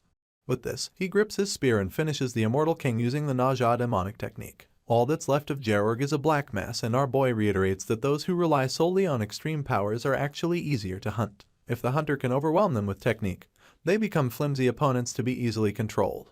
Our hero then stares down at what's left of the Black Mage, keeping in mind that Nazria is a repeat quest and that he has defeated this same opponent thousands of times.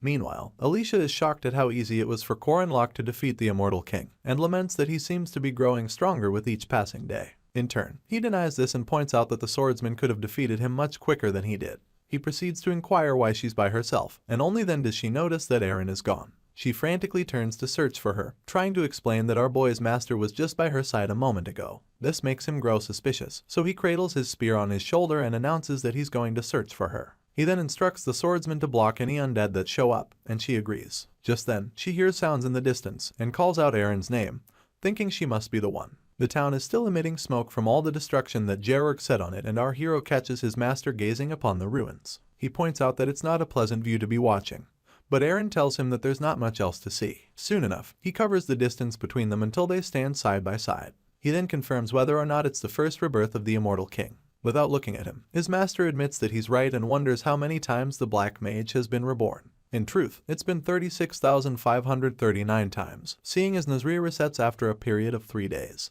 It turns out that the day Gerorg used the lunar eclipse to turn the entire city into undead people was 300 years, 3 months, and 27 days ago. So, for 1.2 million undead people to suddenly appear and disappear alongside the Immortal King, Aaron Danwa has had to repeat this process 36,539 times. Our hero leans on the railing in front of him as he reiterates how it took his master 3 days to defeat the Black Mage, and speculates about the reason why it is so. In response, Aaron reveals her usual soft smile, and admits that she made the city the way it is. Aaron had trapped Nazria in a loop for fear of the 1.2 million undead flooding outside the city. She feared that if they left Nazria, it would only be a matter of time before the whole world collapsed. This was why she used the origin rune to keep this semblance of paradise going, and to interfere with Gerorg's magic.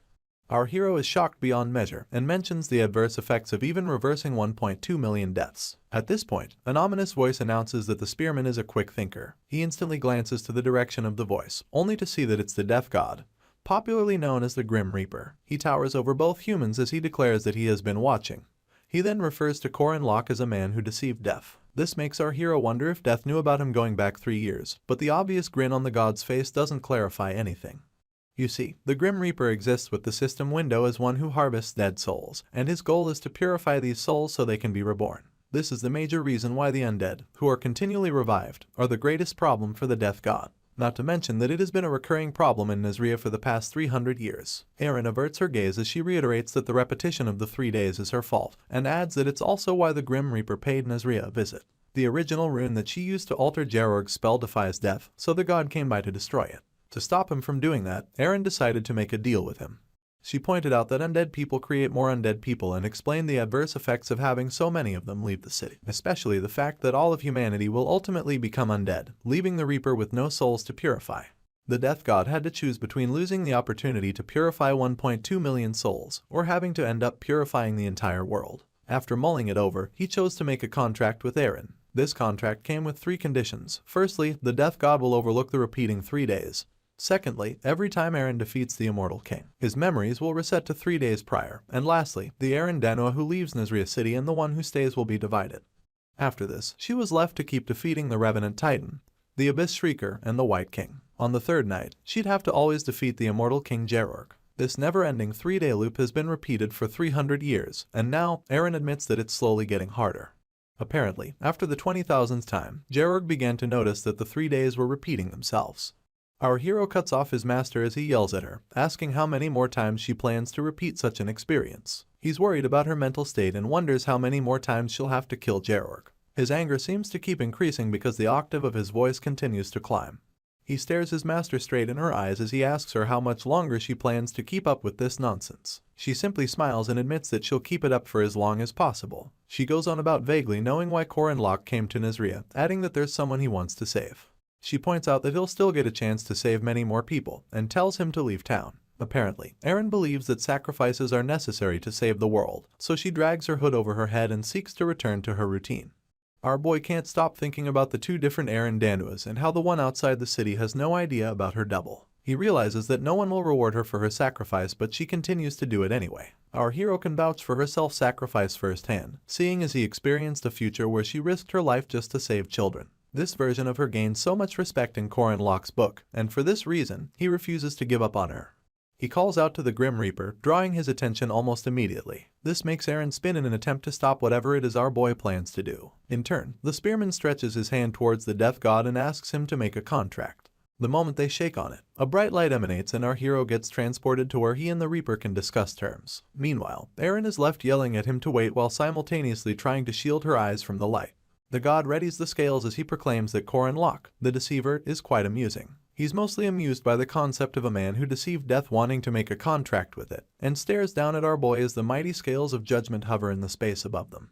He grants the hero a chance to speak, and only then does our boy propose that the Reaper destroys the contract he made with Eren Danua. In addition, he wants an advance on the treasure of the Netherworld, preferably something ranked between level 10 and level 19. All the Death God wants to know is the price our hero is willing to pay, and after taking a few seconds to think it through, Corin Locke declares that he'll purify Nasria City in 6 months. The celestial being is taken aback by our boy's proclamation, so much so that he quips that it's impossible. In turn, the hero tells him that he's not the judge of that, and urges the Reaper to put the weight of his promise on the scales of judgment. After some time, he queries the Death God to know if his contract is fair, only to get told that it's not enough. Apparently, the price our hero will receive for purifying 1.2 million souls is not enough, so the Reaper asks him to choose a Netherworld treasure ranking in the single digits. Only then will there be a semblance of equality. This surprises the spearman more than he can hide. He furrows his brows as he recalls that the single digits contain the 10 highest epic items, including one that he has been searching for ages. With this, our hero replies to the Death God and chooses an item within the single digits. Afterwards, he reappears in the land of the living via a portal to meet Eren still waiting for him on the rooftop. She instantly bursts into scolding him, and yells as she asks what he has done. He just quietly acknowledges that she waited for him and goes on to reveal the terms of his contract. He explains that he has to purify Nasria in 6 months and adds that if he succeeds, his master's contract will be nullified. This doesn't stop her from yelling at him. In fact, she concludes that he must be one crazy bastard. She can't help but remind him that failure will result in total annihilation of his soul, and the deletion every chance he has at purification or even reincarnation. Calmly, he reiterates that he learned it from her, and then grabs her by her shoulders as she wonders what he's going on about. Our hero explains how he first looked at this world as just a game, but ended up meeting a real adult and a hero when he was most afraid. This hero had protected him, but he couldn't do the same for her, so, this time, he decided to save her. Tears gather in Eren's eyes as she hears this, only for her disciple to go on promising not to fail this time. He makes it clear that he's much stronger now and adds that even if it's not something as grand as saving the world, he's just doing this as a return gesture. He then follows up with a smile so bright it could soften Pharaoh's heart. A while later, Eren comes face to face with Gerorg for the umpteenth time. He screams as he accuses her of being a witch and powers up his skull staff to attack her, just like he has been doing repeatedly for the last 300 years. As usual, the witch defeats him in one fell swoop and goes ahead as he explodes into pieces. She peels back her hood and exhales loudly as she stares down the hellish pandemonium that is Nasria City. Having fought this dreadful life time and time again, it becomes obvious that she's nothing short of a hero, the last example of a deity in Nasria, a paradise which has turned into the exact opposite. Eren has now gained the right to be called the Queen of the Shadow Kingdom. You see, she has always been aware that she was a special human, so she accepted it as her obvious duty to live as a hero. Now, she admits that something has changed. She recalls our hero telling her that he wanted to save her this time, and because she has always been the hero, she thought it was only natural for her to be the one doing the saving. This is because one usually neglects their own needs when living the life of a hero. As she reminisces on the rooftop, Corin Locke's bright smile revisits her mind alongside his promise to give back. She quickly draws her hood over her head once again, trying to hide her face. Our boy had rekindled something she had forgotten in her long years of solitude. He had promised to stay by her side. Her cheeks stain red as she bites down on her index. All she can think about now is him, and how he's the first person who has cherished her. Meanwhile, the Grim Reaper checks on his old friend from a distance and refers to her as a hero who has fallen in love for the first time. He also proclaims that it's not bad, seeing as he likes this version of the hero he has spent the last 300 years with. He soon gets distracted by the thought of Corin Locke, so he cradles his bony chin as he wonders why the spearman would choose a treasure so absurd when he had the opportunity to make other choices.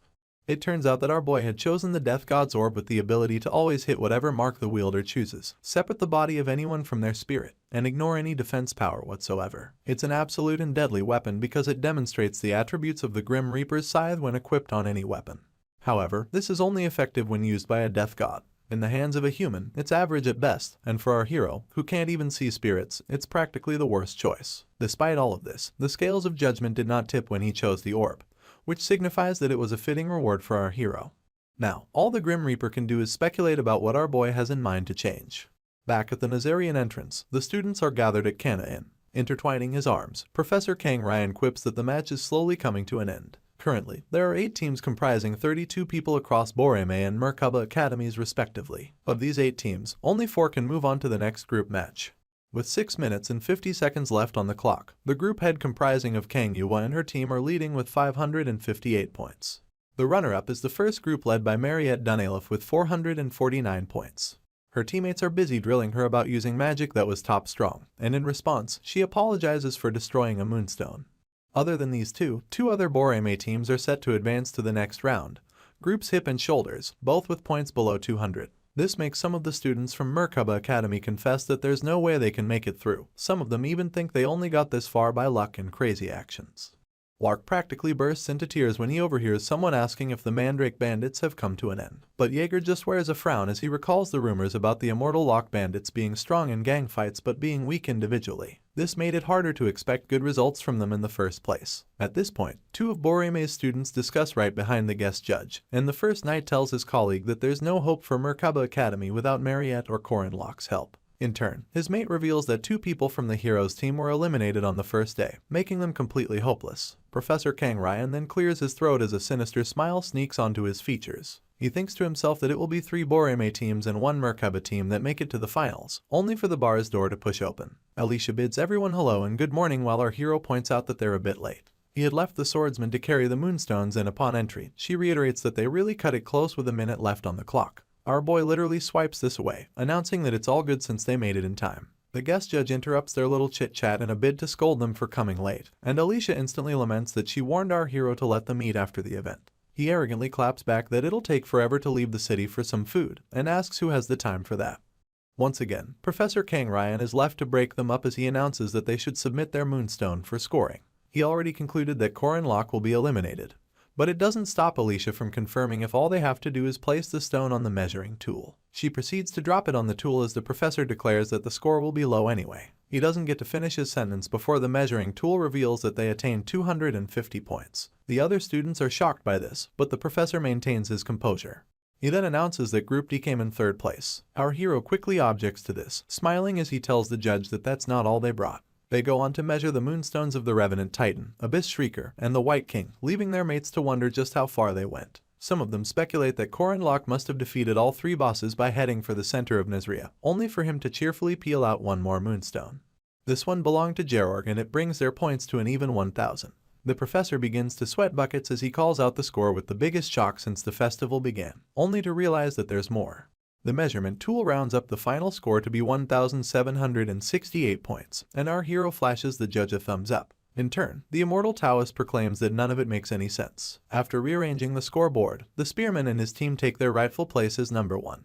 They take a carriage back to the academy later on, and Alicia tells our hero that the match was quite eventful. His reply is quite unexciting, so the swordsman deduces that he'll be returning to Nazria. This draws his attention, so after averting his gaze, he replies positively, wondering how she figured out that he was going back to save his master. In turn, the swordsman announces that she and Mariette can go with him, adding that they'll be helpful despite not knowing what he has planned. She lets out a nervous laugh and then encourages our hero to stop being so down because it's making her anxious as well. This makes him feel guilty, so he calls himself an idiot for worrying his friend. He then thanks her and advocates that they get some rest, mostly because it's too tiring to keep working after everything they've been through. As he closes his eyes for a nap, he resolves to find a way to use the power he gained from the Death God, seeing as he gained a netherworld treasure in a much different way than he imagined. Now, there's the possibility that if he does well with this item, it could be the key to cracking the 3rd act wide open. He remembers Huron at this moment, and how she had claimed that there's no human who has helped her. Our hero cracks a devious smile because his netherworld treasure might just help someone as arrogant as the Jiangxi. Upon getting back to the academy, he heads to Madame Josephine's office to check on Huron's progress. Unfortunately, he gets told that she got arrested. We'll soon find out what exactly is going on in the academy, but first, let us dial back to a story of the past. Once upon a time, there was a girl named Ran who was loved by everybody. She had been apart from her father and her big cousin Yuwa, so their reunion was nothing short of emotional. You see, Ran was also unlucky in health, seeing as her body housed a chronic illness that never gave her a chance to step outside on her own. This illness was the Teinkai blockage disease, an internal composition spoken of only in legends. Anyone with this disease possesses excess yin energy, so much so that it suppresses the yang energy, thus making it a self-destructive curse that disrupts the body's harmony. Unfortunately, Ran was born with this curse.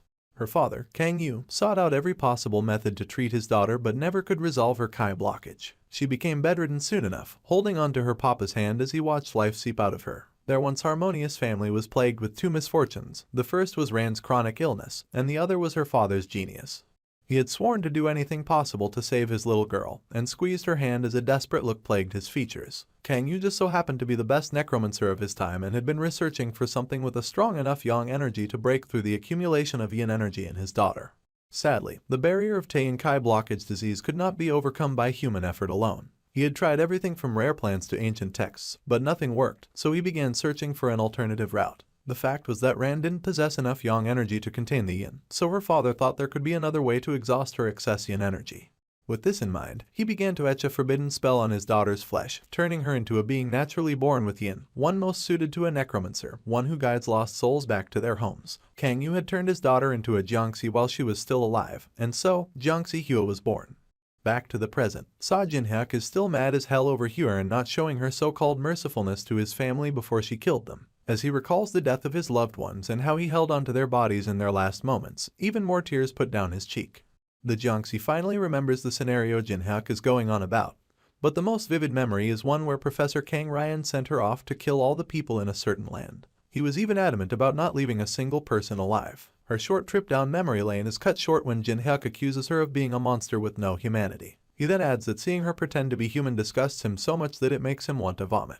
At this point, Huron starts to get overwhelmed, so she tries to get her opponent to stop speaking. Unfortunately, he goes on about how she's not Ran and accuses her of only being a monster who stole Ran's body. The Jiangxi begins to sweat profusely as the night of the fire becomes more and more vivid in her memory. She denies everything that Jinhyuk is saying and tries getting herself to believe that the body she's in is actually hers. Consequently, her visions start to get too vivid. The hand of a burned corpse rises from the flame beneath and grabs her leg. The corpse begins to call her a monster and refuses to be shaken off no matter how much Huron tries. It goes on to beg her to take her own life, reiterating that she ripped the limbs off of her father and killed him. For this reason, the corpse announces that the royal family will kill her, and the real Ran proceeds to strangle the Jiangxi with both hands. As she's getting asphyxiated, Ran declares that the yaksha is something that should never have been born. She then screams at Huron to give her body back. And in turn, our girl yells that the body is hers. She keeps chanting these same words as if she's trying to get herself to believe it, and when Ran's voice gets too loud, she screams at her to shut up. Unfortunately, the outburst leads to one of her seals burning off and an unimaginable amount of power leaks from her person. It's so much that Sa Jinhyuk has to shield himself the best he can. This does nothing to stop the ground beneath her from getting shattered. Just then, the sealing chains on her body activate and begin to wrap themselves around her. They bind her hands first and then her feet as she affirms that she has the right to receive the body she's dwelling in. She's soon brought to her knees but still swears that she won't lose her body by any means. Right on cue, about 5 to 6 knights flood the crater she's kneeling in a bid to subdue her. Afterwards, Madame Josephine narrates the entire experience to our hero and explains that it's the reason why Huron got arrested. Apparently, he had expected something like to happen, but never expected things to escalate this quickly. He then asks the sorceress if Huron was arrested because of the seals. The sorceress adjusts her glasses before pointing out that he seems to already have a clue about what's going on. She goes on about Huron being restricted by 2 seals, the Chains of Zion and the Talisman of the East. Unfortunately, the talisman got burned in her scuffle with Jinhyuk, and for this reason, Bishop Lai Jinyang criticized it as a demonstration of the Jiangxi's violence. To make things worse, Huron was moved to the east under Kang Ryan's leadership after they decided to create a new talisman for her. Our hero thinks it's unfair to make such a forceful decision just because one of 2 seals got burned, and it's obvious to him that these men just want to blame the academy for being unable to maintain Huron's stability. Just then, Chairman Kasser steps into the office and calls out to our hero as she wonders how much he knows.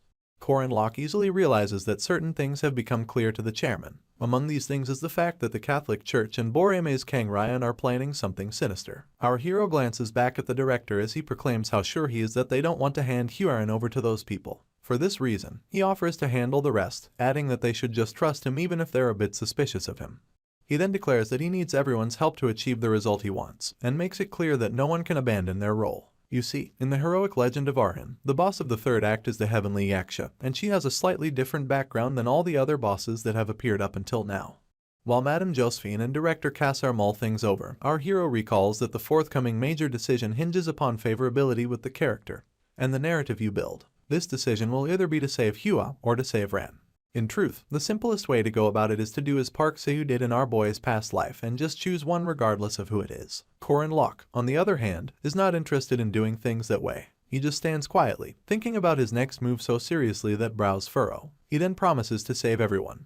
At that moment, a notification pops up revealing the main quest titled Hua Ran. This quest is of a high difficulty, and our hero will fail if either Hua or Ran dies.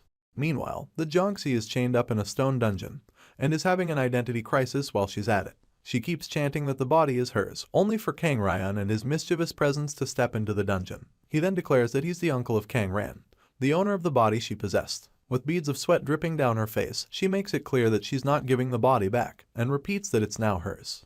The immortal Taoist doesn't argue with her. In fact, he points out that she's misunderstanding him and asks her if she truly wants to take over Ran's body completely. His words only remind her of the time he used her to kill a bunch of people, but now, he's the only one offering to help her achieve her goal. Kang Ryan flashes a poisonous smile, making it obvious that he has something evil planned. Unfortunately, it's a deal much too sweet for Hua to turn down. Her eyes shoot open as the consciousness of Ran emanates behind her uncle in a bid to change the Jiangxi's mind, but her voice doesn't reach her target at all. All Hua can focus on is Kang Ryan's promise to give her total control of her body. 2 days after their return from the group match, the students are given some free time. This was out of consideration for the students that returned from Nezria. In the meantime, Korin Lok and Mariette take a walk through a couple of festival stands, seeing as our hero has a couple of things to prepare before Boreme starts moving. As they feast on some beef sticks, the sight of other stalls reminds our boy of the one he had Mariette set up in front of their inns. He asks her for an update, and she reveals that she received the overall report just the day before. The spearman is very interested in how many sales they got, so he bends his head as the vampire whispers their progress in his ear. Apparently, the ingredients used for the stall were delivered by the Danilov family, and they sold their products at 3 times the original cost after putting some sauce on it. Our hero can't hide his excitement, and his mind instantly goes to a scenario where it's raining gold. He keeps declaring that the day for him to be rich has finally come, and Mariette is just happy that he's happy. He then mocks Boreme Academy, announcing that he knows the best way to price tourist attractions. Soon enough, the vampire's attention gets drawn to a mana stone throwing stall, and the vendor takes advantage of her interest to invite her to come throw some stones. Little did he know that Korin Lok was actually searching for him. The vendor goes on to explain how the mana stones were assessed to be faulty at the mines, leaving him no choice but to break them apart. He points out that they're squishy upon touch, and Mariette confirms this as she picks one up and stretches it. She wonders if stones are supposed to be that squishy, so the vendor tells her that they're not normally like that. It turns out that mana stones absorb mana well, thus making it easy for their attributes to change. This is why they're often used in magic staffs. Our hero interrupts their conversation as he reveals that such a squishy mana stone is prone to exploding quickly. He then collects the one with Mariette, telling her that he'll throw it. The spearman plans to use the tricks he learned during spear throwing and stone throwing practice to make his accuracy off the charts. He takes his arm back to gather momentum and unleashes the mana stone in the direction of the target. Our boy easily hit the mark, leaving the vendor to stutter as he declares that he got 95 points. The vampire seems very excited by this, but all the vendor can do is sweat buckets. You see, the greater the accuracy, the narrower the diffusion range of these festival-used effective mana stones, and it's the opposite when the accuracy is very low. Our hero had 0% accuracy when he used various debuffing equipment and magic in the game. With this, he could increase the diffusion range by up to 100 meters. This gives the spearman an idea, so he offers the vendor twice what he paid for the mana stones, offering to buy everything he has on sale. The store owner can't help but ask what our hero plans to use them for, but Korin Lok just smiles mischievously. He had come to the festival for a special skill that veteran players use, and of course, he got his way. Our hero crouches nearby as he imagines giving the mana stones to Fergus, the same blacksmith that made his new spear, and soon enough, he begins to laugh like a crazy scientist. Mariette just munches on her beefstick as she quips that her friend is laughing in an evil way. He then calls out to her, asking if her family has a subsidiary company in charge of the transportation carriages. All he needs from her is the carriage schedule, but the vampire wonders what he's planning to do this time. A sinister smile revisits our boy's lips as he announces that it's time for Immortal Locke to make a comeback. On the other hand, Professor Kang Ryan is transporting Huron via a carriage, and Yuwa and Jinhyuk tag along for the ride. The council president grabs hold of our girl and force feeds her a wooden tile made from a peach tree, explaining that it's a natural enemy for Jiangxis. In no time, Huron begins to groan and gets so nauseous that she can't stay upright. As she slams against the floor of the carriage, Yuwa tells her not to try anything foolish until they arrive. Jinhyuk is convinced that it's enough, so he laments that all the wooden tile will do is induce a fever. The sword master, on the other hand, believes that a fever is just enough, and clarifies that their goal is to remove this wicked being from Ran's body. Even from the floor, the Jiangxi remains as fierce as ever, screaming as she demands to know what they're talking about. In response, the council president repeats their mission to exorcise Hua. Our girl tries to outline the adverse effects of doing that, but Hua cuts her off as she points out that the Jiangxi is the one who will die or become an evil spirit after losing her host body. She then squats as she announces for the umpteenth time that it doesn't belong to Hua, and all the tied-up Jiangxi can do is stare at this girl with utmost malice. While she's gritting her teeth to subdue her anger, the carriage rider gets distracted by the weird sound of drums. He wonders where it's coming from, only to see Immortal Locke riding atop a bulldozer and heading towards the carriage at full speed. It's much too late for the rider to divert the carriage, so the bulldozer makes impact in little to no time. This sends the entire carriage somersaulting across the street until it crashes by the roadside. The rider is barely conscious after the ambush and has no idea who the bastards that did this to him are. As the dust settles, the immortal Taoist softly lands on his feet and instantly asks if his disciples are okay. Yu quips that they're fine, while Jinhyuk is more worried about who attacked them. In turn, Professor Kang quips that he's not sure who it is. He's soon interrupted by a red crystal which expands into Mariette's popular realm of blood. The fighting hound begins to panic, seeing as this formation is far from familiar to him. At the same time, their attackers rain praises on their boss and then ask for the next step in his plan. He first bursts out laughing before telling them to take anything that can fetch them money. They notice Huron chained up amidst the rubble and waste no time catcalling her. Their boss is excited by how pretty she is and proclaims that they've hit the jackpot. The Jiangxi scowls at them, but their boss only smiles in return. He then instructs his men to fetch her as he declares that Huron is being taken by the Immortal Locke. Chaos ensues at Merkaba Academy as news of an abduction spreads like a wildfire. One of the professors rushes to Madame Josephine's office to report the incident and explains that just a few minutes ago, some bandits of unknown identity raided the carriage carrying Boreme's honored guests. The sorceress seems to be maintaining her composure, but when she hears that Huron got kidnapped, her teacup falls from her hand. The madam hasn't sworn in 35 years, but this news hits her so much that she swears at the top of her voice. Meanwhile, our hero makes his way towards the outskirts of town on horseback, riding out with a bunch of men who have on the same outfit he does. Huron asks what he thinks he's doing, so he tells her that he heard about the incident she caused while he was gone, and adds that he came to save her. All she does is call him useless, but he still tells her that he wouldn't get to see her if she had gotten dragged off. The Jiangxi tries to tell him that it's none of his business, but our boy insists that it is, seeing as they live under one roof. In his heart, he's just relieved that he's not too late. If Kang Ryan had successfully dragged her off, the poor girl would have her soul forcefully separated from her body, and that would lead to either Hua or Rand disappearing forever. Soon enough, our boy and his decoys arrive at an agreed-upon location in the woods. He then announces that they'll have to leave as many clues as they can to distract pursuers and buy some time. The decoys thank him for the money, referring to him only as Mr. Immortal. After this, they ride into the woods while our hero continues on foot. He yells that they should live well so he won't come and find them again. Just then, Huron almost drops to the ground, and this makes our boy worry about how sick she has been looking since they rescued her. She quips that they fed her something, but this is a big enough clue for our hero to deduce that it's a wooden tile. He's sure that it'll only give her a fever, but welcomes the possibility that she'll be down for a couple of days. For this reason, he lifts her off the ground and carries her like a princess, making Huron freak out on the spot.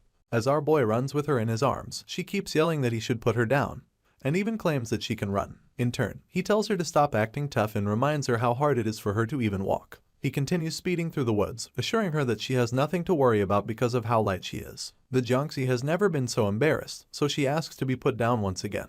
The response: the spearman just tells her to charge it to his account, leaving her to almost curl up in shame.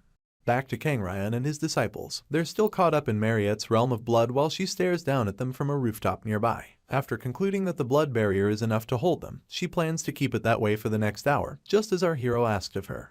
Suddenly, she notices a disturbance in the realm, only for Professor Kang Ryan to unleash a spell using 2 spirit animals to break through the barrier. He signals Yuwa and she understands that her duty is to chase down the abductor and the abducted. Before the realm can close up, the council president slips out, leaving Mariette more worried about tying up the other two. She's still in shock, seeing as she has never come across anyone who could break through her realm so easily. She then hopes that our boy will be careful. The rain pours down mercilessly as our hero races through the woods. Unfortunately, Huron's condition seems to be getting worse as she coughs repeatedly in his arms. This, alongside the fact that he has come a long way from his trail, urges Corin Locke to find a place to rest. At the same time, he notices the silhouette of a pursuer in the distance. It's none other than a pissed-off Yua wielding 3 shurikens and announcing that she's disappointed at how slow our boy runs. He's still in shock about how she could possibly come this far or even defeat Mariette's realm, but this doesn't stop her from throwing the shurikens at him. He manages to dodge 2 of them, but the third one gets him in the shoulder. He continues running with Hyorin, and the Jiangxi struggles to ask if he's okay. He just tells her that it's nothing, seeing as he knows Yua didn't poison the dagger. Soon enough, he cradles her against a tree and tells her to wait there. She then wonders what he's going to do, only for our hero to glance back at the council president and declare that he has no choice but to fight. Yua comes at him with her blade, but Korenlock is quick enough to block it. She becomes intrigued that he refuses to flee, but our boy tells her that he's not one to make a choice with a low possibility of victory. With this, he unleashes his rotating demonic spear technique, only for Yua to block it with the sheath of her sword. She finds it quite absurd that our hero thinks he has a higher chance of defeating her, and slams his spear with her blade in retaliation. The resulting force is so much that it sends the spearman flying into the distance. He somehow screeches to a halt and admits to himself that his opponent must have an incredible amount of aura. Yua, also known as the Sword Master or the Sword Fairy, is Borime's strongest knight, and is known to possess so much aura that it is tangibly visible to anyone who cares to look. She covers the distance between her and our hero, yelling at him to come at her with full force, and announcing that she knows he must have an aura core too. She admits that it's something she acquired through tricks and proceeds to give our hero a hard time as they continue to clash weapons. You see, Korenlock has resolved to keep his aura core a secret until the very last moment, seeing as the core he obtained from Sabancha is more of a burden. In truth, our hero can't fully control it yet, and he likens it to a dam where a massive amount of aura keeps accumulating with its release mechanism stuck. Yua is now pissed that our boy wants to conserve his power, so she promises to force him into using it. With this, she moves at a speed so fast, one would think she teleported, and as a counter, the spearman takes a battle pose. Soon enough, she utilizes the second technique from the slaughtered dragon sword known as the True Dragon Strike. This makes her move as fast as lightning with just as much power packed into a single strike. For his defense, our hero utilizes the Slithering Serpent technique from Calamity Serpent Intent and charges headfirst towards his opponent. The collision of both their attacks brightens the entire forest as a myriad of colors dance beneath the rain. Afterwards, the spearman has to stay on his knee to support his weight, but is well enough to joke about how brutal his opponent is. He stares up at her as she balances on a tree branch and asks if she doesn't think she's going a bit overboard. Yua remains silent on the outside, but her heart is plagued by the fact that her lethal move didn't even leave a scratch on our boy. She wonders who he is, and goes on to inquire about his reason for going to such lengths to protect Hyorin. He just shrugs it off as he jests about abducting the Jiangxi. Yua doesn't appreciate it, but introduces herself as Ran's older cousin. She then proclaims with utmost malice that our girl isn't a human but a monster and a cruel yaksha, and asks our hero if he hasn't heard of the tragedy of Moonlight Castle. Once again, he shrugs her off, explaining that the tragedy was someone else's doing, but they have their underlings doing all the fighting. The Swordmaster falls silent after this revelation, and our hero uses the chance to warn her about how brutal the dojos in Merkaba are, adding that they go about challenging other dojos.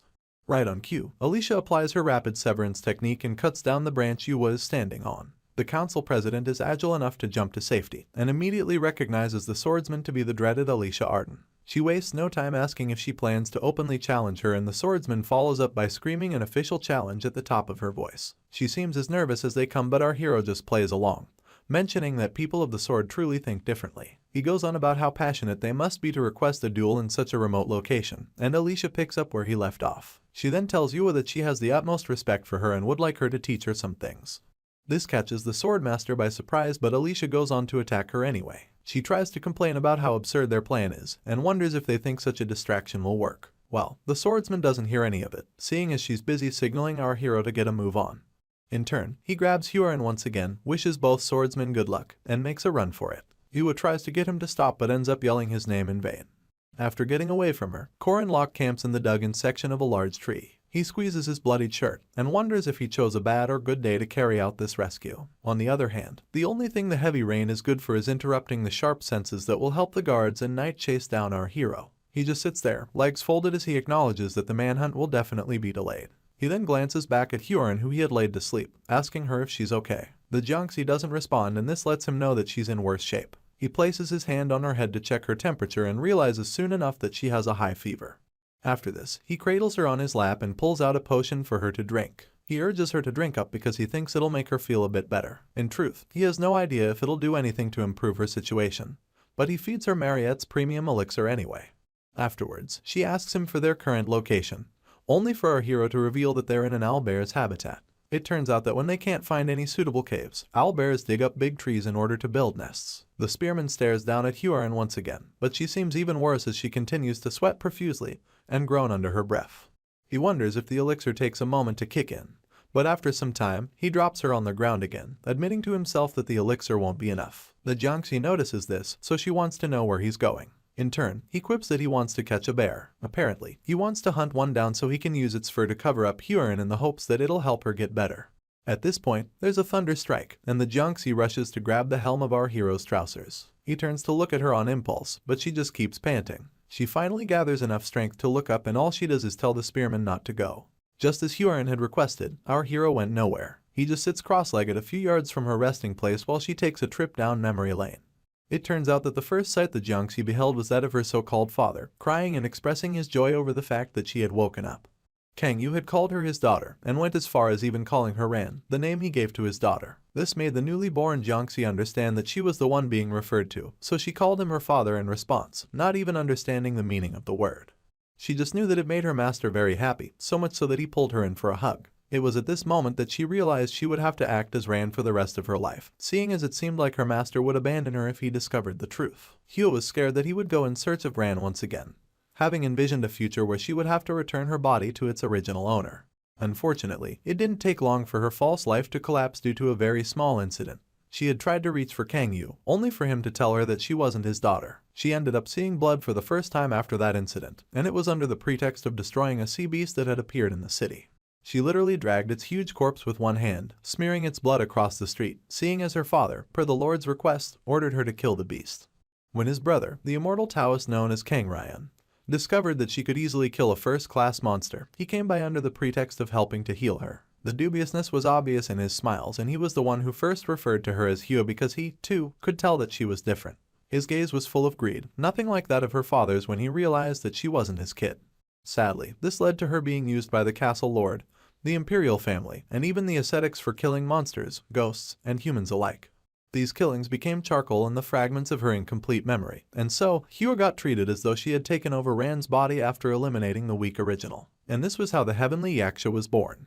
Back to the present, Korin Lok engraves the rune of Sun, Soillo, on a piece of rock and activates it to keep the Jiangxi warm. She tries to object to it, but he cuts her off as he asks if she's a child of darkness. Our hero then tells her to grab some sunlight and use a blanket. The moment he tries to cover her up, she turns feral, claiming that she doesn't need his help. In protest, the spearman lifts his hands, telling her to take what he gives to her lest she complains about being cold later.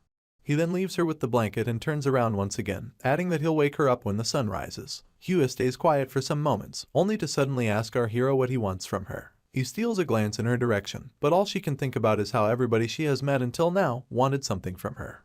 Kang Yu wanted his lost daughter, Yu wanted her healthy cousin back, and Kang Ryan wanted a weapon he could use for massacres. Still glancing at her, he brings up the time they first met, and the Jiangxi shoots him questioning looks. It turns out that our boy wants her to remember how she accused him of not being the owner of his body and how she called him a robber with no rights. He then repeats the same response he gave her back then, quipping that there's no sin in being born. Like clockwork, it annoys Hyo all over again. And despite being sick, she musters the strength to yell at our hero as she tells him that what he said is irresponsible. She goes on about how dangerous it is to speak so recklessly while letting a monster roam free, and adds that Madame Josephine and director Cassiu understand this. Unable to calm down, the Jiangxi continues to raise her voice as she asks Korin Lok if he thinks she'll stop being a monster because of his slick words, or if the world will suddenly change. In response, our boy just scratches his chin and quips that nobody knows. Worse off, even he doesn't know if the world will change, or whether or not Hyo will stop being a monster. All he's certain of is that he wants to save the people in front of him, and he says this with the warmest smile. This is because he is the only player who can help the people who are living fixed misfortunes, the likes of Mariette and Alicia. He then asks the Jiangxi if that isn't reason enough to claim that there's nothing wrong with being born. She falls silent after this, unable to muster any more of the anger that once seemed unending, and goes on to admit that she's scared. She opens up about the obvious fact that her body doesn't belong to her and reiterates that everyone tells her that she has to return it. Hyo then pulls the blanket closer to herself as she confesses that she's aware of the need to return the body. The only problem is what happens to her afterwards.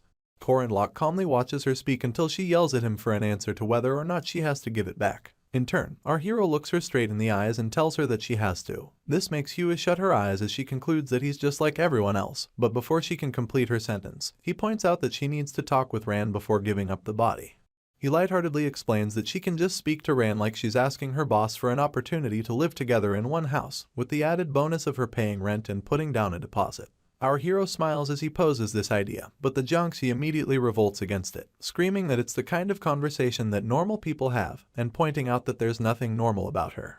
In turn, Locke quips that it's unimportant, seeing as there are multiple humans who are even worse than monsters, not to mention the evil people who pretend to be heroes on the outside while committing massacres behind the scenes. He then rounds up by telling her that her decisions and actions are the only things that are important, not her nature. With this, he lies down beside her and uses both his hands as a makeshift pillow, promising to help her until she can make a decision. Our hero goes on to encourage the Jiangxi, telling her not to worry about anything unnecessary and urging her to get some sleep. Since she doesn't respond, he simply rolls over and announces that he'll be getting some sleep for himself. Hua stays seated as her thoughts continue to plague her. She knew from the start that she couldn't yield to Ran. Nor could she tell this to Locke honestly. This is because coming clean would mean losing the only hand outstretched to her, and she couldn't let that happen. She hugs her knees at this point and her heart begins to ache. She could neither grasp nor reject our hero's hand.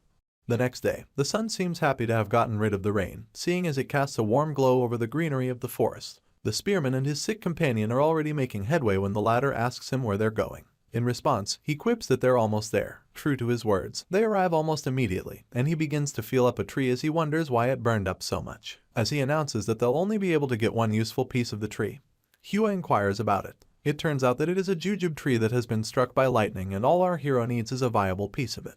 He carves out the piece and stretches it out to our girl, quipping that he thought they would need it since they are already in the forest where it grows. Anyway, he gets her to agree that she's a Jiangxi after this and points out that her kind have a few weaknesses due to their overflowing yin energy. Hua wonders what he's going on about, so our hero explains that jujube wood is filled with a tremendous amount of yang energy and adds that it's usually used to ward off ghosts. He then buries the piece within our girl's palm, simultaneously telling her that her yang and yin energies will balance out if she ingests it. The only catch is that her traits as a Jiangxi will temporarily be neutralized. She tries to wrap her head around what Locke is saying but still doesn't get it, so for clarity's sake, he simplifies that she'll lose control of her body if she eats the piece of wood. Hua is immediately mortified upon hearing this, and throws the wood away as she asks why he's giving her such a thing. In turn, our hero calmly picks it back up, acknowledging to himself that she needs to decide because she can't monopolize everything and reap the benefits without taking responsibility. At this point, Park Se-who comes to mind as a prime example of what people who've stood on the extremes of greed are like. Our hero didn't want his friend to become like that. He wanted to help her decide and take responsibility. He goes on to cup her palm around the piece of wood once again,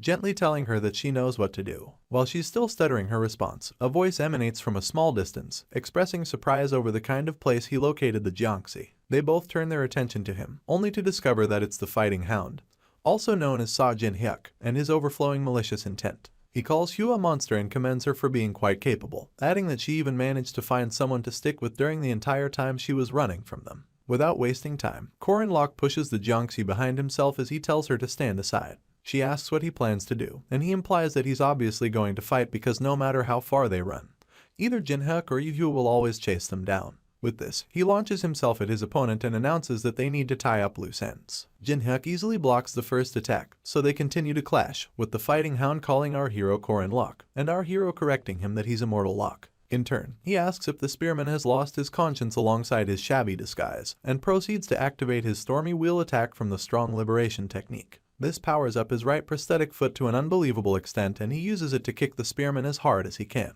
Luckily, our hero is strong enough to withstand the effects, but it's so obvious that he felt it that Jin-hyuk asks him if he found the attack impressive. Just as he's done giving credit to the Jiangxi, the spearman admits that the Stormy Wheel is quite nice, mostly because he realized that the Fighting Hound could pull it off without using an alchemy circle. He then dares Jin-hyuk to prove that he can actually use alchemy, and unleashes a myriad of spear jabs at him at unbelievable speed. It takes everything for his opponent to dodge these jabs, so much so that he begins to sweat as he admits to himself that Locke's speed may even be faster than that of Hua. He finds a little window and immediately activates his Stormy Wheel attack once again, leaving our hero to block it with his spear. He then taunts Jin-hyuk about attacking too recklessly and spins his spear as he points out that his opponent is leaving himself wide open. The Fighting Hound quickly guards himself by crossing both his hands in front, only for a strange voice to announce that they've played enough. Locke becomes wary of his surroundings, but before he can move, talismans begin to fall from above, pinning him to the ground while they're at it. It's at this point that Professor Kang Ryan reveals himself and tells our boy that there's no point in struggling.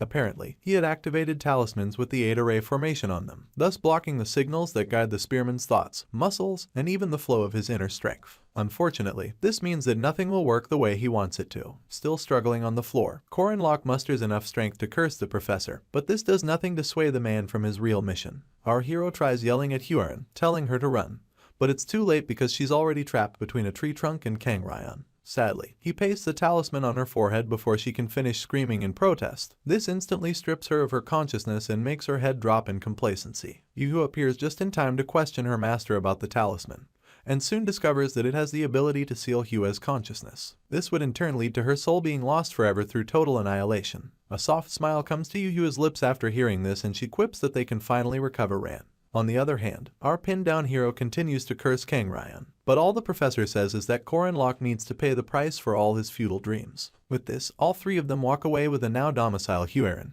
and the professor tells our hero that he'll serve as good food for the monsters of the forest. In response, he yells out Kangryan's name and continues yelling as he asks what happened to Alicia. He seems to be visibly going through so much pain, screaming and declaring that he cannot let Hyorin go like this. He calls out to her one more time, but neither she nor any other opponent spares him a second glance. Our hero balls his fist in frustration and falls suspiciously quiet afterwards. Soon enough, he begins to chuckle quite slowly, and a chuckle turns into full-blown maniacal laughter as he reveals that everything is going according to plan. Shortly after everyone else clears out, some short hounds begin to step out of various bushes until they surround Locke. While they're still looking for a way to infiltrate the talismans around him, some golden wolves make their way into the midst of the hounds. Of course, the lesser creatures paved a way for the golden wolves after heeding them growl, but these ones were not enemies. In no time, they tear apart all the talismans, keeping our boy down, and while on his knees, he smiles and asks if Kangryan is gone. With this, he gets on his feet, stretches his arms, and laments about being so stiff. He then asks the golden wolves if everything went well, only for them to actually respond.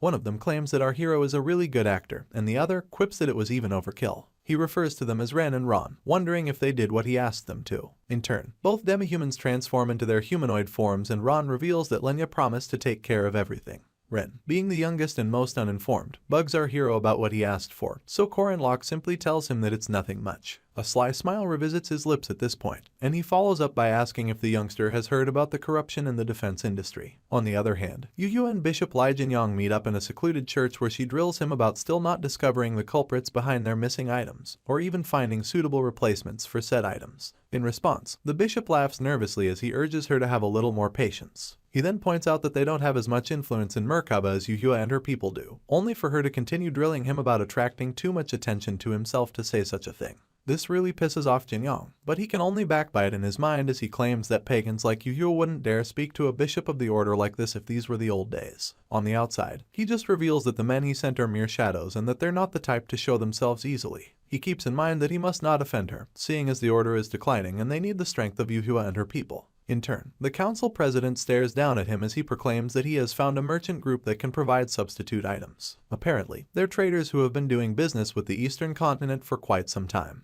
He then declares that these same merchants will deliver the necessary items before day's end. Yu would like to know the name of the merchant group, so Bishop Lai reveals that they're called the Mandrake Merchants. The council president is certain that the name sounds familiar and just says it back to herself in a bid to rack her memory. Later on, the public address system goes live in Merkaba as an announcement about the highlight of the festival comes through. Apparently, it's already time for the final round of the group match and everyone is wondering who will emerge as the winner. At the same time, Professor Kangryan secretly meets up with the Mandrake merchants and asks for the supposed item. The moment they show it to him, he comments on how good it is, adding that Hyorin is also in good condition. Through all of this, our girl refuses to let go of the piece of jujube wood that Locke gave to her. Soon enough, an announcement comes through, inviting the finalists into the arena. The crowd cannot contain their excitement and it's evident in the way they stand up and cheer on the players. Group Head and Hip led by Kang Yu make their entry first, followed shortly by Group A led by Mariette. As for Group D, the announcer proclaims that they have a disqualified member, adding that the match will mostly not hold because Locke, who's their leader, went missing and didn't show up for the doubles competition.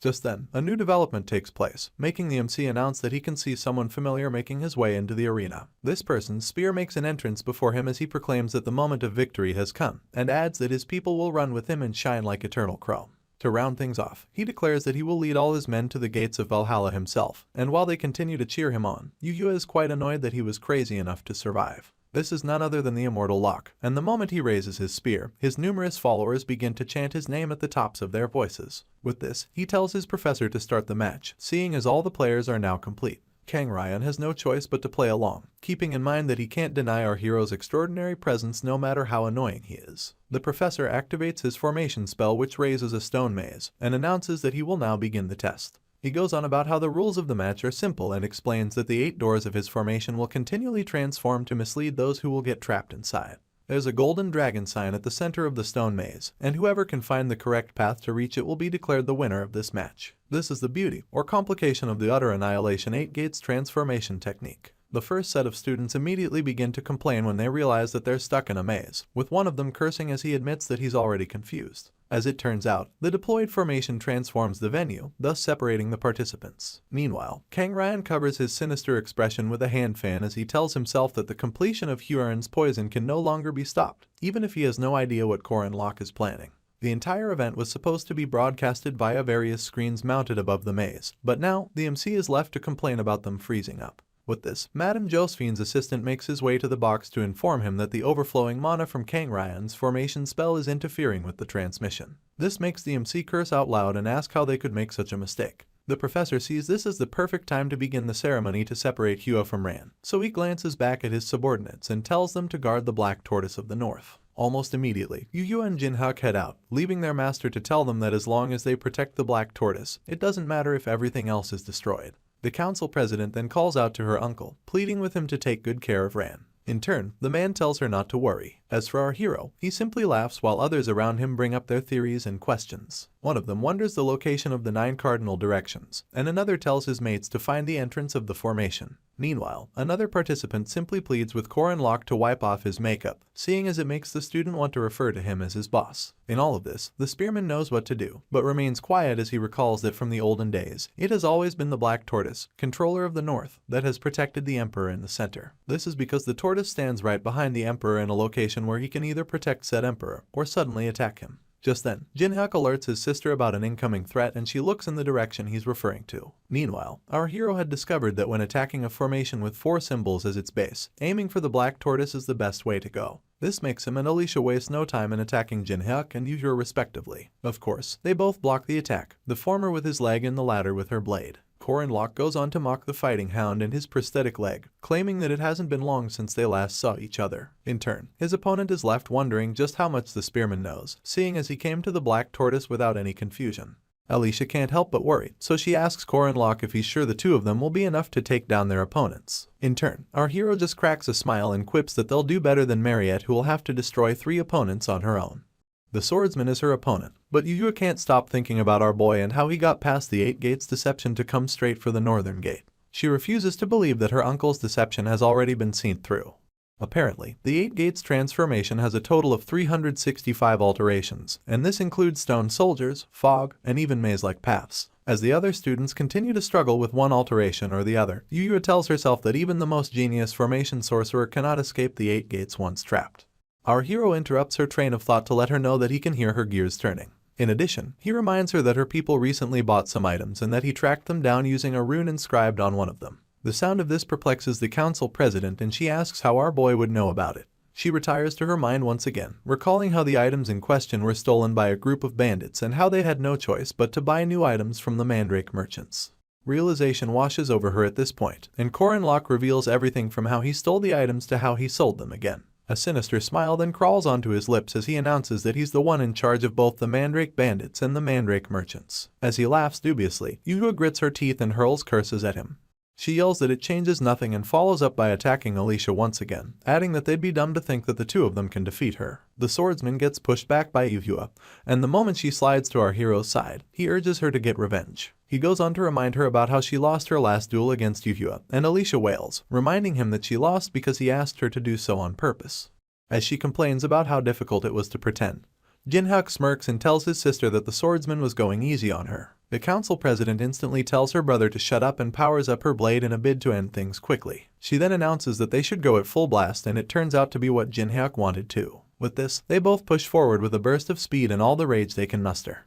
Gripping his spear, our hero lets his opponents know that he's also busy and urges Alicia to join him as he goes full throttle. Jinhyuk applies the annihilation fighting technique, while his sister uses the 7th form light dragon slice. Korin Locke, on the other hand, activates his poisonous dragon exit, and Alicia, her domain severance. All 4 of them clash in a colossal show of power, and the essence from their techniques is enough to blind the layman. Our hero and the fighting hound compare the strength of their techniques, while Yu and the swordsman do the same. Our boy's spear clips off Jinhyuk's prosthetic leg, leaving him to watch it fall off in awe. As for Alicia, of course her domain severance comes out so victorious that it cuts right through Yuhua's blade.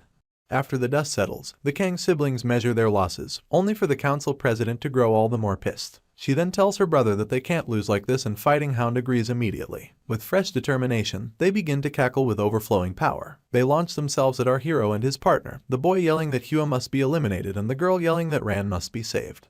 Before they can even reach our hero, he throws his spear at the black tortoise, screaming that he will show his sincerity. For some strange reason, both siblings halt after hearing this, and their faces can't hide their surprise at what they see next. Korin Locke reveals a strange beast, glowing red with a tiger's canines and a boar's face. The Kang siblings immediately recognize it to be Taudi of the 4 Perils, which are evil beings representing destruction and chaos. They're also in complete opposition with the 4 symbols, which represent order and protection. A mortified Yuya asks how Taudi ended up on the black tortoise's shell, and retires to her mind to continue the monologue. She welcomes the possibility that our hero must have snuck it on, but quickly brushes this aside on the grounds that her uncle, who's a necromancer, would have noticed. At this point, our boy speaks up, pointing out that the Kang siblings must have thought the annihilation ceremony was to remove Hua from Ran's body, and then makes it clear that it's quite the opposite. From the very beginning, Kang Ryan had no real interest in Ran, seeing as he always wanted a weapon of his own. At this same time, the Jiangxi has been laid down in the middle of a huge magic circle, and Kang Ryan stands over her in quite the excited mood. Playfully, he tells Ran not to hate him too much, smiling as he adds that small sacrifices must be made for the greater good. It's now abundantly clear that what he wanted was always Hua, and the ceremony being held at the moment is meant to destroy Ran forever, leaving Hua in total control of the body. It's been 3 years since Kang Yu turned his daughter into an abomination, but every minute since she was created, Kang Ryan has been mesmerized by her power. His brother never knew that control of Hua would come into his hands eventually, seeing as all he wanted to do was to save his daughter. Sadly, he ended up being accused as the main culprit for the Moonlight Castle tragedy, and his limbs got torn apart by the Imperial Army. Of course, Kang Ryan found joy in this, given that his brother took the brunt of his role as the main culprit in the tragedy. Not to mention the part about creating a monster like Hua, the Heavenly Yaksha. The only thing he didn't foresee was Kang Yu pleading with the chairman of Merkaba Academy to take care of Huaren. This was beyond the influence of the immortal Taoist, despite him being the best formation sorcerer and Boryeme's senior professor. This was because Merkaba was in another continent entirely. The professor went into despair after Huaren was taken away, and this was when he came face to face with a figure from 80 years ago. This was none other than Taita's Valtazar, the legendary spear star. All this man wanted from him was one thing: to go wild. He told Kang Ryan to kill as many people as possible and to destroy Erin Danua's shell so that she'll have no choice but to leave the castle. Unfortunately, this offer was too mouth-watering for the professor to pass up, given that acquiring the afterlife is worth destroying a single city. Right about now, he reiterates his plan to shatter the chains of Zion, a holy relic of the Western Protestants which have been draining Huaren's boundless power. The chains have successfully kept the Jiangxi in her human form, but if they're broken, Ran's soul would get completely destroyed. After this, the immortal Taoist plans to feed Hua the 10,000 flesh pill that Balthazar gave to him, thus transcending the girl into the afterlife. As she lays down amidst the magic circle, Kang Ryan can't help but think about Huaren awakening as a true Yaksha. This brings him so much joy that he begins to laugh out loud like some demented soldier. Sadly, his joy is short-lived because our hero interrupts it by telling him that his plans will fail. The annoyed professor barely turns around to see Korin Locke, but it doesn't stop our hero from claiming that it would be no fun if everything goes according to plan. He even came through with the Kang siblings and Alicia, and the siblings don't look so happy. Proof of this comes when Yu yells at the man before he can't even finish his first sentence. She reveals that our boy told her something unbelievable and yells that her uncle must explain.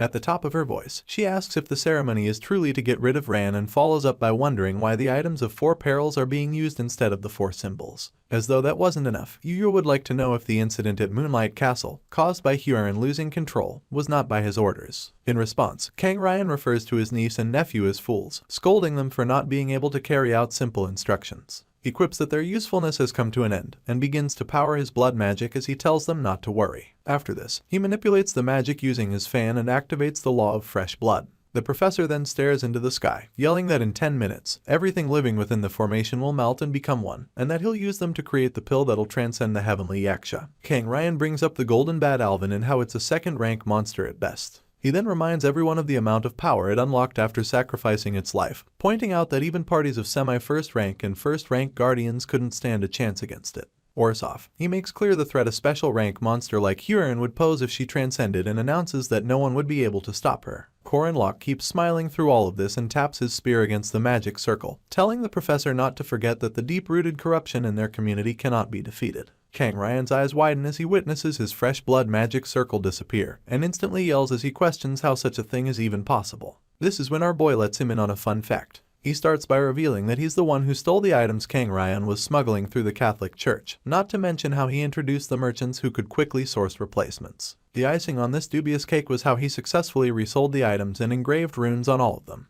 Boldly, he declares that he's responsible for all of it and cusses out the professor for good measure. Corin Locke's glorious moment continues as he asks the immortal Taoist for what he plans to do when Marriott is done destroying the other 3 or 4 items of perils, pointing out that it's obvious Huron's transcension will never happen. The professor screams as he calls our hero a bastard and activates his blood magic in a rage. He quips that it's not over yet and throws his magic-infused fan towards the chains of Zion wrapped around Huron. They shatter upon impact, leaving everyone else to panic about the seal being broken. Our hero can't help but stew in his rage, and his opponent yells that he can always do the ceremony another time as long as he kills the obstacles in his way. With this, he instructs Huron to kill her friends and she instantly sits up on the altar. In no time, the Jiangxi powers up and launches herself at our boy. Jinhak becomes perplexed as he realizes that his uncle is really controlling Huron. In addition, it serves as proof that he was the one behind the Moonlight Castle tragedy. Yuhua tells her brother to calm down, but he doesn't listen, seeing as he believes that they have to catch and torture their uncle. In turn, his sister points out that he has lost his prosthetic leg and she has lost her sword.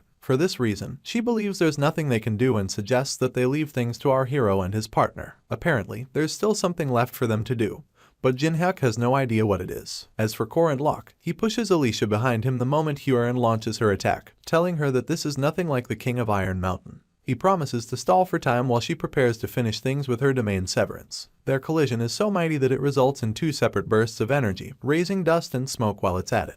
The swordsman is transfixed by this sight, so much so that she forgets she has to prepare her domain severance. Our hero is nothing short of magnificent, seeing as he is enveloped by a fiery essence courtesy of the status amplification that accompanies one of his sworn commandments. On top of this, he maxes out his aura core, thus granting him the ability to breach the atmosphere just like a meteor would. Still in awe, Alicia admits to herself that she wouldn't last 30 seconds if she went up against Corin in his current state. She welcomes the possibility that no human could stand a chance against him right now. Unfortunately, the swordsman was completely wrong. For Huron, what seemed like a meteor to others felt like a simple full-body sauna. She easily clashes with our hero and proves herself to be a woeful opponent within the first minute and 20 seconds. It takes everything in Corin Locke to keep up with her, and even though he burned everything in a fierce attack, Huron doesn't even flinch. Instead, she summons a ball of energy within her palm and calls it the demonic Kai, poisonous claw. The moment she unleashes it, an outburst of energy follows, leaving our hero no choice but to jump to his left as he dodges. Alicia, who had been looking from the outskirts, yells out our boy's name for fear of him getting hit. He doesn't know this, so Huron's leg drops with immense force, kicking the hell out of our hero on its way down. The impact sends him flying in the distance and crashing into the wall nearby. He tells himself that he has to do better, given that everything about his opponent is on a different level. Struggling to catch his breath, our boy admits that keeping up with Huron's movement alone is destroying his body from the inside out. Sadly, this doesn't buy him a break from the Jiangxi, and as he looks up, he can see her covering the distance between them, her essence rage red. Corin Locke instantly curses under his breath as he realizes that he has reached his limit.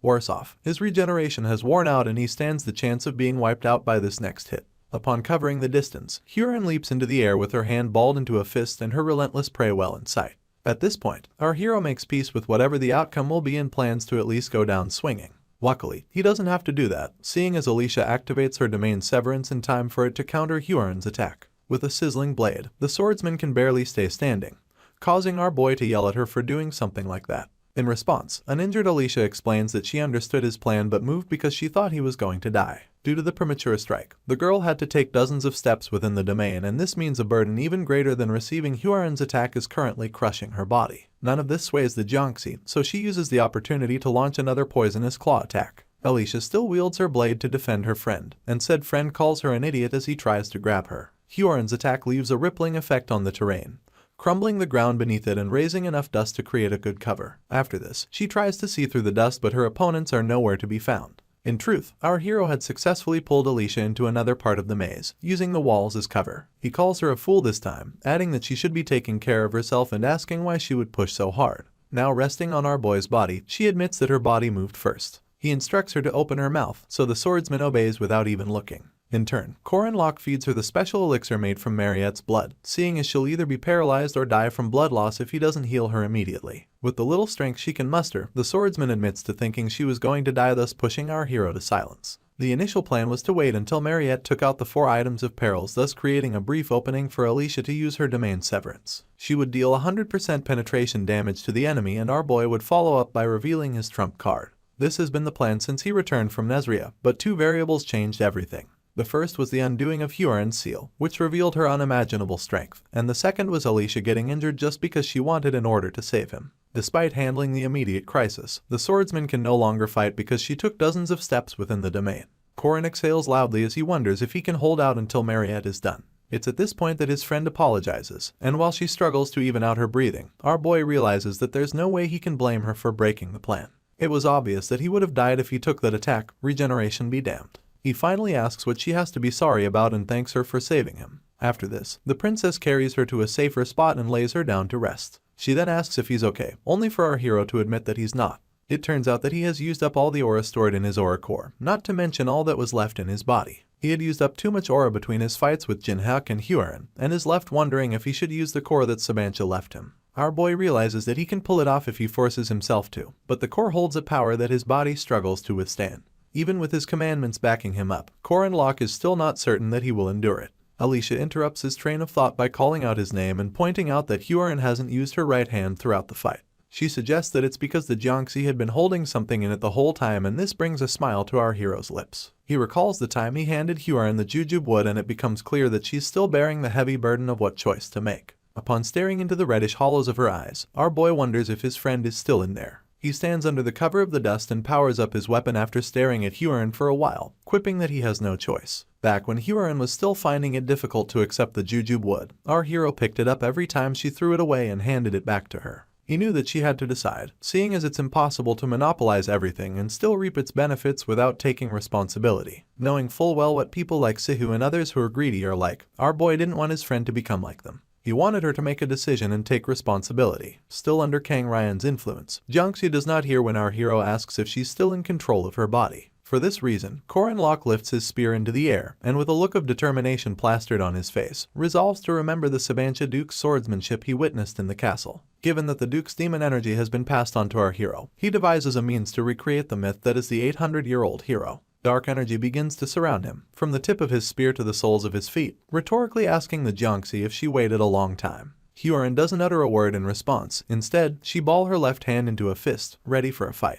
With this, our boy activates Black Mystery technique from the first demonic spear and outs it up against Huaren's demonic Kai. Both parties collide in a beautiful explosion of pure power, pulling chunks of the earth apart just from the impact. The collision between the power of a heavenly Yaksha and Sabancha Duke proves to even out each other, causing Kang Ryan's jaw to drop as he refuses to believe his eyes. He wonders how someone like our boy is even capable of holding his own against a heavenly Yaksha, and then yells at Huaren to kill him. Upon hearing this, she readies her fist, radiating with an aura of about a husband, and to counter this, our hero prepares his demonic spear ominous serpent technique, backing it up with 1,000 aura as well. You see, even though the Jiangxi possesses 100,000 aura, each attack can only bear 1,000. For this reason, Locke believes he can face Huaren if he can just offset her attack using the same amount of power. He manages to strike back and a fierce battle ensues. With each counter our hero puts forth, he can feel his breaking in real time. This is the adverse effect of borrowing the Duke's aura, not to mention how enough pain will traverse our boy's body until he can no longer hold a spear. Worse off, all the tendons in his body could break and lose their function, but none of this sways his mind from facing off against Huaren.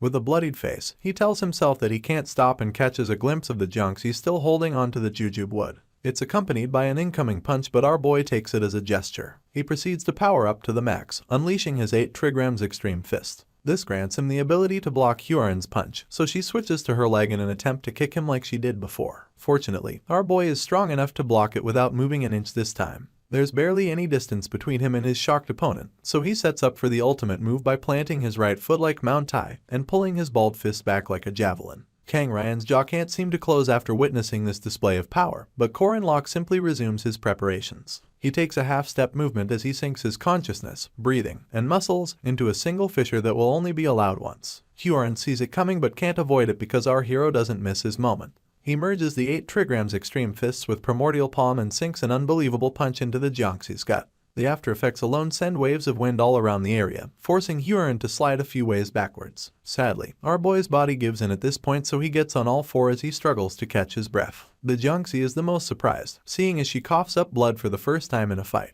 Perplexed, she states that the blood that had poured into her palm when it did not matter that our hero had broken through her ultimate defense. She begins to take slow steps towards him in a bid to return the favor, and it dawns on him that he couldn't completely subdue her. After seeing how powerful Hyorin still is after his ultimate attack, our hero concludes that death is closing in on him. Kang Ryan bursts out laughing as he mocks Korin Lok for not being strong enough to do anything and declares that he's going to die at this very moment. Unfortunately, the Jiangxi is on standby to fulfill his wishes, so she prepares a furious fist as she stands over our crouched hero. He barely looks her in the eyes, but Hyorin seems to be frozen in place. She doesn't move to attack, rather, she parts her lips in an attempt to talk to him. Sooner than later, chunks of the earth rise into the air, clearing the path necessary for the chains of Zion to take their place around the Jiangxi. The moment she's wrapped by these chains, our hero gets on his feet and flashes a billion-dollar smile. He can't help but feel fulfilled, seeing as the reason he has been stalling for time finally paid off. Apparently, Mariette, Yuhua, and Jinhak joined forces to take out the remaining items of peril within the formation. Cold sweat pours down the face of Kang Ryan as he tries to figure out how such a thing can happen.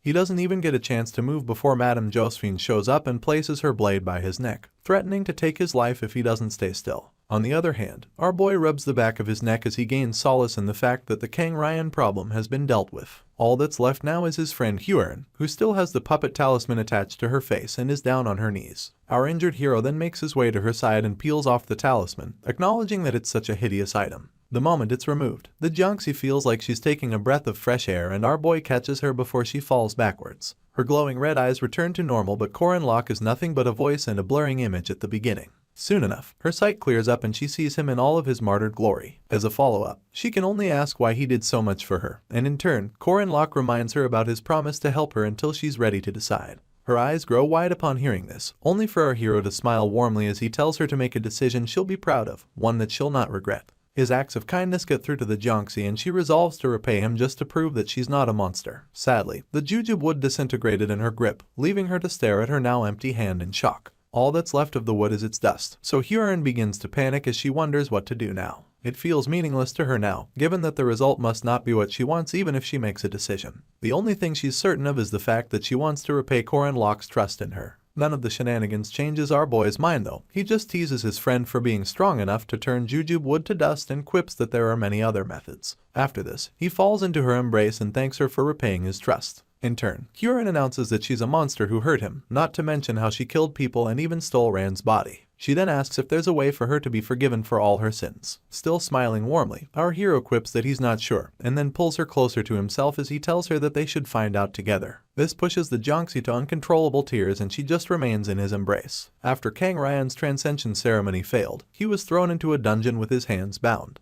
Master Arandanua and Madame Josephine already had plans to handle the aftermath of the professor's actions. They plan to cover everything up, and if this works out, it'll save everyone, including Hyorin, a lot of trouble. If news got out about Kang Ryan, a professor of Boreme, causing such a ruckus, it would raise many eyebrows. In addition, the transcension ceremony which involved Hyorin would draw more attention to her if people heard about it. This would lead to those who feared her denouncing her and those mesmerized by her power seeking her out. In the infirmary, Madame Josephine pays our hero a visit to talk about the matter. She reveals that they're planning on making it sound like Kang Ryan returned to Boreme first and suffered an unfortunate accident along the way. Apparently, they've spoken to the chairman of Boreme about it and he's on board. In turn, our boy quips that it's good that the conversation went smoothly, only to get told that this is an incredible consideration being given to Boreme. He claps back by asking if Madame Josephine requested compensation for the damages, but she tells him that Chairman Aaron tried to avoid it. Luckily, it's standard procedure to pay recompense. In response, Korin Lok points out that the chairman is a bit of a pushover and adds that he's too nice. The madam just keeps both her hands behind her back as she makes it clear that they are in a position where they can't trust anyone thoughtlessly. Despite the aforementioned condition, she tells our boy that he did a good job. This brings a smile to his face and he quips that he just did what had to be done. After this, he hopes that Madame Josephine will one day come to trust him. She simply adjusts her glasses and tells him that it would be nice. She then urges the spearman to take care of himself and heads for the exit, adding that the festival is still ongoing. She shuts the door behind her, but a hand pops out to stop it from closing all the way. The hand belongs to a very excited Mariette who wastes no time calling out to our hero and throwing herself on him. Afterwards, she bombards him with questions about his well-being, wanting to know if he's okay and whether he's hurting anywhere. She notices that he lost his fingernails and can't help but ask more questions. In turn, our boy reveals that he was wondering why his hands felt empty beneath the bandages. Mariette begins to spiral as she scolds Corin Locke for always pushing himself too far and getting hospitalized afterwards. Our hero gets surprised when he takes a look at Mariette and asks why she's crying, adding that it's hurting his heart. She wipes her own tears and reveals that she's crying so he can feel hurt. In turn, our boy asks if she's sure she's not hurt anywhere, pointing out that she had to take out all those stone soldiers and items by herself. Mariette then reminds him that Yuhua and Jinhak helped break one of them. This proves to Corin Locke that they left for that reason,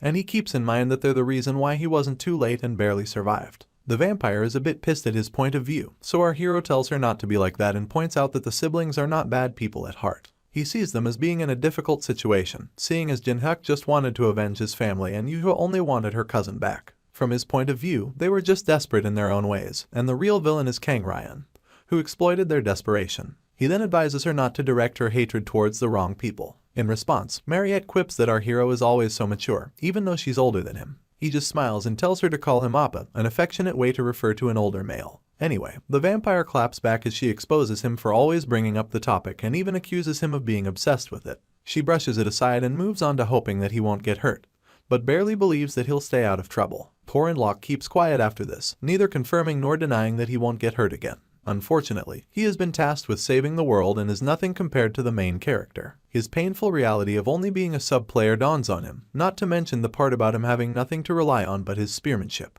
Obviously, his body will suffer. Mariette interrupts the silence as she points out that he's not even denying that he'll get hurt. She then declares that our hero is living in a world she can't even see, but promises to fight with him. This piques his interest, so he turns to look at her and finds the vampire smiling and reiterating that she'll always be there to help him regardless of who they're up against. Her words are so soothing to our boy's ears that he admits how grateful he is. Our hero resolves to face those with evil desires and mistaken beliefs, and all the great enemies who seek to destroy the world, enemies like Tata's Voltazar. He realizes that the only way to take these people down is with the help of others, so he and Mariette fist bump as they agree to do it together. After this, the vampire reveals that she's going to apply as a guardian earlier than usual, and when asked why, she explains that Harvest Day is close, and the holidays are fast approaching. There's a possibility of everyone being on break if she doesn't do it now, so our boy just thanks her for her foresight. In turn, she reveals that she's going to apply as the vice leader and our boy will be the leader. Mariette asks him if he has anyone else in mind, so the spearman lifts his hand to his chin as he mulls things over. Just then, a weak voice calls out to him from behind the vampire,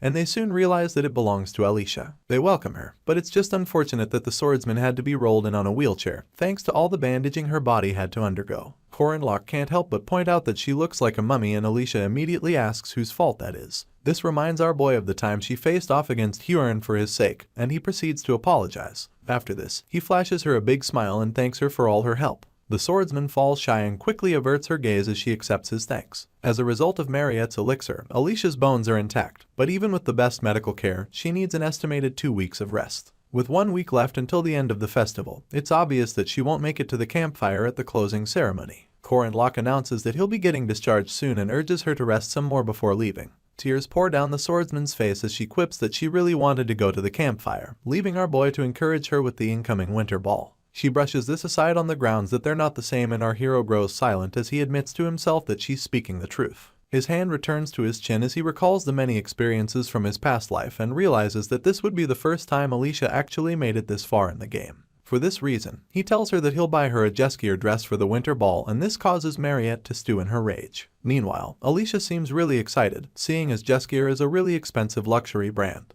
In addition, the spearman brags about having a lot of money and tells her to just say the word about whatever she wants. He tries to get her to call him Appa, but Alicia just tells him to shut up and points out that they're the same age. She then segues into talk of the inn, asking if he earned a lot of money. In response, our hero chuckles and reveals that he earned enough to buy his favorite investor a dress. This pushes Mariette over the edge, and she calls out to him with bloodshot eyes, reminding him that she asked about the identities of other members of the Guardians. Corin Locke tries to laugh off her rage and starts by introducing Alicia as a member of the Guardians. He then makes mention of Lenya Claire, but all the vampire is interested in is the fact that she's a girl. Our stupid hero even calls her a pretty lady as he points out that she works in intelligence, and of course, Mariette only hears the pretty part. He quickly moves on to Ren and Ron, and when asked who they are, he reveals that they're Wolfman siblings, advising her to remember that Ren is a girl. He goes on about how he wanted to recruit Yule, but is unsure because of her ambiguity. He just covers it up by claiming that she'll join because of how close they are. Mariette has out her pen and notepad to jot down the names, and is interested in knowing how close our boy is with the druid.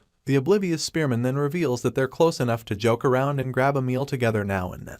Even Alicia flinches when she hears this, given that cracks begin to appear on Mariette's pen. To make things worse, our boy mentions that Huron will be the last person on the list, adding that the vampire should write her down in advance. This is the last straw. The pen shatters in her grip, leaving Alicia all the more wary. Our oblivious hero doesn't notice this, so he goes on about gaining permission from Madame Josephine and adds that it'll be fine. It's at this point that he realizes something is off with the vampire. He cuts off his sentence to call out her name, only to be mortified when she looks him in the eyes. Mariette asks him if he wants her to lose her mind and pastes this ominous expression on her face that would keep children awake for days. On the other hand, there's the Huron situation. So many people fear her, with many more being wary of her, and others blaming her. They wish that she never should have been born and stoned her as they called her a monster. The Junxi can't help but remember how Corin Locke was injured because of her and compares it to the time she hurt all those people at the Moonlight Castle. Her mind replays an image of our hero promising to help her until she can decide.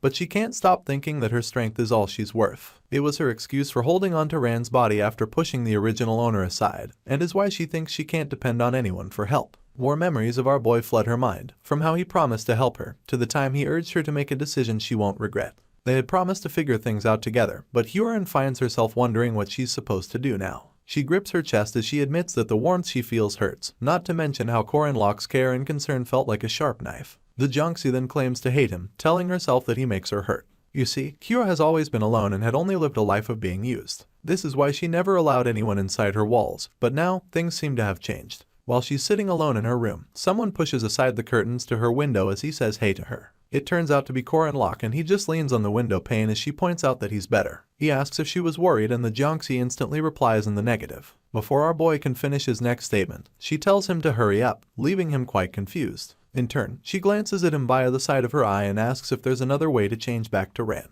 Our hero stares at the ground and then reaches out to touch her as he acknowledges her kindness. She grabs his hand midair, telling him to wait and pointing out that she would like to eat some fish. Hua can't stop shaking and it dawns on our hero that she must be scared. For this reason, he pats her head and encourages her as the sunlight filters into the room, promising to buy her some fish after the procedure is done. With this, they both step outside and Hua remains afloat to give Corin Locke a chance to work his magic. He brings forth his spear and the Junxi takes a nervous gulp of her own saliva. It turns out that our boy plans to use the Death God's orb, capable of always hitting its mark, separating body and spirit, and ignoring any defense power. It would be most effective in the hands of the Soul Reaper, but when a human uses it, its accuracy rate drops significantly, making it practically useless. Our hero discovers a workaround, given that if he throws it on the basis that he cannot perceive spirits, the accuracy rate will be 0. As expected, the spear deflects off of Hua's body and gets stuck in the ground below her. This is where the faulty festival mana stones come into play. Although the Junxi seems worried, our hero tells her to calm down and reveals that he'll use some magic. You see, these faulty mana stones were made in such a way that their accuracy rate decreases the more their diffusion range increases, thus making it difficult to win the minigames. As per this system, it has a maximum range of 100 meters, and a minimum of a meter when the accuracy rate is low. Our hero discovers that he can exponentially increase the diffusion range if he uses it, seeing as he has an accuracy rate of 0. This would mean he hit the jackpot.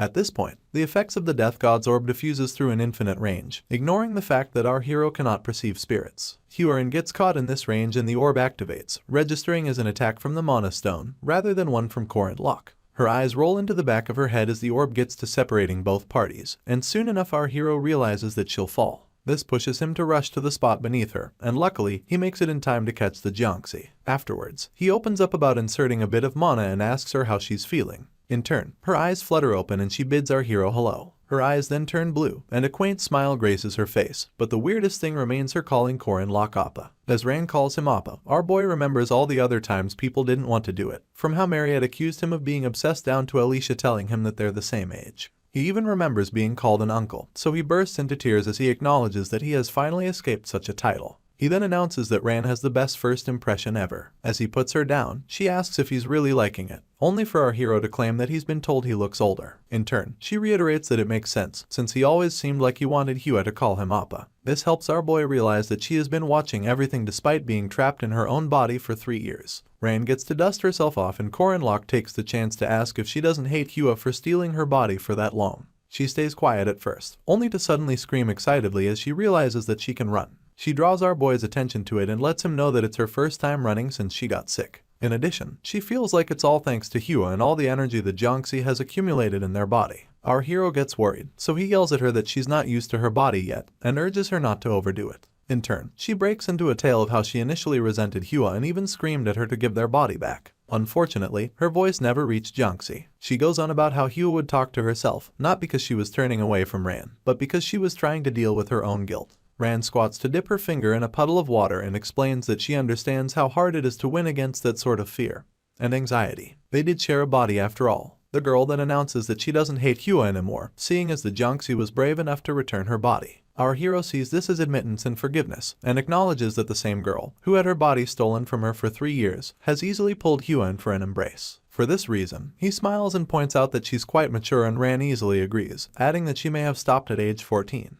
But Hua is just 3. This way, she gets to have the younger sister she always wanted. Korenlock thinks to himself that they're basically sisters who share the same body. Ran interrupts his thoughts as she asks if he'll save her just like he did last time, and our hero quips that all she has to do is say the word. Her cheeks stain red and she quips that she thought as much, adding that she finds it cool. With this, she calls out to him abruptly, making him tilt his head in response. She then tells him that she also likes sushi and covers the distance as she explains that she and Hua have the same taste in everything. They like the same food, music, books, and Ran pulls close enough to Korenlock's ear as she adds that they even like the same men. It's our hero's turn to blush, but his confusion is barely resolved when the girl begins to rub his chest and go on about him becoming her husband. She points out that if he does marry her, he'll legally have 2 wives. Our hero tries to stop her, but she stares at him with so much admiration and tells him to give her an answer. Our boy wonders if she wants the answer immediately and begins to sweat buckets soon enough. His words slur as he tries to say something to her, and it takes all the courage he can muster to push her away. He then yells that she can't just go around teasing him like that, leaving Ran to laugh at him. She reveals that it's not a joke, adding that girls in her hometown have already done what needs to be done by her age. With more slurring words, he wonders if she shouldn't ask Hua's opinion on dating since they're sharing a body, but all she does is thank him and plant a kiss on his cheek. Still surprised, Korenlock wonders what she's talking about, only for Ran's eyes to switch back to red, thus handing the reins to Hua. In turn, the Jiangxi yells at our hero, telling him not to misunderstand and making it clear that Ran was talking nonsense. After this, both inhabitants of the body go to the side to quarrel with each other, leaving our boy to admit that they can switch quite easily. Mere moments later, Huron tells him that they'll have dinner by 7 at their usual place, and adds that he should be there. Our hero just complies because he sees this as Huron's form of an apology, and considers an apology through food to be the way that kids behave. Just then, flashes of the time Ran mentioned their taste in men comes to mind, and he smacks himself as he wonders if that's really how kids behave. In the middle of nowhere, the leader of a charged squad and his men lay defeated on the floor. He can't help but complain about how screwed he is, seeing as he failed the mission given to him by Lai Jinyang and the Catholic Church. He goes on about how the incredible amount of money the church has invested into the Merkaba festival, and how he thought they would be able to take down the Protestant princess by the end of everything. Unfortunately, it was a total failure. For this reason, the leader wonders who the guy with the spear was, and shows he knew all of their plans ahead of time. The leader had only gathered 100 cross-charged squad members per Lai Jinyang's orders and led them through the 100-year-old tunnel they now lay defeated in.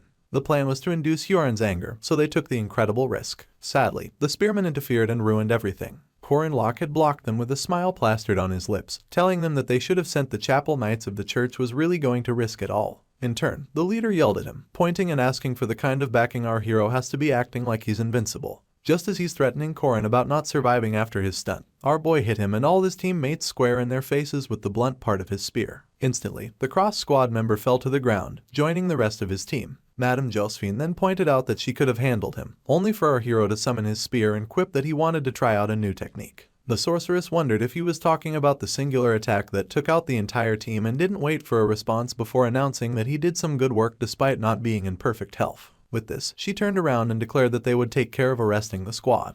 Just then, Corin Locke pointed at her and warned her to take out the suicide-use poison capsules in their right molars in advance. She stayed quiet, but her mind was riddled with questions about whether he knew there was a 100-year-old underground invasion route set up by the Catholic Church, or even why he asked her to keep an eye on the church in the first place. The sorceress just brushed this aside for the meantime, glad that our hero was her ally as she went about restraining the soldiers. Back to the present. Beautiful rays of sunlight lace the ever-beautiful Merkaba sky, spilling onto their tall buildings while they're at it. In one of the rooms, Huron lays awake in bed. Given that she was someone born with strength and a body that can't be injured by anything, her vital functions were programmed to be slower than others. In other words, she's lazy as hell. Proof of this is her twirling side to side in bed even though it's past the time to start her day. At this point, Rand speaks up, telling her that they should get up.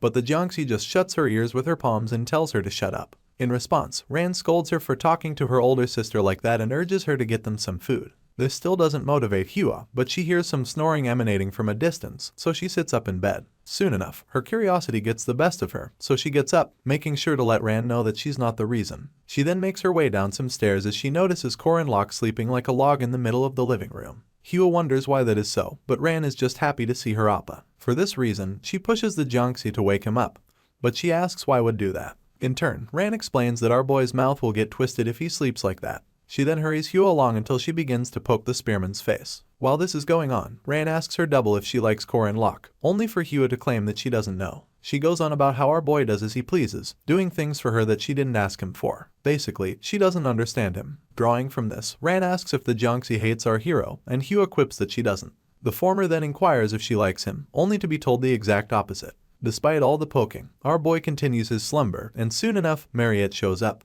crouching with a smile on her face. She quips that Huron woke up early, so the Jiangxi explains that it was noisy. With this, the vampire summons the Aku and instructs him to lift our hero onto her bed, adding that they can't have Huron not getting her sleep because of Corin. She then walks away, telling the Jiangxi that she can go back to bed if she's still feeling sleepy. In response, Hua mentions the sofa, pointing out that it would be better to leave him there. Mariette keeps up her smile as she points out that there are no blankets on the sofa, so our hero may freeze from the cold. This shuts the Jiangxi up, mostly because the vampire is right, and said vampire goes on about having steamed some potatoes in the kitchen. She urges Huron to eat some before announcing that she'll be eating with Corin Locke. A taunting smile graces her lips as she says this, and she follows up by walking away cheerily, leaving the Jiangxi to wonder what she meant by grouping herself with our hero. Classes continue despite the festival not ending, so the professor stands before her students, telling them how to pull something off using just the materials in their surroundings. Having heard all of this in his past life, the spearman decides to focus on something else, his new triple core and demonic Kai release abilities. He realizes that he has now surpassed the stats that Alicia started the game with, not to mention the new abilities. With his aura core ranking in the lower high, our hero realizes that it's where a normal knight would be upon obtaining their first core. In all of this, he recalls that he's in possession of the core he gained via the Silver Mandrake and the one he gained courtesy of Sabancha Duke.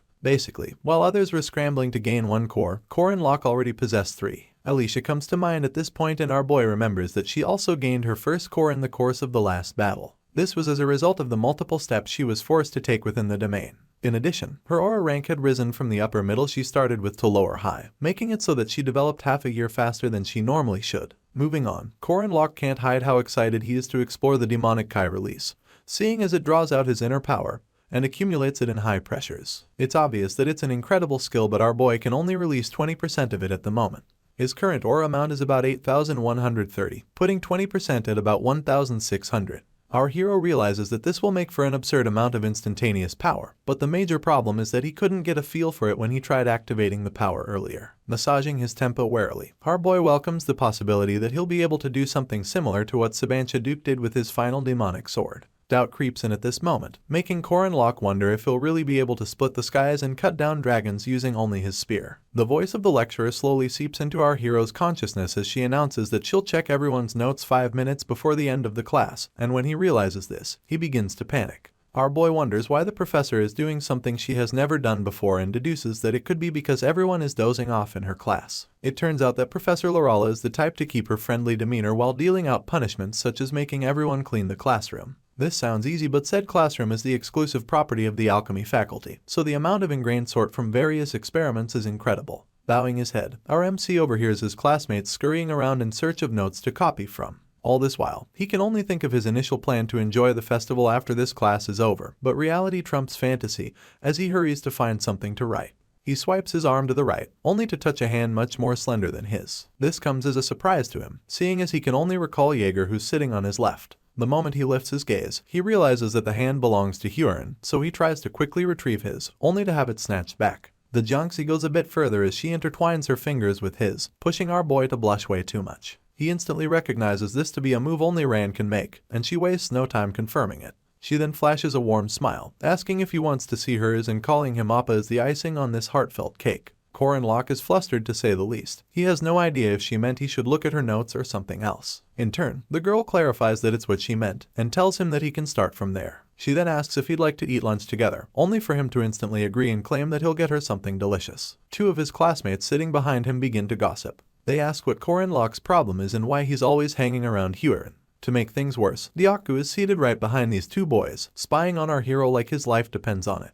Later on, the spearman asks Ran about her double, and she reveals that Hua was dozing off so she switched them out. In fact, she's certain that the Jiangxi won't wake up for a while. As they walk down the hallway, our boy changes the topic to Jinhaek and Yuhua, asking if Ran met with them. Well, the girl thinks the two of them bear quite the responsibility in the most recent incident, and although they were used, Ran finds it ambiguous that they didn't take any responsibility at all. As for Professor Kang Ryan, word came that he will be secretly executed by the royal family. With him gone, Kang Yuhua is now the lord of the Kang family. This comes as a surprise to Corin Locke, so he tries to get some clarity about Yuhua's duties. In response, Ran explains that the new lord will be in charge of everything from small household work to the marriages in the family. This is why Ran got permission to marry him. She presses herself against his chest at this point and looks into his eyes as she calls him her husband.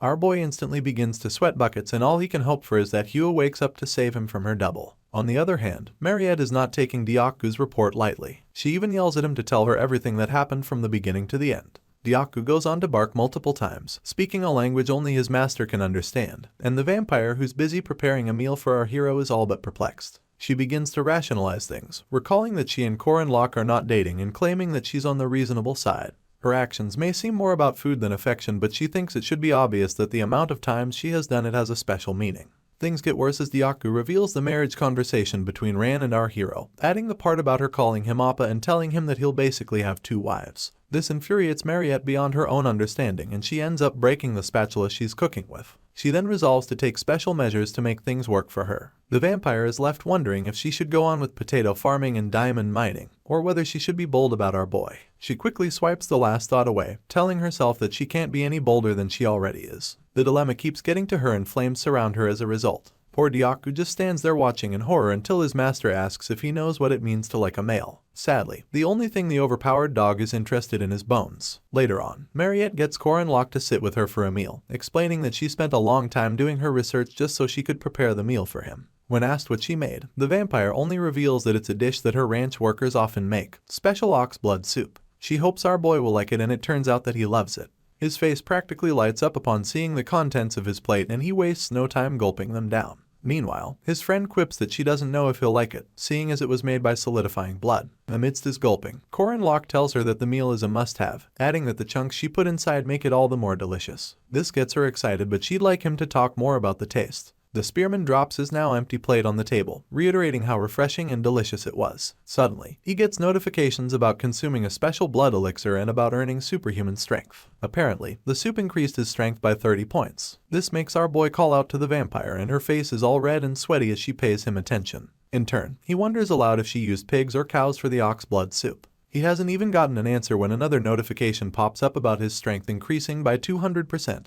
And not overlapping with other buffs. The spearman begins to curse from all the excitement and grabs Mariette's face as he tells her that he loves her. Of course, he only said it out of excitement, but the vampire is still grateful that she did as Dyaku advised. At the same time, Hugh approaches Madame Josephine with a dilemma of her own, claiming that she has questions to ask on behalf of her friend. Apparently, when this friend is with a certain person, her heart pounds, and the sorceress already has an idea about who she's referring to. This doesn't stop Hua from explaining that her friend also feels soft in this person's presence, like she's floating on clouds. When they hug, her friend's heart can't stop pounding, and it's so bad that she feels like she's trapped in a swamp. As the girl stares at the ground, it becomes obvious that she came to the sorceress for love advice. Madame Josephine adjusts her glasses on the outside. But on the inside, she admits that Huron is not only a demi-human but also a child experiencing her first love. She's also certain that the mystery person she loves is Koren Locke, the boy with unbelievable luck with women. Seeing as there are no other men Huron comes in contact with, the sorceress concludes that although he's hardworking, he's also a natural-born playboy. It's so bad that reports have come from second-year female students about him being a sly swindler.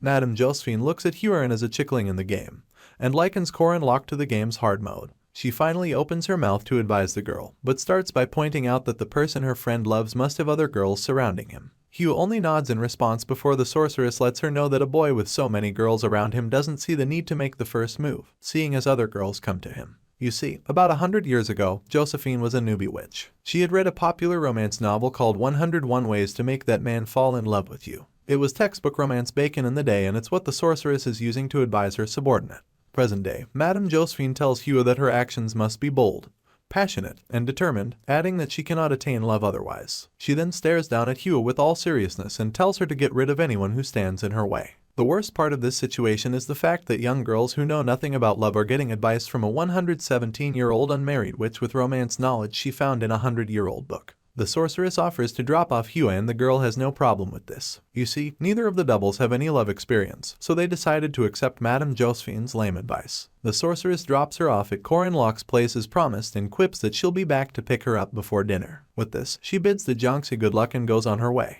The first thing Hua sees is Diaku setting a fire outside the window, but inside lies a silhouette of two people touching up on each other. A closer look reveals that it's Mariette and Koren Locke, and the vampire pushes his shirt aside as she digs into the veins in his neck. This is their usual arrangement, but Hua doesn't know that, so watching the two of them being that close begins to infuriate her. She balls her fist as thoughts of the spearman run through her mind. Hua was well aware that she wasn't the only one that our hero was kind to, seeing as his kindness also spread to the vampire girl. The Jiangxi grips her chest because despite this knowledge, seeing it still hurts. She began to feel like she was arrogant for thinking she was special, and the more she looked at the two of them going at it, the more her heart ached. While still sucking on Koren Locke's neck, Mariette averts her gaze at Hua and playfully licks her bite marks. The Jiangxi concludes that the vampire's gaze is not just one between a senior and a junior, but she can't seem to look away. It's at this point that Rand pops up again, telling her double to leave everything else to her. She takes control of their body and promises to get rid of those that get in their way.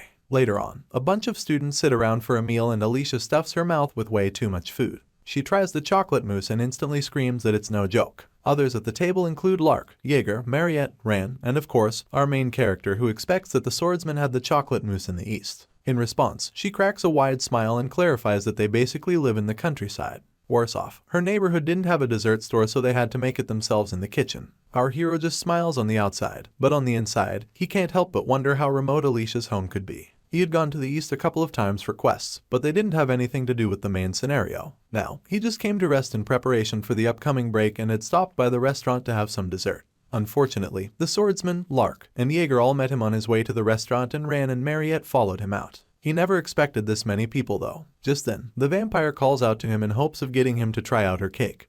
But before she can get the sentence out, Ran cuts her off and offers Koren Locke her crepe instead. Our hero absent-mindedly goes for the crepe and then turns to ask what Mariette was talking about. She quietly drops her cake and claims that it was nothing, only for Ran to ask her for some of the strawberry cake. This takes the vampire by surprise, but because of our boy's presence, she agrees to share her cake. Things take a heated turn as Ran claims that she can't reach the cake and asks our hero to get it for her. As usual, Koren is oblivious to the plot and digs a fork into Mariette's cake while she's frowning like she has some bowel discomfort. The Jiangxi goes a step further as she opens her mouth for our boy to feed her, and the only thing he does is mock her for still being a kid. Before he can feed it to her, Mariette slams the rest of the cake on her face, surprising everyone else in the process. She passive-aggressively asks Ran if the cake is tasty, faking a smile as she adds that it's pretty famous around these parts. The Jiangxi doesn't react badly. Instead, she claims that the cake is indeed delicious and refers to Mariette as Unnai, meaning big sister. In turn, the vampire asks Ran if she wants more cake, calling her Dongxing while she's at it.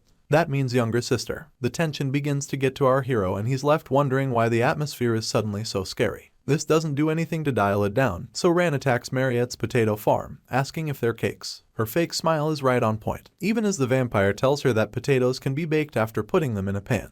Ran thinks it's a bit tricky to call it a cake, and the passive aggression continues as Mariette points out that if you call it a cake, it is a cake. She segues into asking if the Jiangxi wants more strawberry, only to get a negative answer. Even Jaeger can tell that something is terribly wrong, but he only speaks to Korin Locke using his eyes. He asks if our hero did anything wrong, and the sweating spearman signals that he doesn't know, adding how scary he finds the situation. After this, he stands to his feet, clears his throat, and claims that he needs to use the little boy's room. Lark and Jaeger instantly take this opportunity to also excuse themselves. As the three of them walk away, our hero asks if the two girls had a fight, only for Jaeger to blame him for everything. Lark supports this notion and they all abandon Alicia in the middle of the tension. The poor girl pretends to be eating as she overhears Mariette and Rand mocking each other's hometowns. It's obvious that their smiles are fake, so the swordsman keeps her face buried in her plate.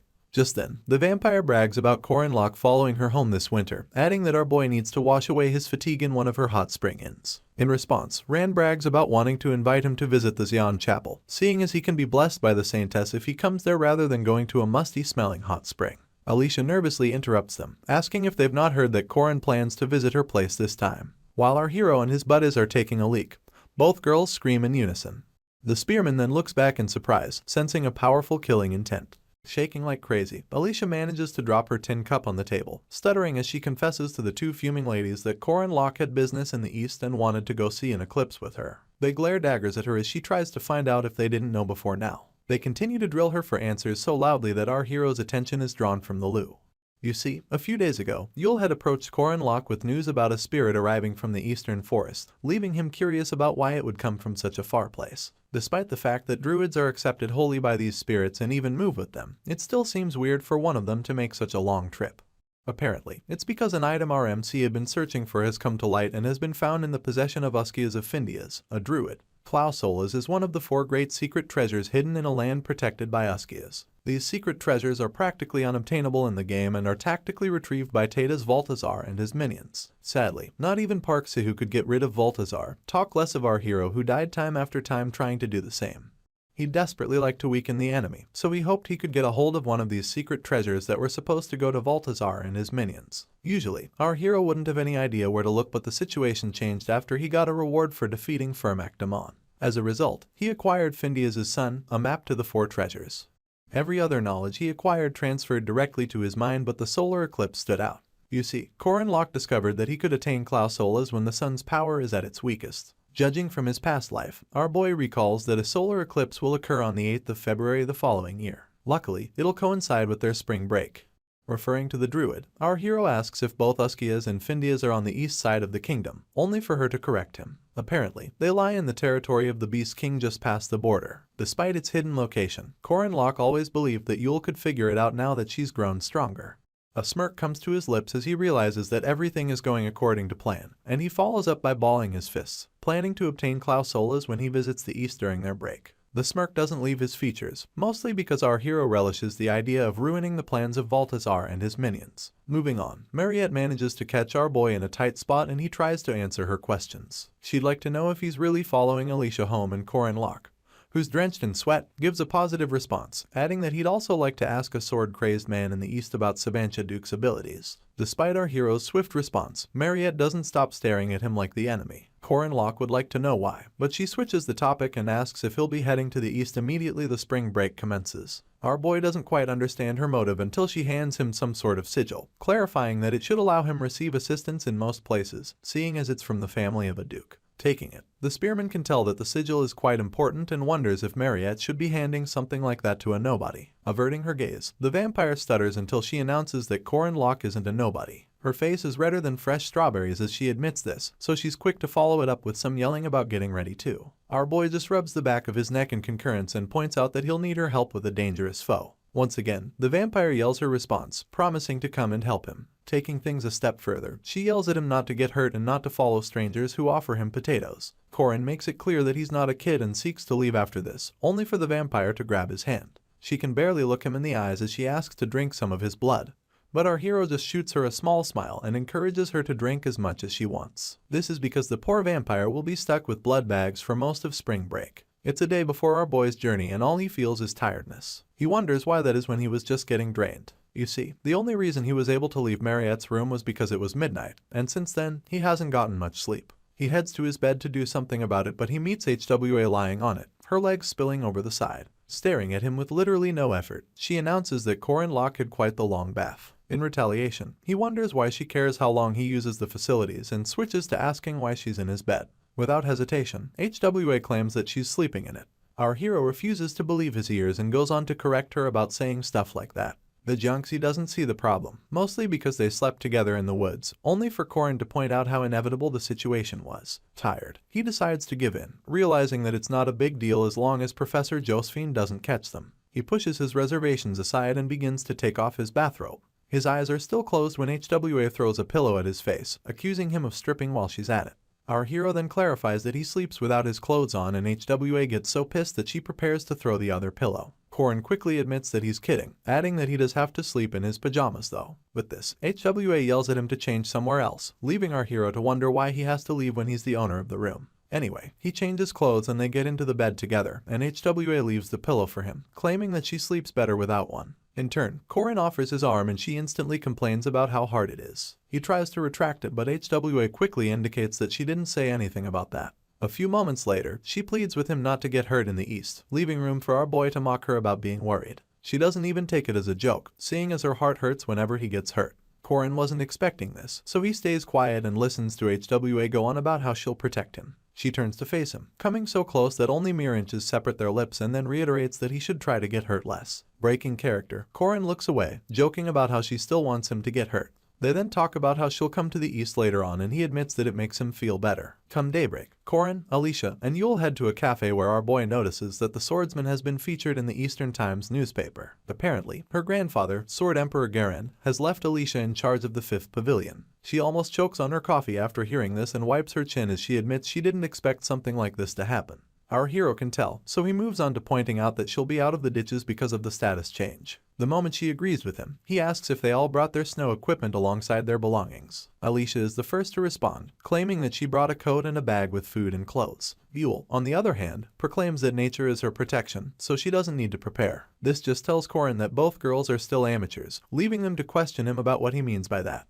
In response, he reveals that they'll be heading straight east by Wyvern, but the girls have no idea about its implications. Our hero just leaves them to their fate, knowing full well that they'll be in deep trouble the moment they embark on the trip. True to his words, the Wyvern ride is nothing if not intense. Alicia and Yule can't stop screaming as the beast flies at top speed, and the swordsman yells that she can't even open her eyes. While she's crying for help, Yule joins in the yelling, screaming that nature does not protect all of her and that humans need to learn to stand for themselves. Korin Locke, who's kitted with his coat and goggles, mocks the newbies for not preparing for a trip at 1 kilometer in the air. After the struggle, they finally arrive at Taklaken in the eastern region, and a flailing Alicia points out that something is going on right beneath them. He doesn't understand her at first, but a glance below reveals a herd of Oliphants, crooked-tusked elephant-like beasts, running towards a nearby town. A worried Alicia can barely get the words out, but it's obvious that she's worried about the stampede taking out the town. Realizing that they aren't tight on time, Korin Locke decides to save the town. As they make their descent, he instructs Yule to create a bunch of roots to disrupt the path of the Oliphants and asks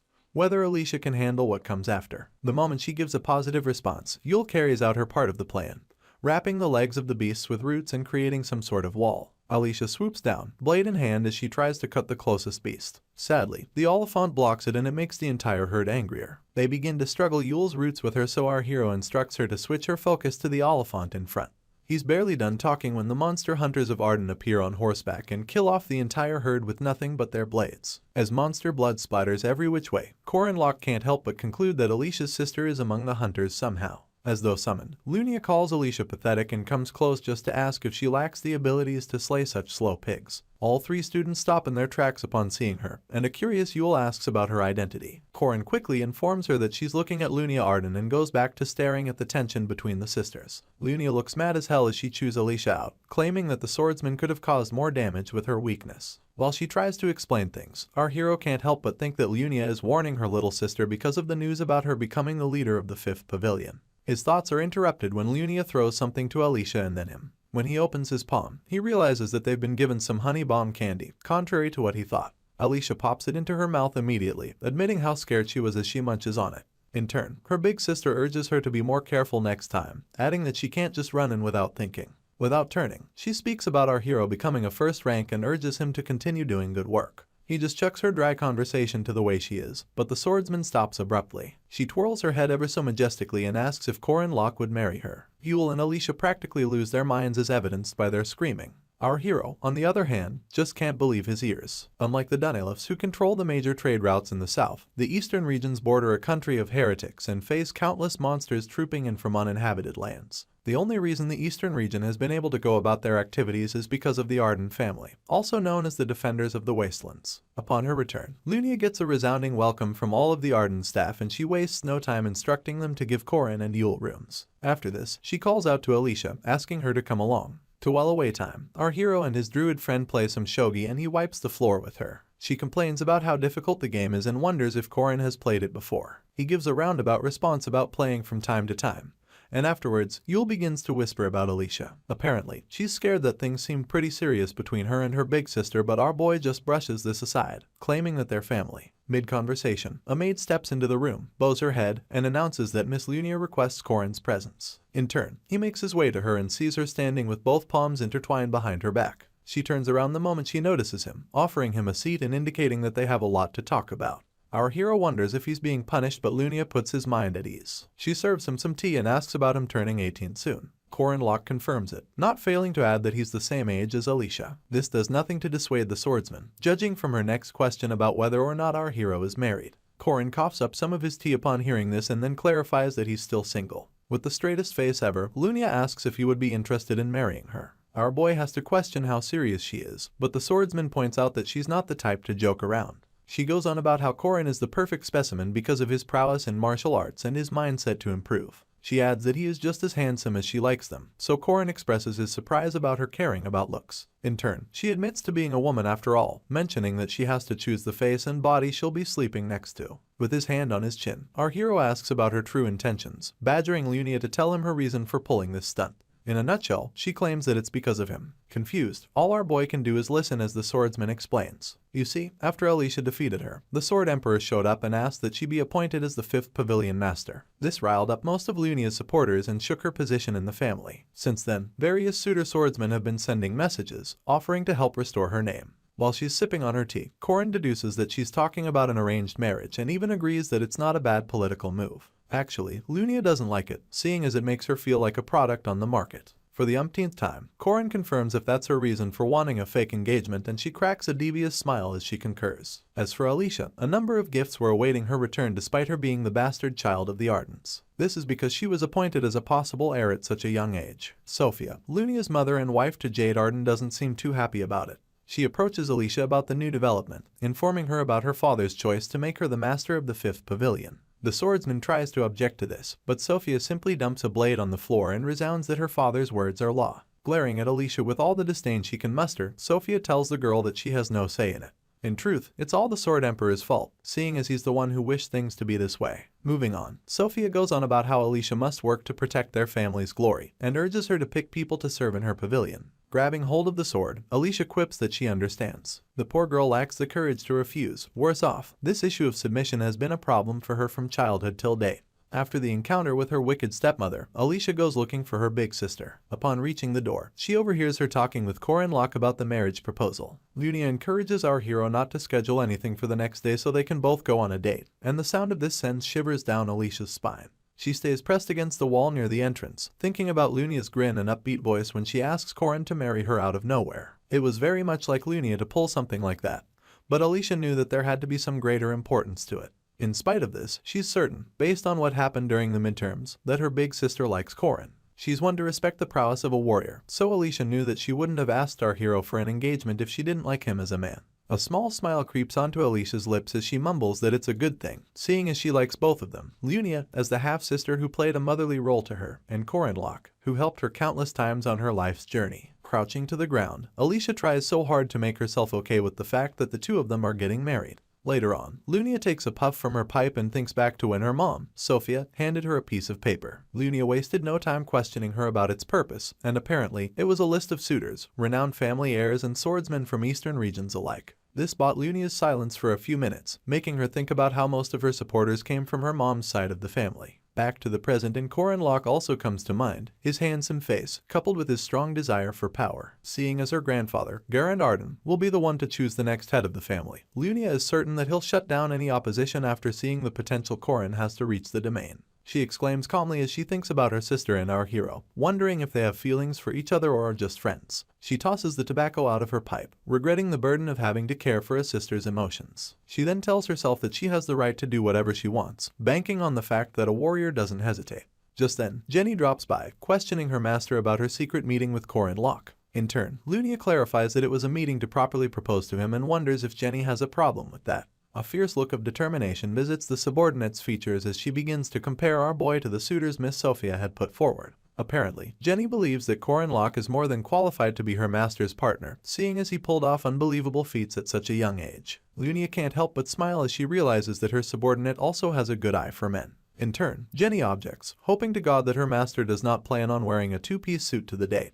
An oblivious Lunia wonders what could be wrong with that, thus confirming Jenny's fears. The next day, Corin Locke walks around the Arden household till he reaches the rendezvous point. In mere seconds, Lunia joins him, but he's so flushed that he can't get a full sentence out. The swordsman wonders if there's maybe something in her face, but in truth, she looked too beautiful in her flowing traditional black dress. Our hero still can't bring himself to comment, and it gets worse when Lunia intertwines her arm with his. As they head out on their date on one side, Alicia gets news about a group of monsters by the border. She instantly rounds up her men and they race down to the border like it's life and death. While she's busy cutting down beasts, Corin and Lunia are having a nice time listening to a masked man sing his heart out. She slashes the life out of these beasts, a scowl of condemnation on her face, all while her sister and friend applaud the singing man on the other side of town. After finally killing all her opponents, Alicia lets go of her blade and exhales loudly, standing tiredly as blood stains litter her garments. She then commends the rest of her team for doing a good job. That evening, Corin and Lunia make their way back home, hands still intertwined as the swordsman asks if our hero had a nice time. In turn, he admits that the singer really had a voice from heaven.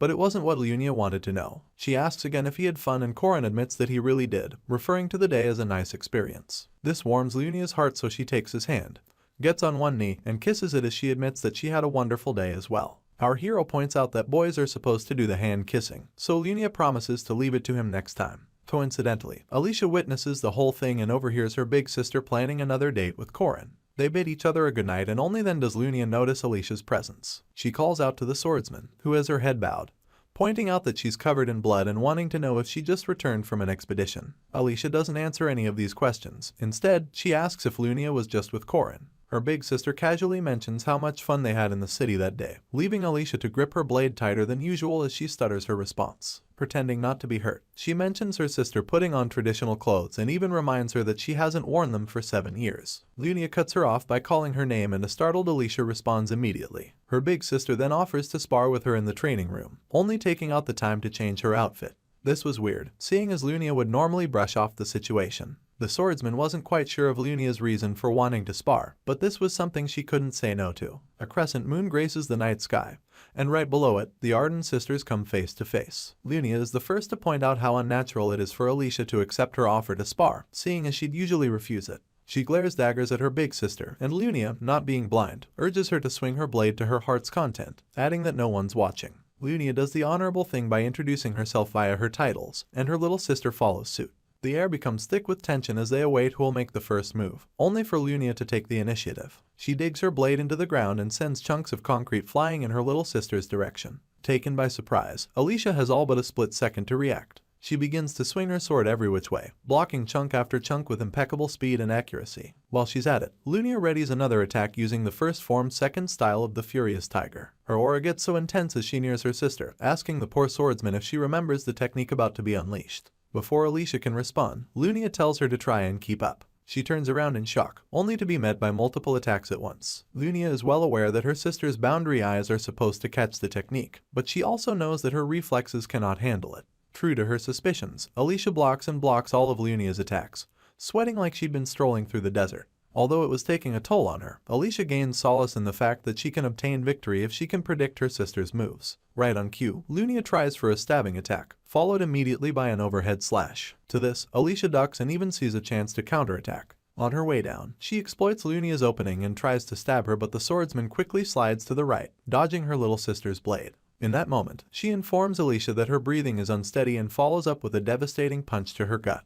Like a rock skipping the surface of a lake, Alicia slams against the concrete of the training ground, only stopping when the momentum expires. Still on the floor, she struggles to catch her breath, giving Lunia a chance to cover the distance between them. She only admits that Alicia has improved and commends her for not slacking off. The girl gets back on her feet soon enough, pointing her blade at her big sister as she listens to her go on about how her change of heart is thanks to Corin Locke. She instantly averts her gaze to hide how it makes her feel, but Lunia doesn't stop talking. She asks if Alicia knows what she and Corin have in common, and she asks to know without looking up. Apparently, neither Lunia nor Corin wastes power, and their approach is practically the same when it comes down to it. The swordsman explains that she doesn't need fancy moves when it comes to fighting humans, seeing as the slightest gap can be exploited to cause maximum damage. While saying this, she continues her attack, outrightly jabbing her blade at her little sister. The swordsman is quick enough to block using the blunt side of her sword, but the pressure pushes her back a few steps. Worse off, Lunia warns her to dodge her next attack, and it becomes clear to Alicia that her sister is about to unleash hell. True to her suspicions, Lunia reveals a multi-sword technique, causing multiple blades to tower over her head as they prepare to take out her little sister. The girl can't help but wonder how she'll be able to dodge it, and in a few moments, she drops her blade in surrender. She had thought beating Lunia the first time meant she had covered the difference in their abilities, but now it's clear that she was just lucky. Lunia doesn't gloat. Instead, she encourages her sister to keep working, making her understand that if she stops training, she'll spend the rest of her life watching her and Corin's backs. All Alicia can do is bite her lip in regret as her big sister walks away. A few days pass before Lunia's mother approaches her concerning marriage. The gong representing the time had just been hit and the night sky was clear. Both women share a cup of tea as Sophia mentions the boy her daughter has been speaking to recently. Taking a sip of her tea, Lunia lies that their paths just happened to cross. In turn, her mother tells her to indulge after her engagement if Corin is just a fling. The way she sees things, men are only tools to elevate their family name. Sophia used to be the greatest swordsman in the East, but after her husband's adultery, her ideals on marriage became quite distorted. Facing her daughter, Sophia makes her understand that she must marry the man that benefits her the most. Lunia assures her mom that she has nothing to worry about, pointing out that Corin Locke is a much greater warrior than the men her mother had suggested for her. Sophia still seems skeptical, so her daughter reveals that Corin achieved the domain at only 20 years old, adding that his talent is comparable to that of the Great Sword Emperor. Sophia tries to offer her opinion, but Lunia cuts her off, doubling down on how her prospective husband has the true talent for victory. She hopes to add one more attribute but hesitates long enough to get her mom interested in what it is. In turn, Lunia reveals that she finds Corin Locke to be handsome. Her mother's face is proof that she wasn't expecting that statement, but Lunia just repeats that he's her type. The cherry on top is the fact that she enjoys taking things that Alicia wants. Her mom is still stunned at the daughter she raised, so much so that she informs her that her last statement wasn't ethically appropriate. This leaves Sophia to reconsider her views on marriage. Moving on, about 9 days have passed since Corin Locke's arrival at the Arden household and the new year is at hand. The town is celebrating it with a ceremony, and the fact that it looks a lot like Korea is just an added bonus. A happy Alicia calls out to our hero the moment she lays eyes on him, waving with snacks in her hand and mouth. He approaches her swiftly, but before he can exchange pleasantries, Yule whispers that they've found Findias. This was their original purpose for coming east, to locate one of the 4 treasures in the domain of druids. Findias is a place where mountains, nature, and monsters flourish, and it lies beyond the border managed by the Ardents. The whole crew plus Lunia make their way across the east border and Yule gets thanked for guiding them. She tries to offer the group some snacks but no one cares for it. Lunia, on the other hand, is quite excited about having a druid for a guide, seeing as it ensures that they don't get lost in such a dense forest. Looking back, our hero gives Lunia all the credit, claiming that they couldn't have crossed the border without her. In turn, she plays modest, winking at Corin as she claims that she's his guardian. Apparently, this is because she's his fiancée and practically the only legal adult there. Our hero doesn't mind this. In fact, he acknowledges that without Mariette or H. Warren around, an incredible force such as Lunia is welcome. Interrupting their conversation, Alicia points out how twisted it is for her big sister to throw words like fiancé around, and Lunia immediately asks why that is. The swordsman tries to make her see how it'll make others think she's strange, but Lunia doesn't care about the opinions of the public. Seeing as this method doesn't work, Alicia throws a tantrum, stuttering and yelling that Lunia won't take care of Corin and that it's not fair to limit his potential for marriage. A chuckle escapes her big sister's lips, taunting Alicia about her last statement. Luckily, Yule breaks the ice by announcing that they'll arrive in Findias after crossing the magical threshold in front of them. They all stare at it in awe, but soon enough, there seems to be a crack in the atmosphere. Suddenly, Corin Locke finds himself alone in a field of shrubbery and instantly deduces that he has been separated from the others courtesy of the sage-level druid guarding the place. You see, our hero has fallen victim to a spell made to charm those who cross the barrier, and he's left wondering if it's anything like the Eta Ray formation from before. He's well aware that it's a test to know if they're worthy to travel with the druid, so he readies himself for what's to come. With this in mind, our hero stretches out his spear and yells at whoever is listening to send any monster or illusion they like. Just then, a voice emanates from the distance and a cold sweat pours down Korin's head as he recognizes it. It's none other than the main player, Park Sihu, baring his teeth in a fake smile and pointing out how long it's been since they last spoke. Still feigning a smile, Sihu tries to exchange pleasantries, but our hero is much too wary to leave anything to chance. He curses out loud and attacks with his spear in a split second. Sadly, he's nowhere near strong enough to hit his opponent. The main player put up a shield to block our boy's attack, pushing him to yell that the Sihu he's looking at is a fake. With a smirk across his lips, the replica concurs and then accuses Korin Locke of also being a fake. He seems too happy to be fighting him, and soon enough, our hero realizes that his spear has been erased. It becomes all too obvious that Park Sihu, the rightful main character of this world, may be evil but is truly powerful. He's so strong that Korin refers to him as a god, and he wouldn't be wrong to do so, seeing as he's eons more powerful than he is. Anyway, Sihu transports himself to our boy's side in the blink of an eye, taunting and commending him for killing him in the past. His eyes shine red with unnatural excitement as he asks if Korin is sure he can save the freaking world. He then goes on about how he failed to save it despite hoarding everything. With this in mind, Sihu is certain that our hero and his half-baked system won't stand a chance. He taunts him some more, wanting to know if he believes he can take out Baltazar as an extra. Without fretting, our MC declares that he can, adding that he only came to Findias to acquire one of the treasures to weaken him. The moment he quips that he's searching for a happy ending, Sihu yells and accuses him of being a liar. He switches positions abruptly and continues yelling that Korin should have chosen him if he really wanted a happy ending. Remembering Sihu's inappropriate advances, our hero quips that his virginity would have been at risk if he chose him. The dead player tries to pass it off as Korin being the type to enjoy sacrifices, and this renders our hero silent. In truth, he sacrificed too easily for people. The time he threw himself at Fermac comes to mind, and Sihu goes on about how much he would have achieved if he didn't waste so much time on an NPC. The possibility of him being stronger if he had spent all that time seeking out items comes up, and the dead player crowns it all by accusing our boy of not playing efficiently. His sinister smile never leaves his face as he brags about killing 100,000 people to reach the pinnacle of his strength, claiming that that's how a player becomes stronger. Sweating profusely, Korin turns to catch a glimpse at this crazy excuse for a player, only to see him smiling and proclaiming that letting as many people as possible die is the only way to save the world leisurely. Korin Locke doesn't agree with Sihu's philosophies, so he powers up his right hand, telling the dead player that he restarted the game and that he'd be lying if he didn't regret not getting all the items and events. The power from his hand continues to increase as they converse, crackling with red energy. He admits that the desires Sihu finds repulsive must be why he's seeing such a foul vision. The player scowls as our hero remembers all the people he's saved, thinking to himself that it'd be a blessing to create a world where those he has saved can live without him bothering about putting efficiency first. His fist was revving to go and Korin Locke unleashes it without a second thought, sinking its entirety into Sihu's stomach. The force is so extreme that it sends Sihu crashing into the walls of the illusion and shattering it to pieces. Grabbing his spear, our hero can't believe that he was scared by such a vision. The positive spin he gives it is that it helped him focus, and a small smile comes to his features as he tells himself that he wouldn't change anything even if he was given a chance to. Amidst his soliloquy, Lunia calls out to him, breaking his concentration. He turns to face her and points out that Yule wouldn't be affected by the illusions because she's a druid. He then wonders how Lunia broke free so quickly, and she reveals that she saw some weird-looking creature dressed like her grandpa spouting nonsense. Apparently, she cut him down without a second thought, leaving Korin to conclude that she really doesn't hesitate. Switching topics, he brings up Alicia still being caught up in the illusion, and her big sister admits that Alicia is most vulnerable to things like this. A worried Yule wonders if the swordsman will wake up soon.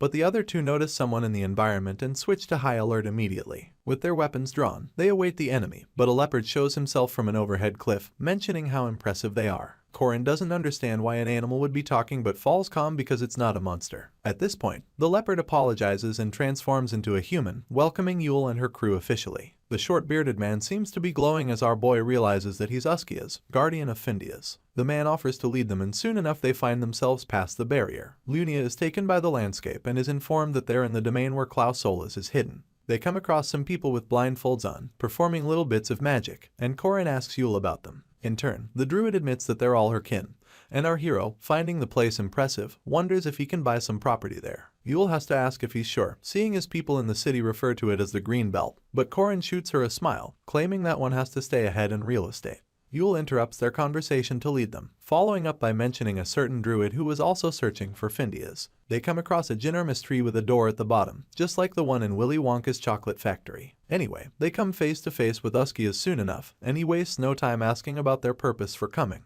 Almost immediately, Korin reveals that he's searching for Klaus Solus, the Sun Sword. Uskia's groans, acknowledging that our hero is just another person searching for the blade. In turn, proudly declares that he's Infindia's as the first spear of Erin Danua, the Queen of Paradise. He wasn't lying. Despite his regression, he was still the rightful successor of his master. At this moment, our hero recalls that Uskia has made mention of someone else searching for the Sun Sword. Just then, the person laughs out loud and then makes his way into the room, looking dark as night and claiming that he can smell a deep scent of blood. Upon seeing Korin, he recognizes him to be the child who killed Firmak. Unfortunately, our hero recognizes him too. He wasn't expecting someone so unhinged, but Korin is stuck with the King of the Shade, also known as the Monster of Murias. Surrounded by so much dark energy, the Monster of Murias asks if our boy knows him, and he does, as Monster King, Dune Skies. Skies bends over to drill our boy about being the Queen's lapdog, pointing out that there's only one throne. He goes on about Eren being devoured by beasts when the Age of Shadows comes, and leans in for dramatic effect, only to get distracted by someone calling out to him. He breaks character, yelling that he doesn't like to be called, and afterwards, he faces Korin and his crew again, apologizing and claiming that they have someone quite rowdy with them. Interrupting, Uskias announces that both our hero and Skies are looking for the Sun Sword. He then lifts his hand as he makes it clear that he doesn't have the right to give the sword to any of them. The only way out is to test their worthiness. Korin begins to analyze the situation, realizing that he's in quite the pickle despite the druid being a neutral party. You see, our hero has no idea what the contents of the test will be, putting him and his counterpart in the same boat. The only problem is that the Valtazars successfully obtained all 4 treasures in Korin's past life. Uskias finally speaks, instructing both parties to wait in their rooms, and promising to call them after the parameters for the test have been discussed. Skies seems to like tests very much, and the smile on his face is a testament of this. He then refers to our hero as the child who killed Firmak and announces that he'll be anticipating what he can do. Judging from the canon flow of events, Korin Locke is nothing if not scared that his counterpart will pass the test. Come nightfall, another crescent moon sits high in the sky, letting its light flow gently into the room where Alicia is sleeping soundly. She groans in her sleep, seeing as her dream is somewhat disturbing. In it, she visualizes Korin Locke and her big sister in wedding attire, laughing and touching up on each other. 2 people she loves and respects join together in matrimony, and have a boatload of kids, 12 to be exact, all calling Alicia their auntie. She can see how happy they are together, can see that their happiness isn't something that should be broken. She's well aware of how loyal Lunia is, not to mention Korin's inability to let his wife down. This is indeed a happy scenario, but for some reason, Alicia feels so upset about it and can't stop asking herself why. In real life, she's breathing heavily, leaving our hero, who just dropped by to check if she's awake, to conclude that she must be battling quite the illusion. Smacking his head, he quips that the swordsman should do well to wake up the next day, only to suddenly notice a hand grabbing his shirt. He wonders if Alicia is finally awake, but before he can finish his sentence, she pulls him into bed with herself and climbs on top of him. Confused, Korin can only call her name in hopes that she'll snap out of it. It doesn't work. Instead, she crosses his lips with a finger, a gesture for him to remain quiet. With flushed cheeks, she calls him her brother-in-law and proceeds to remove an imaginary wedding ring from his finger. It gets worse. Alicia blows against his ear sensually, only coming up to tell him that her big sister isn't home that day. Our hero blushes like a schoolgirl after the sensual experience, but the swordsman doesn't get out another word before returning to her trance. She just falls on the bed beside Korin, wrapping herself around him as he tries to make sense of what is going on. Come sunrise, Alicia and everyone else is wide awake and in the woods. They were called together by Uskias, who announces that he's about to reveal the second task. The swordsman is the first to speak, wondering why they're talking about a second task when no one has carried out a first. In turn, Uskias declares that they've already completed the first task. Apparently, it was to see how far they would go to follow through on their actions, to see if they possessed the courage to support their own sense of justice. Luckily, they've all proven themselves on that front. The sound of this reminds Alicia of the shameful thing she did the night before, and her face turns red with shame. The swordsman quips that she didn't really do anything, so Korin implores her not to talk down on herself, adding that she was testing her beliefs after all. Winking, Lunia encourages her sister to follow her beliefs, whatever they may be, adding that the power of humans comes from their core beliefs. Seeing as she's ashamed of what she thought of the night before, Alicia argues that she really shouldn't. She ends up dejected on her knees, leaving Yule to conclude that she must be tired. The druid then suggests that she get some rest, but Alicia doesn't think a sinner like her deserves any rest. Uskias continues speaking at this point, informing them that they'll each be with their druids through the second task. They're to find the mistletoe oak and make a wand out of it, and they're to pull this off before sunrise the next day. Uskias made sure both parties signed a pledge before the tasks began, a pledge banning any of them from attacking each other for the next 60 days and forcing them to accept the results of the test. Apparently, Korin Locke requested this all in a bid to stop Skies' druid, Dumnorix, from interfering during the test. Unlike other druids who are neutral, Dumnorix is a known supporter of Balthazar. Soon after the announcement, they all go their separate ways and Yule gets on her magic. Sadly, she's not a sage like Dumnorix despite specializing, making it obvious that there's a significant difference in their strength. It gets worse when Yule announces that the spirits aren't answering her and Corin is certain that it's because they're all helping their opponents. The moment Lunia points out how difficult it is going to be, Alicia screams our hero's name, pulling a log from a nearby bush while she's at it. She yells that she found the mistletoe, only for Corin to inform her that it's just a hackberry tree. The task in itself is a gamble, seeing as mistletoe isn't known to leech off of oak trees. It's practically impossible even with a spirit guiding them, talk less of now that they've all sided with Dumnorix. Alicia suggests that they find some mistletoe and stick it on an oak tree, and Lunia instantly buys the idea, even offering to cut it down. Yule is worried that it'll lose all meaning, but it's at this point that Corin Locke has a lightbulb moment. Fast forward to dawn the next day and Uskias appears in his leopard form, declaring that the task is over. He then instructs both parties to bring out their wands and asks how their journey went. Skies is the first to speak, disappointed that his wand isn't the thickest of the two. For this reason, he asks why theirs looks bigger and harder than his. In truth, their wand is so big that Lunia and Yule have to hold it to keep it from falling. The former then yells at Skies to stop asking weird questions. You see, Alicia managed to find some mistletoe and the team stuck them on an oak tree. After this, Yule used her magic to grow it, and with the help of a potion from the east, they stopped the tree from dying. After taking a look at both wands, Uskias announces that they all passed and goes straight to announcing the final task. He informs them of a magical rowan tree in the northern forest capable of bearing something called a crimson fruit. Uskias would like them to retrieve this fruit, and sends them off immediately. They journey to the northern forest through the day and arrive at dusk. They come face to face with a giant tree creature and Corin Locke stares up at it, admitting that he knew it wasn't going to be easy but didn't expect this. The creature bellows that his name is Sharvan, and with each word he says, rocks and debris fall. He then declares that whoever wants access to the fruit will have to prove themselves. The creature is none other than the Sky Titan, a named creature from the legend of Archon and of the same race as the Sky Titan which protects the son of Findias. Skies is so overwhelmed that he admits to Dumnorix how huge the Titan is, leaving the druid all the more perplexed. Lunia thinks that defeating the creature will prove difficult, so Corin has to warn her not to even think about it, seeing as they won't be able to obtain the Clausolas whether they win or not.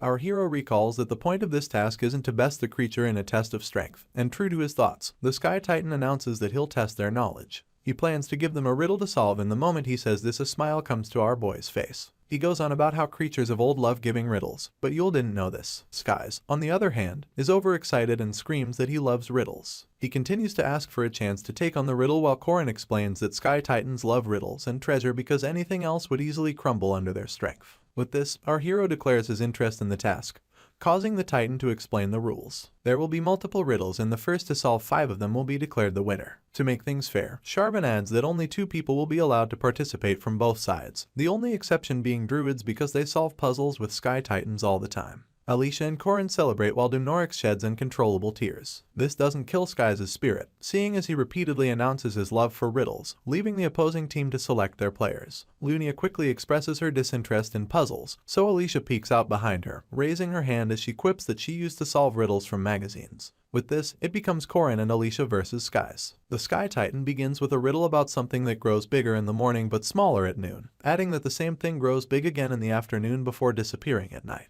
Our hero's hand makes its way to his chin as he mulls it over, keeping in mind that he can solve it if he has enough time. Sadly, he doesn't. He's still thinking when Skies lifts his hand into the air and proclaims that the answer is a shadow. Almost immediately, Sharvan confirms that he gave the right answer, leaving Corin and Alicia in shock. They didn't expect him to get it so quickly, and our hero abruptly recalls that Skies has a special trait. The Titan put forth the next question, wanting to know what exists but cannot be seen, something that cannot be defeated by any mighty opponent. It will come at you but will stop eternally if you pass it. Mere seconds later, Skies announces that time is the answer, giving Sharvan no choice but to move on to the next question. Skies screams that the answer is life, quoting Shakespeare's to be or not to be with the most sinister expression on his face. The way Corin sees it, they're going up against thousands if not millions of people at once just by facing Skies, while the Monster King gloats about his victory.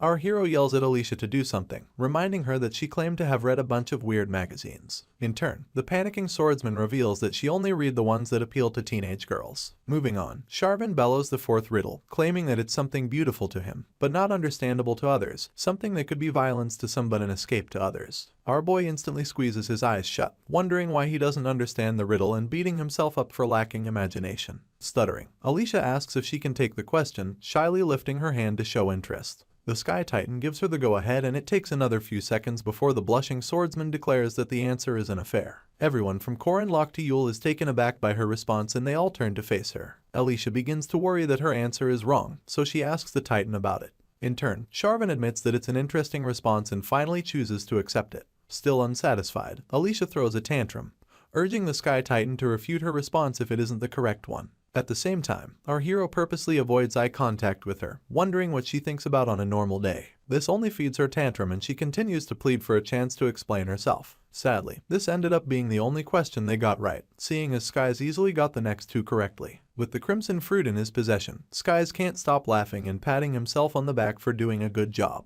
Anyway, the rest of the players put considerable distance between them, overhearing others congratulate their opponent. After this, Alicia sighs loudly, asking the others about what to do next. An optimistic Yule is half certain that the quest doesn't end here, painting the scenario as though they're only lacking one component that may help them in the next stage. Their feel-good conversation is cut off soon enough, and everyone can sense the presence of an enemy. Lunia reaches for her blade first and then asks Yule if she can sense their opponent. But for some reason, the druid comes up empty. The swordsman screams Yule's name in a panic, but there is nothing she can do except complain about not being able to feel any of the spirits in the area. It's at this moment that she realizes that there aren't any monsters in the area either, and this pushes our hero's suspicion to its limit. You see, this particular forest is normally a monster mountain range, so the absence of monsters and spirits from such a place could only mean one of two things. Staring at his ongoing opponents, Corin concludes that it's either the spirits and monsters were killed or something scared them all away. Seeing as our boy has discovered this, Skies bursts out laughing, shooting him a sinister smile as he admits that they may have gone too far. To make things worse, Dumnorix unleashes a dark spell and taps the bottom of his wand against the ground. In response, a giant green magic circle appears on the ground, paving way for a small manor to burst forth. Green essence turns red in a heartbeat as an uninvited guest joins the party. Yule seems to be too transfixed to move, so Corin yells at her as he jumps in an attempt to get her out of harm's way. Luckily, he gets to her in time, stealing a glance at the most recent addition to the ongoing contest, a humanoid beast. This beast also happens to be a swordsman with two blades and talons for feet, so a worried Corin Locke warns Yule to stay back. Skies wastes no time sending multiple snakes out from his sleeve in a bid to attack the humanoid beast. With monstrous ease, he cuts them into tiny pieces, leaving Lunia with the most shocked expression ever. She recognizes the style he used to belong to her clan, and soon enough realizes that she's looking at the greatest swordsman from the heroic legend of Arkan. He was none other than the sword demon himself. The territory of demons lies just after the Arden territory. There lies a plain with equilibrium made fragile by the mountain beasts, and demons who consider themselves to be lords of the forest. Only Sword Emperor Garan broke this equilibrium, staring down at the demon and announcing that he was with his sword. The Emperor did nothing to summon the demihumans, mostly because they succumbed to their primal beastly instincts. From time to time, a humanoid monster wielding a blade would emerge, and it made the Emperor laugh. He couldn't quite place its purpose, but he found it amusing for a monster to own a sword. Just like that, a sort of master-student relationship began, but only the Emperor knew this. They fought day after day for 8 days, and on the 8th, the Emperor named this monster the Sword Demon. Back to the present, and the monster mindlessly attacks Dumnorix, pushing Dune Skies to fear. He's still trying to wrap his head around what his eyes are seeing when Corin realizes that only he and the Emperor know this monster's name. He also recalls that, in the future, the Sword Demon would be known as the strongest swordsman and join Baltazar in his ignoble mission. Seeing as he attacked Skies and Dumnorix, our hero deems it fit to conclude that he's not yet on their side. He feels relieved and uneasy at the same time. Relieved about the lack of allegiance to Baltazar, uneasy because he has no idea about how to block the demon's attack. With his blades drawn, he leaps towards Corin in a bid to cut him down. But Lunia intercepts this attack. Swift as a fox, she unleashes her rapid severance technique, only for the demon to block it with a similar attack. His attack is so strong that it sends Lunia tumbling in the distance and doing everything in her power to screech to a halt. Staring at her opponent, she yells, wanting to know where he learnt such swordsmanship, but the sword demon remains quiet. In the blink of an eye, he covers the distance between him and Lunia, swinging the sword in his right hand just as quickly. She manages to dodge this attack, but the demon follows up by attempting to hit her with his knee. Lunia didn't see this one coming until the very last moment, so she screams at the demon as she abruptly changes her trajectory. The audacity of her opponent is quite annoying, but it gets worse as he lifts his blade once more, trying to stab her to death. This leaves Lunia no choice but to jump to safety. While she's at it, she wonders how her opponent is capable of using not only blades but body parts as a means of attack. Worse off, he seems to be the rumored swordsman capable of attacking with multiple blades at once. A bunch of slashes come Lunia's way on her way down, and she realizes that her opponent is skilled at controlling the distance between them. Even in the face of adversity, the swordsman does not waver. Instead, she activates her mind's eye, and like water, flows through all the attacks, blocking them one after the other. She successfully closes the gap between them and comes close enough to step on the sword demon's foot. After pulling this off, she signals Corin Locke and her little sister to finish off the monster. Right on cue, both parties ready their various attacks, Corin with his dragon blood shot, and Alicia with her iron breaker 3rd degree. Unfortunately, their overpowered attacks don't get a chance to hit their target, seeing as he's nimble enough to jump out of harm's way. Surprised, Lunia wonders if it's some kind of circus trick but pushes the thought aside just as quickly. Together, all 3 warriors gang up against the demon, Lunia closing in from above and the other 2 from either side. At this point, they feel like their plan will work, but the sword demon pulls another ace in the hole. He activates his version of domain severance known as the 8-hand Peerless and simultaneously unleashes 8 strikes at his opponents. Lunia is shocked for the umpteenth time in this battle, seeing as it's already difficult enough for her to move in a domain, talk less of attacking 8 times within it. Corin Locke struggles until he gains mobility within the domain and his counterpart follows suit. Alicia uses her domain severance to counter 3 of the attacks while our hero uses the dragon head charge to counter 2. This leaves 3 attacks heading towards Lunia alone. As they make their way closer to her, Corin's fear that she'll die continues to increase, but the swordsman doesn't give in. As a last resort, she summons a technique that Alicia will only learn in the endgame, a technique known to be a swordsman's last defensive skill, the warding aura. An unbelievable amount of lightning crackles along her blade as she follows up with the Arden-style false domain severance. This skill grants her impeccable speed and an attack the sword demon cannot dodge. The downside is that she only nicks his shoulder in the process, kissing her teeth. Lunia regrets having not hit her opponent's vitals and goes on about how dangerous he is. She then informs Corin that they must finish the beast off immediately, and our hero concurs. With this, they both launch themselves at the demon once again. You see, MC recalls the final form of this sword demon, a form where he has mastered a technique capable of cutting through everything, a technique named the 1000-hand Peerless. Corin cannot let the beast reach that stage, so he's doubly motivated to end things swiftly. Their opponent laughs like they aren't a threat, only for Skies to finally interfere with his usual stupid grin pasted on his face. He tries to come close to the demon but gets cut into a million pieces. This is nothing to Skies, seeing as the pieces simply transform into little snakes and attack the monster. Surprised, the monster tries to take a few steps back, but soon realizes that Dumnorix has his legs tied with thick vines. Together, Skies and the druid make quite the formidable duo, so much so that the sword demon quickly cuts himself free of the vines and makes a run for it.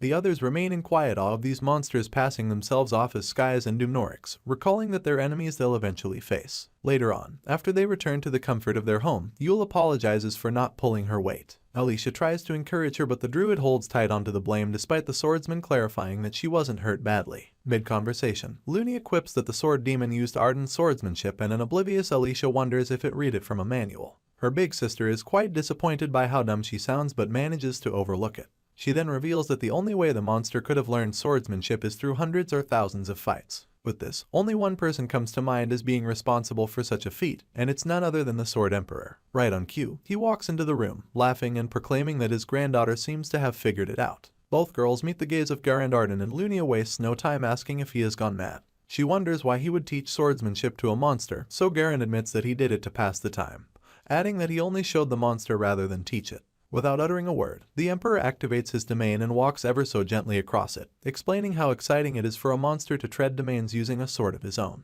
Lunia isn't convinced of her grandpa's sanity and she's vocal about it. Sadly, the only thing Garen seems to be interested in is seeing the next phase of swordsmanship. While Lunia continues to question his sanity, Alicia calls out to her grandfather, explaining that she doesn't want to be powerless anymore. With fierce determination in her eyes, she begs him to teach her the sword, and Garand agrees almost immediately, a small smile across his lips. As they stand mere inches away from each other, he declares that this is the beginning of the awakening of madness. Afterwards, Yule, Corin, Skies, and Dumnorix appear before Uskias, elaborating on how they couldn't attain the fruit. Sadly, this means the final trial will favor Skies and his cohort. While the Monster King laughs his ass out, our hero lodges a complaint about how unfair the situation is, explaining that they only lost as a result of the sword demon's interruption. Uskias doesn't seem to pay him any mind, seeing as he goes straight to announcing the new final trial. Apparently, both parties are to grow the wands they crafted until they reach the sky, and then use it to face the giant that protects the sun. In theory, Corin Locke calculates 3 weeks until the solar eclipse, giving them that long to grow the tree till it reaches the sky. On the other hand, Alicia begins her training with her grandfather, but she can't get the sword demon out of her mind, his genius and demonic nature plaguing her every thought. Bruised more than she should be, the swordsman can't help but fear how much stronger her opponents are. She's still struggling for breath when the Sword Emperor accuses her of having terrible fundamentals. Gripping her blade, she listens to the old man go on about how impressed he is that she would ask him to teach her, adding that raising the sword demon might have been a good thing after all. In response, Alicia refers to the demon as a monster and asks why her grandpa didn't kill him. It turns out that the Emperor couldn't do it because he saw the potential for the sword demon to reach the Sky Sword. Alicia exclaims that she has never heard of such a sword, and loses her cool when Garen reveals that he created it. The way she sees it, the old man is teasing her, so she launches towards him in a bid to get him to take her more seriously. Lifting his blade, the Emperor declares that those who attain Sky Sword status will be able to cut the skies and cut into the world itself. He brings his blade down with a fury, yelling that such a swordsman is who he wishes to witness. Alicia does her best to block the attack, referring to her grandpa as a crazy old man. Pressing his blade against hers, Garen quips that Alicia is becoming more like her big sister every day. Of course, this warrants her kissing her teeth in disdain. Moving on, the southern castle in Allah's kingdom sits in a pale orange, majestic as Victorian-style mansions. Within it, Mariette yells for her mom, asking if she can leave. In turn, the lady would like to know what the hurry is. You see, it's only 4 days until the spring social ends, so the vampire dresses up hurriedly, pulling on the strap to her dress and putting on her shoes. Corin and his message for her to join him before the solar eclipse is all that's on her mind, so she plans to take the wyvern just so she can make it in time. Suddenly, the memory of Alicia comes to mind and she recalls how laid back the swordsman was when she mentioned that Corin would be following her home. Anyway, it made her nervous, but Mariette Dunelif was no pushover. As she runs her hand through her hair, her father comes yelling that the spring break is meant to be spent with family, only for Mariette to claim that she can make family in the East. Her mom, being on her side, shows up just in time to elbow her husband in the throat, lightly strangling him as she proclaims that it's high time her daughter finds a man. She then pulls her husband out of the room, urging Mariette to make Diaku a sibling. Without even sparing them a look, the vampire announces that she'll be borrowing the wyvern, only to switch it out for Hriesvelger, the great eagle. She calls out to Diaku, and together they take flight on the eagle. Her instincts, courtesy of being a high vampire, begin to tingle at the possibility of a new competitor's appearance. As for H. Warren, she's busy paying the Saintess a visit back at the Grand Church, Akka the first holy ground of Zerum. The Saintess gets wind of her visit and agrees to have a face-to-face with her. Escorted by Madame Josephine, H. Warren makes her way to the pink-haired Estelle Hadasha El-Raz, who seems more excited than she should be at the sight of the Jiangxi. She practically leaps into H. Warren's embrace, but the girl instantly tells the Saintess to get off of her. The deadpan expression on her face doesn't change as Estelle pinches her cheeks and talks about the trouble she ran into during the festival. The Saintess is still talking when H. Warren cuts her off, requesting the seal limiting her strength be removed. Estelle would like to know why, but the Jiangxi is much too shy to actually say anything. For this reason, HWA lets Rand take control of their body. The Saintess immediately recognizes the switch, but Rand doesn't give her time to dwell on it. With a smile on her face, she admits that she agrees with HWA, reiterating that they need power. When asked why, she explains that she needs it to be a proper wife to her husband. Almost immediately, the Saintess lays hands on her head and unlocks her seal. Rand has to ask for confirmation's sake, so Estelle informs her that the seals have been opened up to the first lock. The Jiangxi turns around to leave, but Madame Josephine reminds her that the journey to the east is 24,000 kilometers. She even suggests using a wyvern, only for H. Warren to yell that she can run faster than one. Worse off, she can't let Mariette beat her there. After this, she jumps out the church window, leaving Madame Josephine to yell that it'll take her 3 weeks. The only thing H. Warren says back is that it'll take her 2 days. At the same time, Estelle finds it quite interesting how Mariette, Lunia, Alicia, and even H. Warren are all tied to Corin Locke. She then covers her mouth to hide the small laugh of amusement that escapes her lips. 4 days later, and our hero is trying his best to patch Alicia up. Apparently, the Sword Emperor doesn't pull his punches, and they've been leaving their mark on the poor swordsman. Corin thinks she'll probably die of blood loss before they even climb the tree and goes on to tug on her bandages. Alicia lets out a sharp groan, quipping that she feels like she'll die immediately. They put the jokes aside as she takes a look at their wand, which is still at least 10 times smaller than that of Sky's, and quips that she can climb it in her current state. Intimidated, she acknowledges that things don't look promising for them, but Corin Locke begs to differ. He tells her not to worry and even promises that things will work out. His willpower reminds Alicia of the time he fought Firmek, the boar, or even the demonic human. Anyway, she wonders how his will is so strong and stands in awe of his foresight even in the face of an impossible feat. She would like to know what our hero hopes to achieve, so he rubs his chin as he thinks about it. Just then, Dimnorix interrupts him with a comment about how he's hard at work despite how late it is, and refers to him as the Spear of the Queen. Coming into view, the druid admits that he would like to talk to our hero, but Alicia is already on her feet, ready to fight him off. Corin, on the other hand, simply asks Dimnorix what he wants to talk about, so the druid wonders why humans fight so hard to stop the coming of utopia. Hands on his knees, our boy quips that it's simply because too many people will die as a result. He then points out that druids are supposed to be on the side of nature, making it more confusing that Dumnorix, a druid, would take Baltazar's side. Our hero would like to know why. In response, Dumnorix admits that he came to a conclusion after living for hundreds of years, a conclusion that in order to protect nature, humans must die. Instant dread falls upon Alicia, so much so that her eyes widen. She can sense how inhuman the druid before her is, not to mention how he looks as dry as a plant. What she's feeling is Dumnorix's malice against the world. To snap her out of it, Corin Locke grabs her shoulder, telling her to watch as he kills off every bastard that's like the druid standing before them. Rubbing his beard, said druid commends our hero for coming this far to deter Baltazar, but judging by his progress, Dumnorix is certain that Corin Locke will fail. He draws our boy's attention to their wands, asking if he cannot see the difference in their growth. Having lived centuries with nature, the druid goes on about how he's certain that no magic can bridge the gap between their growth. Our hero claims that it's the course of nature, so Dumnorix bellows that the problem with humans is that they always think they know more than anyone else. Approaching the wands, Corin Locke recalls a time when he revealed throwing the golden mandrake into the lake for the first time. People believed it to be the proper way to get stronger, but our hero, who was bored of playing the game the regular way, chose to experiment with the golden mandrake. Pulling out a golden substance enclosed in a small jar, Corin can swear that he's the only one who thought of using the mandrake for farming. This was the same way he raised the small oak branch Alicia brought during the first task, and he did it with only a few drops. Pouring the entire jar onto the wand, our hero promises that Dumnorix has never seen anything like it in his centuries with nature. This is because it's a substance he made personally, a one-of-a-kind item which he named Gold Mandrake Fertilizer. As the fertilizer makes contact with the wand, its golden essence begins to spread all around it, escorted by the strong wind of change. While Alicia and the druid take a step back, Corin goes on about how he refers to new players as newbies, adding that he has no idea how long Dumnorix has been around. Stealing a glance at the druid, our hero makes him understand that no matter how long one lives, there's always something more to learn. The evil grin on his lips refuses to leave as he calls Dumnorix a noob and tells him to take a good look. In turn, the wand, like the beanstalk in Jack and the giant beanstalk, grows to exponential heights in just a few seconds, leaving our hero to stand with his hands folded and declare that he's about to do some magic. The staff continues to grow until it crosses the clouds, pushing Alicia's jaw to drop in awe. When the air clears up and the sun rises, no one can actually see the tip of the wand, mostly because it has become a ginormous tree. Even Corin Locke admits that he didn't expect the fertilizer to work that well and shields his eyes as he tries to look at all of it.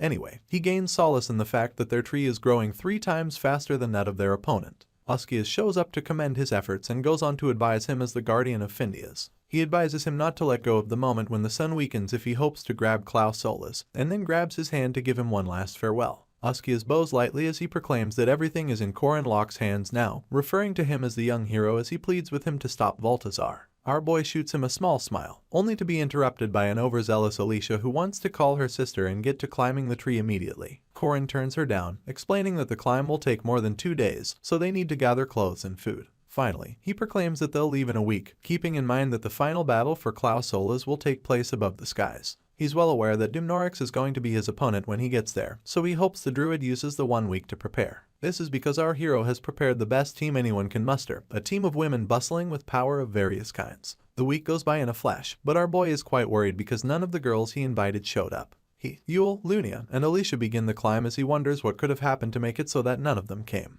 At the same time, at the bottom of the tree, word reaches Askias about a girl found near the barrier, and soon enough, they find yet another girl. It happens to be H. Warren and Mariette, and they both seem to be having visions so strong that their aura and mana visibly leaks from their bodies. Days pass and it remains the same, so Askias gets scared that the amount of mana leaking from the ladies may prove a problem to the domain.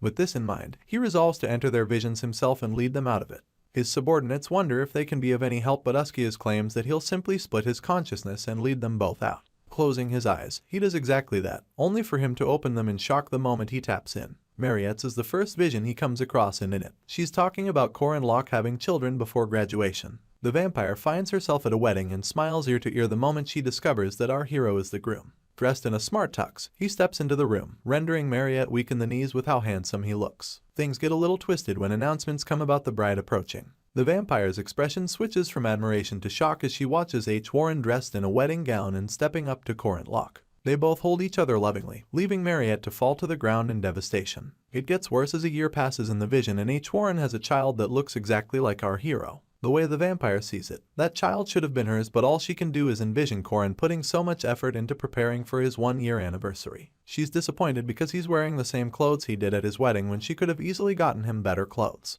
She could have gotten him everything from clothes to a house, even a gold mine isn't out of the picture. The vampire is ready to make sure he never lacks anything, and all she wants in return is our hero welcoming her home with a smile. If only he'll do that for her, Mariette is willing to give him her all. Suddenly, sadness washes over her, only interrupted by the thought of her refusing to accept her loss. She pictures a world where Corin Locke ages like every other human, unlike elder vampires who have been blessed with immortality. She pictures herself standing by his open coffin and touching his face, all in a bid to transform him into a vampire like herself, one that would be bound to her for all of eternity. Mariette doesn't care if their relationship becomes that of mother and child, or that of a master and servant, and tears roll down her cheeks at the thought of him becoming solely hers. She can't help but wish to give him another 100 years, enough time to wash away every thought of H. Warren left in his mind. Talking about H. Warren, her own vision also entails losing Corin to Mariette. In it, the two get married while HWA and Ran regret giving all of their firsts to our hero, the first time she gave her heart, the first time she touched a man's hand, all of it. The vision switches scenes to Mariette and Corin eating fish together and H. Warren watching from a tree outside their home. Ran wonders what her double is doing, and even asks what she wants to do next. In response, HWA admits that she isn't sure, seeing as she never planned to lose Corin. She just watches him fraternize with Mariette as she admits that she wanted to be the one to call him every sweet name possible. She wanted to go on normal dates, experience true love, and even make a family with him. Ran then asks why she can't do that, adding that she can help. They switch consciousnesses and Ran heads straight to Corin Locke's bedroom, grabbing him without uttering as much as a hello and pushing him onto the bed. Our hero struggles in vain to break free as the Jiangxi lies on top of him, declaring that he's the one at fault and blaming him for looking at someone else other than her. She catches a glimpse of the spot on Corin's shoulder where Mariette left teeth marks and sinks her own teeth over it, all in a bid to cover it. Like every other woman, she continues to blame a boy for her behavior, only to sit on top of him and threaten to take his first because he took all of hers. Oblivious, H. Warren thinks that since they love each other and sleep next to each other holding hands, it's only natural that a spork brings them their baby. As she cradles the little thing, tears roll down her cheeks and she proclaims that she has won. She begins to wake up in the real world and so does Mariette. But both ladies have no idea that they're lying next to each other holding hands. You can imagine the shock when they hear a voice asking if they've woken up. Both girls sit up, listening to Uskias as he awkwardly introduces himself to be the guardian of Findias. He then informs them that they're already late to meet Corin Locke, seeing as he and his team started climbing 4 days ago. The sound of this agitates both ladies and they immediately ask how Uskias knew they were looking for him. The guardian is stuck between a rock and a hard place, so he chooses to lie that he just happens to know things because he's the sage druid. From that day forward, he swore never to speak of the embarrassing thoughts the women around Corin were having. Meanwhile, our hero and his team are high up the tree, and while he complains about the cold, Alicia complains that there's nothing in sight. Marking the tree, our boy encourages his team to keep waiting, adding that they'll arrive soon enough. According to past events, Baltazar's army acquires all 4 treasures: Goria's spear of light known as Ariadbar, Findia's sword of the sun known as Clausola's, the magic cauldron of Muria's called the Undry, and finally, Phalia's stone of destiny known as the Leophale. Corin Locke recalls how, in the game's story, anyone could visit Goria's and Muria's, but it'd be pointless because the treasures were already gone. He also recalls a text he had skipped over in the game, one about the magic cauldron of Muria's being hidden in a deep darkness. In truth, it was located in a pit of snakes, so our hero deduces that what Uski has said about reaching the skies and grasping the sun must be a euphemism, or hint. Right on cue, the tree begins to vibrate, almost as if it's being affected by an earthquake. Yule instantly screams Corin's name, informing him that the clouds are falling and that they're going to collide. Holding on tightly to the tree, he corrects her, declaring that the clouds aren't falling. Apparently, the tree just wasn't done growing. The growth continues for a while until they burst through the clouds, and our hero's first reaction is one of awe. Before them lies a not-so-small castle with buildings much taller than those on the ground. Our boy shields his eyes in an attempt to gauge the castle, and in no time they all make their way to its entrance. Corin deduces that the walls are about 50 meters tall and it's obvious that they are in good condition. But Lunia seems annoyed because it's much smaller than she expected. Her sister questions this statement, so she reveals that the castle isn't big enough for a sky giant. Only a normal giant would fit in it. Yule finally speaks for the first time since they arrived, reminding everyone that Uskias said the giant guarding the sun would be up there. In conclusion, she feels like they can't use the front door lest they come across whoever is guarding the place, mostly because the fruit Dune Skies took was supposed to be their ticket inside. The moment an evil grin creeps onto Immortal Locke's face, he proclaims that knocking might answer things. This scares the crap out of Yule, but she can only watch as our hero gathers enough momentum to scream his lungs out. He uses this medium to call out the inhabitants of the castle, and seconds later, the huge doors begin to slowly come apart. Stuttering, Alicia calls out to our boy, only for him to admit that they'll be winging everything moving forward. Her eyes widen in shock as one of the giants bellows, asking who dares to disturb them. Almost immediately, they notice the tiny humans below and one of them squats to get a better view. Alicia almost loses her mind, screaming that they all seem to be rank 1 or higher. At the same time, Lunia reaches for her blade and asks if Korin plans to fight them. Our boy walks up to the giant who's still squatting, only to get asked if he brought the key. Without wavering, he says no. This pisses off the giant, so he tries to punch him to nothingness and make him into human stew. Luckily, Korin is fast enough to object, lifting his hand as he tells the giant to hold on. Truly, the creature's fist stops mid-air and he listens as our hero spins a tale about their master bringing the fruit from the Crimson Rowan tree soon enough. The giant buys his story and then asks to know the name of Korin Locke's master. With a sinister smile, our boy claims that he's none other than Dune Skies, the great hero. Immortal Locke plans to impersonate someone who has the fruit since he lacks it. Without breaking character, our hero goes on about how Dune Skies has the approval of Sharvan, the Sky Titan, and even the Sage of Findias, Uskias. Doubling down, he claims to have brought a druid to deliver a message from the sage and points at Yule using his head. The poor druid didn't see this coming, so you can imagine the shock in her eyes. Immortal Locke simply averts his gaze as he stifles some laughter, leaving Yule to be questioned by the giant. She gets asked about Sharvan and Uskias, so our hero tells her to try proving it. The only thing that comes to mind is performing a spell to prove her strength, so Yule chants in the ancient language of her people until she summons the Walkerman. He rises to his full height, impressing the giant while he's at it. Everything combined with the Walkerman makes the giant admit that he's no longer surprised that Uskias sent them in his stead. In spite of all this, the issue of the key comes up again. This time, our hero quips that he understands not being able to grasp the sun without the crimson fruit. He goes on about how their master, Dune Skies, told them that it's proper manners to announce their arrival to the great giants beforehand. The creature flashes a smile of contentment as he proclaims that Korin is right. With this, they invite him and his crew in as servants of Dune Skies. The giant leads the way, twirling his head to bring up the issue of grasping the sun. In turn, our hero quips that they're down with whatever he says. The moment he turns around, Immortal Locke smiles ear to ear, gloating about how easy it was to deceive the giant. At the same time, Alicia and Yule have dumbfounded looks on their faces, finding it difficult to enjoy our hero's methods. Lunia easily moves past it, only wanting to confirm if this was his plan all along. In turn, Immortal Locke reveals that his real plan is about to begin. Apparently, he plans to loot the entire place clean and he declares this with a grin so sinister the Joker would find it hard to beat. Come nightfall, only Korin and Alicia head to the treasury of the giants, leaving Lunia and Yule on standby. You see, in our boy's former life, he was a no-good thief, mostly because of Park Sehu's cheat skill called inventory. Because of this skill, they'd always search for treasuries first no matter the stage they get to in the game. Moving on, Alicia wonders aloud about how our boy managed to find the treasury so fast, but he doesn't let her finish her sentence before revealing that all treasuries follow a standard pattern. As they come across a boatload of gold coins basking in a room with a magnificent skylight, Korin admits that the real problem will be finding the sun sword amidst all of the loot. After this, Alicia points out the skylight and the fact that there were no guards on their way. In turn, Korin explains that it's because the Clow Soul needs to absorb sunlight during the day. This is why it can only be obtained during a solar eclipse when its power weakens. The swordsman wonders why they can't just nab it at night, fiddling with some of the loot as she follows up with another question about how they're supposed to locate it. Our hero hears a strange sound in the distance and it draws his attention immediately. He didn't think they'd need a guard but concludes that the giants don't need one because of how impossible it is to find the sun inside the treasury. Amidst all the glittering gold, Alicia tries to give her 2 cents, only to get distracted by the sight of a chicken. This was the same sound our boy heard before, but now, the swordsman is quite confused by the thought of giants feeding on such a little animal. She's interrupted when Korin loudly whispers that someone is coming, urging her to hide immediately. Disheveled, Alicia is left to ask where she's supposed to hide. Mere seconds later, a giant steps into the treasury, making funny voices as it refers to the chicken as their adorable baby. It gets worse when he calls it a cutie pie and waddles after it. At this point, Alicia and Korin are hiding underneath the heap of gold, with the former being on top and praying to whatever deity that they don't get caught. Sadly, her god must have forsaken her. The chicken catches a glimpse of them underneath the pile of coins and can't seem to stop staring. She clucks once, pushing Korin to curse and Alicia to shush him. Suddenly, the chicken makes a weird face like someone who's been backed up for days, only to literally lay a golden coin.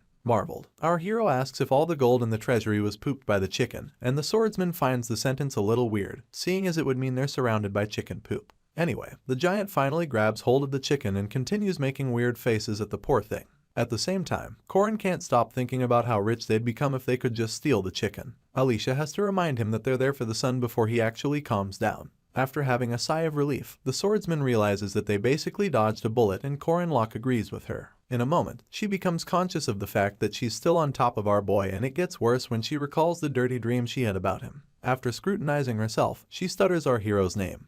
Cheeks red as hell as she wonders what he thinks about her big sister. Korin casually admits that she's a great person and that he's drawn to her. The word drawn sticks out to Alicia, so much so that she repeats it as a question. In turn, our boy reiterates how capable, nice and pretty Lunia is, capping it off with the fact that any man would agree with him. Averting her gaze, the swordsman gives a roundabout response. So Korin suggests that they continue looking for the sword, adding that the solar eclipse, which will occur in 2 days, only lasts for 2 hours. He then makes it clear that Skies will gain control of the sword if they don't find it in that time frame. Alicia gets on her feet, letting a rain of coins fall on either side of her. She stares at the skylight and then draws Korin's attention to something that doesn't make sense to her. Our hero would like her to get off him before she goes on, but he also catches a glimpse of what she's talking about. In the daytime, the sword can bask in the sun, but at night it's unreachable. Another gaze at the sky helps the swordsman recall that it's supposed to be a half moon that night, and at the same time, it dawns on both parties that the Klaus Solas is disguised as the moon floating around the sky island. They take this information back to the others, and Alicia takes out time to explain bit by bit, telling them that it's not as far away as the actual sun or moon, but uses a barrier to stay afloat. To round things off, she reveals that it's not so close that they can reach out and grab it either. A curious Yule then asks if there's a way to reach it. Scratching his chin, Korin Locke admits that it's still possible, but that they'll need to find a quiet way before the solar eclipse in 2 days. Sadly, the 2 days go by in a flash and the entire team fails to find a way to obtain the sun sword.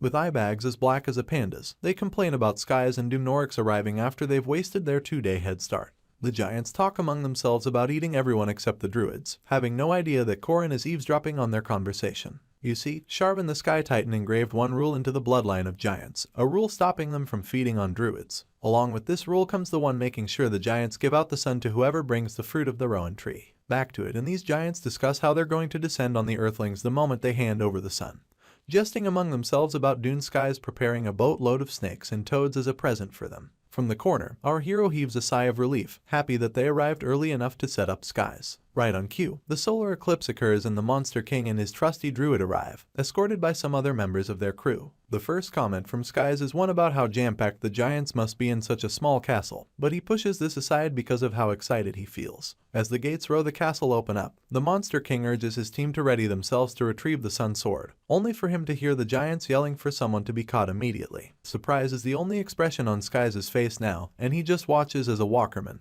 with Immortal Locke and his crew, steps out of the gate. Our hero begins to praise Skies, referring to him as his master and welcoming him to the castle. A dumbfounded Skies doesn't know how to act, and it only gets worse when Immortal Locke presents him with the gold-pooping chicken, claiming that they've followed his orders. The poor Monster King has no idea that he's being set up, so he accepts the chicken and goes on to ask for an explanation. Sadly, before nobody gives him one, the giants burst through the gate, accusing the humans of stealing their treasure. They stop the moment they get outside, only to see Skies with said treasure and Immortal Locke kneeling before him. He adds salt to injury by claiming that the giants are idiots and that he has stolen the treasure as ordered. The nail in Skies' coffin comes when the Immortal Locke claims that it's time for them to kill all the giants, and this is enough to infuriate them. Only Dumnorix figures out that they've been tricked, but it's much too late because a bunch of angry giants are now heading towards them with the intention of eating them for dinner. Just like that, multiple members of Skies' team get grabbed like skewers at a stand and thrown into the mouths of giants. One of them even calls dibs on Skies but can't afford to swallow him because the Monster King unleashes a nest of snakes in his mouth. Dumnorix offers some support by strangling the giant with vines and curses under his breath as Immortal Locke mocks them. Our hero goes on about how no one can stop him and chooses to make a run for it even as he hasn't gotten hold of the sun sword. The way he sees it, if he can't get the sword, then he'll turn it into dust. With this, he announces the plan to leave both parties to fight to the death while they run away. Lunia asks if he isn't the least bit ashamed, but it turns out that Immortal Locke feels no shame. They make their speedy descent down the tree as Lunia wonders what an Immortal Locke is, only for her little sister to explain that it's something Korin does. The swordsman would like him to wipe off his makeup and announces that it makes her weep when she thinks about accepting this part of him. Just then, Alicia presents a scenario where Skies defeats all the giants and obtains the sun sword, and Korin, who's busy wiping his makeup, quips that it doesn't matter. His sinister smile returns as he reveals that he plans to cut down both trees the moment they reach the ground. Literal shivers run down Yule's spine, seeing as she realizes how demonic our hero really is. Without an ounce of remorse, he declares that only the winner gets to write history, and then gives off a hearty laugh. Naturally, our hero would have loved to get the sun sword for himself, but this way, he gets to trap two of Baltazar's trusted sidekicks in the sky forever. His joy is short-lived when they notice someone blocking their path down the tree. They realize that they've absent-mindedly walked into this person's domain, and his reddish essence is much too familiar to Korin Locke. Right before their eyes, the sword demon had appeared and he was ready to unleash his 8-hand peerless technique. The sword demon seems to mean business, but the same can be said about Lunia, who offers to handle him. She wastes no time activating her warding aura, but her opponent has no intention of fighting her. This becomes clear the moment he dashes past her, leaving the swordsman to wonder if he's aiming for only the domain users. This sword demon, as we said earlier, becomes one of the most powerful swordsmen in all of the Legend of Arkan. Sadly, he joins Baltazar's army, but for now is nothing but a crazed monster with 6 sword skills and little relation with the end of the world. Korin Locke is the next closest victim, so he quickly activates his poison dragon exit, a technique carried out in desperation and a sad attempt to defend himself. Unfortunately, because the sword demon has little to do with the end of the world, our hero cannot get help from the commandments. His 8-hand peerless technique slashes Korin Locke in more places than he can defend, spraying his blood all over the tree. The blow is so fatal that Alicia screams after witnessing it, even reaching for her blade to retaliate. Just then, Korin yells at her not to interfere in their fight and to just keep looking ahead. From around the corner, Lunia's voice filters through, with a simple instruction for Alicia to move away. The swordsman then peels out her blade, now angry that the monster had the audacity to ignore her. You see, Lunia can only make a move half a step after a domain ends. Her false domain severance, that is. In truth, her capabilities surpass that of Korin and Alicia combined outside a domain, and even the sword demon will find it difficult to go up against her. But, ultimately, she's nothing but a copycat when it comes to domains and the sword demon knows this. Lunia activates her false domain severance right on cue, but her opponent doesn't respect her enough to aim at her. Once again, he dashes past the swordsman, activating his 8-hand peerless technique as he goes up against Alicia. It becomes obvious to Lunia that her supposed opponent is only aiming for the domain users. With this in mind, she resolves to use the half-step she's allowed after the domain ends to instantly cut down the sword demon. It's quite the pitiable sight for Lunia, seeing as she's aware of her little sister's limit.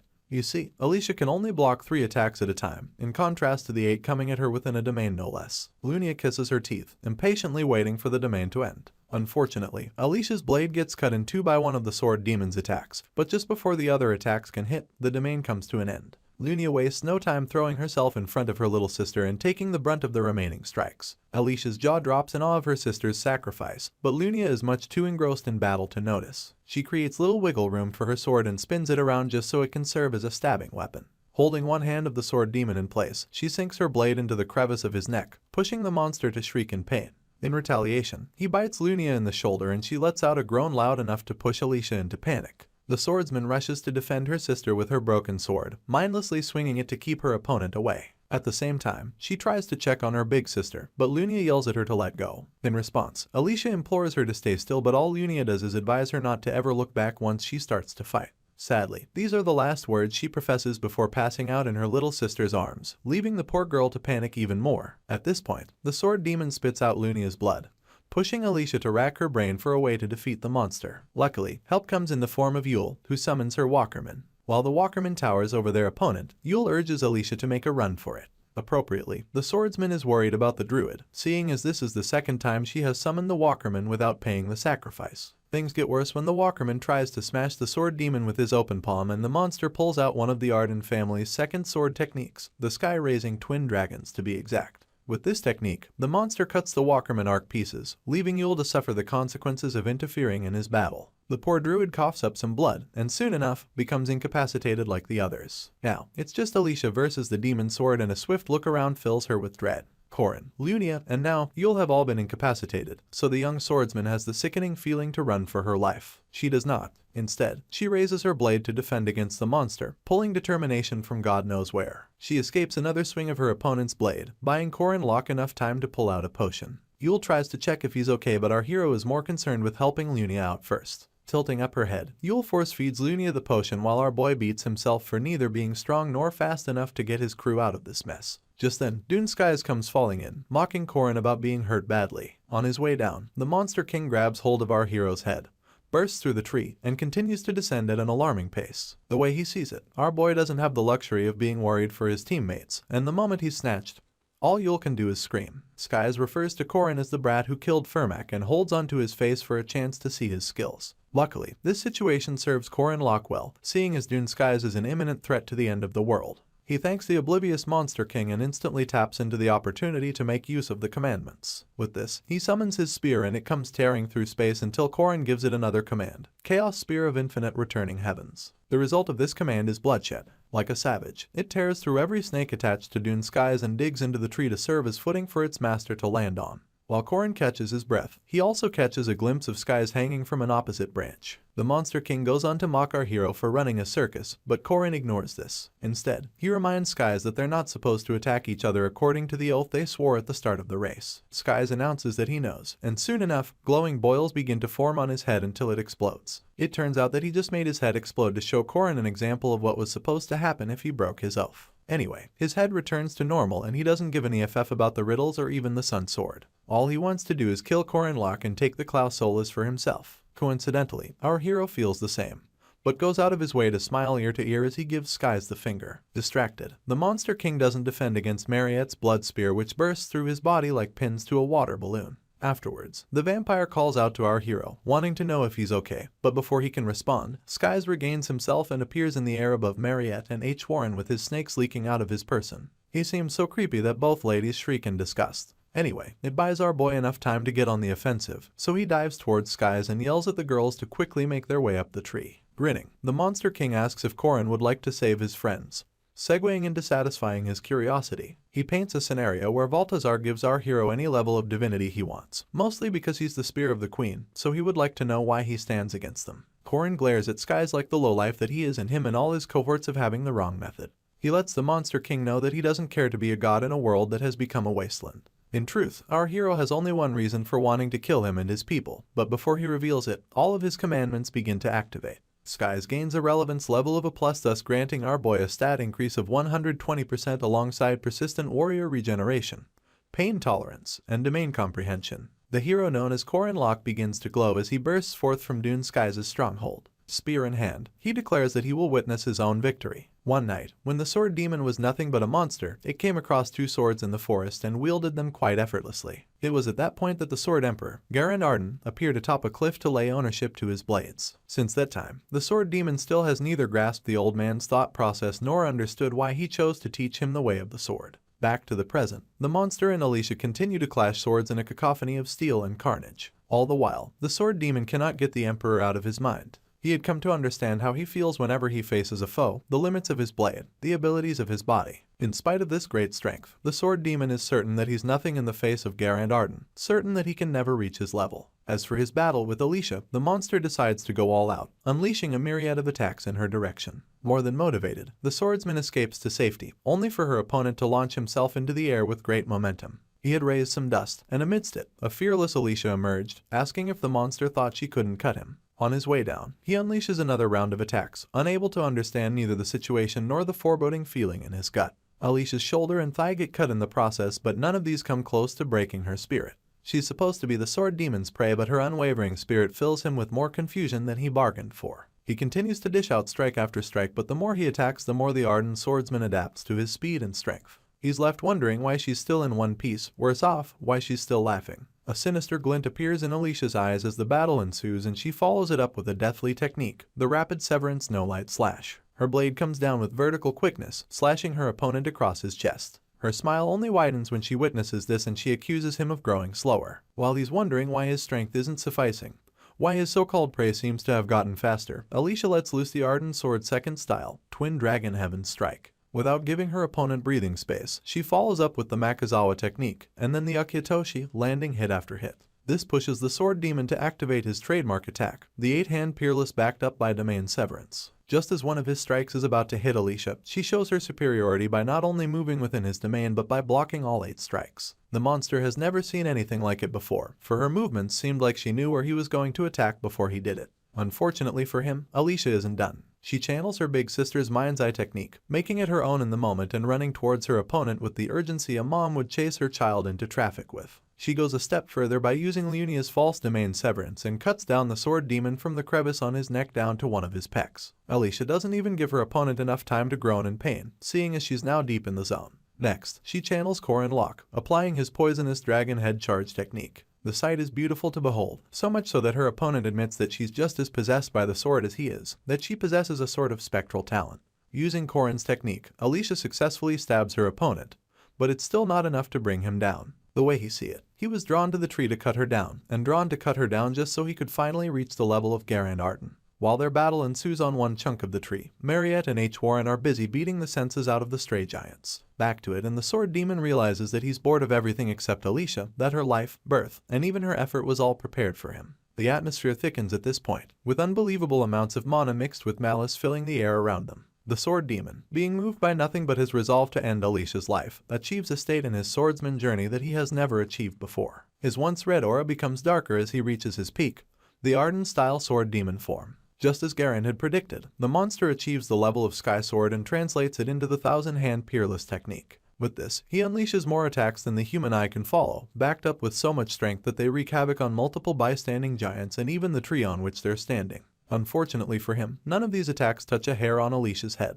He only discovers this when he sees her already behind him, and it gets worse when he realizes that in the space of a split second, the ardent swordsman had unleashed an attack of her own. It was a neck-splitting, fast-paced display of unhinged power combined with the raw talent of the next possible heir of the Arden household. She had already settled down before the heads of various giants began to separate from their bodies, spraying even more blood into the atmosphere. The sword demon wasn't left out. She had also cut his head from the nose all the way through, leaving him wondering in his last moments if there was a resolve higher than the desire to cut. Still crackling with energy, Alicia recalls all the advice her big sister and Corin Locke had offered her. They had both urged her never to look back when she's in battle, and to always find a way to move forward. This was the source of her resolve, the reason why she pushed herself, the reason why she decided that she'll move no matter what. The technique the swordsman had used to end things was an original, the Alicia form, Sky Sword technique. She achieved a state that was never meant to be reached, and despite the sword demon being recorded as the greatest swordsman, she formed something greater from a single step forward. It'll forever be known as a momentary miracle. As a final show of strength, she unleashes the endless domain crusher and silence falls upon the battlefield.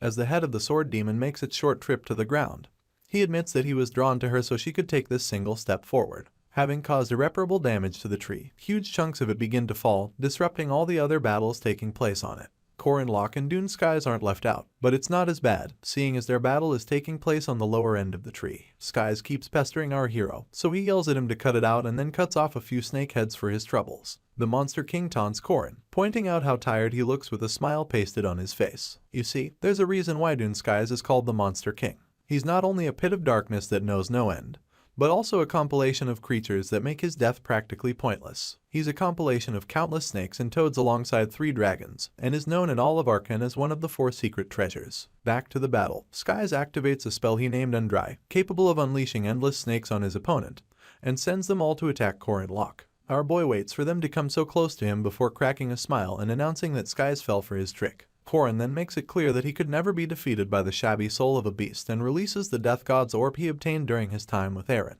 The orb is capable of ignoring defense power, separating the body from the spirit, and finally, always hitting its mark. With this, all of the snakes Skies had sent after him wither and fall, leaving the Monster King to conclude that our hero was once a soul reaper. This doesn't discourage him because he believes he can keep going forever, unlike Corin Locke who's cursed with limited mana. Still smiling, our hero jumps off the tree and balances himself on his spear after digging it into the trunk. He mocks Skies for knowing a lot but still being slow to catch on. Mana seems to make its way to our hero, and it's at this point that things begin to make sense to the Monster King. Apparently, Corin Locke knew what he was doing when he grew the oak tree up to the heavens with his one-of-a-kind fertilizer. The roots of this tree have the ability to endlessly soak up mana, and being the king of this territory grants our hero access to an endless supply of mana. Noticing that Corin is becoming too cocky, Dune Skies takes things to the next level, wiping the grin off of our hero's face at the same time. The Monster King begins by acknowledging that he can't defeat our MC in his current state and follows up by merging his army of countless snakes into one sinister being.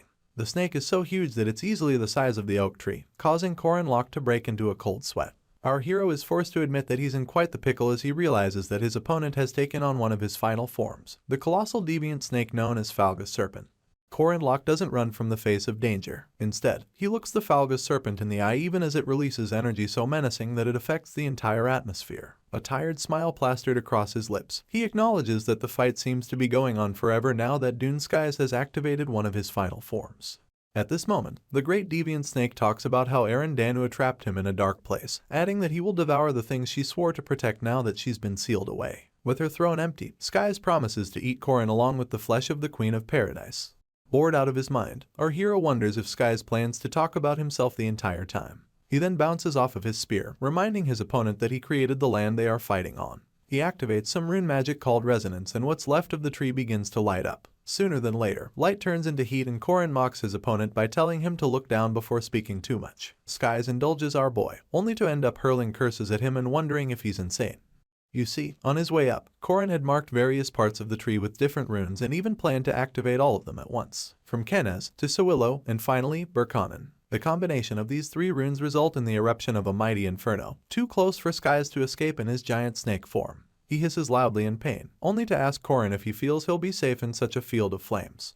Jumping from one part of the trunk to another, our hero smirks and informs his opponent that he came to take everything Skies can dish out in a fight. Soon enough, the snake realizes that Korin keeps running towards the tip of the tree and a swift look to the skies reveals that the eclipse has begun. The possibility of grabbing the Klausolas has now risen to a higher percentage, so our boy doesn't stop ascending for anything. It's obvious that whoever gains possession of the Sun Sword will win this battle, and whoever doesn't will fall to their deaths. Korin summons his spear and it comes to him within the second, giving him a chance to look down and taunt his opponent. He advises Skies to fly if he wants to survive and the snake curses him once again, only to take our hero's suggestion. Skies transforms into quite the winged monster and flaps his way out of the inferno. Unfortunately, this helps him catch up to Korin Locke. He calls out to our boy, mouth open and teeth ready to crush him to dust, but Korin is much faster because of his size. He dodges his opponent's first attempt to crush him, jumping away to a nearby falling branch and using that as a pivot to jump onto Skies' tree. You see, to some extent, Korin's tree had been cut down by Alicia that combined with the fire, leaves that of the Monster King at its full height. The chase mercilessly continues as Skies chases our boy up to the City of Giants, the atmosphere dim from the encroached sun. At the same time, Mariette and Huron are almost done killing off the first wave of giants. Korin crosses paths with the vampire and she can't help but steal a glance at her beloved. She calls out to him even, witnessing Skies commend him for lasting longer than a mere human should. Our hero doesn't engage in conversation, rather, he quips that they should get the battle over with. Unfortunately, he's up against the second of Dune Skies' final forms, the legendary Mystic Dragon.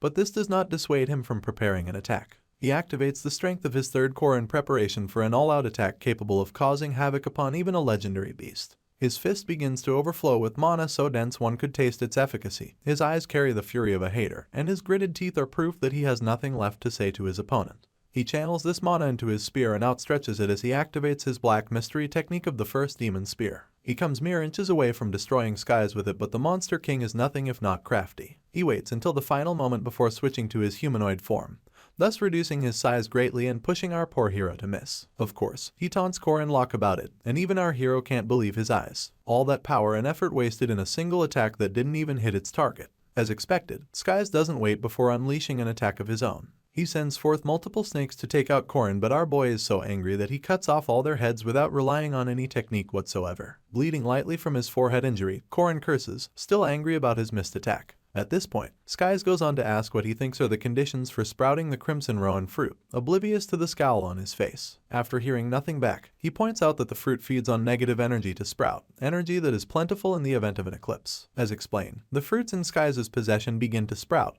growing multiple vines which literally reach for the skies. With their thick vines, they wrap around the darkened sun and Skies transforms into his dragon form to get closer to it, all while Korin stares helplessly from the floating island. He witnesses as Skies undergoes yet another transformation, courtesy of the infinite swarm of serpents and toads, 3 ferocious dragons, and 3 magical cows. Skies transforms into an amalgamation of beasts sealed in the underworld, power bursting from every cell of his body as the transformation grants him horns and enough strength to take out a civilization. He turns into the dreaded Black Ox, king of all cows. To make matters worse, the rowan tree fruit retracts with the Klausolas within its grasp and lands safely in Skies' possession. The glowing sword then breaks apart what's left of the vines, emerging as beautiful as the first sunrise witnessed by a man blinded for his lifetime. Skies roars ever so loudly, exuding unbelievable power as the sword does the same. The resulting waves alone leave Korin Locke in a cold sweat and he chucks it up to bad luck that he'll have to battle the sun all over again. The first strike from the sun sword sends our hero crashing through multiple buildings with the force of a small comet escorted by all its rightful flames and smoke. Upon impact, he's left groaning with even more injuries. But this doesn't kill his spirit. He activates the Kenez rune and various parts of the island begin to burst into flames. Noticing this, Skies commends him for his little trick, pointing out that he must have gotten to the island early just to set it up. As the flames continue to spread in a uniform spiral, Skies mocks our boy for working all day in vain. A bunch of flames in the form of shooting stars bursts into the skies, heading straight towards Skies, but the Monster King is unbothered. All he does is swing the Klausolas and every flame in the vicinity obeys its power. Korin Locke curses for the umpteenth time, frustrated that his hard work didn't even buy him time to re-strategize. Before his very eyes, Skies commands all the flames to fall back to the island using the Clow Solas, and of course, like an actual comet, they obey. The result is colossal damage, but our hero is lucky enough to have run out of the range of the flames. Skies chases him down immediately, lifting the Clow Solas as he yells at Korin to die. He swings the blade and a bunch of flames follow suit. But once again, our boy jumps to safety, asking if he thinks he can keep running. Skies lifts his blade of fire for the third time, giving our hero a chance to mock him for being a beast wielding a weapon. In his opinion, the sword demon wouldn't be special if wielding a weapon was so simple. Skies doesn't mind him, seeing as he thinks Korin will perish. Then, they both charge towards each other, leaking with immense power in what seems like a Minotaur versus man battle. At first, it's obvious that Skies has the upper hand, but the moment the Black Ox comes within range, our hero activates his domain. This slows his opponent to a stop and provides the much-needed opportunity for him to attack. He wastes no time unleashing his poisonous dragon head charge and then releases his domain to see its after effects. Sadly, all it does is counter Skies' initial attack at the expense of Korin Locke's spear. He still doesn't give up. Staring at his chest, our boy realizes that his 2 cores are empty now, leaving Skies to watch as he resorts to using his trump card. It's a technique even Huron couldn't completely deflect, a technique that risks our hero's life, the 8th Oracle's ultimate fist of black mystery. His mana becomes so thick that it creates a physical manifestation of waves coursing through the air. With each step our hero takes, the waves seem to increase in magnitude, and this continues until he finally reaches Dune Skies. Korin Locke unleashes his ultimate fist without looking back,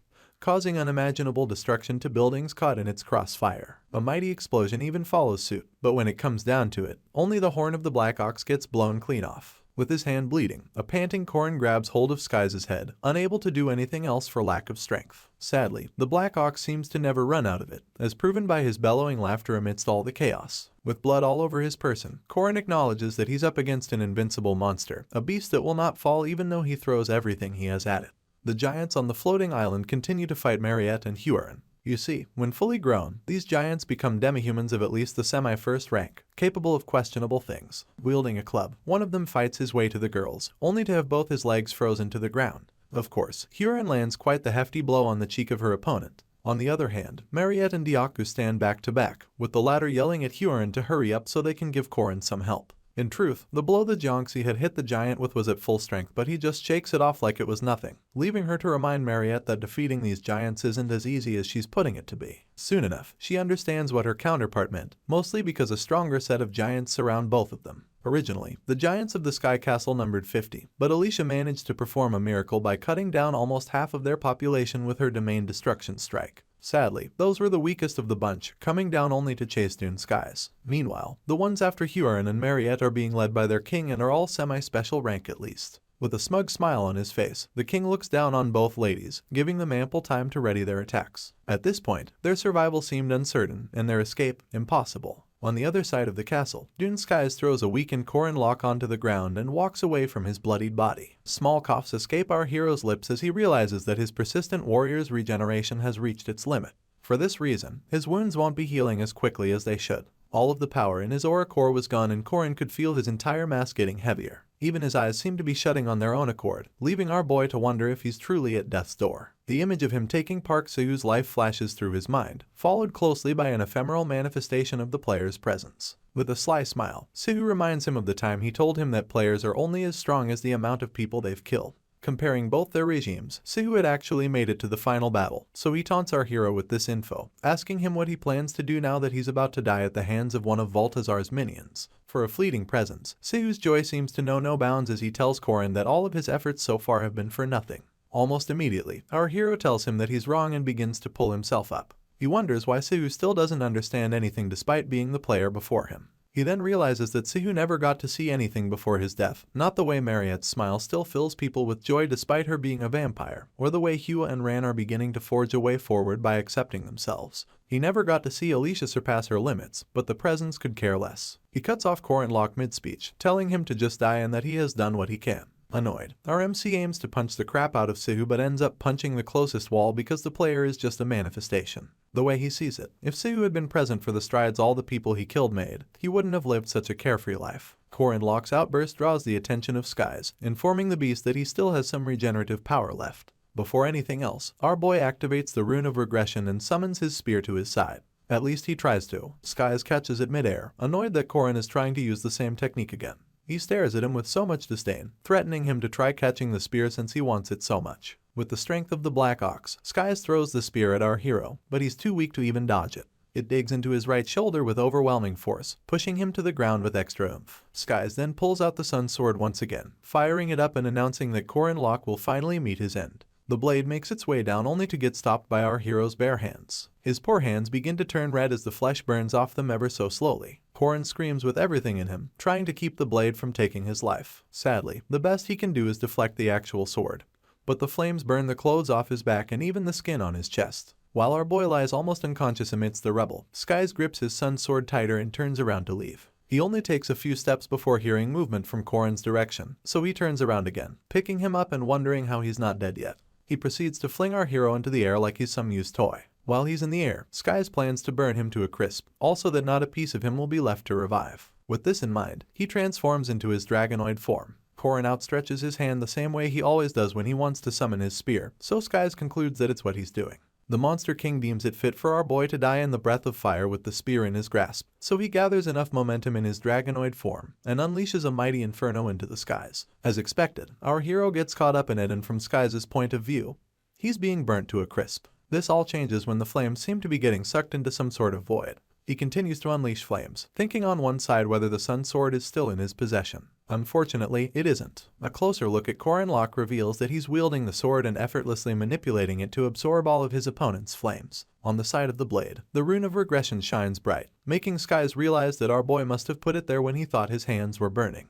Huffing to catch his breath, our hero lists out all of the pitiable animals his opponent transformed into during their fight, wondering if Dune Skies, servant of the king, is having an identity crisis. A wicked smile, only found across the lips of immortal Locke, comes across his lips as he asks Skies who he thinks he is. The Monster King calls Korin a boring person and follows up with a boatload of flames in hopes that he'll die already. You see, in Korin's past life, he and Sihu made it to the final boss, proving that all 4 of Balthazar's minions in possession of various treasures were somehow defeated. Now, he just points the sword at thin air, letting it glow brighter and brighter as the seconds pass. Apparently, it possesses a special form only Korin is aware of in this lifetime, a little sphere of concentrated power. As the spear of the queen, our hero grabs hold of this sphere and swallows it whole. Skies spits flames at him in vain, but our MC just stands there, floating above him as the system informs him that he has consumed Klaus Solas. In no time, the sun accepts him as its great warrior, and blesses him with the title Ergidlam, aspect of the sun. His hair becomes a flowing white, and as part of his new abilities, he obtains the light of the sun,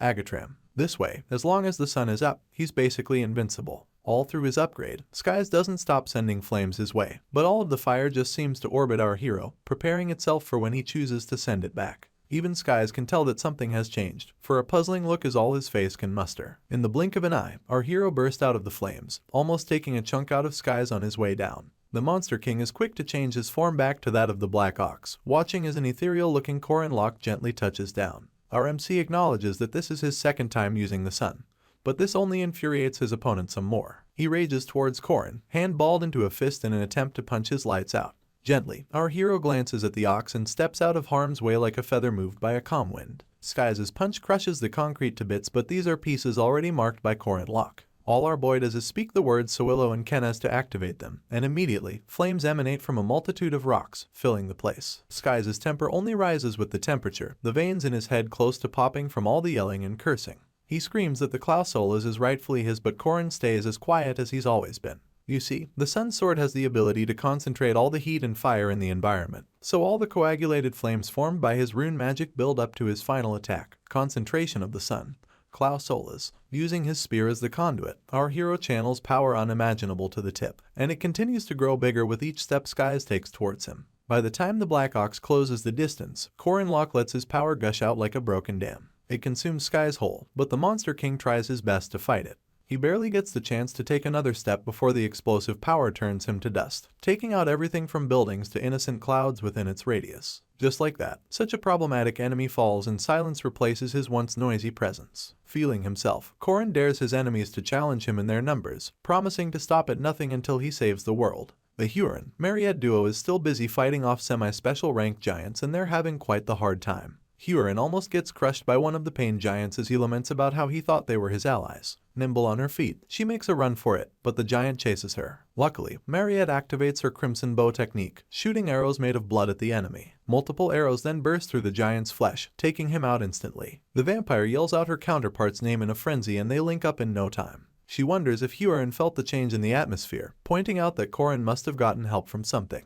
Too bad that they're still surrounded by a bunch of sky giants, including their king who towers above the others, wielding quite the dangerous sword on his shoulder. Mariette begins a plan for her and Dyaku to pave the way for Hyorin to get the upper hand, but stops mid-sentence when a bright light descends upon them. Even the giants can't ignore this bright light, and they begin to suspect what it might be. Their suspicions are confirmed when Korin Locke comes closer in all his glory, the aspect of the sun shining brightly within his palm. The giants have no choice but to obey after witnessing this, so they all take a knee in respect of the power that sealed them in the sky, the power of the sun. Hyorin zones out for a split second, only to notice that Mariette is long gone. The vampire had made a beeline for her crush, running into his embrace, worry evident in her voice as she called his name. Our hero is certain that the sun must be uncomfortable for an elder vampire like her, but when he points this out, she claims that it doesn't matter. Tears well up in her eyes as she asks why her beloved is so hurt and whether he plans to worry her to death. From the sidelines, Hyorin also makes mention of how hurt he is. In response, he reaches out and pats her head, flashing a smile and assuring both girls that he's fine.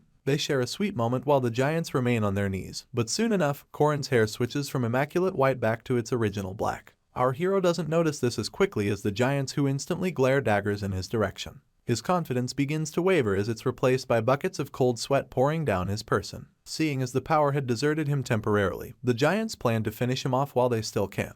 By order of their king, they begin to chase down Korin and both ladies, forcing them to run like hell. It turns out our hero didn't expect the Klausolas to turn off so quickly, but it's too late to do anything about it now. The horrible part of the situation is that their steps have nothing in comparison to the long strides of their pursuers. With one step, the king of giants basically towers above Korin and his team, overtaking them and blocking their path of escape ever so swiftly. With his sword raised, he promises to kill them and then commands his subordinates to descend and lay waste to the humans. The shadow of the giant's hand is right above Korin's head now, so he concludes that they're going to get caught. Just then, something happens. A wicked slash from nowhere cuts off the giant's hand, and escorting it are crackles of blue lightning. Confused, the giant stares at his bleeding hand, trying to make sense of what just happened. Korin just smiles ear to ear, announcing that the old man arrived late. In response, Sword Emperor Garand laughs, admitting that it took him a while to climb the tree because of his old body. Anyone can see the irony of this statement because of how much concentrated mana is leaking of this so-called old man.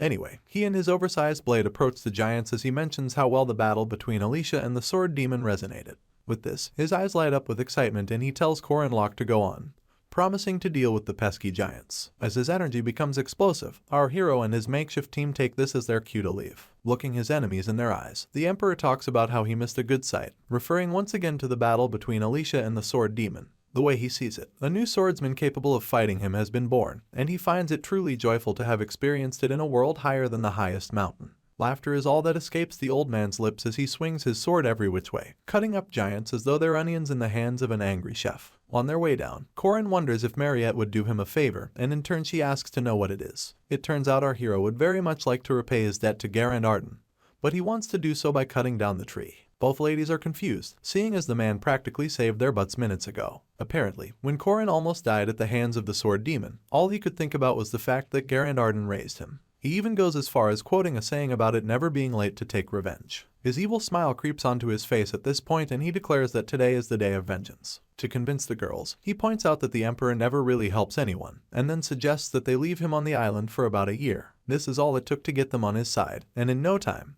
Mariette uses her blood magic to summon a huge crystal while Hyorin readies her overpowered fist. Together, both girls attack the tree, breaking off a sizable chunk of it. The Sword Emperor looks back in shock the moment this happens, watching helplessly as his only way back home disappears down the clouds. He falls silent for a moment and then calls out to Korin Locke. Unfortunately, it's all in vain. Later that night, Alicia struggles her eyes open, groaning upon the slightest movement. Soon enough, she gets on her feet and strolls outside where our hero acknowledges her presence from atop a tree. He shoots her a warm smile and then asks about her injuries. Alicia joins him in the tree before giving her response, informing him that she's still hurt but can move. After this, the moonlight sets the mood and their conversation continues with the swordsman talking about how she expected to have a more normal life at the academy. All she wanted was to have fun all night, sleep in class, and maybe wonder what to eat for lunch. Sadly, she's had a life that's quite the opposite, being left with the yearning to cut people down. Korin interrupts her at this point, assuring her that it's nothing to feel bad about. She turns to face him, seeking clarity with her eyes. In turn, our boy gazes into the distance, explaining that morals and choices are more important.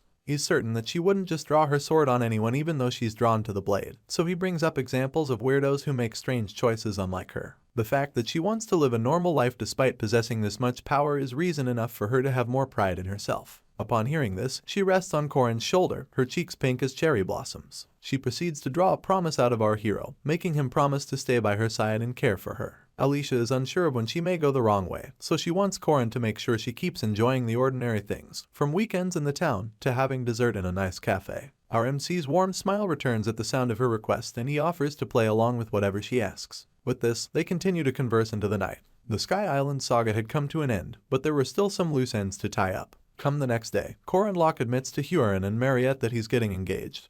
But he's the only one smiling in the room. Both ladies who were eating basically freeze up for a few seconds. Mariette is the first to speak, wanting our hero to repeat what he just said. Hyorin would also like to know, but the moment they ask for the girl's identity, Lunia steps into the room, asking if they're friends with her man. With her usual air of confidence, she introduces herself, making it clear that she plans to engage her fiancé in a week. The personal pronouns she used in describing Korin seem to drive the girls deeper into depression, so much so that they just stare blankly as Lunia invites them to be her bridesmaids. Korin, knowing full well that both ladies are shocked, decides to continue messing with them for 5 more minutes before revealing that it's all a prank. Of course, Lunia plays along as our MC confesses his burning love for her, claiming that although he is young, his attitude entranced her. They barely get another sentence out before Mariette gets on her feet and quips that she's leaving. All she focuses on is her plan to revive Korin when he's 100 years old and live with him forever, but on the outside, she looks scary as hell. Our hero is confused now, not knowing who to focus on between the eerie Mariette or Hyorin, who can barely get words out amidst her sniffles. He tries to explain that it's all a joke, but the Jiangxi rushes out of the building before he can finish. While Korin is beating himself up about how to make things right, Lunia can't stop laughing at him. Nightfall arrives in no time, but Korin still hasn't found any of the girls. He returns to his room, rubbing his neck tiredly as he keeps in mind that he has a lot to apologize for. The fear of them running away at the sight of him comes to mind, especially Hyorin, whose physical abilities make it impossible for our boy to catch up with her. He takes a few more steps into the room, only for Hyorin to suddenly pop up behind him. He then tries to explain, but she doesn't want to hear it. Instead, she takes off her coat, pushes Korin onto the bed, and makes it clear that she'll be spending the night with him. Our hero's last argument is that he'll be sleeping with Ran and not Hua, but this doesn't change the outcome. Korin Locke realizes that Hyorin is still a kid despite all the tough talking she's been doing. It turns out that all she wanted to do was sleep next to him while holding hands, contrary to what he thought she meant. The sun comes up in a flash, filtering into Korin's room with a vengeance. He wakes up to meet Hyorin already up, and concludes that only Hua gets up early. The Jiangxi pays him no mind, seeing as she's awaiting something that isn't coming. Our hero questions her about it and she makes mention of a crane, wanting to know why it hasn't come yet. Stretching his limbs, Korin informs her that there are no cranes in the east, oblivious to the fact that the Jiangxi expected it to come with a baby. He blabs on about heading farther north to see the cranes and wins himself a punch in the eye. The two of them then sit for breakfast, where he informs her that the whole Lunia thing was a fake engagement.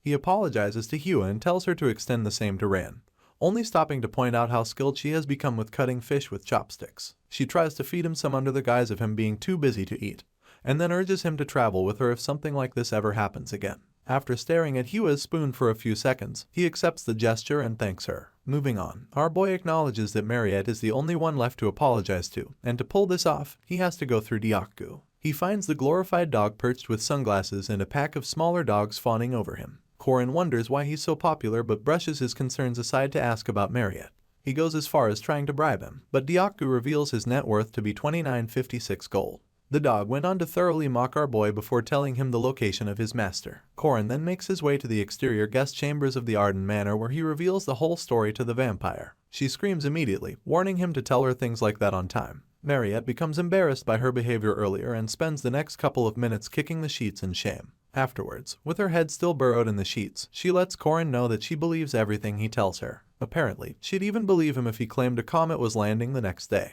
Mariette finally lifts her head to reveal eyes already watering, and then tells Korin that he can't ever lie to her. On the inside, she keeps telling herself that no matter how things turn out, our boy will be hers in 100 years. With this, all the girls who like Korin become aware of the engagement being fake, so the date that followed between him and Lunia was treated as a disguise to fool other people. Our hero and his date sit opposite each other in quite the open spot, laughing and fraternizing to their heart's content. Unfortunately, one person had a problem with this, Alicia, the stalker. You see, the swordsman is currently sitting a few ways from our hero's table, hiding behind a menu like a poor excuse for a spy. She can't quite pinpoint her reason for coming, but her mind replays a certain mood Korin had set at the beginning of the semester. It goes on and on until she remembers the night before, when he promised to stay with her. Her trip down memory lane is rudely cut short when she witnesses her big sister leaning in for a kiss. Korin tries to question her as she cups his chin, but she claims they have to put up a sweet scene for their onlookers. This is all our boy needs to hear to lean in some more. He even reaches for the swordsman's hands, pointing out that they're rugged. She thinks it's unbefitting of a woman, but Korin plays with her fingers as he quips that he thinks it's cool. Now blushing, he and Lunia practically share the same breath as she mentions how good he is at talking to women, adding that he's still slow in some aspects. He wonders if he missed something, but Lunia refuses to speak more on the matter and just decides to leave first. Korin has to ask if she didn't enjoy the date,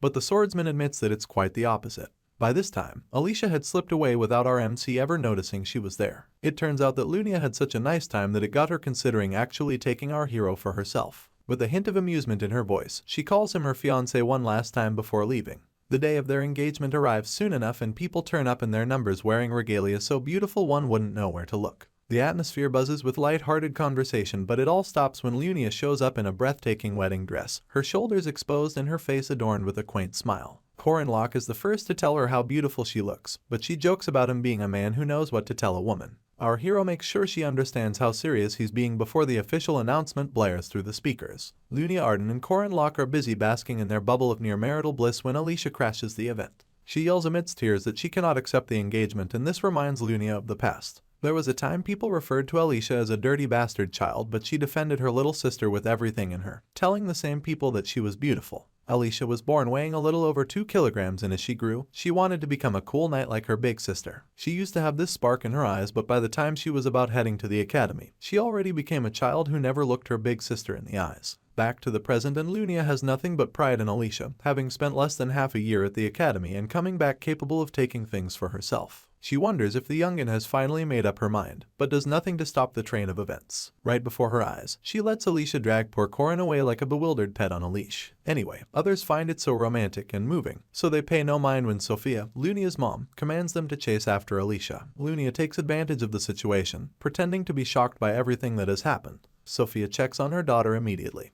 and while she's doing that, Mariette and Huron arrive on the back of her great eagle, confusing Sophia even more. The Jiangxi then drops from a rope, urging Alicia and Korin to hurry up. All the while, Lunia hugs her mother tightly, staring her little sister straight in the eyes. The moment Huron locks hands with the swordsman, the great eagle takes off, leaving her no choice but to lodge Korin Locke on her shoulder. As they fly into the distance, Lunia grabs her head and claims that the shock from what just happened has put her off from meeting men for a while. Her mom falls to the ground, even more confused than she was initially. With this, the prestigious wedding at the Arden household fell apart. From the moment they land, Korin Locke can't stop asking for an explanation. As he's taking off his coat, a note slips out of his pocket. In it, Lunia promises to officially come for him someday, and together, Korin and Alicia discover that the swordsman knew about everything from the start. After a couple of nervous laughs, our hero takes a look at the group of trustworthy allies he has gathered, only for Mariette to ask him about where they're to go next. He takes off his clip-on bow tie and announces that they should continue doing as they've done, seeing as they have tons left to fulfill. Just like that, the group's break in the eastern region comes to an end.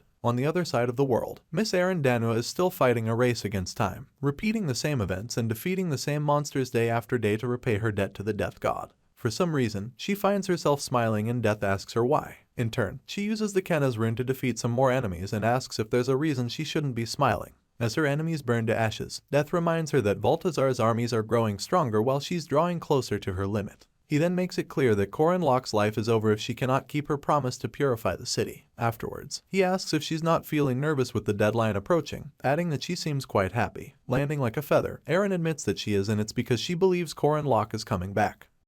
I apologize if some of the names got messed up in the last video. I wasn't really paying much attention. In any case, it should be fixed in this part, and hopefully you've been enjoying the fast coverage of all the latest chapters of this manhwa. If you want to see more, please be sure to subscribe to the channel for future content. And as always, I'll see you guys in future uploads. Until next time.